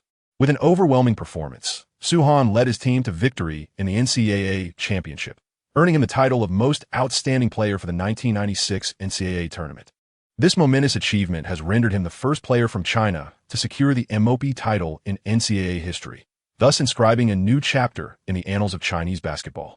Notably, the commentators have adeptly set the tone, highlighting that among those who have clinched the MOP title and subsequently entered the NBA, there are 5 players who have donned the purple and gold of the Los Angeles Lakers. Among those present at the Grand Arena today are 2 esteemed Lakers legends, both of whom have previously been awarded the MOP title, the illustrious Kareem Abdul-Jabbar and the legendary Wilt Chamberlain. Consequently, as Soo-Han lifted the MOP trophy, the broadcast cameras panned to the audience, capturing the esteemed figures of Jabbar and Chamberlain. As for Magic Johnson, he at least had the privilege of being teammates with 2 players who have received the MOP title during their NBA careers, one being Jabbar and the other, the formidable James Worthy. Soo-Han has indelibly etched his mark in NCAA history, representing Chinese basketball with distinction. In the commentary booth, Soo Koon continued to expound. Zhang, We have every reason to believe that he will likewise enjoy a magnificent career in the NBA. Zhang, brimming with confidence, asserted, "In my opinion, Su should enter the draft this summer. He no longer needs to remain in the NCAA." From Zhang's perspective, Suhan has conquered the NCAA and there is little left to achieve. It is time to embark on the next chapter in the NBA. We have experienced a season to remember, clinching the championship and securing the MOP trophy. As the final speaker at the award ceremony, Suhan turned to his teammates and coaching staff, expressing his profound joy at completing the season within such a united team. "We have successfully reached the pinnacle of the NCAA tournament, creating the best record in the history of the Santa Clara Broncos." After reiterating the collective achievements, Suhan finally addressed his own aspirations. "I believe it is time for my basketball career to transition to the next stage." Upon hearing this statement, all media present heightened their attention significantly, with countless cameras fixated upon Suhan. The audience awaited his next words with bated breath. Under the scrutiny of fans and media from around the globe, Suhan slowly declared, "I have decided to forego the next 3 years of my collegiate career and bring my talents to the NBA." Meanwhile, upon hearing Suhan's remarks during the live broadcast, the individuals most taken aback were neither the multitude of media present, nor the enthusiastic fans in attendance. Certainly, it was not the likes of Auerbach or Jerry West who were surprised. Instead, it was a certain high school student located far away in Pennsylvania. The young Kobe Bryant listened to Suhan's statements with an expression of incredulity. His astonishment did not stem from Suhan's decision to declare for the NBA after his freshman year, but rather from the content of Suhan's words. Kobe had intended to bypass college altogether following his high school career and enter the NBA directly, planning to declare for the 1996 NBA draft. He had even envisioned how he would announce this decision at a press conference. Indeed, the young Kobe was prepared to declare before the media, "I have decided to forego my college career and bring my talents directly to the NBA." Now, however, he found his own carefully crafted lines usurped by Suhan. How could this not leave Kobe astounded? In truth, Suhan had appropriated a narrative from both Kobe and LeBron. At this juncture, neither Kobe nor LeBron had utilized this narrative. If Suhan could employ it first, it would effectively become his own. The audacity of Suhan to choose to enter the NBA directly? Simultaneously, Paul Pierce, who was also watching the live broadcast of the game, was left dumbfounded. Ever since Suhan had effortlessly eliminated him in the first round of the NCAA tournament, Pierce had been anticipating a rematch next year to compete with Suhan yet again. Instead, it appeared that Suhan had no intention of playing with him any longer. He was set to embark on an NBA career. Initially, Pierce believed that if Suhan were to win a championship, it would already exceed his expectations. Now, Suhan had made a decision that far surpassed Pierce's anticipations. Just as I had imagined, Stephen Marbury, seated in front of the television, smiled wryly. "In the NBA, my teammates will not be as lackluster as those in the NCAA tournament." Although Marbury had lost to Suhan in their NCAA confrontation, he had consistently believed that his teammates had let him down. Truly, all blame fell on the teammates. Once they reached the NBA, the caliber of teammates would no longer resemble the underwhelming performance seen during their NCAA days. Thus, avenging himself against Suhan would not prove to be so arduous. "Well then, see you in the NBA, Su." On the campus of Georgetown University, Allen Iverson remarked towards the television screen displaying Suhan. Frankly speaking, Suhan's choice to enter the NBA in 1996 aligned perfectly with AI sentiments. Only Suhan possessed the merit to compete with him for the top draft position. Tim, Su has just announced during the live broadcast that he will declare for the NBA this year. The on-campus arena of Wake Forest University. Head coach Dave Odom found his devoted disciple immersed in rigorous training. Will you reconsider your long-standing choices? Duncan and Suhan are destined to be lifelong rivals. However, with Suhan's recent announcement to enter the NBA, Coach Odom harbors concerns that it may shake Duncan's resolve. "No, Coach, I shall not alter my decision. I intend to complete my 4 years of college before entering the NBA draft." As Duncan continued to hone his skills on the court, sweat pouring down, he declared, "I promised my mother, and I am acutely aware of the gap between Su and myself. I must strive to improve." After his confrontation with Suhan, Duncan realized that he was still far from sufficient, at least not adequately prepared to face Suhan in the NBA. With Suhan stepping into the NBA ahead of him, Duncan resolved to remain in the NCAA for another year, to return stronger for a rematch against Suhan. "I too wish to bypass college and enter the NBA." On the campus of North Carolina, Antoine Jameson stood up, captivated by the televised broadcast of Suhan. Come on, Antoine, if you enter the NBA now, those seasoned veterans will have you for lunch. Carter, sitting beside Jamison, calmly gestured for his teammate to take a seat. Please, Vince, I was merely jesting. Jamison, stung by Carter's bluntness, awkwardly returned to his place. I was just trying to lighten the mood. Is it necessary to hit me with such harshness? That's too much. My apologies, I thought you were serious. Carter chuckled at Jamison. Come on, I'm not that foolish. Jamison shrugged his shoulders. With my current skills, to enter the NBA draft, especially in '96, amidst a pool of prodigious talent, only a fool would truly consider it. Is that so? Carter retorted earnestly. Jamison, wait, are you joking? All right, my friend, don't take it to heart, Carter quickly reassured. I was just playing around. Truly the comedic duo. Nevertheless, when Suhan officially declared for the 1996 draft, the anticipated outcomes of this year's selection event became a topic of great intrigue. The world buzzed with discussions of the myriad possibilities surrounding the 1996 draft. Yet, let us not forget, the crucial phase preceding the draft is the lottery for the selection order. Suhan may have already secured the top draft position. However, what if the team holding the first overall pick were to make an ill-conceived decision and select someone other than Suhan? Thus, which team is poised to triumph in this season's quest for futility and ultimately claim the coveted first overall pick? This issue has not only raised numerous questions among global media, but has also captured the attention of NBA Commissioner David Stern. Which team should be awarded the first overall pick in the 1996 draft? Chapter 53. The league's finest, the franchise's worst. Following the conclusion of the NCAA championship, attention has shifted back to the NBA courts, focusing on the Chicago Bulls, who are on the verge of setting new league records.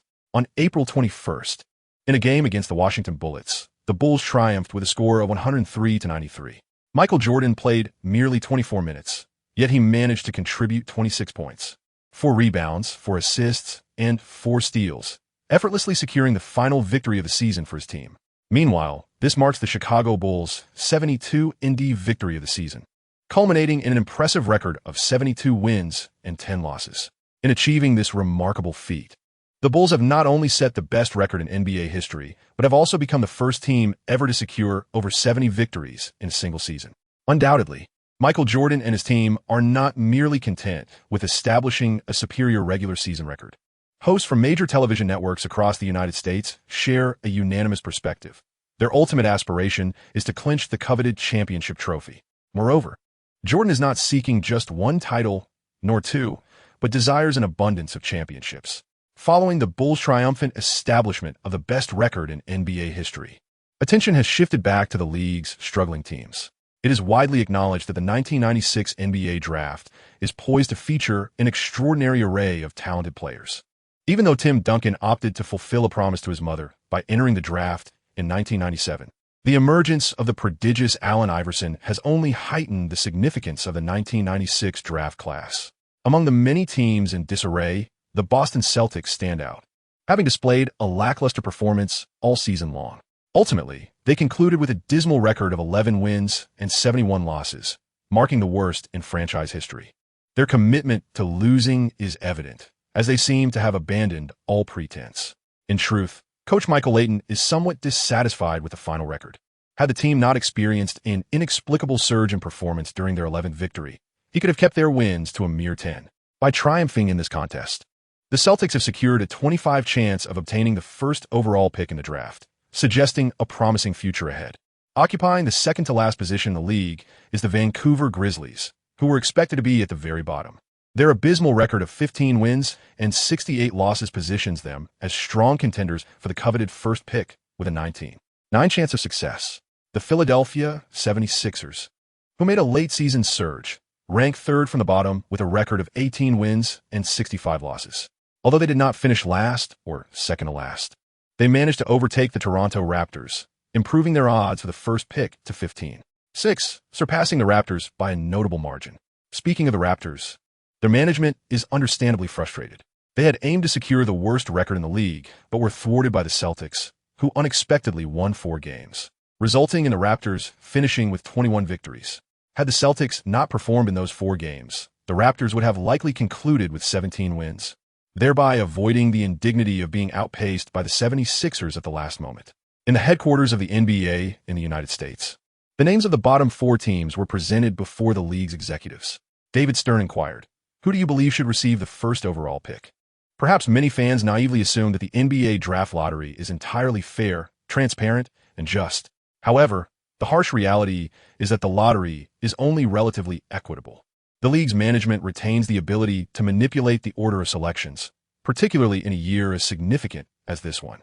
Moreover, they are confronted with the actions of the Celtics. No, rather, the cunning tactics of Arnold Auerbach, who has brazenly embraced a strategy of tanking.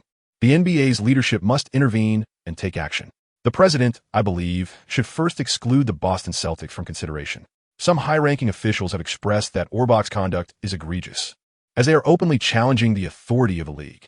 Upon hearing this statement, David Stern nodded in agreement.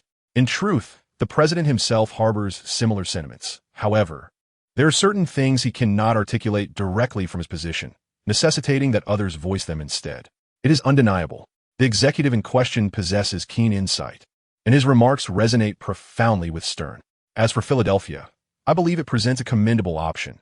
They recently selected Jerry Stackhouse, and the combination of an interior and exterior player has garnered considerable enthusiasm among fans. However, I contend that Philadelphia is not the most optimal choice. Rather, the newly minted Vancouver Grizzlies would be an ideal fit for Suhan.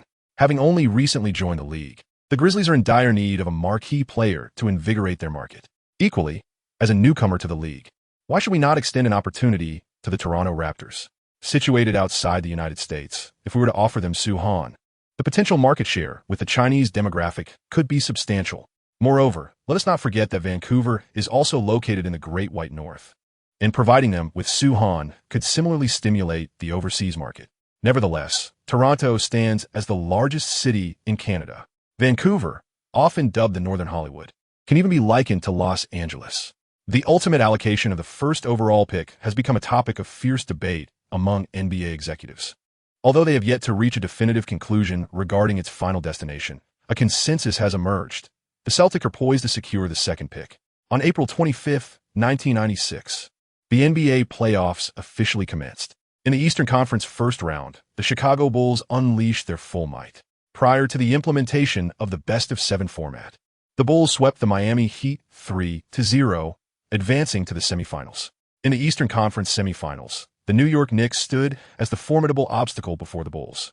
Subsequently, Michael Jordan led his team to a gentlemanly 4-1 sweep of their adversaries.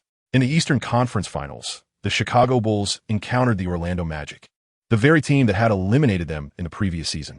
Penny Hardaway and the formidable Shaquille O'Neal once again stood in the way of Jordan and the Bulls for the second consecutive year. Anticipation ran high as spectators hoped for a repeat of the Magic's previous season's performance, which might force the invincible Bulls to face adversity. Regrettably, the opening game of the Eastern Conference Finals extinguished such hopes almost instantaneously. The Chicago Bulls amassed an astonishing 121 points, relegating the Magic to a paltry 83 points. This staggering 38-point margin established the tone for the Eastern Conference Finals. Ultimately, thanks to Jordan's indomitable performance, scoring 45 points on 23 attempts in Game 4, the Chicago Bulls triumphed with a crushing 4-0 sweep, swiftly securing their place in the 1995-96 NBA Finals. Throughout the Eastern Conference playoffs, the Bulls recorded an impressive 11 wins and only one loss, showcasing a terrifying dominance that sent shivers throughout the entire league. In the Eastern Conference, the Bulls effortlessly advanced to the NBA Finals. Meanwhile, in the Western Conference, the clash between the Seattle Supersonics and the Utah Jazz remains fiercely contested. On May 28, 1996, in New York at the Hilton Hotel, the NBA Draft Lottery is set to take place. Representatives from each team have entered the venue, eagerly anticipating the revelation of the final results. Undoubtedly, the spotlight of the media is fixed upon the Celtics representative, the esteemed Red Auerbach, who is personally attending the lottery. Today, not only is the coach present, but he has also brought along his good luck charm, the victory cigar, symbolizing triumph. This time, Auerbach appeared to be confidently assured of victory. "Coach, if you were to secure the coveted first overall pick, which young talent would you select?" The reporters on site surged towards Auerbach, clamoring, "Would you choose Suhan from the Santa Clara Mustangs?" Although this was meant to be a secret, I do not mind divulging it. With a skillful demeanor before the cameras, Auerbach solemnly jested. "The players we have our eyes on are Allen Iverson from Georgetown and Stephon Marbury from Georgia Tech." The era of the center has concluded. The age of the guards is on the horizon. Should we secure the first overall pick, only Allen and Stefan would be our ultimate choices. Chapter 54. The Ball of Destiny, the Truth Unveiled. Auerbach's remarks left the reporters feeling their intelligence had been insulted. It is universally acknowledged that the 1996 first pick would undoubtedly belong to Sue Han, the cerulean beast hailing from the Celestial Empire. Unless the Cardinal were to be possessed by Michael Leon Kyle, how could he possibly select anyone other than Sue Han? Even setting Sue Han aside momentarily, it is well known that Auerbach had long coveted the towering Tim Duncan prior to this season. At this moment, you say to me, the era of interior players has come to an end. The Celtics' goal is the guards? Are you jesting? Do you believe that we reporters are fools? Indeed, the esteemed Red Auerbach is aware that journalists are not naive, yet his words were not directed at us. Rather, this discourse was intended for the NBA management. If he can deceive a few gullible souls, the Celtics' chances of securing the top draft pick will be solidified. So, who do you believe will claim the first overall pick? Inquired Nash, seated before the television, watching the live draft lottery, turning to Sue Han. Surely it cannot belong to the Celtics. The NBA would never permit the Celtics to possess the first pick. Or rather, the NBA would not allow Auerbach to seize the number 1 selection. Sue Han swiftly dismissed Nash's speculation. They can at most secure the second pick. Then which team will claim the first? Asked the ever-curious Kevin Garnett, standing behind Nash and Sue Han. What about the Philadelphia 76ers? I have a fondness for Jerry Stackhouse. Sue, if you ever have the chance to be teammates with Jerry, be sure to procure an autograph photo for me. Garnett request genuinely surprised Swan. Stackhouse was a rookie in '95, having only completed a single season in the NBA. How curious it was that Garnett had already begun to follow Stackhouse. Choosing to admire an underappreciated star rather than following the mainstream is indeed an intriguing endeavor. I have high hopes for the Vancouver Grizzlies, as Vancouver is my hometown, added Paul Pierce, moving closer to join the conversation. Sue, if you represent my hometown team, I assure you I will frequently attend your games once I graduate. Both Pierce and Nash hailed from the land of maple leaves, with Vancouver being Pierce's own birthplace. Should the Grizzlies secure the top pick and select Sue Han, Pierce would undoubtedly buy season tickets for the Grizzlies' home games after graduation. Let us wait and see. I believe any team other than the Celtics has a chance at the first pick. In truth, Sue Han was uncertain which team might ultimately claim the number 1 selection. With his arrival, the butterfly effect had become increasingly evident. Who could guarantee that the order of the 1996 draft would not undergo a monumental shift due to his presence? It is entirely possible that the Sacramento Kings could unexpectedly secure the top pick with the lowest odds. The scene now shifts back to the draft lottery venue. The 14 small balls representing the draft order have been placed into the machine. The 1996 NBA draft lottery has officially commenced. The first ball to emerge, facing the audience, represents the Sacramento Kings. This signifies that the Kings will acquire the 14th overall pick in the 1996 draft. Eddie Jordan, the head coach representing the Kings, obligingly turned to the broadcasting camera and managed a faint smile. This season, the Kings epitomized one word: chaotic. Their objective at the beginning of the season was to vie for a playoff spot. Yet as the season drew to a close, they shifted their focus to securing a favorable position in the draft order. The outcome was dismal. They achieved nothing. They missed the playoffs, and their draft position remained disappointingly low. Although the 1996 draft is widely regarded as a stellar year for talent, what good is a 14th overall pick in the first round? The second pick to emerge belongs to the Charlotte Hornets. This Hornet is certainly not the Charlotte Hornets associated with that future owner, Michael Jordan. This is the predecessor of the New Orleans Pelicans. Upon the team's relocation to New Orleans, it was initially renamed the New Orleans Hornets, before eventually adopting the name Pelicans.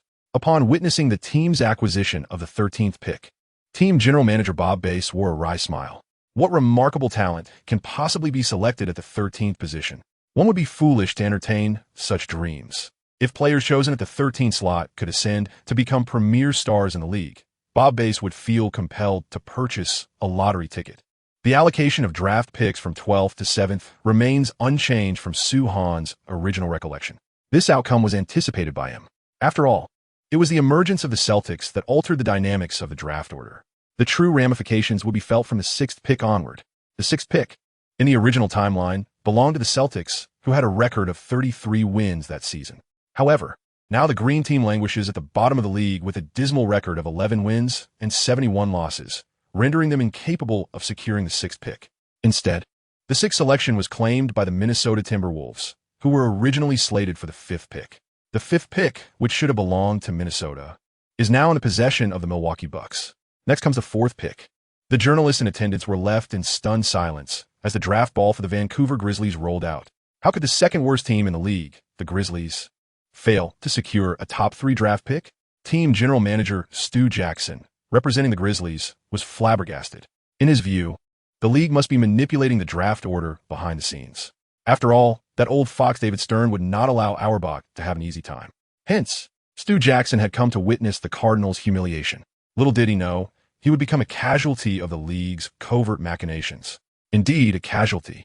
From the perspective of the NBA's management, if even the second-worst Grizzlies could miss out on the top 3 picks, it seemed reasonable that the league's worst team, the Celtics, would not secure the first overall pick.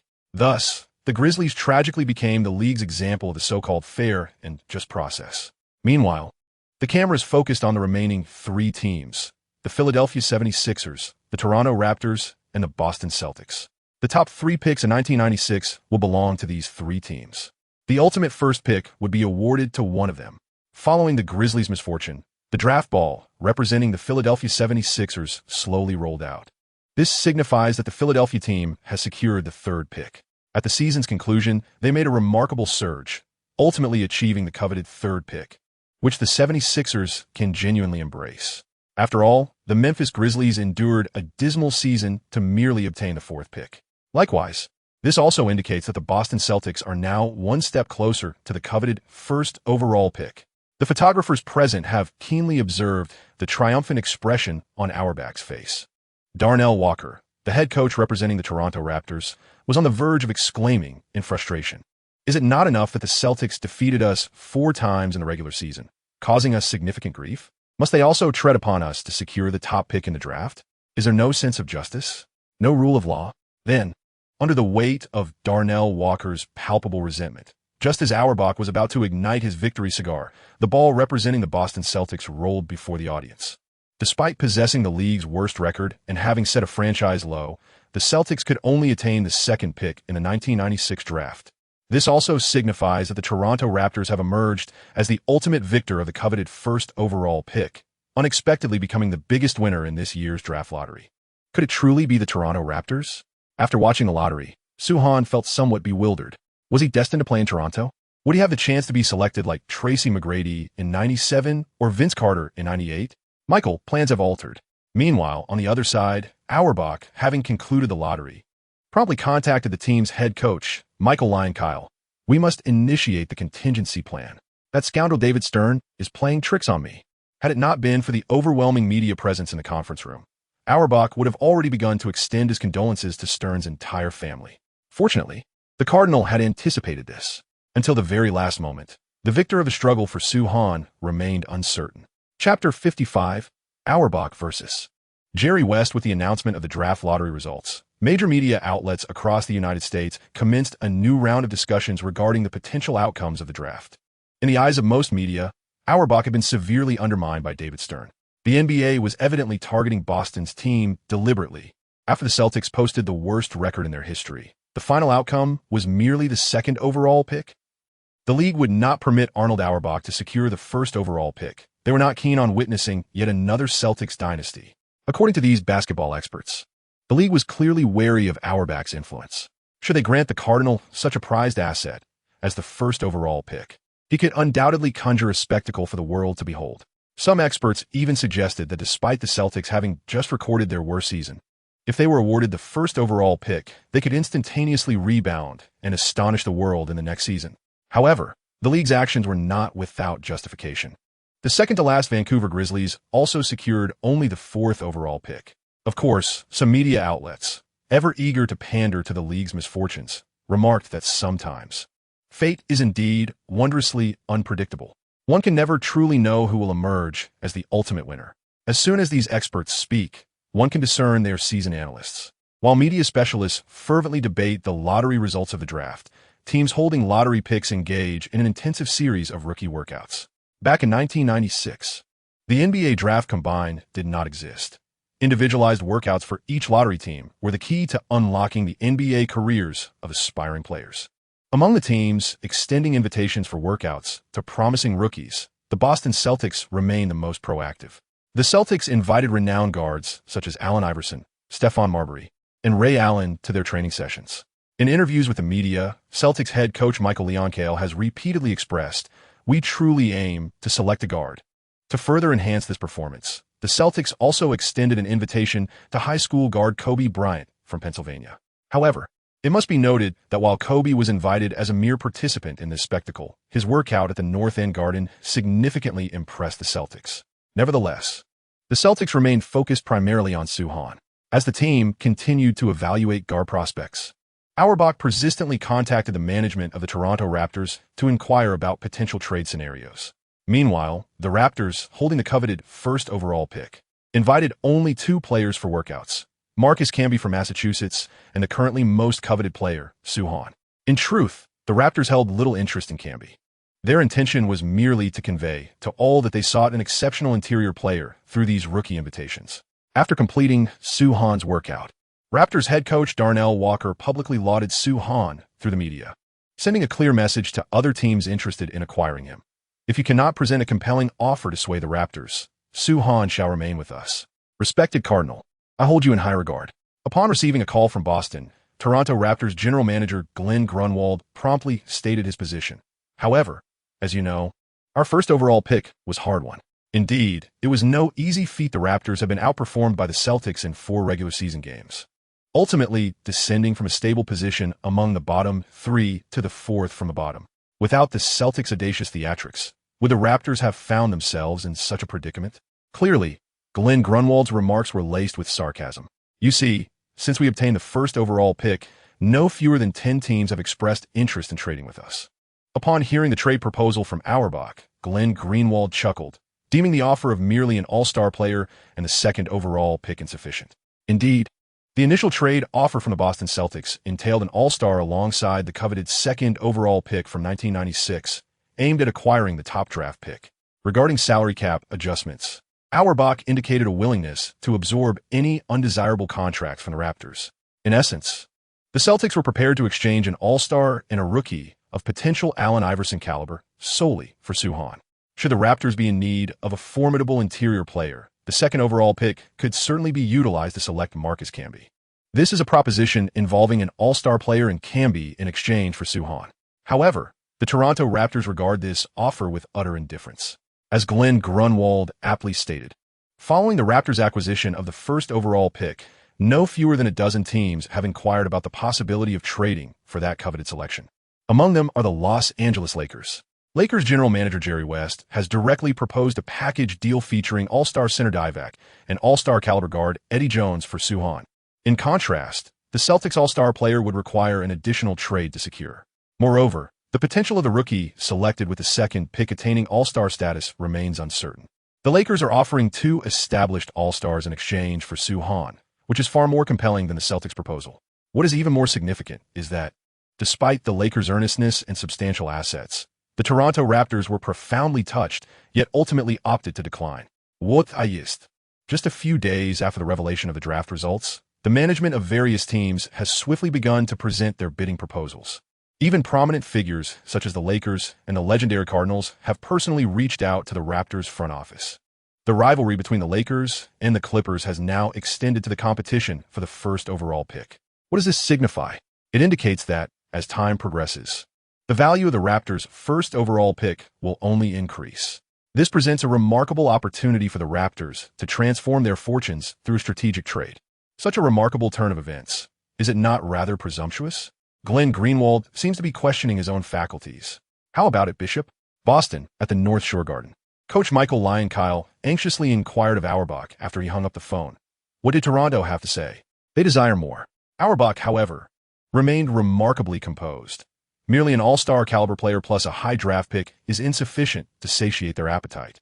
In truth, the Cardinal anticipated that the Raptors would seize this opportunity to exploit the rest of the league. Thus, this was merely Auerbach's initial exploratory offer. Should the Raptors management lack judgment, they might just acquiesce. Since they have declined, it is of no consequence. Auerbach has other trade proposals at his disposal. General Manager, Toronto has once again rejected our trade proposal. California, Los Angeles. At the Great Western Forum, Jerry West's assistant, Mitch Kupchak, expressed a hint of disappointment. Their demands are utterly outrageous. The Toronto Raptors are engaging in robbery. That is to be expected, Mitch. Logo is hardly surprised. If the first overall pick were mine, I would be even more audacious than they. Jerry West was not jesting. You might as well offer him the first overall pick from '96 and see what he conjures. What shall we do now? Patience, Mitch, we must wait. Jerry West leisurely opened a letter. Opportunities abound. All we need to do is await their arrival. Observing the contents of the email, Logo's lips curled into a smile. If his sources are reliable. In the ongoing contest for Suhan, the Lakers have established an unequivocal lead. Chapter 56, The Butterfly Effect. As each lottery team begins to extend olive branches to their coveted rookies and issues invites for tryouts, on June 5th, in American time, the NBA Finals commenced in Chicago. Michael Jordan, returning to the final stage, delivered a stellar performance with 28 points and 7 rebounds, propelling his team to a 107-90 triumph over the Seattle Supersonics by a margin of 17 points. In this match, the Sonics' formidable power forward, Shawn Kemp, showcased exceptional prowess. However, his teammate, Gary Payton, known as the Glove, faltered significantly, managing only 6 out of 17 attempts, his dismal offensive display being a pivotal factor in the team's defeat. Why is this merely one of the reasons? Because, on this day, the Supersonics were not solely hindered by Payton's underwhelming performance.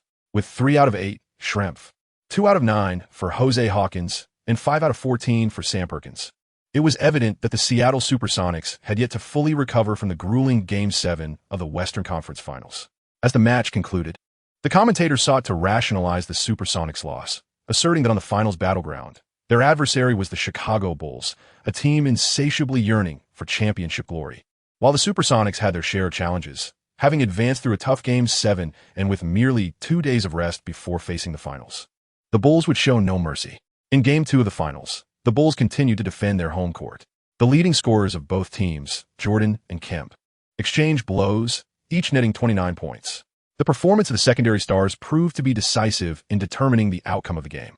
Ultimately, Scottie Pippen delivered an impressive 8 out of 16 efficiency, providing Jordan with perfect support. As a formidable contender for the title of the greatest secondary player in history, Pippen's capabilities are beyond question. In Game 3 of the finals, hope soared for the Seattle Supersonics returning to their home ground, especially considering their previous victories over the Rockets and the Utah Jazz, representatives of the West. Tragically, however, before Jordan, everything seemed insufficient. The Bulls, scoring 108 points on the road, triumphed over the Supersonics by a resounding 22 points, with an impeccable performance of 11 free throws made out of 11 attempts. Jordan single-handedly amassed 36 points, propelling his team to a commanding 3-0 lead. Now, Michael Jordan stands just one step away from yet another championship trophy. The Chicago Bulls remain an indomitable force, poised to secure the 4th championship title in the franchise's history.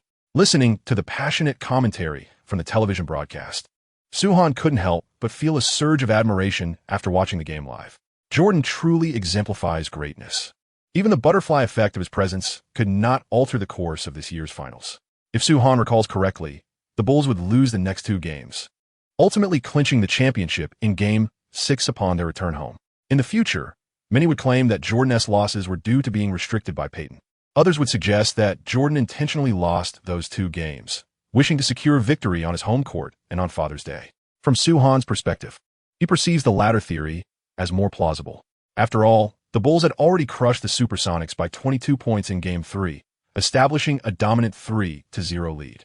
The stark disparity in strength suggests that with Jordan being restrained for a single match, the Bulls might only suffer 1 defeat. However, consecutive losses seem unlikely. Su remarks that it appears the Bulls are destined to sweep the Supersonics and claim the championship. The following morning, Nash, who met at the Santa Clara gym, reminisced about the previous night's game, declaring, "Michael Jordan is indeed omnipotent." He remained unconvinced that a sweep was forthcoming. Su shook his head, asserting that Michael Jordan might reclaim victory on home turf once more. How could that be possible? Malone and Garnett interjected, even if Michael wished to lose. The Supersonics lacked the prowess to secure a win. There is no doubt, Jordan stands as the singular deity of basketball in the hearts of fans in this era, synonymous with invincibility. Su could only shrug at Malone and Garnett's assertions. What else could he do? Reveal that he is a time traveler, privy to the outcomes of the finals? Such a notion would be laughable. No one would believe it. Yet, on a different note, Steve, have you seen the recent news? Pierce waved the New York Times he had purchased that morning. The New York Knicks are facing a financial crisis. They are to be sold. As Pierce indicated, after yet another dismal season, the prominent New York Knicks have indeed been embroiled in financial turmoil. The team's owner has submitted a sale agreement to the league. It is highly probable that the Knicks will change hands this summer. A cursory glance at the New York Times report on this matter left Sue somewhat astonished. In his recollection, the Knicks had indeed experienced a financial crisis in the late 90s, subsequently being acquired by the wealthy and somewhat naive James Dolan. However, that event transpired in 1997, not 1996. Could it be that his arrival has triggered a so-called butterfly effect? In fact, Sue's speculation was not unfounded. James Dolan, who held complete rights to Madison Square Garden, serendipitously attended a Pac-10 conference game in 1995, where he was captivated by a young freshman player. The young freshman player, named Sue Han, captivated Dolan with his remarkable playing style. Enchanted by Sue Han's talent, Dolan once reached out to the NCAA tournament organizers, proposing to host some of Sue Han's NCAA championship matches at Madison Square Garden. However, Dolan's goodwill was met with a heartless rejection from the NCAA. How many spectators can Madison Square Garden accommodate? It pales in comparison to the ticket sales of NFL venues. Faced with the NCAA's official denial, Dolan opted for a retaliatory investment. While we may lack foresight, we certainly possess wealth. Thus, when the New York Knicks first revealed financial troubles in the summer of '96 and were compelled to put themselves up for sale, James Dolan decisively offered $30 million, securing the New York Knicks with a single bid. A staggering $30 million in '96. What concept is this? One must admit, having wealth allows one to act with impunity. After investing a fortune to acquire the New York Knicks, James Dolan issued a directive to the team's general manager, Ernie Grunfeld, at all costs, ensure that Sue Han dons the New York Knicks jersey. Since the NCAA prohibits Sue Han from playing at Madison Square Garden, he would bring Sue Han to New York himself and make him the hero of Madison Square Garden. There is no alternative. Wealth permits one to do as one pleases. Ernie, I have complete faith in your capabilities. After laying down his conditions to the general manager, James Dolan pressured Ernie Grunfeld over the phone. Thus, I trust you can bring Sue to New York. If you fail to do so, you are well aware of the consequences. Should Sue Han not arrive in New York, Dolan would see to it that Grunfeld is dismissed. But, boss, we lack the requisite assets. Ernie Grunfeld trembled. Sue Han is in high demand, and we. Who says we lack suitable assets? James Dolan interrupted Ernie Grunfeld directly. Do we not, Patrick? Chapter 57. The first overall pick of 1996 is... What? Hearing the name that James Dolan mentioned on the other end of the line, Ernie Grunfeld was bewildered. We have Patrick? Which Patrick? That Patrick? It cannot be Patrick Ewing, the king of New York. What does James Dolan mean by this? Is he suggesting using Ewing as a bargaining chip? Surely not. Has he lost his mind? The Knicks general manager felt that the team's new owner was utterly deranged. Or perhaps, the thought processes of the wealthy differ from those of ordinary individuals. Boss, are you referring to Patrick Ewing? Ernie Grunfeld was still testing the waters, clinging to a shred of hope regarding Dolan's sanity. Of course, on the other end of the line, James Dolan responded promptly. Ernie, do we have any other Patricks? James Dolan believed Ernie Grunfeld to be out of touch. Is this what it means to be an NBA general manager? However, boss, that is Patrick Ewing. Grunfeld was dumbfounded. He is the city's hero, the king of New York. I know. James Dolan was growing weary of the conversation. A New York king who cannot win games. Listen, Ernie. What New York needs is a true superhero, not someone who merely serves as a backdrop. The Knicks are in dire need of transformation. Patrick Ewing can never bestow a championship upon the great city of New York. In contrast, Sue is a born champion, a natural victor. Feeling as though he has spoken too much, Dolan reigned in his fervor. In summary, the era of Patrick Ewing in New York has unequivocally concluded. With even the team owner being replaced, is it not imperative to refresh the core roster? Clearly, Dolan seems to have imposed his business acumen and subtle rules upon the New York Knicks. Nevertheless, Glenfield is still eager to make one final stand. To exchange the team's long-standing captain, the city's superhero, for a mere rookie? This is something that will be criticized by New York fans for a lifetime. New York fans are arguably the most discerning in the world. Once this trade materializes, Glenfield can already foresee the wrath that the fans will unleash upon the Knicks management and Sue Han. There is no room for doubt. James Dolan directly interrupted Glenfield. I have but one demand. You handle the rest. The meaning behind his words is quite straightforward. If you are capable, proceed. If not, I will find someone else who can. In any case, Soo-Han is a certainty for Dolan. As for whether the asset will indeed be Ewing, that remains to be seen. The appetite of the Toronto Raptors remains to be seen. Upon hearing the click of the phone as it was hung up, Ernie Glenfield was left bewildered. The team had changed ownership, and the new proprietor turned out to be quite the eccentric. Alas, one cannot simply disregard the fact that he is in the employ of this peculiar individual. What to do? Naturally, one must comply with the demands of the team owner. However, Glenfield is not lacking in wisdom. During his initial tentative offer, he wisely refrained from including Ewing. Only as a last resort would he resort to using his trump card. Subsequently, upon hearing Glenfield's proposal, Raptors general manager Glenn Wald brusquely dismissed him. What audacity to attempt to take advantage of Soo-Han with such a lackluster offer. When it comes to negotiations, one must look to the Lakers and the Celtics. Undoubtedly, the Toronto Raptors regarded the New York Knicks, a team fresh with new ownership, with little regard. They eagerly anticipated the spectacle of Logo and the Cardinal, curious to witness what astonishing chips they would unveil through their extensive network. On June 16th, in the United States, after suffering 2 consecutive defeats in the series, the Chicago Bulls returned to their home court and effortlessly triumphed over their opponents, defeating the Seattle Supersonics with a resounding score of 4-2 to claim the 4th championship trophy in the team's history. In the aftermath of the game, the iconic image of Jordan on the floor, cradling the trophy and weeping, became an indelible moment in NBA history. With the Chicago Bulls reclaiming their place at the pinnacle of the league, the 1995-96 NBA season concluded on a high note. Following this, on June 28th, in East Rutherford, New Jersey, the eyes of fans and media worldwide once again converged here.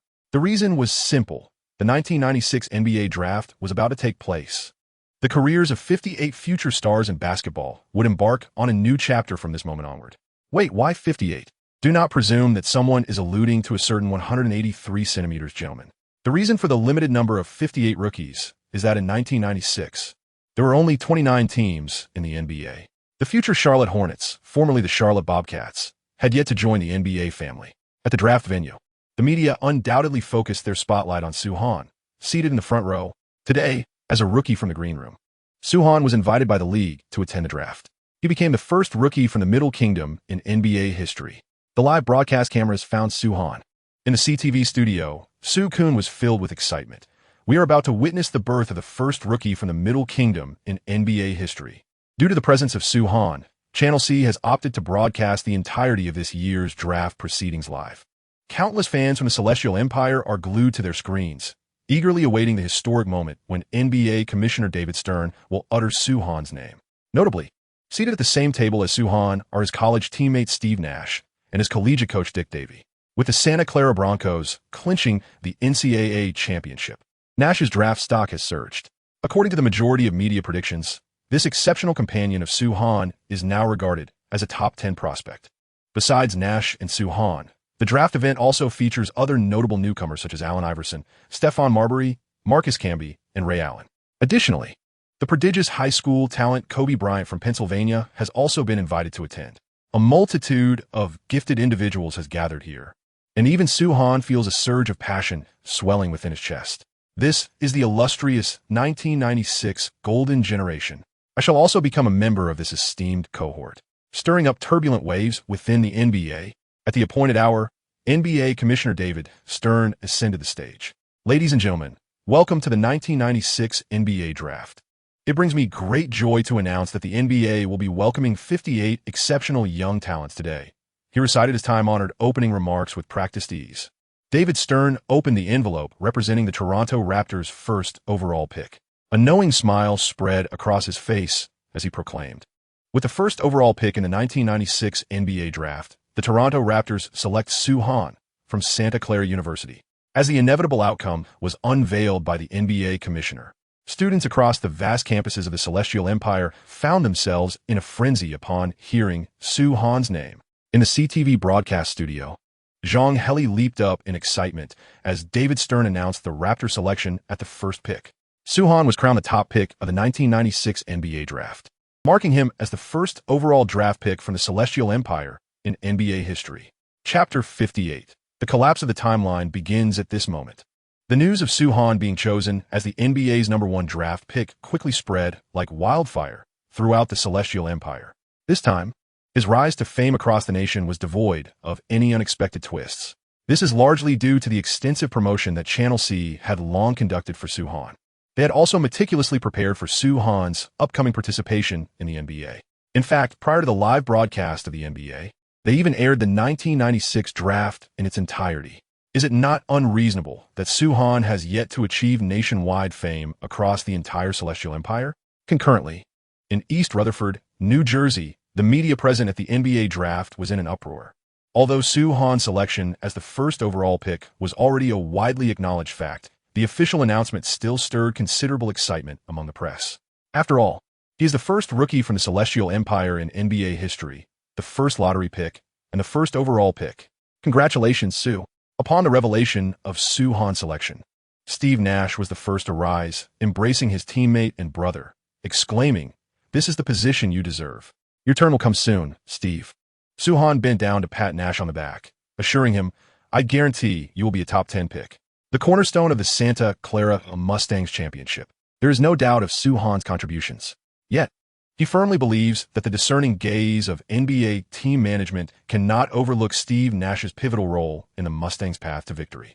Nash's draft stock will surely rise. Maybe so, the wind child responded with a smile, yet a hint of regret lingered in his heart. How wonderful it would be if he could continue to fight alongside Soo-Han as teammates in the NBA. Alas, it is but a fleeting wish. It is an endeavor nearly deemed impossible. The paths of the Santa Clara Mustangs and their light and shadow have now diverged. Welcome to the NBA, young man. As Soo-Han stepped onto the stage, David Stern extended his hand in greeting. Shortly, a member of the staff will provide you with my contact information. Should you encounter any challenges within the league, do not hesitate to reach out to me for assistance. Stern held a significant regard for Soo-Han, the young man poised to bridge the NBA and the Celestial Empire. To speak candidly, if Soo-Han were to exhibit dominance in the NBA akin to his prowess in the NCAA, Stern was prepared to nurture Soo-Han as the face of the league in the post-Michael Jordan era. "I will, Mr. President." Soo-Han responded with a smile and a nod. The assembled media diligently captured the historic moment of the NBA president shaking hands with the first player from the Celestial Empire in history. This is indeed a remarkable scene. After Soo-Han was selected, chaos erupted in the backstage of the draft. To be precise, the 1996 draft can be divided into two phases. The first phase encompasses the period before Soo-Han's selection, while the second phase commences after his selection. In other words, it is only after Soo-Han's selection that the true essence of the 1996 draft truly begins. "Coach, what shall we do now?" The Boston Celtics, poised to make their second overall pick, appear to be in a precarious situation. The legendary Red Auerbach was still busy dialing the management of the Toronto Raptors. If they were willing to entertain an offer of Marcus Camby, along with other All-Star players, the Celtics would proceed to select Camby with the second pick. However, the Raptors, having selected Soo-Han, declined Boston's call. Clearly, they were emboldened by their newfound asset, ready to negotiate at their leisure. It mattered not that it was Red Auerbach on the line. Even if God himself were to call, the Raptors management would not pick up. The reason was simple. They possessed Soo-Han, and they were feeling audacious. "They have rejected our call requests." After multiple unsuccessful attempts, Auerbach, realizing that the 5-minute selection window was about to close, decisively activated Plan B. The scene shifted back to the front stage of the draft. David Stern, with practiced ease, stepped forward to unveil the envelope representing the Boston Celtics' second overall pick at the 1996 NBA draft with a second pick in the first round. The Boston Celtics select Allen Iverson from Georgetown University. Since the Raptors were not answering their phones, Auerbach would not hold on to Camby as a potential bargaining chip. Should they select Camby and the Raptors firmly refuse such a player, the Boston Celtics would find themselves in a deep predicament. Some may argue, why not choose Camby for themselves? But let us not jest. Who is Auerbach, after all? This is indeed a cardinal moment. With the discerning eye of a bishop, it was evident that Marcus Camby was merely a mediocre player. Allen Iverson was, without question, the most exceptional rookie of 1996, second only to Soo-Han. When Allen was selected, it was astonishing that the Celtics did not opt for Marcus Camby. The Philadelphia 76ers, holding the third pick, were thrown into disarray. They had anticipated that Soo-Han and Camby would secure the top two spots, allowing the 76ers to comfortably claim Allen Iverson. Yet, to their astonishment, the old fox, Auerbach, intervened. Fortunately, the year 1996 was abundant with talent, particularly in the backcourt. During the NBA draft, with the third pick in the first round, the Philadelphia 76ers chose none other than Stephon Marbury, hailing from Georgia Tech. The 76ers had always aimed to select a player with top-tier potential at the guard position. Since Iverson was no longer available, opting for Marbury as a backup was quite reasonable. Meanwhile, the Vancouver Grizzlies, holding the fourth pick, swiftly made their selection. In the 1996 NBA draft, with the fourth pick in the first round, the Vancouver Grizzlies chose Marcus Camby from the University of Massachusetts. The management of the Grizzlies, seated backstage at the draft, could hardly contain their joy. Initially, they had braced themselves for the possibility of missing out on Camby. After all, the NBA has always favored inside players. With Soohan chosen, Camby was undoubtedly the best remaining option in the frontcourt. Yet, to their surprise, Camby plummeted out of the top 3 picks. It was as though a sumptuous pie had descended from the heavens, landing squarely upon their faces. Following the announcement of the top 4 draft positions, the Milwaukee Bucks found themselves ensnared in a profound dilemma. Before them lay the long-desired Ray Allen and the promising yet experienced forward Shareef Abdur-Rahim, who had fallen out of the top 4. Ultimately, the Bucks opted for the immensely talented and battle-ready Shareef Abdur-Rahim. As for the 6th pick, the Minnesota Timberwolves management was beset with headaches. Their aspirations were modest. They merely wished to select Kevin Garnett's friend, Stephon Marbury. They had anticipated that the Celtics would choose Camby with the 2nd pick, while Allen Iverson would head to Philadelphia, and the Grizzlies would select Shareef Abdur-Rahim, leaving the Bucks to take Ray Allen. This Marbury was just meant to be his. However, everything changed when the Celtics selected Iverson. What now? At the last moment, the Timberwolves management decided to seize the opportunity and selected Steve Nash with the 6th pick. With Marbury gone, the Timberwolves opted to take a gamble. They were wagering that the team ultimately acquiring Soohan through a trade would provide the Timberwolves with valuable assets in exchange for Nash. This I simply cannot comprehend. At the draft venue, Soohan, who had not yet departed and was prepared to witness the entirety of the selections, wore a bewildered expression. Nash leaping from the 15th to the 6th pick was undoubtedly a cause for celebration. Yet this alteration seems utterly absurd. In Soohan's perspective, the 1996 NBA draft gradually veered towards chaos. In Chapter 59, the 13th pick was astonishingly selected by the Minnesota Timberwolves at the 6th position, leaving even Steve Nash himself in disbelief. It is worth noting that prior to the commencement of the recently concluded NCAA season, Nash's projected draft position was merely around the 20th. Even as the Santa Clara Broncos soared in performance, his ranking was anticipated to hover around the 13th to 17th slots. Although he ultimately led his team to victory in the NCAA championship, the highest forecast for his position was merely the 10th. Most media outlets placed him near the 12th pick. There is a prevailing consensus that Nash was a lottery-level point guard, albeit teetering on the periphery of the lottery. Nash himself had come to terms with the media's perception of his abilities. Now, in the end, he found himself unexpectedly as the 6th overall pick. The elevation in rankings seems rather excessive. I can assure you that Steve Nash's rise is inextricably linked to Soohan. The commentators present have observed this with great clarity. It is not merely the combination of Sue and Steve that has triumphed in the NCAA championship. It is crucial to note that the Toronto Raptors are unlikely to be Soohan's final destination. The battle for his ultimate allegiance is far from over. I believe the management of the Minnesota Timberwolves is acutely aware of this. Once Soohan makes his final decision, the team that secures him will undoubtedly seek to trade for Steve Nash. However, the Timberwolves are not interested in Nash himself. They aspire to exchange the young point guard from Santa Cruz for more valuable assets. This perspective is not held by just one commentator. The majority of those present share this view regarding the Timberwolves' choice. After all, Nash's ranking has indeed surged to an extraordinary height. Do not concern yourself with the media's opinions. Steve, when Nash steps down, Soohan will affectionately ruffle Nash's hair, playfully tugging at his locks. I believe you deserve this ranking. While the media may be oblivious to the accomplishments Nash might achieve in the NBA, Soohan is well aware. This is indeed the future 2-time MVP and a legendary point guard destined for the NBA Hall of Fame, even amidst the prodigious talent of the illustrious 1996 draft class. There is scarcely a handful of players who could overshadow Nash. Is the 6th pick too high? In light of future accomplishments, Soohan believes the 6th pick may even be too low. Thank you, Sue. Nash scratched his head, seemingly unconcerned about his thinning hair. By the way, aren't you leaving yet? Both Soo-han and Nash's draft results have been announced, which should render the draft event inconsequential for them. Yet, Soo-han appears to be awaiting something. Soo-han nodded. Let's wait a bit longer. What are you waiting for? Nash inquired, puzzled. For a trade. Soo-han replied succinctly. He was not only anticipating a trade concerning himself, but was also awaiting that most iconic trade from the 1996 draft. However, Soo-han couldn't help but wonder, would his presence create a butterfly effect, ultimately derailing that legendary transaction? To be fair, if the 13th pick were not that particular individual, and if that individual had not ended up with the Lakers, in the first round of the 1996 draft, the 7th pick was made by the Los Angeles Clippers, who selected Corey Maggette. At the draft podium, David Stern announced the Clippers' choice for the 7th pick. With Ray Allen still available, Clippers general manager Elgin Baylor made the unexpected decision to select Corey Maggette.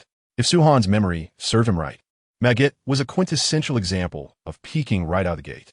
In his first 2 seasons, he averaged over 15 points per game, even reaching 17. 2 points. Then, there was nothing more to follow. In comparison to Ray Allen, Maggette appeared rather pedestrian. Yet, upon reflection, who was the Clippers' general manager? That was the illustrious Elgin Baylor. Despite his unparalleled dominance on the NBA court, amassing numerous runner-up titles, his capabilities in the role of general manager seemed inversely proportional to his prowess in the league. Thus, bypassing Ray Allen to select Maggette was indeed a curious choice. This is quite remarkable. With the 8th pick in the first round, the New Jersey Nets selected Antoine Walker, a forward from Kentucky. In the original timeline, he was expected to be chosen by the Celtics, destined to form a dynamic duo with Paul Pierce. However, now, Walker has already been deprived of the opportunity to don the green and white. Soo-han is curious whether Pierce will eventually join the Celtics. Perhaps, due to the butterfly effect, as a fan of the Los Angeles Lakers, Pierce might indeed find himself wearing a Lakers jersey in this timeline. Who can say? In the 1996 NBA draft, with the 9th pick of the first round, the Dallas Mavericks selected Ray Allen from the University of Connecticut. Finally, after much anticipation, it was only at the 9th pick that this humble scorer from Connecticut heard his name called by David Stern. Many believe that Ray Allen was at least a top 5 prospect, and his fall to the 9th position was undoubtedly the second biggest surprise of the draft. As for the biggest shock, that would certainly be Steve Nash being selected 6th. It is noteworthy that upon Ray Allen's selection by the Mavericks, many American commentators at the event expressed confusion over Dallas's choice. The reasoning was straightforward. At that time, the Mavericks were a team brimming with potential, boasting the trio of Jason Kidd, Jim Jackson, and Jamal Mashburn, all of whom required the ball to thrive. How could they possibly afford to select Ray Allen, who also needed time and touches to develop? Would the Mavericks consider trading away one of their 3 JS to provide Allen with the playing time he needed? Some commentators boldly speculated that a trade was inevitable, as it seemed illogical for the Mavericks to select another guard who required ball dominance and developmental time. Seeing the Mavericks choose Ray Allen, Soo-han furrowed his brow. In his recollection, the trio of JS indeed began to disintegrate that very season. If all 3 were to be traded away mid-season, Ray Allen would undoubtedly receive an abundance of resources and opportunities to flourish.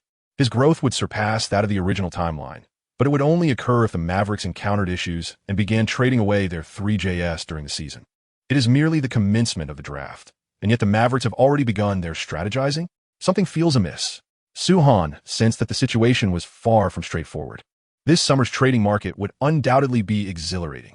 As he pondered, David Stern had already concluded announcing the selections for teams ranked 10 to 12. Next, the Charlotte Hornets were poised to make their choice at the 13th position.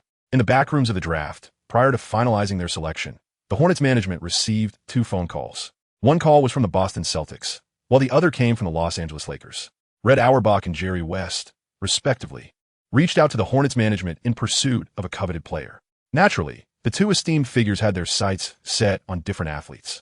Ultimately, the Hornets management made a decision amidst the choices presented by the Celtics and the Lakers. At the 1996 draft, with the 13th pick in the first round, the Charlotte Hornets selected none other than Kobe Bryant, as David Stern opened the envelope, raising an eyebrow in surprise. Hailing from Lower Merion High School, the youthful Kobe stepped onto the stage. Under the intense scrutiny of the media, he extended his hand to David Stern in a gesture of respect. Thus, the first high school guard to be selected in the lottery era of NBA history was born. The atmosphere at the draft was electric, with American commentators passionately proclaiming that this year's selection event would be etched in history. The 1996 draft not only marked the arrival of the first Chinese #1 pick in NBA history, but also introduced the first high school guard selected from the lottery. Both Soo-Han and Kobe had forged a new chapter in the annals of the NBA. Amidst the crowd, media jesters quipped that perhaps these two young individuals, who made history at the same draft event, are poised for a more captivating narrative in the NBA. It appears that Kobe cannot escape the mystique of being selected at the 13th position. Upon witnessing Kobe ultimately being chosen by the Hornets at the 13th spot, to be frank, if Kobe were not picked at 13th, it simply would not feel right. 13th position and the purple and gold Lakers. This is indeed the quintessential identity of Kobe Bryant. However, speaking of the Lakers, Soo-Han has been anticipating the classic trade in which Jerry West acquired Kobe through a deal involving Divac. In his recollection, it seems that the trade was already in motion the moment Kobe was selected by the Hornets. Yet, it appears that circumstances have taken a slight turn. After Kobe Bryant was chosen and concluded his media interviews, there was still no announcement regarding any trade involving him. In other words, Kobe is currently a rookie for the Charlotte Hornets, with no connection to the Los Angeles Lakers as of yet. Something feels amiss. This is utterly perplexing. What's the matter, Sue? Steve Nash detected the unusual expression on Soo-Han's face. Do you believe that high school student should not enter the lottery? No. I am indifferent to his draft position. Soo-Han shook his head. Perhaps I misremembered the precise timing of the trade. Is it possible that this transaction will only be disclosed after the conclusion of the draft? With this thought, Soo-Han chose to wait a bit longer. Regardless, even if the iconic trade involving Kobe does not materialize, it is likely that he himself will be traded on draft day. He is acutely aware that the Toronto Raptors will not be his final destination. The draft continued at a leisurely pace, and there were no significant fluctuations in the selection of players. The player Soo-Han was familiar with largely maintained their expected affiliations. Peja Stojakovic was still selected by the Kings, while Shaquille O'Neal was chosen by the Trailblazers. Zydrunas Ilgauskas was picked by the Cleveland Cavaliers, and Derek Fisher, still known as Little Fish at that time, was taken by the Lakers at the end of the first round. As the names of the 58 rookies were read one after another, the 1996 NBA draft officially came to a close. This year's draft narrative was indeed a roller coaster of emotions, featuring the historic emergence of the first Chinese-born #1 pick, the surprising rise of Steve Nash, and the unexpected decline of other popular rookies like Ray Allen and Sharif Abdurrahim. Moreover, it marked the debut of the first high school guard in lottery history. Years later, the events that transpired today in East Rutherford will undoubtedly be a topic of fervent discussion among basketball fans worldwide. Following the conclusion of the draft, the ESPN commentators offered a summarizing remark. I firmly believe this. It is worth noting that prior to this year's draft, the global media anticipated that trades would occur. The commentator from TNT expressed some regret. However, now that the draft has concluded, the league has not announced any trades involving rookie players. Soo-Han's fate was not revealed at this year's draft. It seems that the ultimate destination of this historic first Chinese #1 pick will only be disclosed once the free agency and trade market opens. Members of the media on site were lamenting the absence of clarity regarding Soo-Han's final destination. What exactly are the teams interested in him waiting for? Could it be that the Toronto Raptors' asking price is so outrageous that these teams have retreated? Could it be that Soo-Han is truly destined to become the king of the North? To be frank, even Soo-Han himself believes that the actions of these teams are rather sluggish. If this were in his previous life, encountering a novel that prolonged the revelation of the protagonist's ultimate fate for so long, tantalizing the readers, he would undoubtedly have dispatched several boxes of razor blades to the author's residence. However, aside from finding the ongoing saga of Soo-Han's whereabouts to be tedious and drawn out, what surprised him more was Kobe. Even until the conclusion of the draft, the anticipated trade between the Lakers and the Hornets had not materialized. Soo-Han realized that perhaps his very presence had shifted the Lakers' primary objective this summer to acquiring him via trade. Consequently, Kobe had been temporarily sidelined. Suddenly, a bold thought struck Soo-Han's mind. Perhaps, in this timeline, the Black Mamba would don a Hornets jersey to battle? King be Kobe Bryant? Surely it cannot be so. What on earth are the Los Angeles Lakers doing? On July 1st, in American time, the NBA free agency and trade market officially commenced. Led by Soo-Han, the rookies flocked to report to their respective teams, finalizing the signing of their rookie contracts. As he was selected first overall, Soo-Han inked a contract worth $75 million over 3 years, fully guaranteed for the first 3 seasons. To be candid, The rapid progression of the NBA is evident in the soaring contract amounts for rookie players. In the future, it will not be uncommon for a player to secure contracts exceeding $100 million, with even the first overall pick's contract escalating to a staggering $45.6 million over 4 years. This is utterly absurd. Welcome to Toronto, Sue. After finalizing the contract, Raptors general manager Glenn Grunwald smiled at Sue Hahn and remarked, "I hope you have a splendid career experience at Toronto." "Thank you, Mr. General Manager," Sue Hahn replied with an innocuous smile. "I firmly believe I will enjoy a remarkable career." Both were acutely aware of the current circumstances. Toronto was unlikely to be the starting point of Sue Hahn's career. Their smiles were mere facades, a pretense for the occasion. Predictably, it was all a charade. This may very well be the first, and indeed the last, encounter between Sue Hahn and Glenn Wald. Truly, life resembles a theatrical performance, solely reliant on one's skill in acting. Meanwhile, as various teams eagerly finalize contracts with their selected rookie players, they are also methodically attending to the renewal of agreements with their core athletes. However, on the inaugural day of the free agency and trade market, it was not the exorbitant contracts of players or significant trades that ignited the fervor within the American basketball community. Rather, it was a sensational piece of gossip involving players that captured the nation's attention. The Dallas Mavericks triumvirate of perimeter sharpshooters, Jason Kidd and Jim Jackson, have simultaneously fallen in love with the same woman. The rivalry between these two young talents has escalated to an irreconcilable level, fueled by jealousy over a woman. ESPN has boldly predicted that Jason Kidd and Jim Jackson are likely to be traded away this season. Our intel proved to be accurate. At the same time, in Los Angeles, California, Jerry West finally revealed a confident smile as the fuse was ignited. "Mitch, call Dallas and inquire if they are willing to part with Jason Kidd right now. After that, make a call to Toronto." Logo continued to instruct his assistant Mitch Kupchak. "Inform the Toronto Raptors that our new offer includes Jason Kidd and Vlade Divac." Chapter 61. The world is stunned. Indeed, Logo had acquired first-hand intelligence long before the draft commenced. After all, this is Jerry West. The veteran has wielded influence in the NBA for many years, maintaining extensive connections. He was well aware of the internal strife within the Dallas Mavericks early on. The discord between Kidd and Jim Jackson had reached an irreparable stage. The only factor Logo could not control was when the spark would ignite this conflict. Now, the fuse had been thoroughly lit. Jerry West would not let this opportunity slip away. In his view, the Toronto Raptors had laid their cards on the table, indicating need for a formidable interior player. An all-star caliber like Divac would undoubtedly suffice.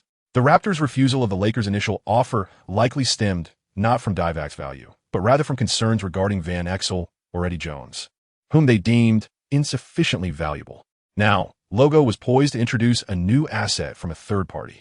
The potential and capabilities of Jason Kidd, along with his trade value, far exceeded those of Van Exel and Eddie Jones. Provided the Toronto Raptors consented, Jerry West could easily use either Van Exel or Eddie Jones as bargaining chips, drawing the Mavericks into the deal as a third party.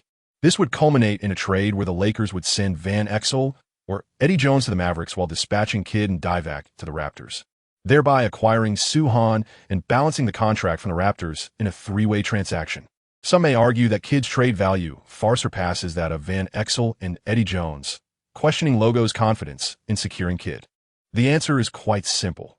Had this been a standard negotiation, Kidd would undoubtedly be considered untouchable by the Mavericks. The crux of the matter is that this transaction is anything but ordinary. In other words, this is Jerry West taking advantage of the Dallas Mavericks, seizing the moment. To be frank, throughout history, past, present, and future, their heists of other teams through trades are numerous. Such mercenary transactions have become a traditional virtue of the Los Angeles Lakers. Meanwhile, the Mavericks management is striving to resolve significant internal conflicts within the team. Shortly thereafter, a call from the Lakers informs them, "We have a solution to your urgent predicament." Initially, the Mavericks management believed they had encountered a savior. However, the Lakers' proposed solution was simply this: a predatory trade to acquire Jason Kidd. Although this trade may seem disadvantageous on the surface, Jerry promised to supplement us with several draft picks. After concluding the call with the Lakers management, the Mavericks convened an emergency internal meeting.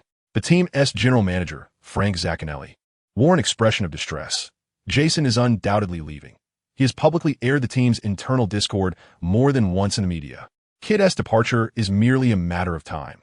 While sending him away now may seem premature, exceptional circumstances require exceptional measures. If Jerry West can indeed provide a sufficient number of draft picks, I believe it could be acceptable. The rest of the Mavericks management expressed their agreement.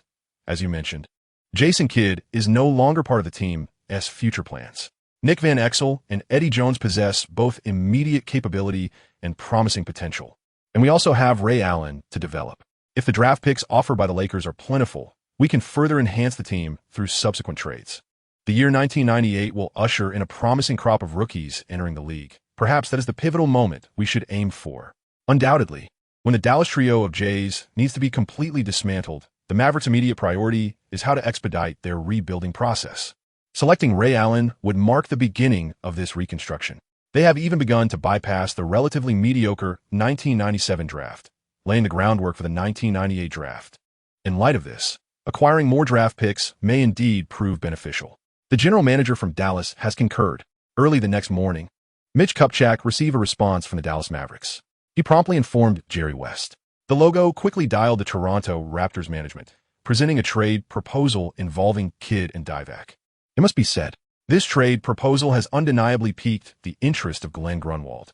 Divac is undoubtedly a player deserving of an all-star position, and as for Kidd, he is unquestionably a point guard of all-star caliber. Moreover, the playing styles of these two athletes are remarkably complementary. Should they join forces, the team's offensive flow would undoubtedly become exceptionally seamless. We shall provide you with a response shortly. Glenn Grunwald has not closed the door on this opportunity. Just yesterday, he received a call from the Boston Celtics. The legendary coach Auerbach informed the Raptors that they possess a significant asset, but it requires some time for this prize catch to be reeled in.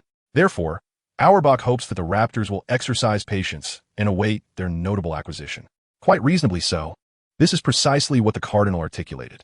Were it anyone else attempting to entice Glenn Wald with such grand promises, the Raptors head coach would undoubtedly regard that individual as somewhat deranged.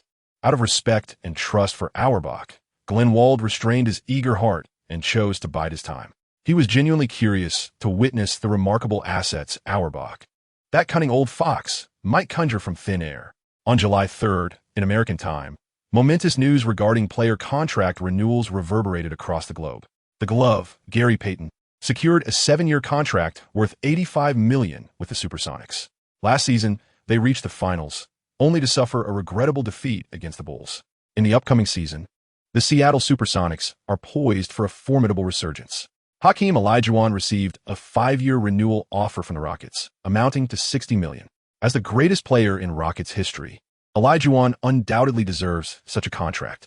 The Indiana Pacers renewed Reggie Miller for 4 years at $36 million. Meanwhile, the Utah Jazz extended John Stockton's contract for 3 years at a price of $15 million. These events, however, are merely the tip of the iceberg. On July 4th, in the United States, the Washington Bullets presented their interior linchpin, Juwan Howard, with a staggering 7-year contract worth $105 million. In swift retaliation, the Miami Heat offered Alonzo Mourning an equally impressive 7-year deal valued at $105 million. The emergence of these multi-million-dollar contracts for interior players drew the world's attention to another formidable center. Shaquille O'Neal, the towering force of the Orlando Magic, has yet to finalize his re-signing with the team as his contract nears its end. Unlike the Washington Bullets and Miami Heat, the Orlando Magic did not extend an extravagant $100 million offer to O'Neal. Instead, they astonishingly proposed a 4-year contract worth $54 million, leaving the entire world in disbelief. Is this truly a contract that a human can negotiate? Yet, the management of the Magic has indeed presented such an agreement, believing the terms to be entirely reasonable.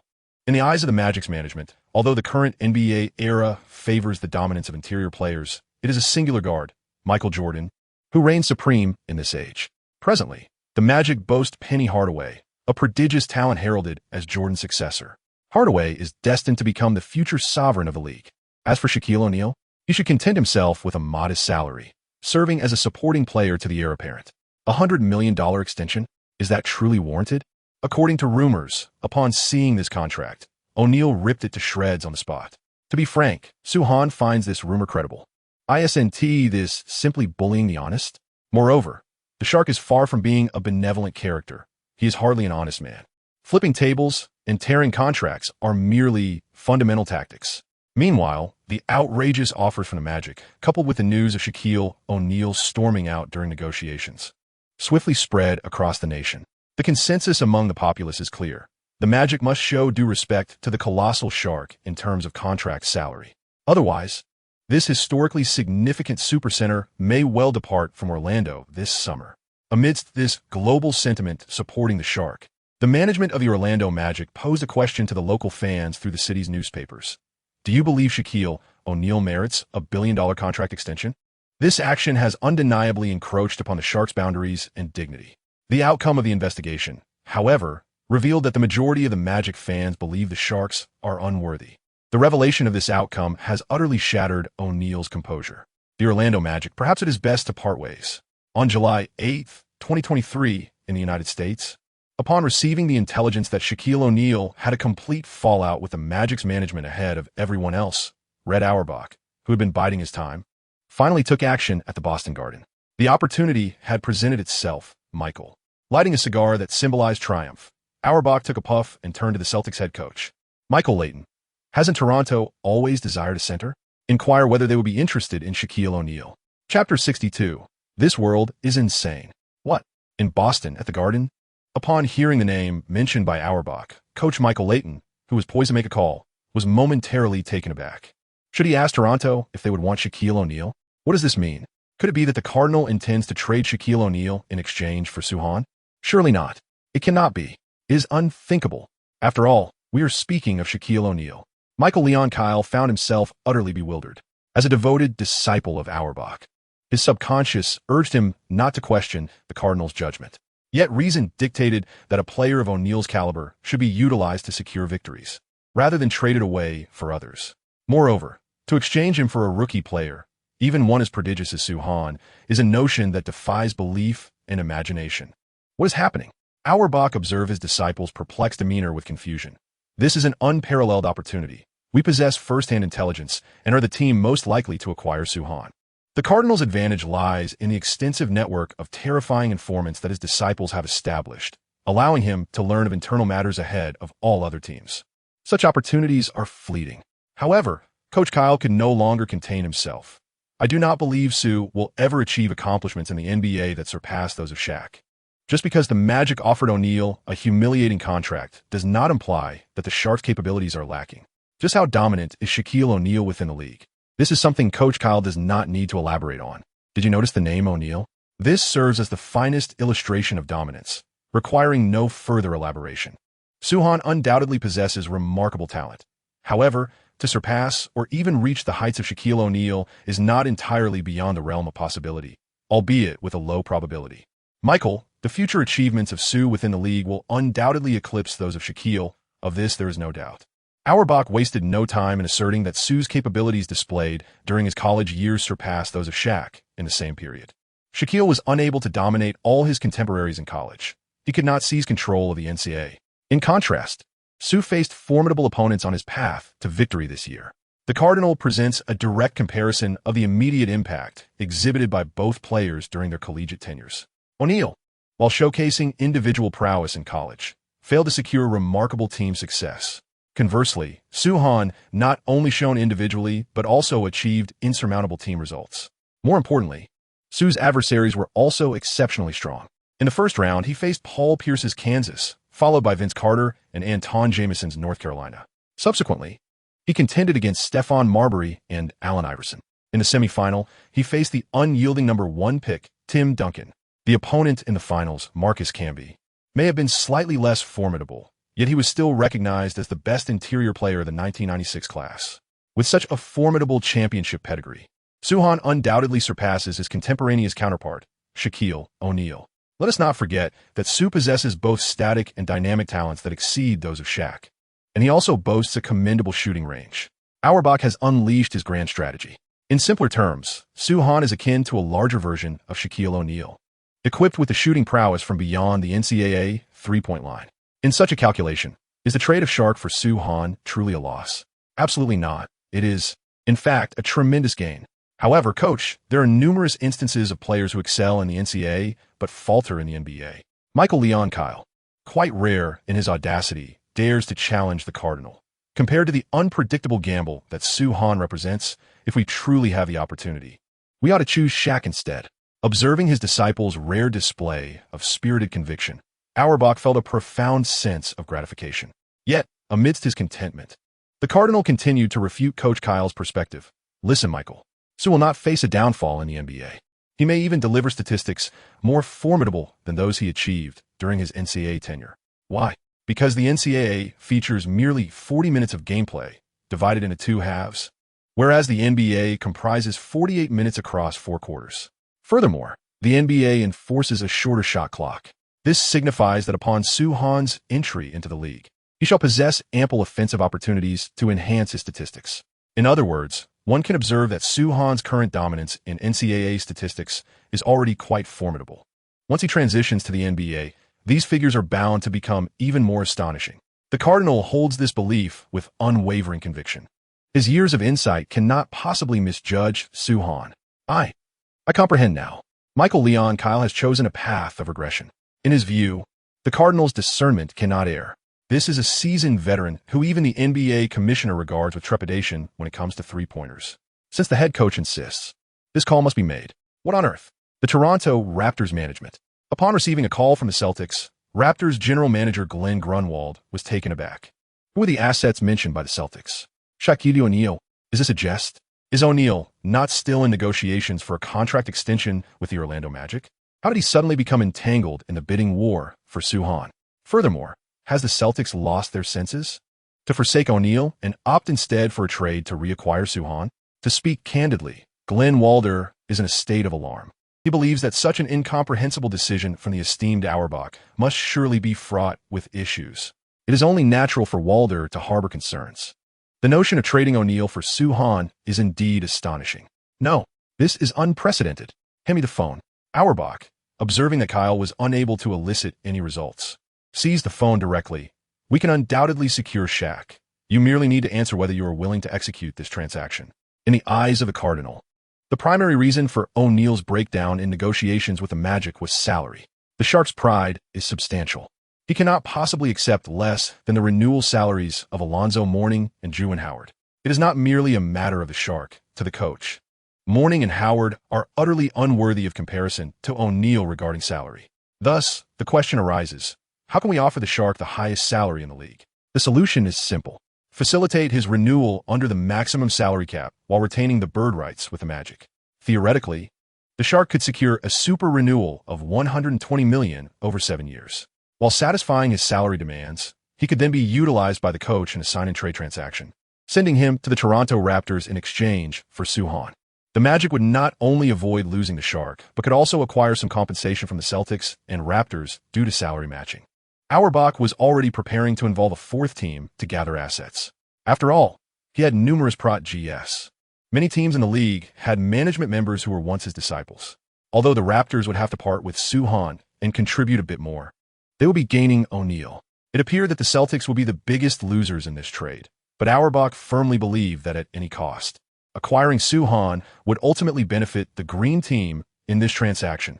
We need to deliberate further. Glenn Wald, on the other end of the line, was somewhat intimidated by Auerbach. He needed to calm himself to make the best judgment. After hanging up, Wald rubbed his temples. The situation was now abundantly clear. If the Celtics could indeed secure O'Neal, they would emerge as the ultimate victors. The combination of Kidd and Divac from the Lakers simply could not compare. It seemed that the outcome of the battle for Soo-Han hinged entirely on how Auerbach could persuade O'Neal to play in Toronto. Would the big guy be willing to leave the Continental U.S. for a mere $120 million over 7 years? Just as Wald was lost in thought, a call from New York prompted him to regain his composure. On the other end was Glenfield, the Knicks general manager, who should have been blocked.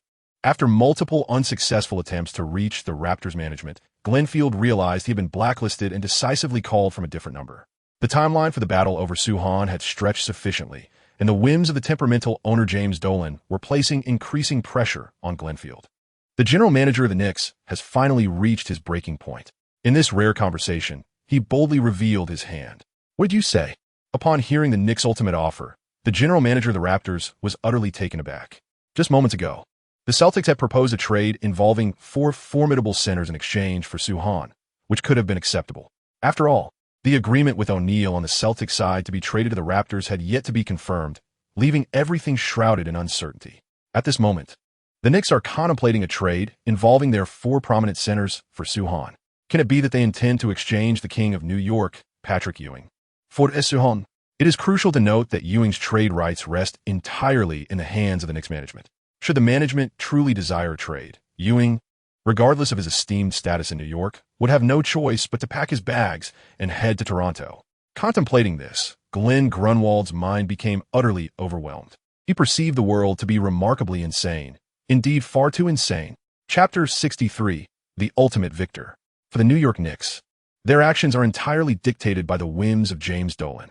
The affluent and capricious magnate, in his inaugural year with the Knicks, exhibits no aspiration for the team's performance. Why pursue victories? Regardless of their record, the Knicks remain the most lucrative franchise in the NBA, unequivocally.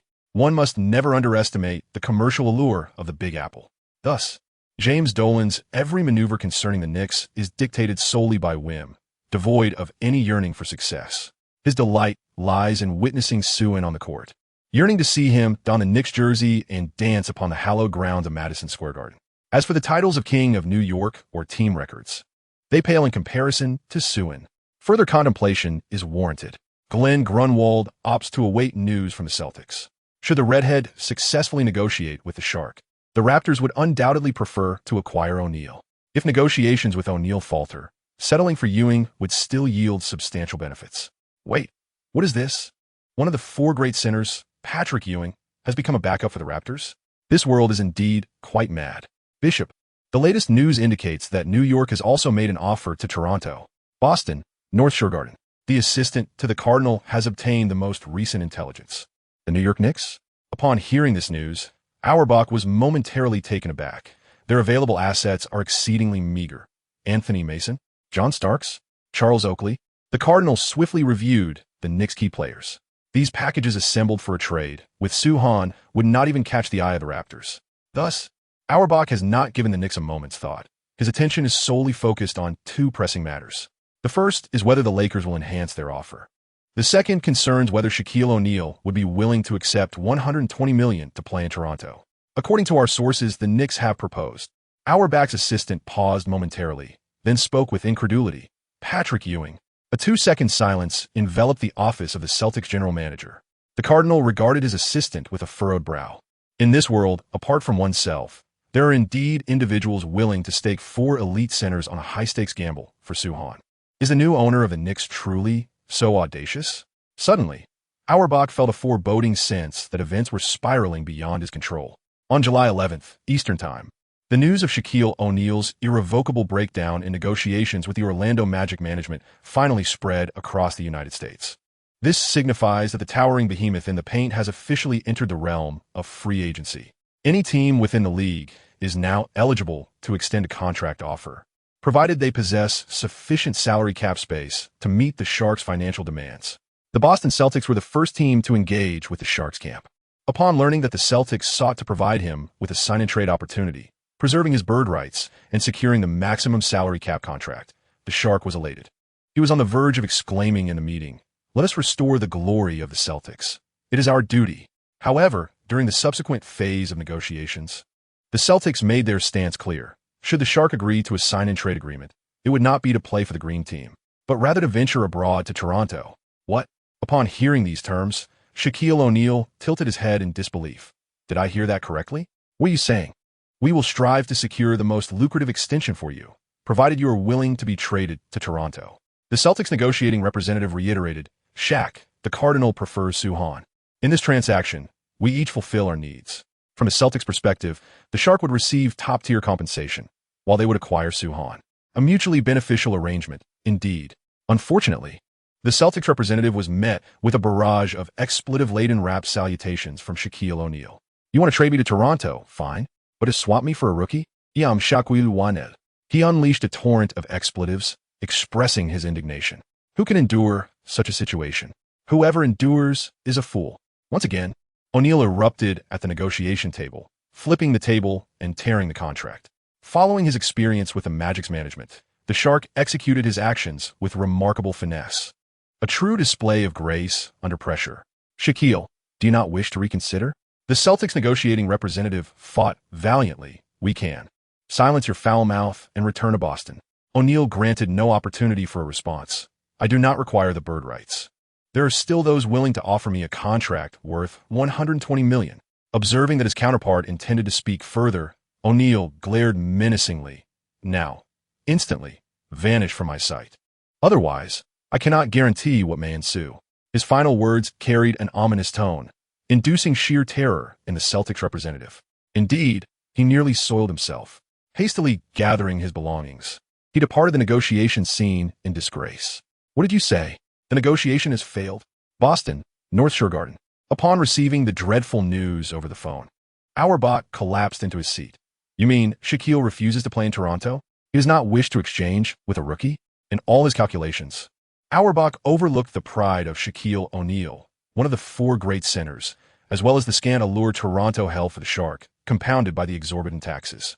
In other words, the Cardinal never regarded O'Neal as a person. He merely viewed him as a pawn to manipulate at will. Consequently, this astute elder faced a backlash. The pride of the four great centers caused this seemingly world-shattering trade to falter. Upon reflection, perhaps from the moment the Celtics lost their chance at the top draft pick, they had already begun to drift away from Soo-Han. The era has indeed changed. Auerbach's reign of thunder has long since concluded. Do we have any backup plans? After hanging up the phone, Auerbach, appearing aged by several years, inquired of Michael Leoncale beside him. Are there any other trade proposals from Toronto that are appealing? No. None at all. Coach Cale also succumbed to despair. He was acutely aware that Auerbach had been in a state of high tension throughout this trade. He had even prepared to orchestrate a super trade involving 4 or even 5 teams. Alas, now, everything has turned to dust. The Boston Celtics have utterly lost this battle for Soo-Han. No, we have not yet completely failed. At least we chose Allen Iverson. Auerbach closed his eyes and rested his forehead in his hand. Let us continue to languish. Next year we may still have the opportunity to acquire Tim. If fortune smiles upon us, the Celtics might form a formidable combination of Allen Iverson and Tim Duncan, bridging both the interior and exterior. The efficacy of such a partnership in practice might not be inferior to that of Soo-Han's singular prowess. However, the missed opportunity to secure Soo-Han continues to haunt Auerbach throughout the night. He dedicated nearly half a year, immersing himself wholly in the contest for Soo-Han, mobilizing connections in an intelligence network that had long been dormant. Yet, the ultimate outcome was merely a postponement of another year. It is indeed difficult to endure. The Boston Celtics' complete exit signifies that the victor in the pursuit of Soo-Han has been unequivocally determined. On July 13th, in American time, the NBA officially announced the trade news. The parties involved in the trade were the Toronto Raptors and the New York Knicks. Chapter 64, a classic trade though delayed, has arrived. Specific details of the trade shall remain unaddressed. The essence of this transaction revolves around Patrick Ewing, one of the 4 prominent centers, and the exchange with the 1996 first overall pick, Soo-Han. Why not delve into the specifics of the trade? The answer is quite straightforward. All who scrutinize this transaction tend to overlook the supporting cast involved. The focus is solely on the 2 pivotal figures, Ewing and Soo-Han. I can assure you that the management of the New York Knicks seems to be erratic. ESPN's basketball analysts have openly criticized the Knicks management during broadcasts, questioning their rationale. What are they thinking? Trading Patrick Ewing for Soo-Han? My goodness, this is utterly incomprehensible. I hold no grievances against Soo-Han. The towering talent hailing from Santa Clara is undoubtedly exceptional, as evidenced by his draft position. However, the crux of the matter lies in the fact that we are discussing Patrick Ewing. No team would dare trade away their unequivocal cornerstone for a rookie player, especially when that cornerstone is a superstar of Ewing's caliber. The first move made by James Dolan after acquiring the Knicks was a perplexing maneuver. Within a month of taking office, this wealthy owner sent the team's linchpin off to Toronto. The upcoming season may prove challenging for the New York Knicks, as the new leader is merely a rookie, and Soo will require time to acclimate to the rigors of the NBA. Not only must Soo-Han adapt to the intensity of the NBA, but he must also contend with the demanding fans of New York. Nevertheless, I have faith in Soo-Han. He will soon win over the hearts of New Yorkers. The media in California, however, expresses great confidence in him. Even if Soo-Han ultimately does not become a Laker, he remains the new generation's king of California. At the very least, the trade of Ewing for Soo-Han has garnered the approval of the media and fans in California. The ire of the public is primarily directed at James Dolan. We do not worry about whether Suhan will conquer New York. Our concern lies solely with the erratic ownership of James Dolan. In the eyes of the California media and fans, Suhan had no say in where he was traded. All blame rests on James Dolan for thrusting Suhan into the spotlight. Meanwhile, as the fierce competition led by Suhan finally reached its conclusion, the Boston Celtics and the Los Angeles Lakers, both left with a sense of regret, ventured into the realm of free agency and trade negotiations. The Celtics, resolute in their aim to embrace a season of rebuilding, opted for another year of cultivating Allen Iverson, while simultaneously striving to secure the coveted first overall pick for the following year, with aspirations to select the prodigious Tim Duncan. In fact, Red Auerbach had contemplated the possibility of directly signing Shaquille O'Neal, envisioning a formidable combination of Iverson and the Diesel. However, given the prior utilization of Shaq as merely a tool, Auerbach did not afford the Celtics another opportunity to reunite with him. At this juncture, the Los Angeles Lakers, having been denied the services of Suhan, took notice of the temporarily unattached O'Neal. Jerry West, with decisive action, proposed a lucrative 7-year contract worth $120 million, a sum that other teams were reluctant to offer, yet the Lakers were more than willing to extend. The furious Shaquille, aligning perfectly with the ambitions of the Lakers, envisioned exacting revenge upon their long-standing rivals, the Celtics. Of course, before finalizing the $120 million contract for Shaquille, the Lakers would need to create some breathing room within their salary cap. Thus, the question arose, who would be departing? Indeed, it was none other than the All-Star center, Vlade Divac. This trade, deemed a classic within the annals of NBA history, albeit delayed, finally materialized. The Los Angeles Lakers executed a straight exchange, sending Divac to the Charlotte Hornets in return for the 13th overall pick of the 1996 draft, none other than the illustrious Kobe Bryant. Thus, yet another transaction involving an all-star player for a rookie from the storied 1996 draft class came to fruition. This new rookie is rather remarkably the first high school guard in NBA history to be selected in the lottery. The two groundbreaking rookies from the same class were traded away by other teams in exchange for all-star players. The bond between Kobe and Suhan, it must be said, has deepened significantly. Thus, the formation of the iconic OK duo of the Los Angeles Lakers has been completed after numerous twists and turns. In addition to the OK duo, Jerry West has another aspiration. Although the pursuit of Suhan ultimately ended in failure, the Lakers have nonetheless obtained credible intelligence regarding the Dallas trio, which remains both genuine and valuable. This implies that the Lakers still have the opportunity to acquire Jason Kidd. The logo has not paused. Following a successful streak, he attempted to reach out to the Dallas Mavericks management. Kidd cannot be traded for Suhan. Thus, why not seize the chance to bring him to Los Angeles for their own benefit?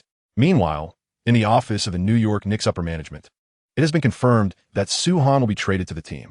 Following this decision, team owner James Dolan issued a second directive to the general manager. The task is quite straightforward: to trade for SteveNash. Steve is the most suitable point guard for Sue, and I hope you can bring him in New York soon. Dolan demonstrates a keen understanding of the game. I have witnessed their performances together, and the combination of Steve and Sue will undoubtedly enhance the entertainment value of the matches. After delegating the task of acquiring Nash to the general manager, James Dolan had his own matters to attend to. Outside Madison Square Garden, a guest who traveled from Chicago has been invited to play golf with Dolan. The guest in question is none other than the illustrious Michael Jordan. This summer, amidst the frenzy of the free agency market, it was not the renowned Shaquille O'Neal who emerged as the most prominent star, but rather Michael Jordan himself. Following his pivotal role in securing the Chicago Bulls' 4th championship title and heralding his triumphant return, Jordan's contract, too, has reached a moment of renewal. The 4-time FMVP and 4-time champion, this basketball deity has encountered a minor issue regarding his contract renewal.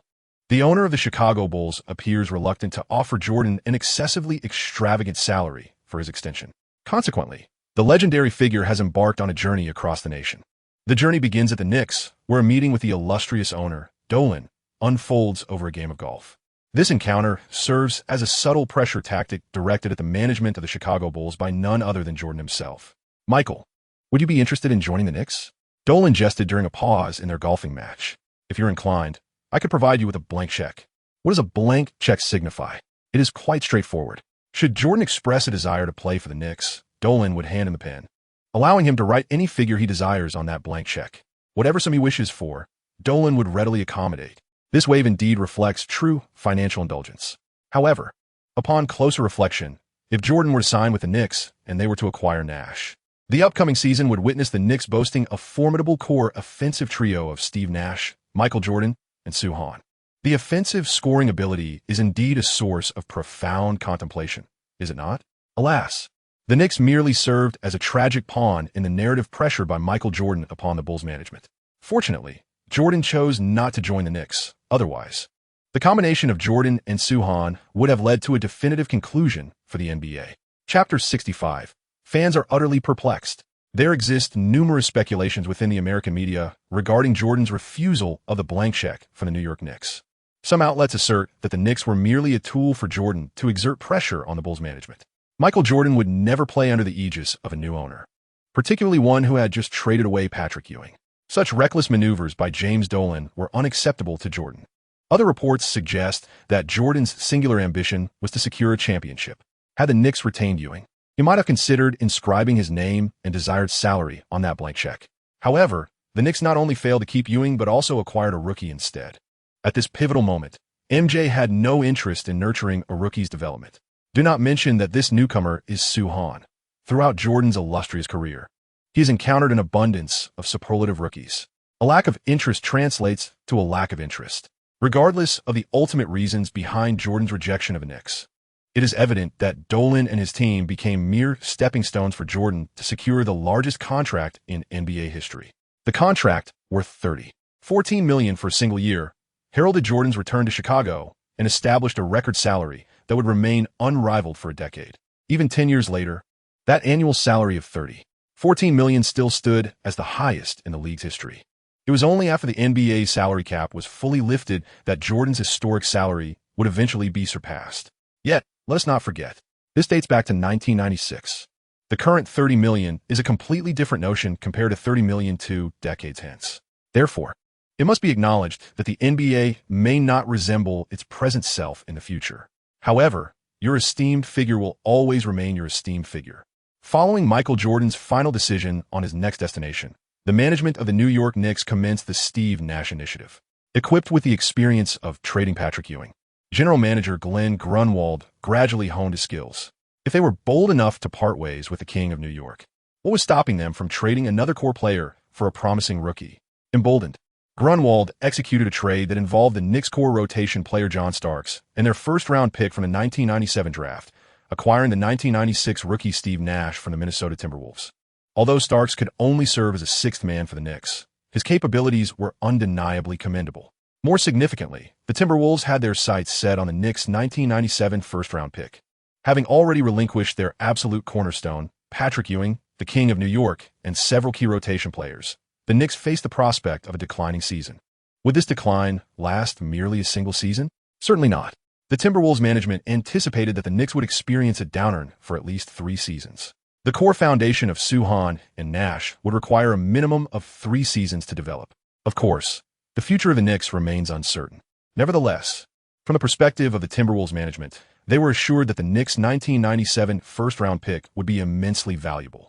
In the absence of their desired point guard options, acquiring Nash in exchange for a chance to secure another high pick in 1997 seemed quite reasonable.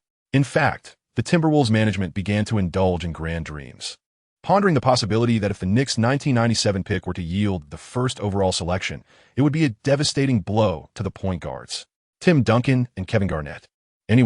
Meanwhile, this transaction has left many media outlets in a state of bewilderment.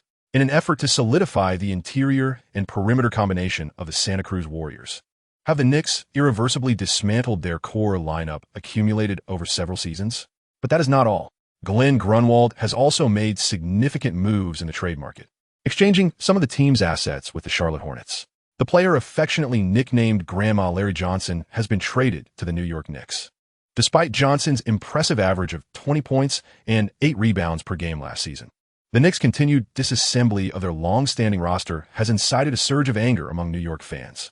Criticism directed at James Dolan has become a frequent feature in local newspapers and magazines. Outside Madison Square Garden, many fans have even unfurled banners protesting Dolan's erratic behavior, proclaiming, "Boss, you have made the Knicks unbearable." Within the upper echelons of Madison Square Garden, team general manager Ernie Grunfeld has placed the blame squarely on the shoulders of owner Dolan, asserting They want you to sell the Knicks. Although the trades were executed under his direction, Grunfeld insists he is not to blame. It was all Dolan's doing. What do the fans understand? Dolan clearly disregards the sentiments of New York's loyal supporters, viewing them as a mere comedic troupe. They protest this and that, disapproving of various matters. And what has been the outcome? The last Knicks owner who listened to the fans departed with a $30 million cash out. In other words, to conduct business in New York, one must often oppose these NT fans, as that appears to be the correct approach. Yet, there is nothing further to discuss. James Dolan took a puff from his cigar, remarking, "Ernie, you handled the situation with Sue well, and I am quite pleased with the Steve trade. Though the departure of Ewing, Starks, and the team's first-round pick may seem significant, Dolan is entirely indifferent to the assets exchanged.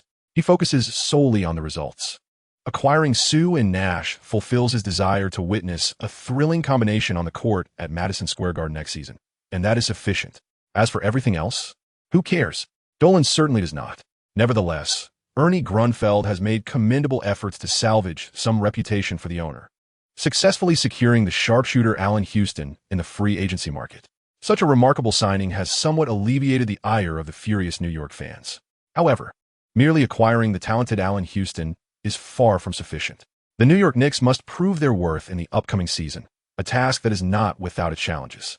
On ESPN's evening basketball program, certain analysts voiced their opinions. They have dismantled the entire team to forge a completely new roster. Consider the projected starting lineup for the Knicks in the new season: Nash, Allen Houston, Larry Johnson, Charles Oakley, and Sue Hahn. Remarkably, only Oakley remains from last season's starting squad, while the other four players are all fresh faces who have recently joined the team. The chemistry within the team has undoubtedly reached a boiling point. The synchronization among the players demands an extensive investment of time. Not only the media have recognized that such operations could lead to significant issues in the upcoming season.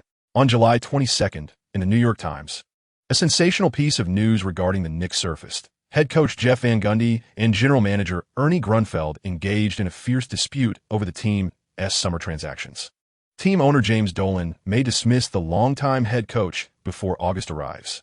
I require a reasonable explanation from the team regarding their summer activities, which have left me profoundly dissatisfied. During a media interview, Van Gundy expressed vehemently, "If they cannot persuade me, I might choose to resign." Without waiting for Dolan to terminate his position, Van Gundy is poised to depart on his own accord, unable to endure the whims of the new, erratic owner. A reasonable explanation? In a parallel media interview, James Dolan, upon hearing the reporter's recount, displayed contempt. "My explanation is simply that there is none. Do I need to justify my actions to an NBA head coach? If you want work, do so. If not, leave." Dolan has long harbored disdain for Van Gundy, believing his coaching style is ill-suited for a free-spirited duo like Ewing and Nash. Although Dolan may lack deep basketball knowledge, he is somewhat aware of Van Gundy's coaching shortcomings. Regarding the selection of a new head coach, Dolan has consistently believed that Don Nelson, who briefly coached the Knicks in the 1995-96 season, will be an excellent candidate. Chapter 66. The summer's most significant acquisition. Don Nelson briefly helmed the New York Knicks during the 95-96 season, during which the team performed reasonably well under the guidance of the mad scientist. However, as the season progressed, Nelson realized something crucial. Relying solely on Patrick Ewing as the cornerstone of the team would not grant the Knicks a legitimate shot at the championship. Thus, this audacious old man boldly proposed trading Ewing to the then-owner of the Knicks. For whom? Naturally, for Shaquille O'Neal. What happened next? Nelson was promptly dismissed by the Knicks management. It was at this juncture that Van Gundy assumed the reins of the Knicks, only to be swept away by the Bulls in the second round of the playoffs. Presently, Van Gundy, dissatisfied with the new owner's series of actions, is threatening to resign as a means to pressure the management. James Dolan, on the other hand, applauds this notion, eagerly awaiting Van Gundy to pack his belongings and depart. Let us not entertain the notion that even if Van Gundy were to be dismissed, the Knicks would still owe him a salary. What significance does this hold? Thus, just as the media had predicted, the conflict between the Knicks coach and the team owner did not extend into August. On July 27th, Easter time, the Knicks officially announced through the New York Times the dismissal of head coach Jeff Van Gundy. Subsequently, on July 29th, the New York Times confirmed that the New York Knicks had secured a 5-year contract, poaching Don Nelson from the Dallas Mavericks. It must be said, the veteran Nelson remains a coveted figure. Both the San Antonio Spurs and the Dallas Mavericks have been in contact with this eccentric coach. However, Once the Knicks entered the fray for the season, Nelson, the outcome became all but inevitable. Initially, I held little interest in New York due to a rather unpleasant previous collaboration. Upon resuming his role as head coach of the Knicks, Nelson, during a media interview, shrugged and remarked, "But as you know, the Knicks have acquired a new owner. James Dolan is a good man." With an emotional intelligence perspective, he noted, "They have a new owner, and he is a good man." From a less emotionally astute angle, he added, "I initially had no desire to coach the Knicks, but the offer was simply too generous. They have not only changed owners, but have also revamped the entire starting lineup." Before the media, Don Nelson stated earnestly, "I am very interested in Sue and Steve Nash. This could be a transformative combination for the entire league." This statement from the venerable Nelson is not to be taken lightly. He genuinely holds great optimism for the formidable duo of Sue and Nash. Merely contemplating Sue performances on the NCAA stage conjures a myriad of tactical maneuvers in Nelson's mind. It is foreseeable that the New York Knicks, in the upcoming season, will showcase offensive strategies of unparalleled complexity and sophistication, ranking among the best in the league. Regarding defense, one might ponder, what need is there for defense? Offense is the finest form of defense. The summer acquisitions and trades among NBA teams continue to unfold in an orderly fashion. Following the frenetic activity of July, the NBA is now poised for yet another monumental trade that will send ripples throughout the league. The parties involved are the Phoenix Suns and the Houston Rockets. The player affectionately nicknamed the Round Mound of Rebound, Charles Barkley, has been dispatched by the Suns to Space City. Thus, the veteran trio of the Houston Rockets has officially been formed. Clyde the Glide Drexler, Charles the Round Mound Barkley, and Hakeem the Dream Olajuwon, all embarking on one final quest for the championship. On September 1st, in American time, the training camps for the new season officially commenced. New acquisitions and returning players made their appearances at their respective team venues. The media's attention was inevitably drawn first to the Chicago Bulls, led by Michael Jordan. Notably, on the first day of the Bulls training camp, the media was taken aback to discover the apparent absence of a certain player. Where could Dennis be? Perhaps he is luxuriating on a beach in Hawaii? The Zen master, Phil Jackson, expressed some exasperation during the press conference. For Dennis, perhaps the vacation has yet to conclude. Last season, Rodman had generally complied with the Bulls' management directives and had been relatively engaged in various team training activities. However, following the Bulls' historic achievement of a 72-10 record and their subsequent championship victory, the revelry of the championship parade marked the beginning of Rodman's unraveling. He was never one to conform, and managing to endure an entire season was already a favor to Jordan. Phil, while all NBA teams are reinforcing their rosters, the Houston Rockets have notably secured Charles Barkley. Journalists continued to press the Zen master. "Yet it seems you have not completed your reinforcements as reigning champions?" To which he replied, No, young man. We are indeed the team that has bolstered itself the most this summer." Upon hearing this inquiry, the Zen master donned a countenance reminiscent of Colonel Sanders. "We have successfully retained Michael, and that is the most significant reinforcement of this summer in the NBA. Keeping Jordan means retaining the championship. Who dares to assert that this is not the strongest signing of the summer? The team's objective for the new season? Naturally, it remains the championship." Immediately following the media interview, Scottie Pippen, with a smile gracing his face, remarked, "We have just concluded a perfect season. Yet this is merely the beginning, not the end. For the Bulls, the sole objective is to continue claiming championships."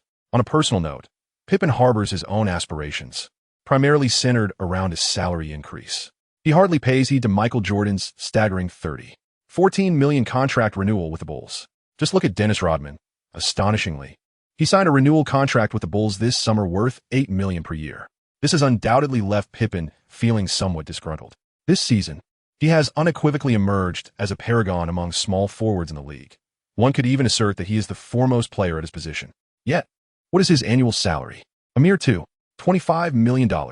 Meanwhile, Rodman, the rebellious figure who abstains from attending team training camps, is compensated almost fourfold compared to Pippen. Can a formidable Pippen truly endure this? Thus, if a championship is claimed this year, his foremost action postseason will be to beseech the Bulls management for financial recompense. If they fall short of the title, he may temper his demands. Regardless, an increase in salary is an inevitability. Michael, you were tantalizingly close to signing with the New York Knicks this past summer. Could you shed light on the reasons behind the ultimate failure of this agreement? In his final media interview, after addressing a series of trivial inquiries, a reporter posed a more pointed question. Does this relate to the Knicks' acquisition of Patrick Ewing in exchange for Soo-Han? This summer, the speculation surrounding Jordan's future ignited considerable debate within the realm of American basketball. James Dolan's blank check nearly secured Jordan's place as the Knicks' number 23. Yet, the true rationale behind his rejection of the Knicks remains shrouded in mystery, leaving many yearning for the truth. "I never contemplated leaving Chicago," Jordan candidly responded to the reporter's inquiries. "I never envisioned playing under any coach other than Phil, nor could I ever represent a team beyond the Chicago Bulls."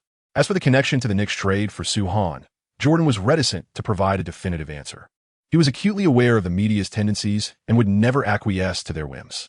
After observing the media coverage of the Chicago Bulls training camp on the first day, attention gravitated more towards the Houston Rockets, Seattle Supersonics, Los Angeles Lakers, and New York Knicks.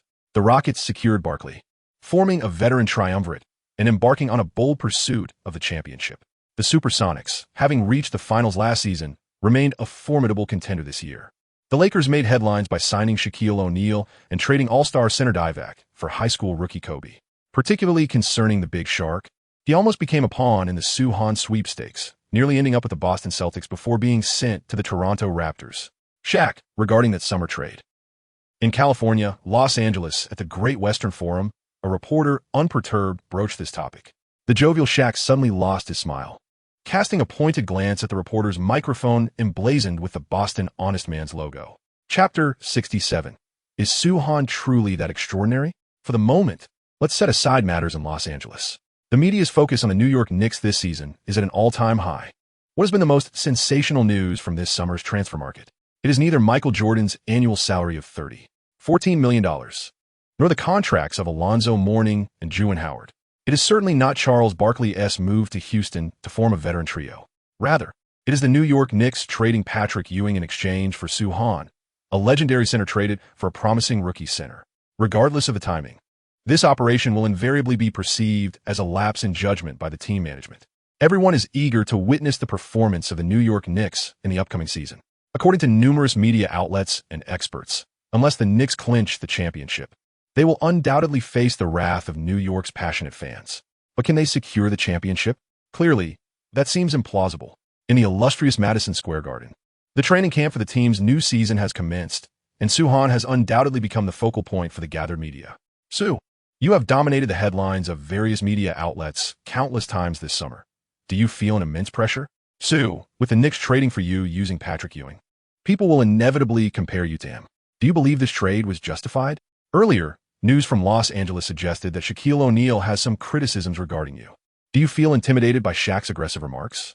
Surrounded by a throng of journalists, each vying to pose their inquiries, the questions concerning Soo-Han are boundless. Enough to last for days on end. "I never feel pressure because I am accustomed to being in the limelight," Soo-Han replied with an air of ease, having made a long-awaited return to the media scene. "Was it justified for the team to trade for me using a player of Patrick's caliber? I believe time will reveal the validity of this trade. As for Shaq's comments and whether they instill fear in me," Soo-Han flashed his signature harmless smile. "I apologize, but the word fear does not exist in my vocabulary. If it were to exist, it would be my opponents who fear me, not the other way around." The journalists present collectively gasped in astonishment at Soo-Han's rapid-fire responses. The newly crowned champion exhibits an extraordinary level of confidence. Despite not having participated in a single official NBA game, he is already being compared to the four great centers by fans, media, and experts alike. Faced with such intense scrutiny from New York's media landscape, how can he maintain such self-assurance? Regardless of whether Soo-Han will achieve success in the NBA, his unwavering confidence has certainly captured the attention and respect of journalists. I believe anticipation for Soo's performance in the upcoming season is well warranted. Following closely was the team's new head coach, Don Nelson, who stated that Soo will hold an unequivocal tactical position. He will serve as the offensive finisher for multiple strategies on the team's playbook. To succinctly summarize the new season's tactics prepared by the venerable Nelson for the Knicks, various methods will be employed to deliver the ball into Soo-Han's hands, allowing him to score from an array of positions. While one might argue that his tactics are diverse, the ultimate aim remains the same: to have Soo-Han execute the final shot. Yet if one were to claim that his strategy is simplistic, the various methods of passing to Soo-Han, along with the eventual positions he assumes to conclude the offensive play, are intricate enough to keep other teams occupied with analysis for quite some time. Following the media conference, the New York Knicks commenced their inaugural closed training session. During the team's divided practice, Larry Johnson, who had recently been traded to the team, expressed his dissatisfaction with the grouping. "Coach, I would rather not be on the same team as Sue," he remarked, waving his hand. "I am genuinely curious to witness the extent of this fellow's abilities." This is not a matter of Larry Johnson's defiance against Soo-Han, nor is he attempting to play the role of a sarcastic antagonist.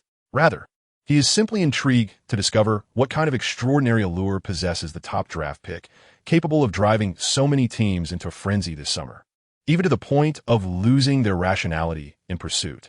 The Knicks are willing to part with Ewing to acquire Soo-Han. Could he truly be that remarkable? Thus, Larry, affectionately nicknamed Big Mama, feels compelled to personally assess the situation.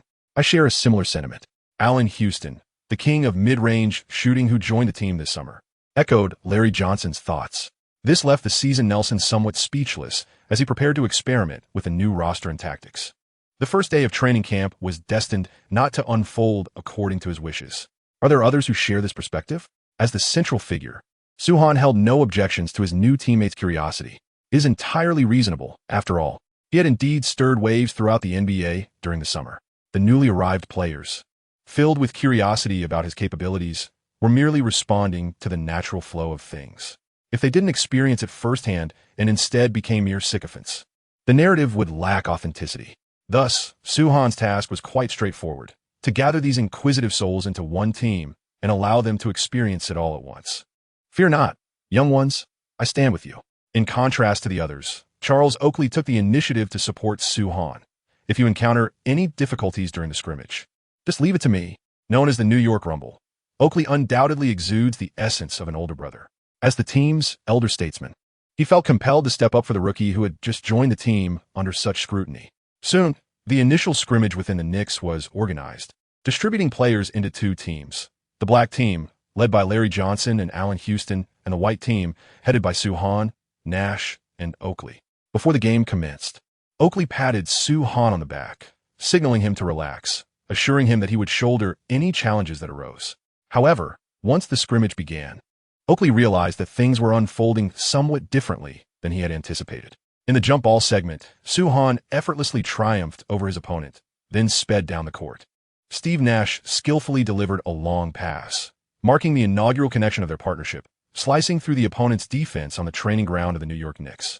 Soo-Han, in a one-on-one scenario, soared effortlessly to dunk the ball with both hands. Returning to the defensive end, Larry Johnson boldly charged into the paint, determined to challenge Soo-Han directly and ascertain his true prowess. And then, the all-star caliber forward, akin to the array of role players in the NCAA tournament, was effortlessly dispatched to the ground by Soo-Han, who executed a remarkable block. After achieving the rejection, Soo-Han disregarded the fallen Larry Johnson, swiftly seizing control of the basketball. With a deft behind-the-back maneuver, he glided past Allen Houston, embarking on a solo drive that traversed the entire court in a spectacular display of skill. Turning back, Soo-Han fortified the defense with a remarkable block against the mid-range king, sending the ball soaring into the second-tier stands, far beyond the court's boundaries. Within less than a minute of the intra-team scrimmage's commencement, Soo-Han's performance on both ends had left Charles Oakley, who had boasted prior to the game, utterly astounded. Who, pray tell, is bullying whom? Chapter 68. The season commences. Soo-Han is the most formidable rookie I have ever encountered, without exception. On the second day of the NBA's new season training camp, Larry Johnson, the newly acquired player of the New York Knicks, graciously addressed a multitude of reporters during a media interview. He extolled his own physical prowess, likening it to that of a beast, alongside his scoring ability and dominance on the court. "I firmly believe that under his leadership, the New York Knicks will flourish. He shall be the team's captain for the new season." This exuberant declaration left the attending reporters in a state of bewilderment. What is happening? How has Larry Johnson become such an ardent supporter of Soo-Han? According to the prepared notes in the hands of these journalists, they were fully expecting Larry Johnson to express dissent towards the Knicks rookie, eagerly awaiting any remarks he might make during the interview. The group of journalists seized the opportunity to publish their embellished reports. To their surprise, Larry Johnson not only refrained from making any related comments, but also lauded Soo-Han. He even ceded the position of team leader for the upcoming season to Soo-Han. The astute reporters sensed that something significant had transpired during the Knicks' closed training session yesterday. What exactly happened during that practice? When confronted by a question from a reporter representing the honest folk of Boston, Larry Johnson maintained a stoic expression. "I have no comment on that." How absurd. Was he expected to reveal, in front of so many media representatives, that he had been utterly dominated by Soo-Han yesterday? Absolutely not. Larry Johnson, would rather leap from the sixth floor than divulge such information to the public. Soo-Han is exceptionally talented, and I am filled with confidence regarding the future of the Knicks. Similarly, Allen Houston, the king of mid-range shooting, who also faced the media, offered high praise for Soo-Han. He is not only the future of New York, but also of the NBA. Upon hearing such commendations from the team's new recruits just a day after Media Day, Knicks head coach Don Nelson felt a considerable weight lifted from his shoulders. Yesterday, when the players led by Larry Johnson began to express their discontent towards Soo-Han, Coach Nelson was genuinely concerned that the team's crisis might erupt on the very first day. Little did he expect that the crisis would not only be far less explosive than anticipated, but would be completely extinguished by Soo-Han in a single game. In fact, Soo-Han did not perceive this as a crisis at all. Dealing with the NBA's rowdy players required no excessive dialogue. Action spoke louder than words. And proving himself on the court was far more effective than any verbal exchange. Amidst this harmonious atmosphere, the New York Knicks prepared for their first preseason game of the new season. For Soo-Han's protection, the Knicks limited his playtime to a mere 6 minutes, allowing him to acclimate to the rhythm of NBA play. There was no need for excessive seriousness in the preseason, as the NBA did not designate a champion for this phase.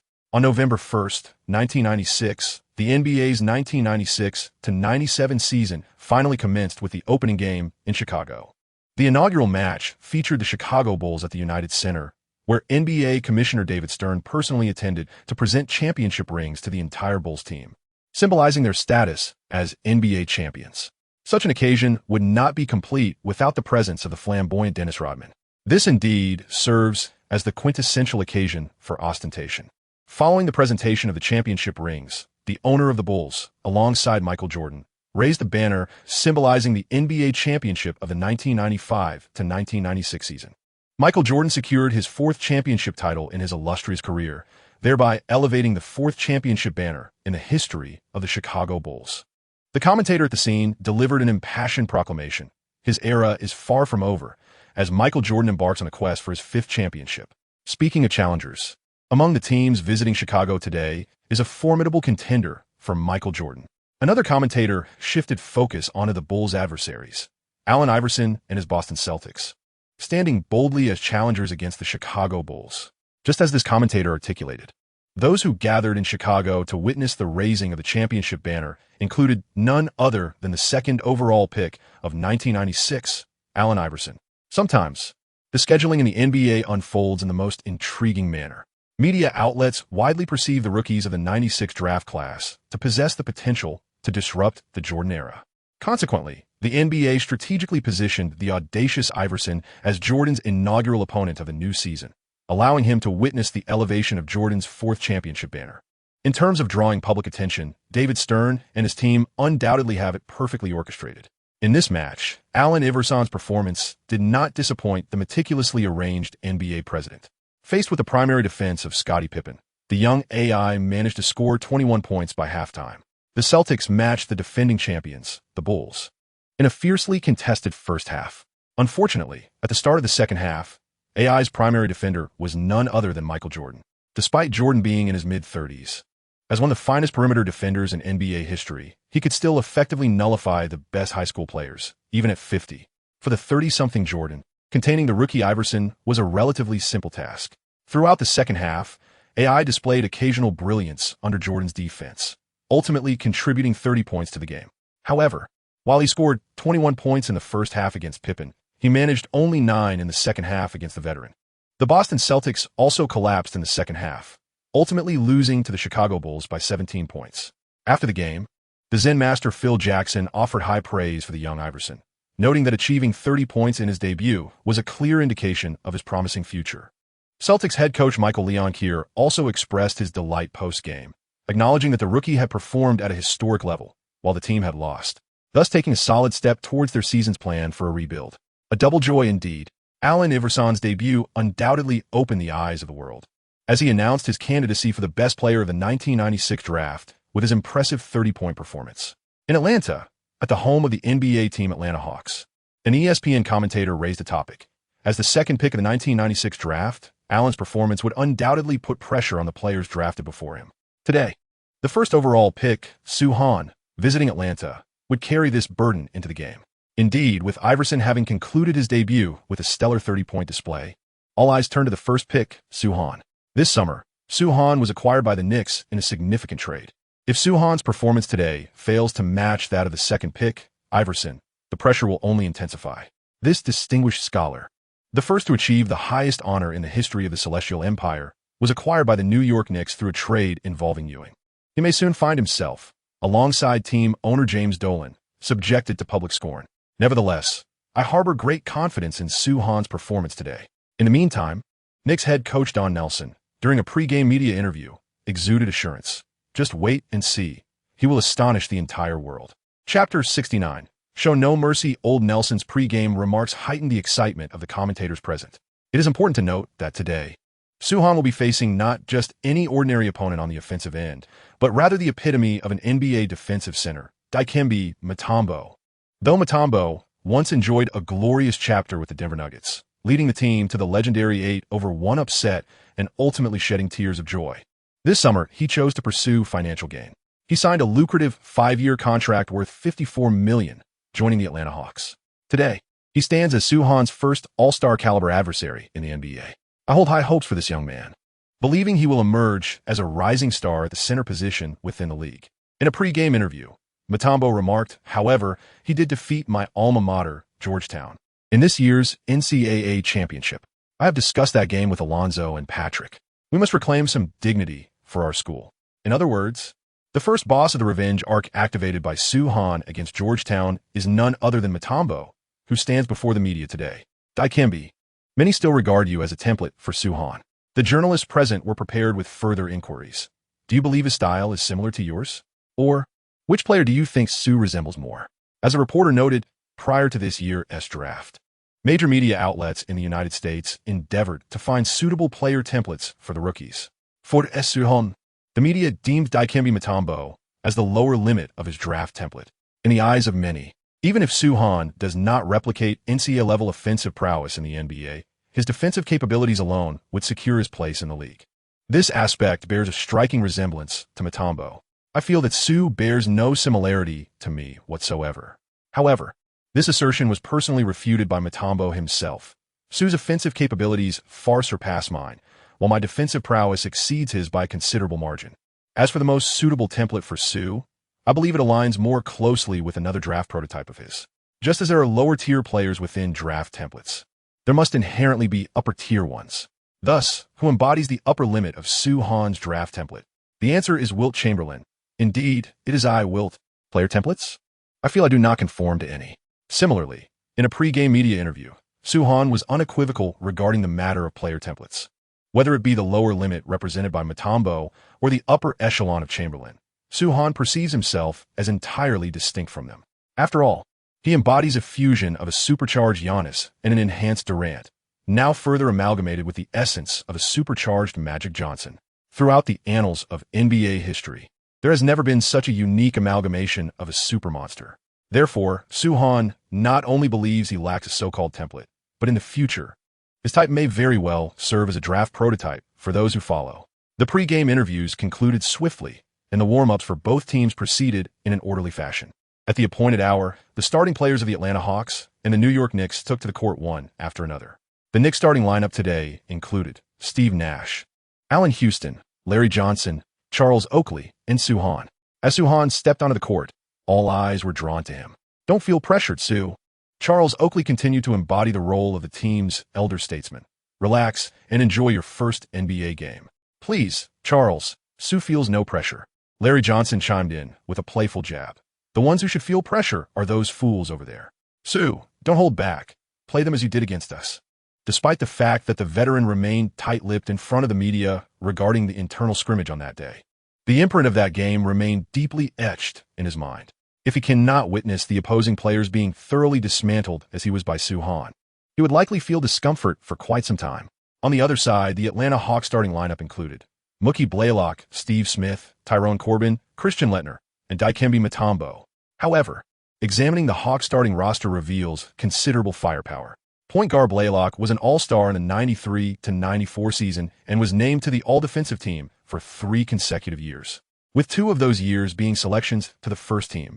Shooting guard Steve Smith averaged an impressive 20 points, 4 assists, and 3 rebounds per game last season. If Suhan's memory serves him correctly, this remarkable Steve Smith is destined to be selected for an all-star game in the future, and during the 2002-2003 season, he will triumph alongside the San Antonio Spurs to secure a championship title. As for their small forward Corbin, he is undoubtedly a quintessential role player. Well, better late than never for a role player. The power forward Leitner, on the other hand, boasts a significant pedigree. This gentleman is the sole collegiate player on the American Dream Team. Mutombo, a stalwart in the paint, requires no further introduction.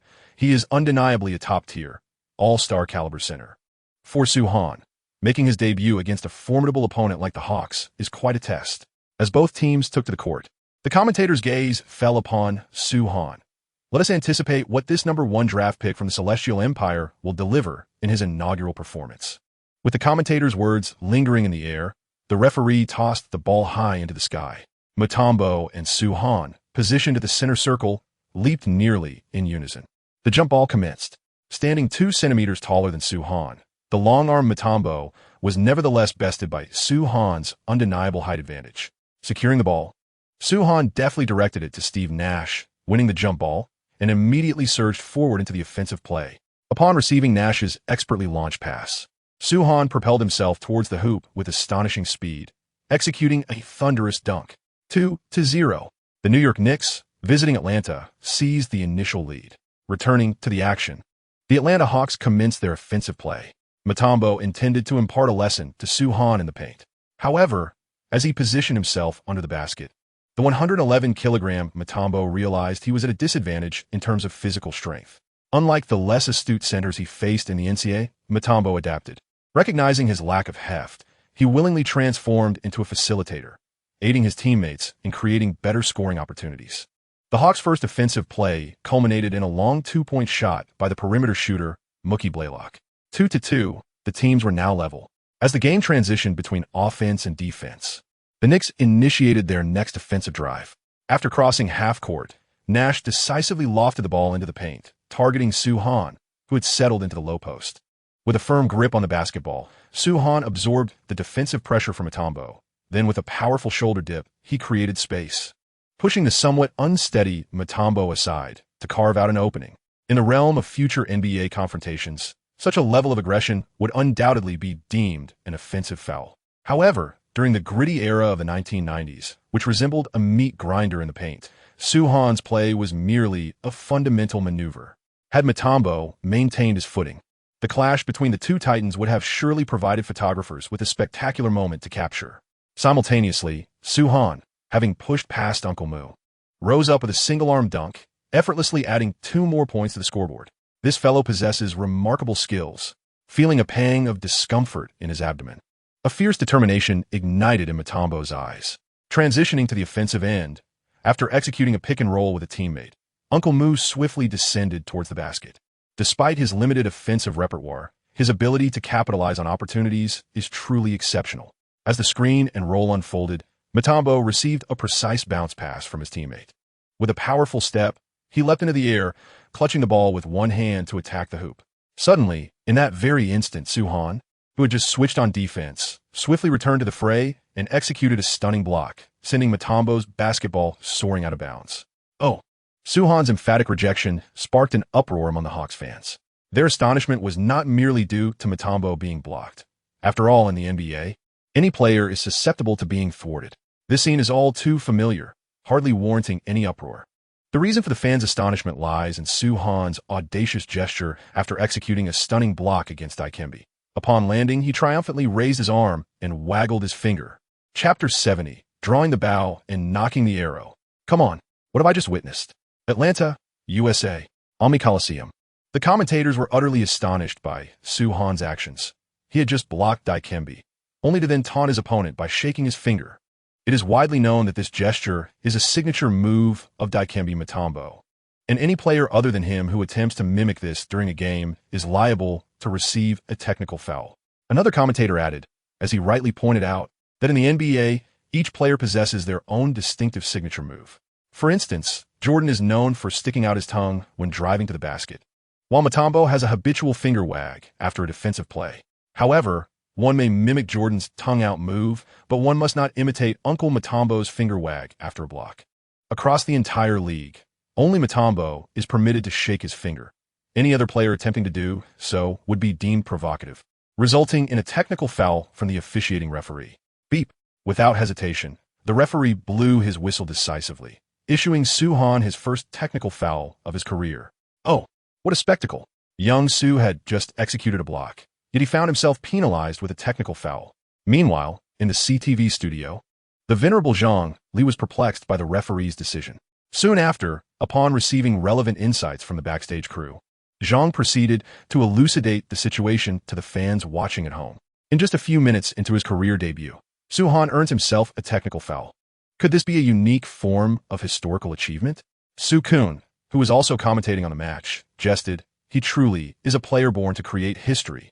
Zhang Li responded to Soo-Kun's remark with an approving glance.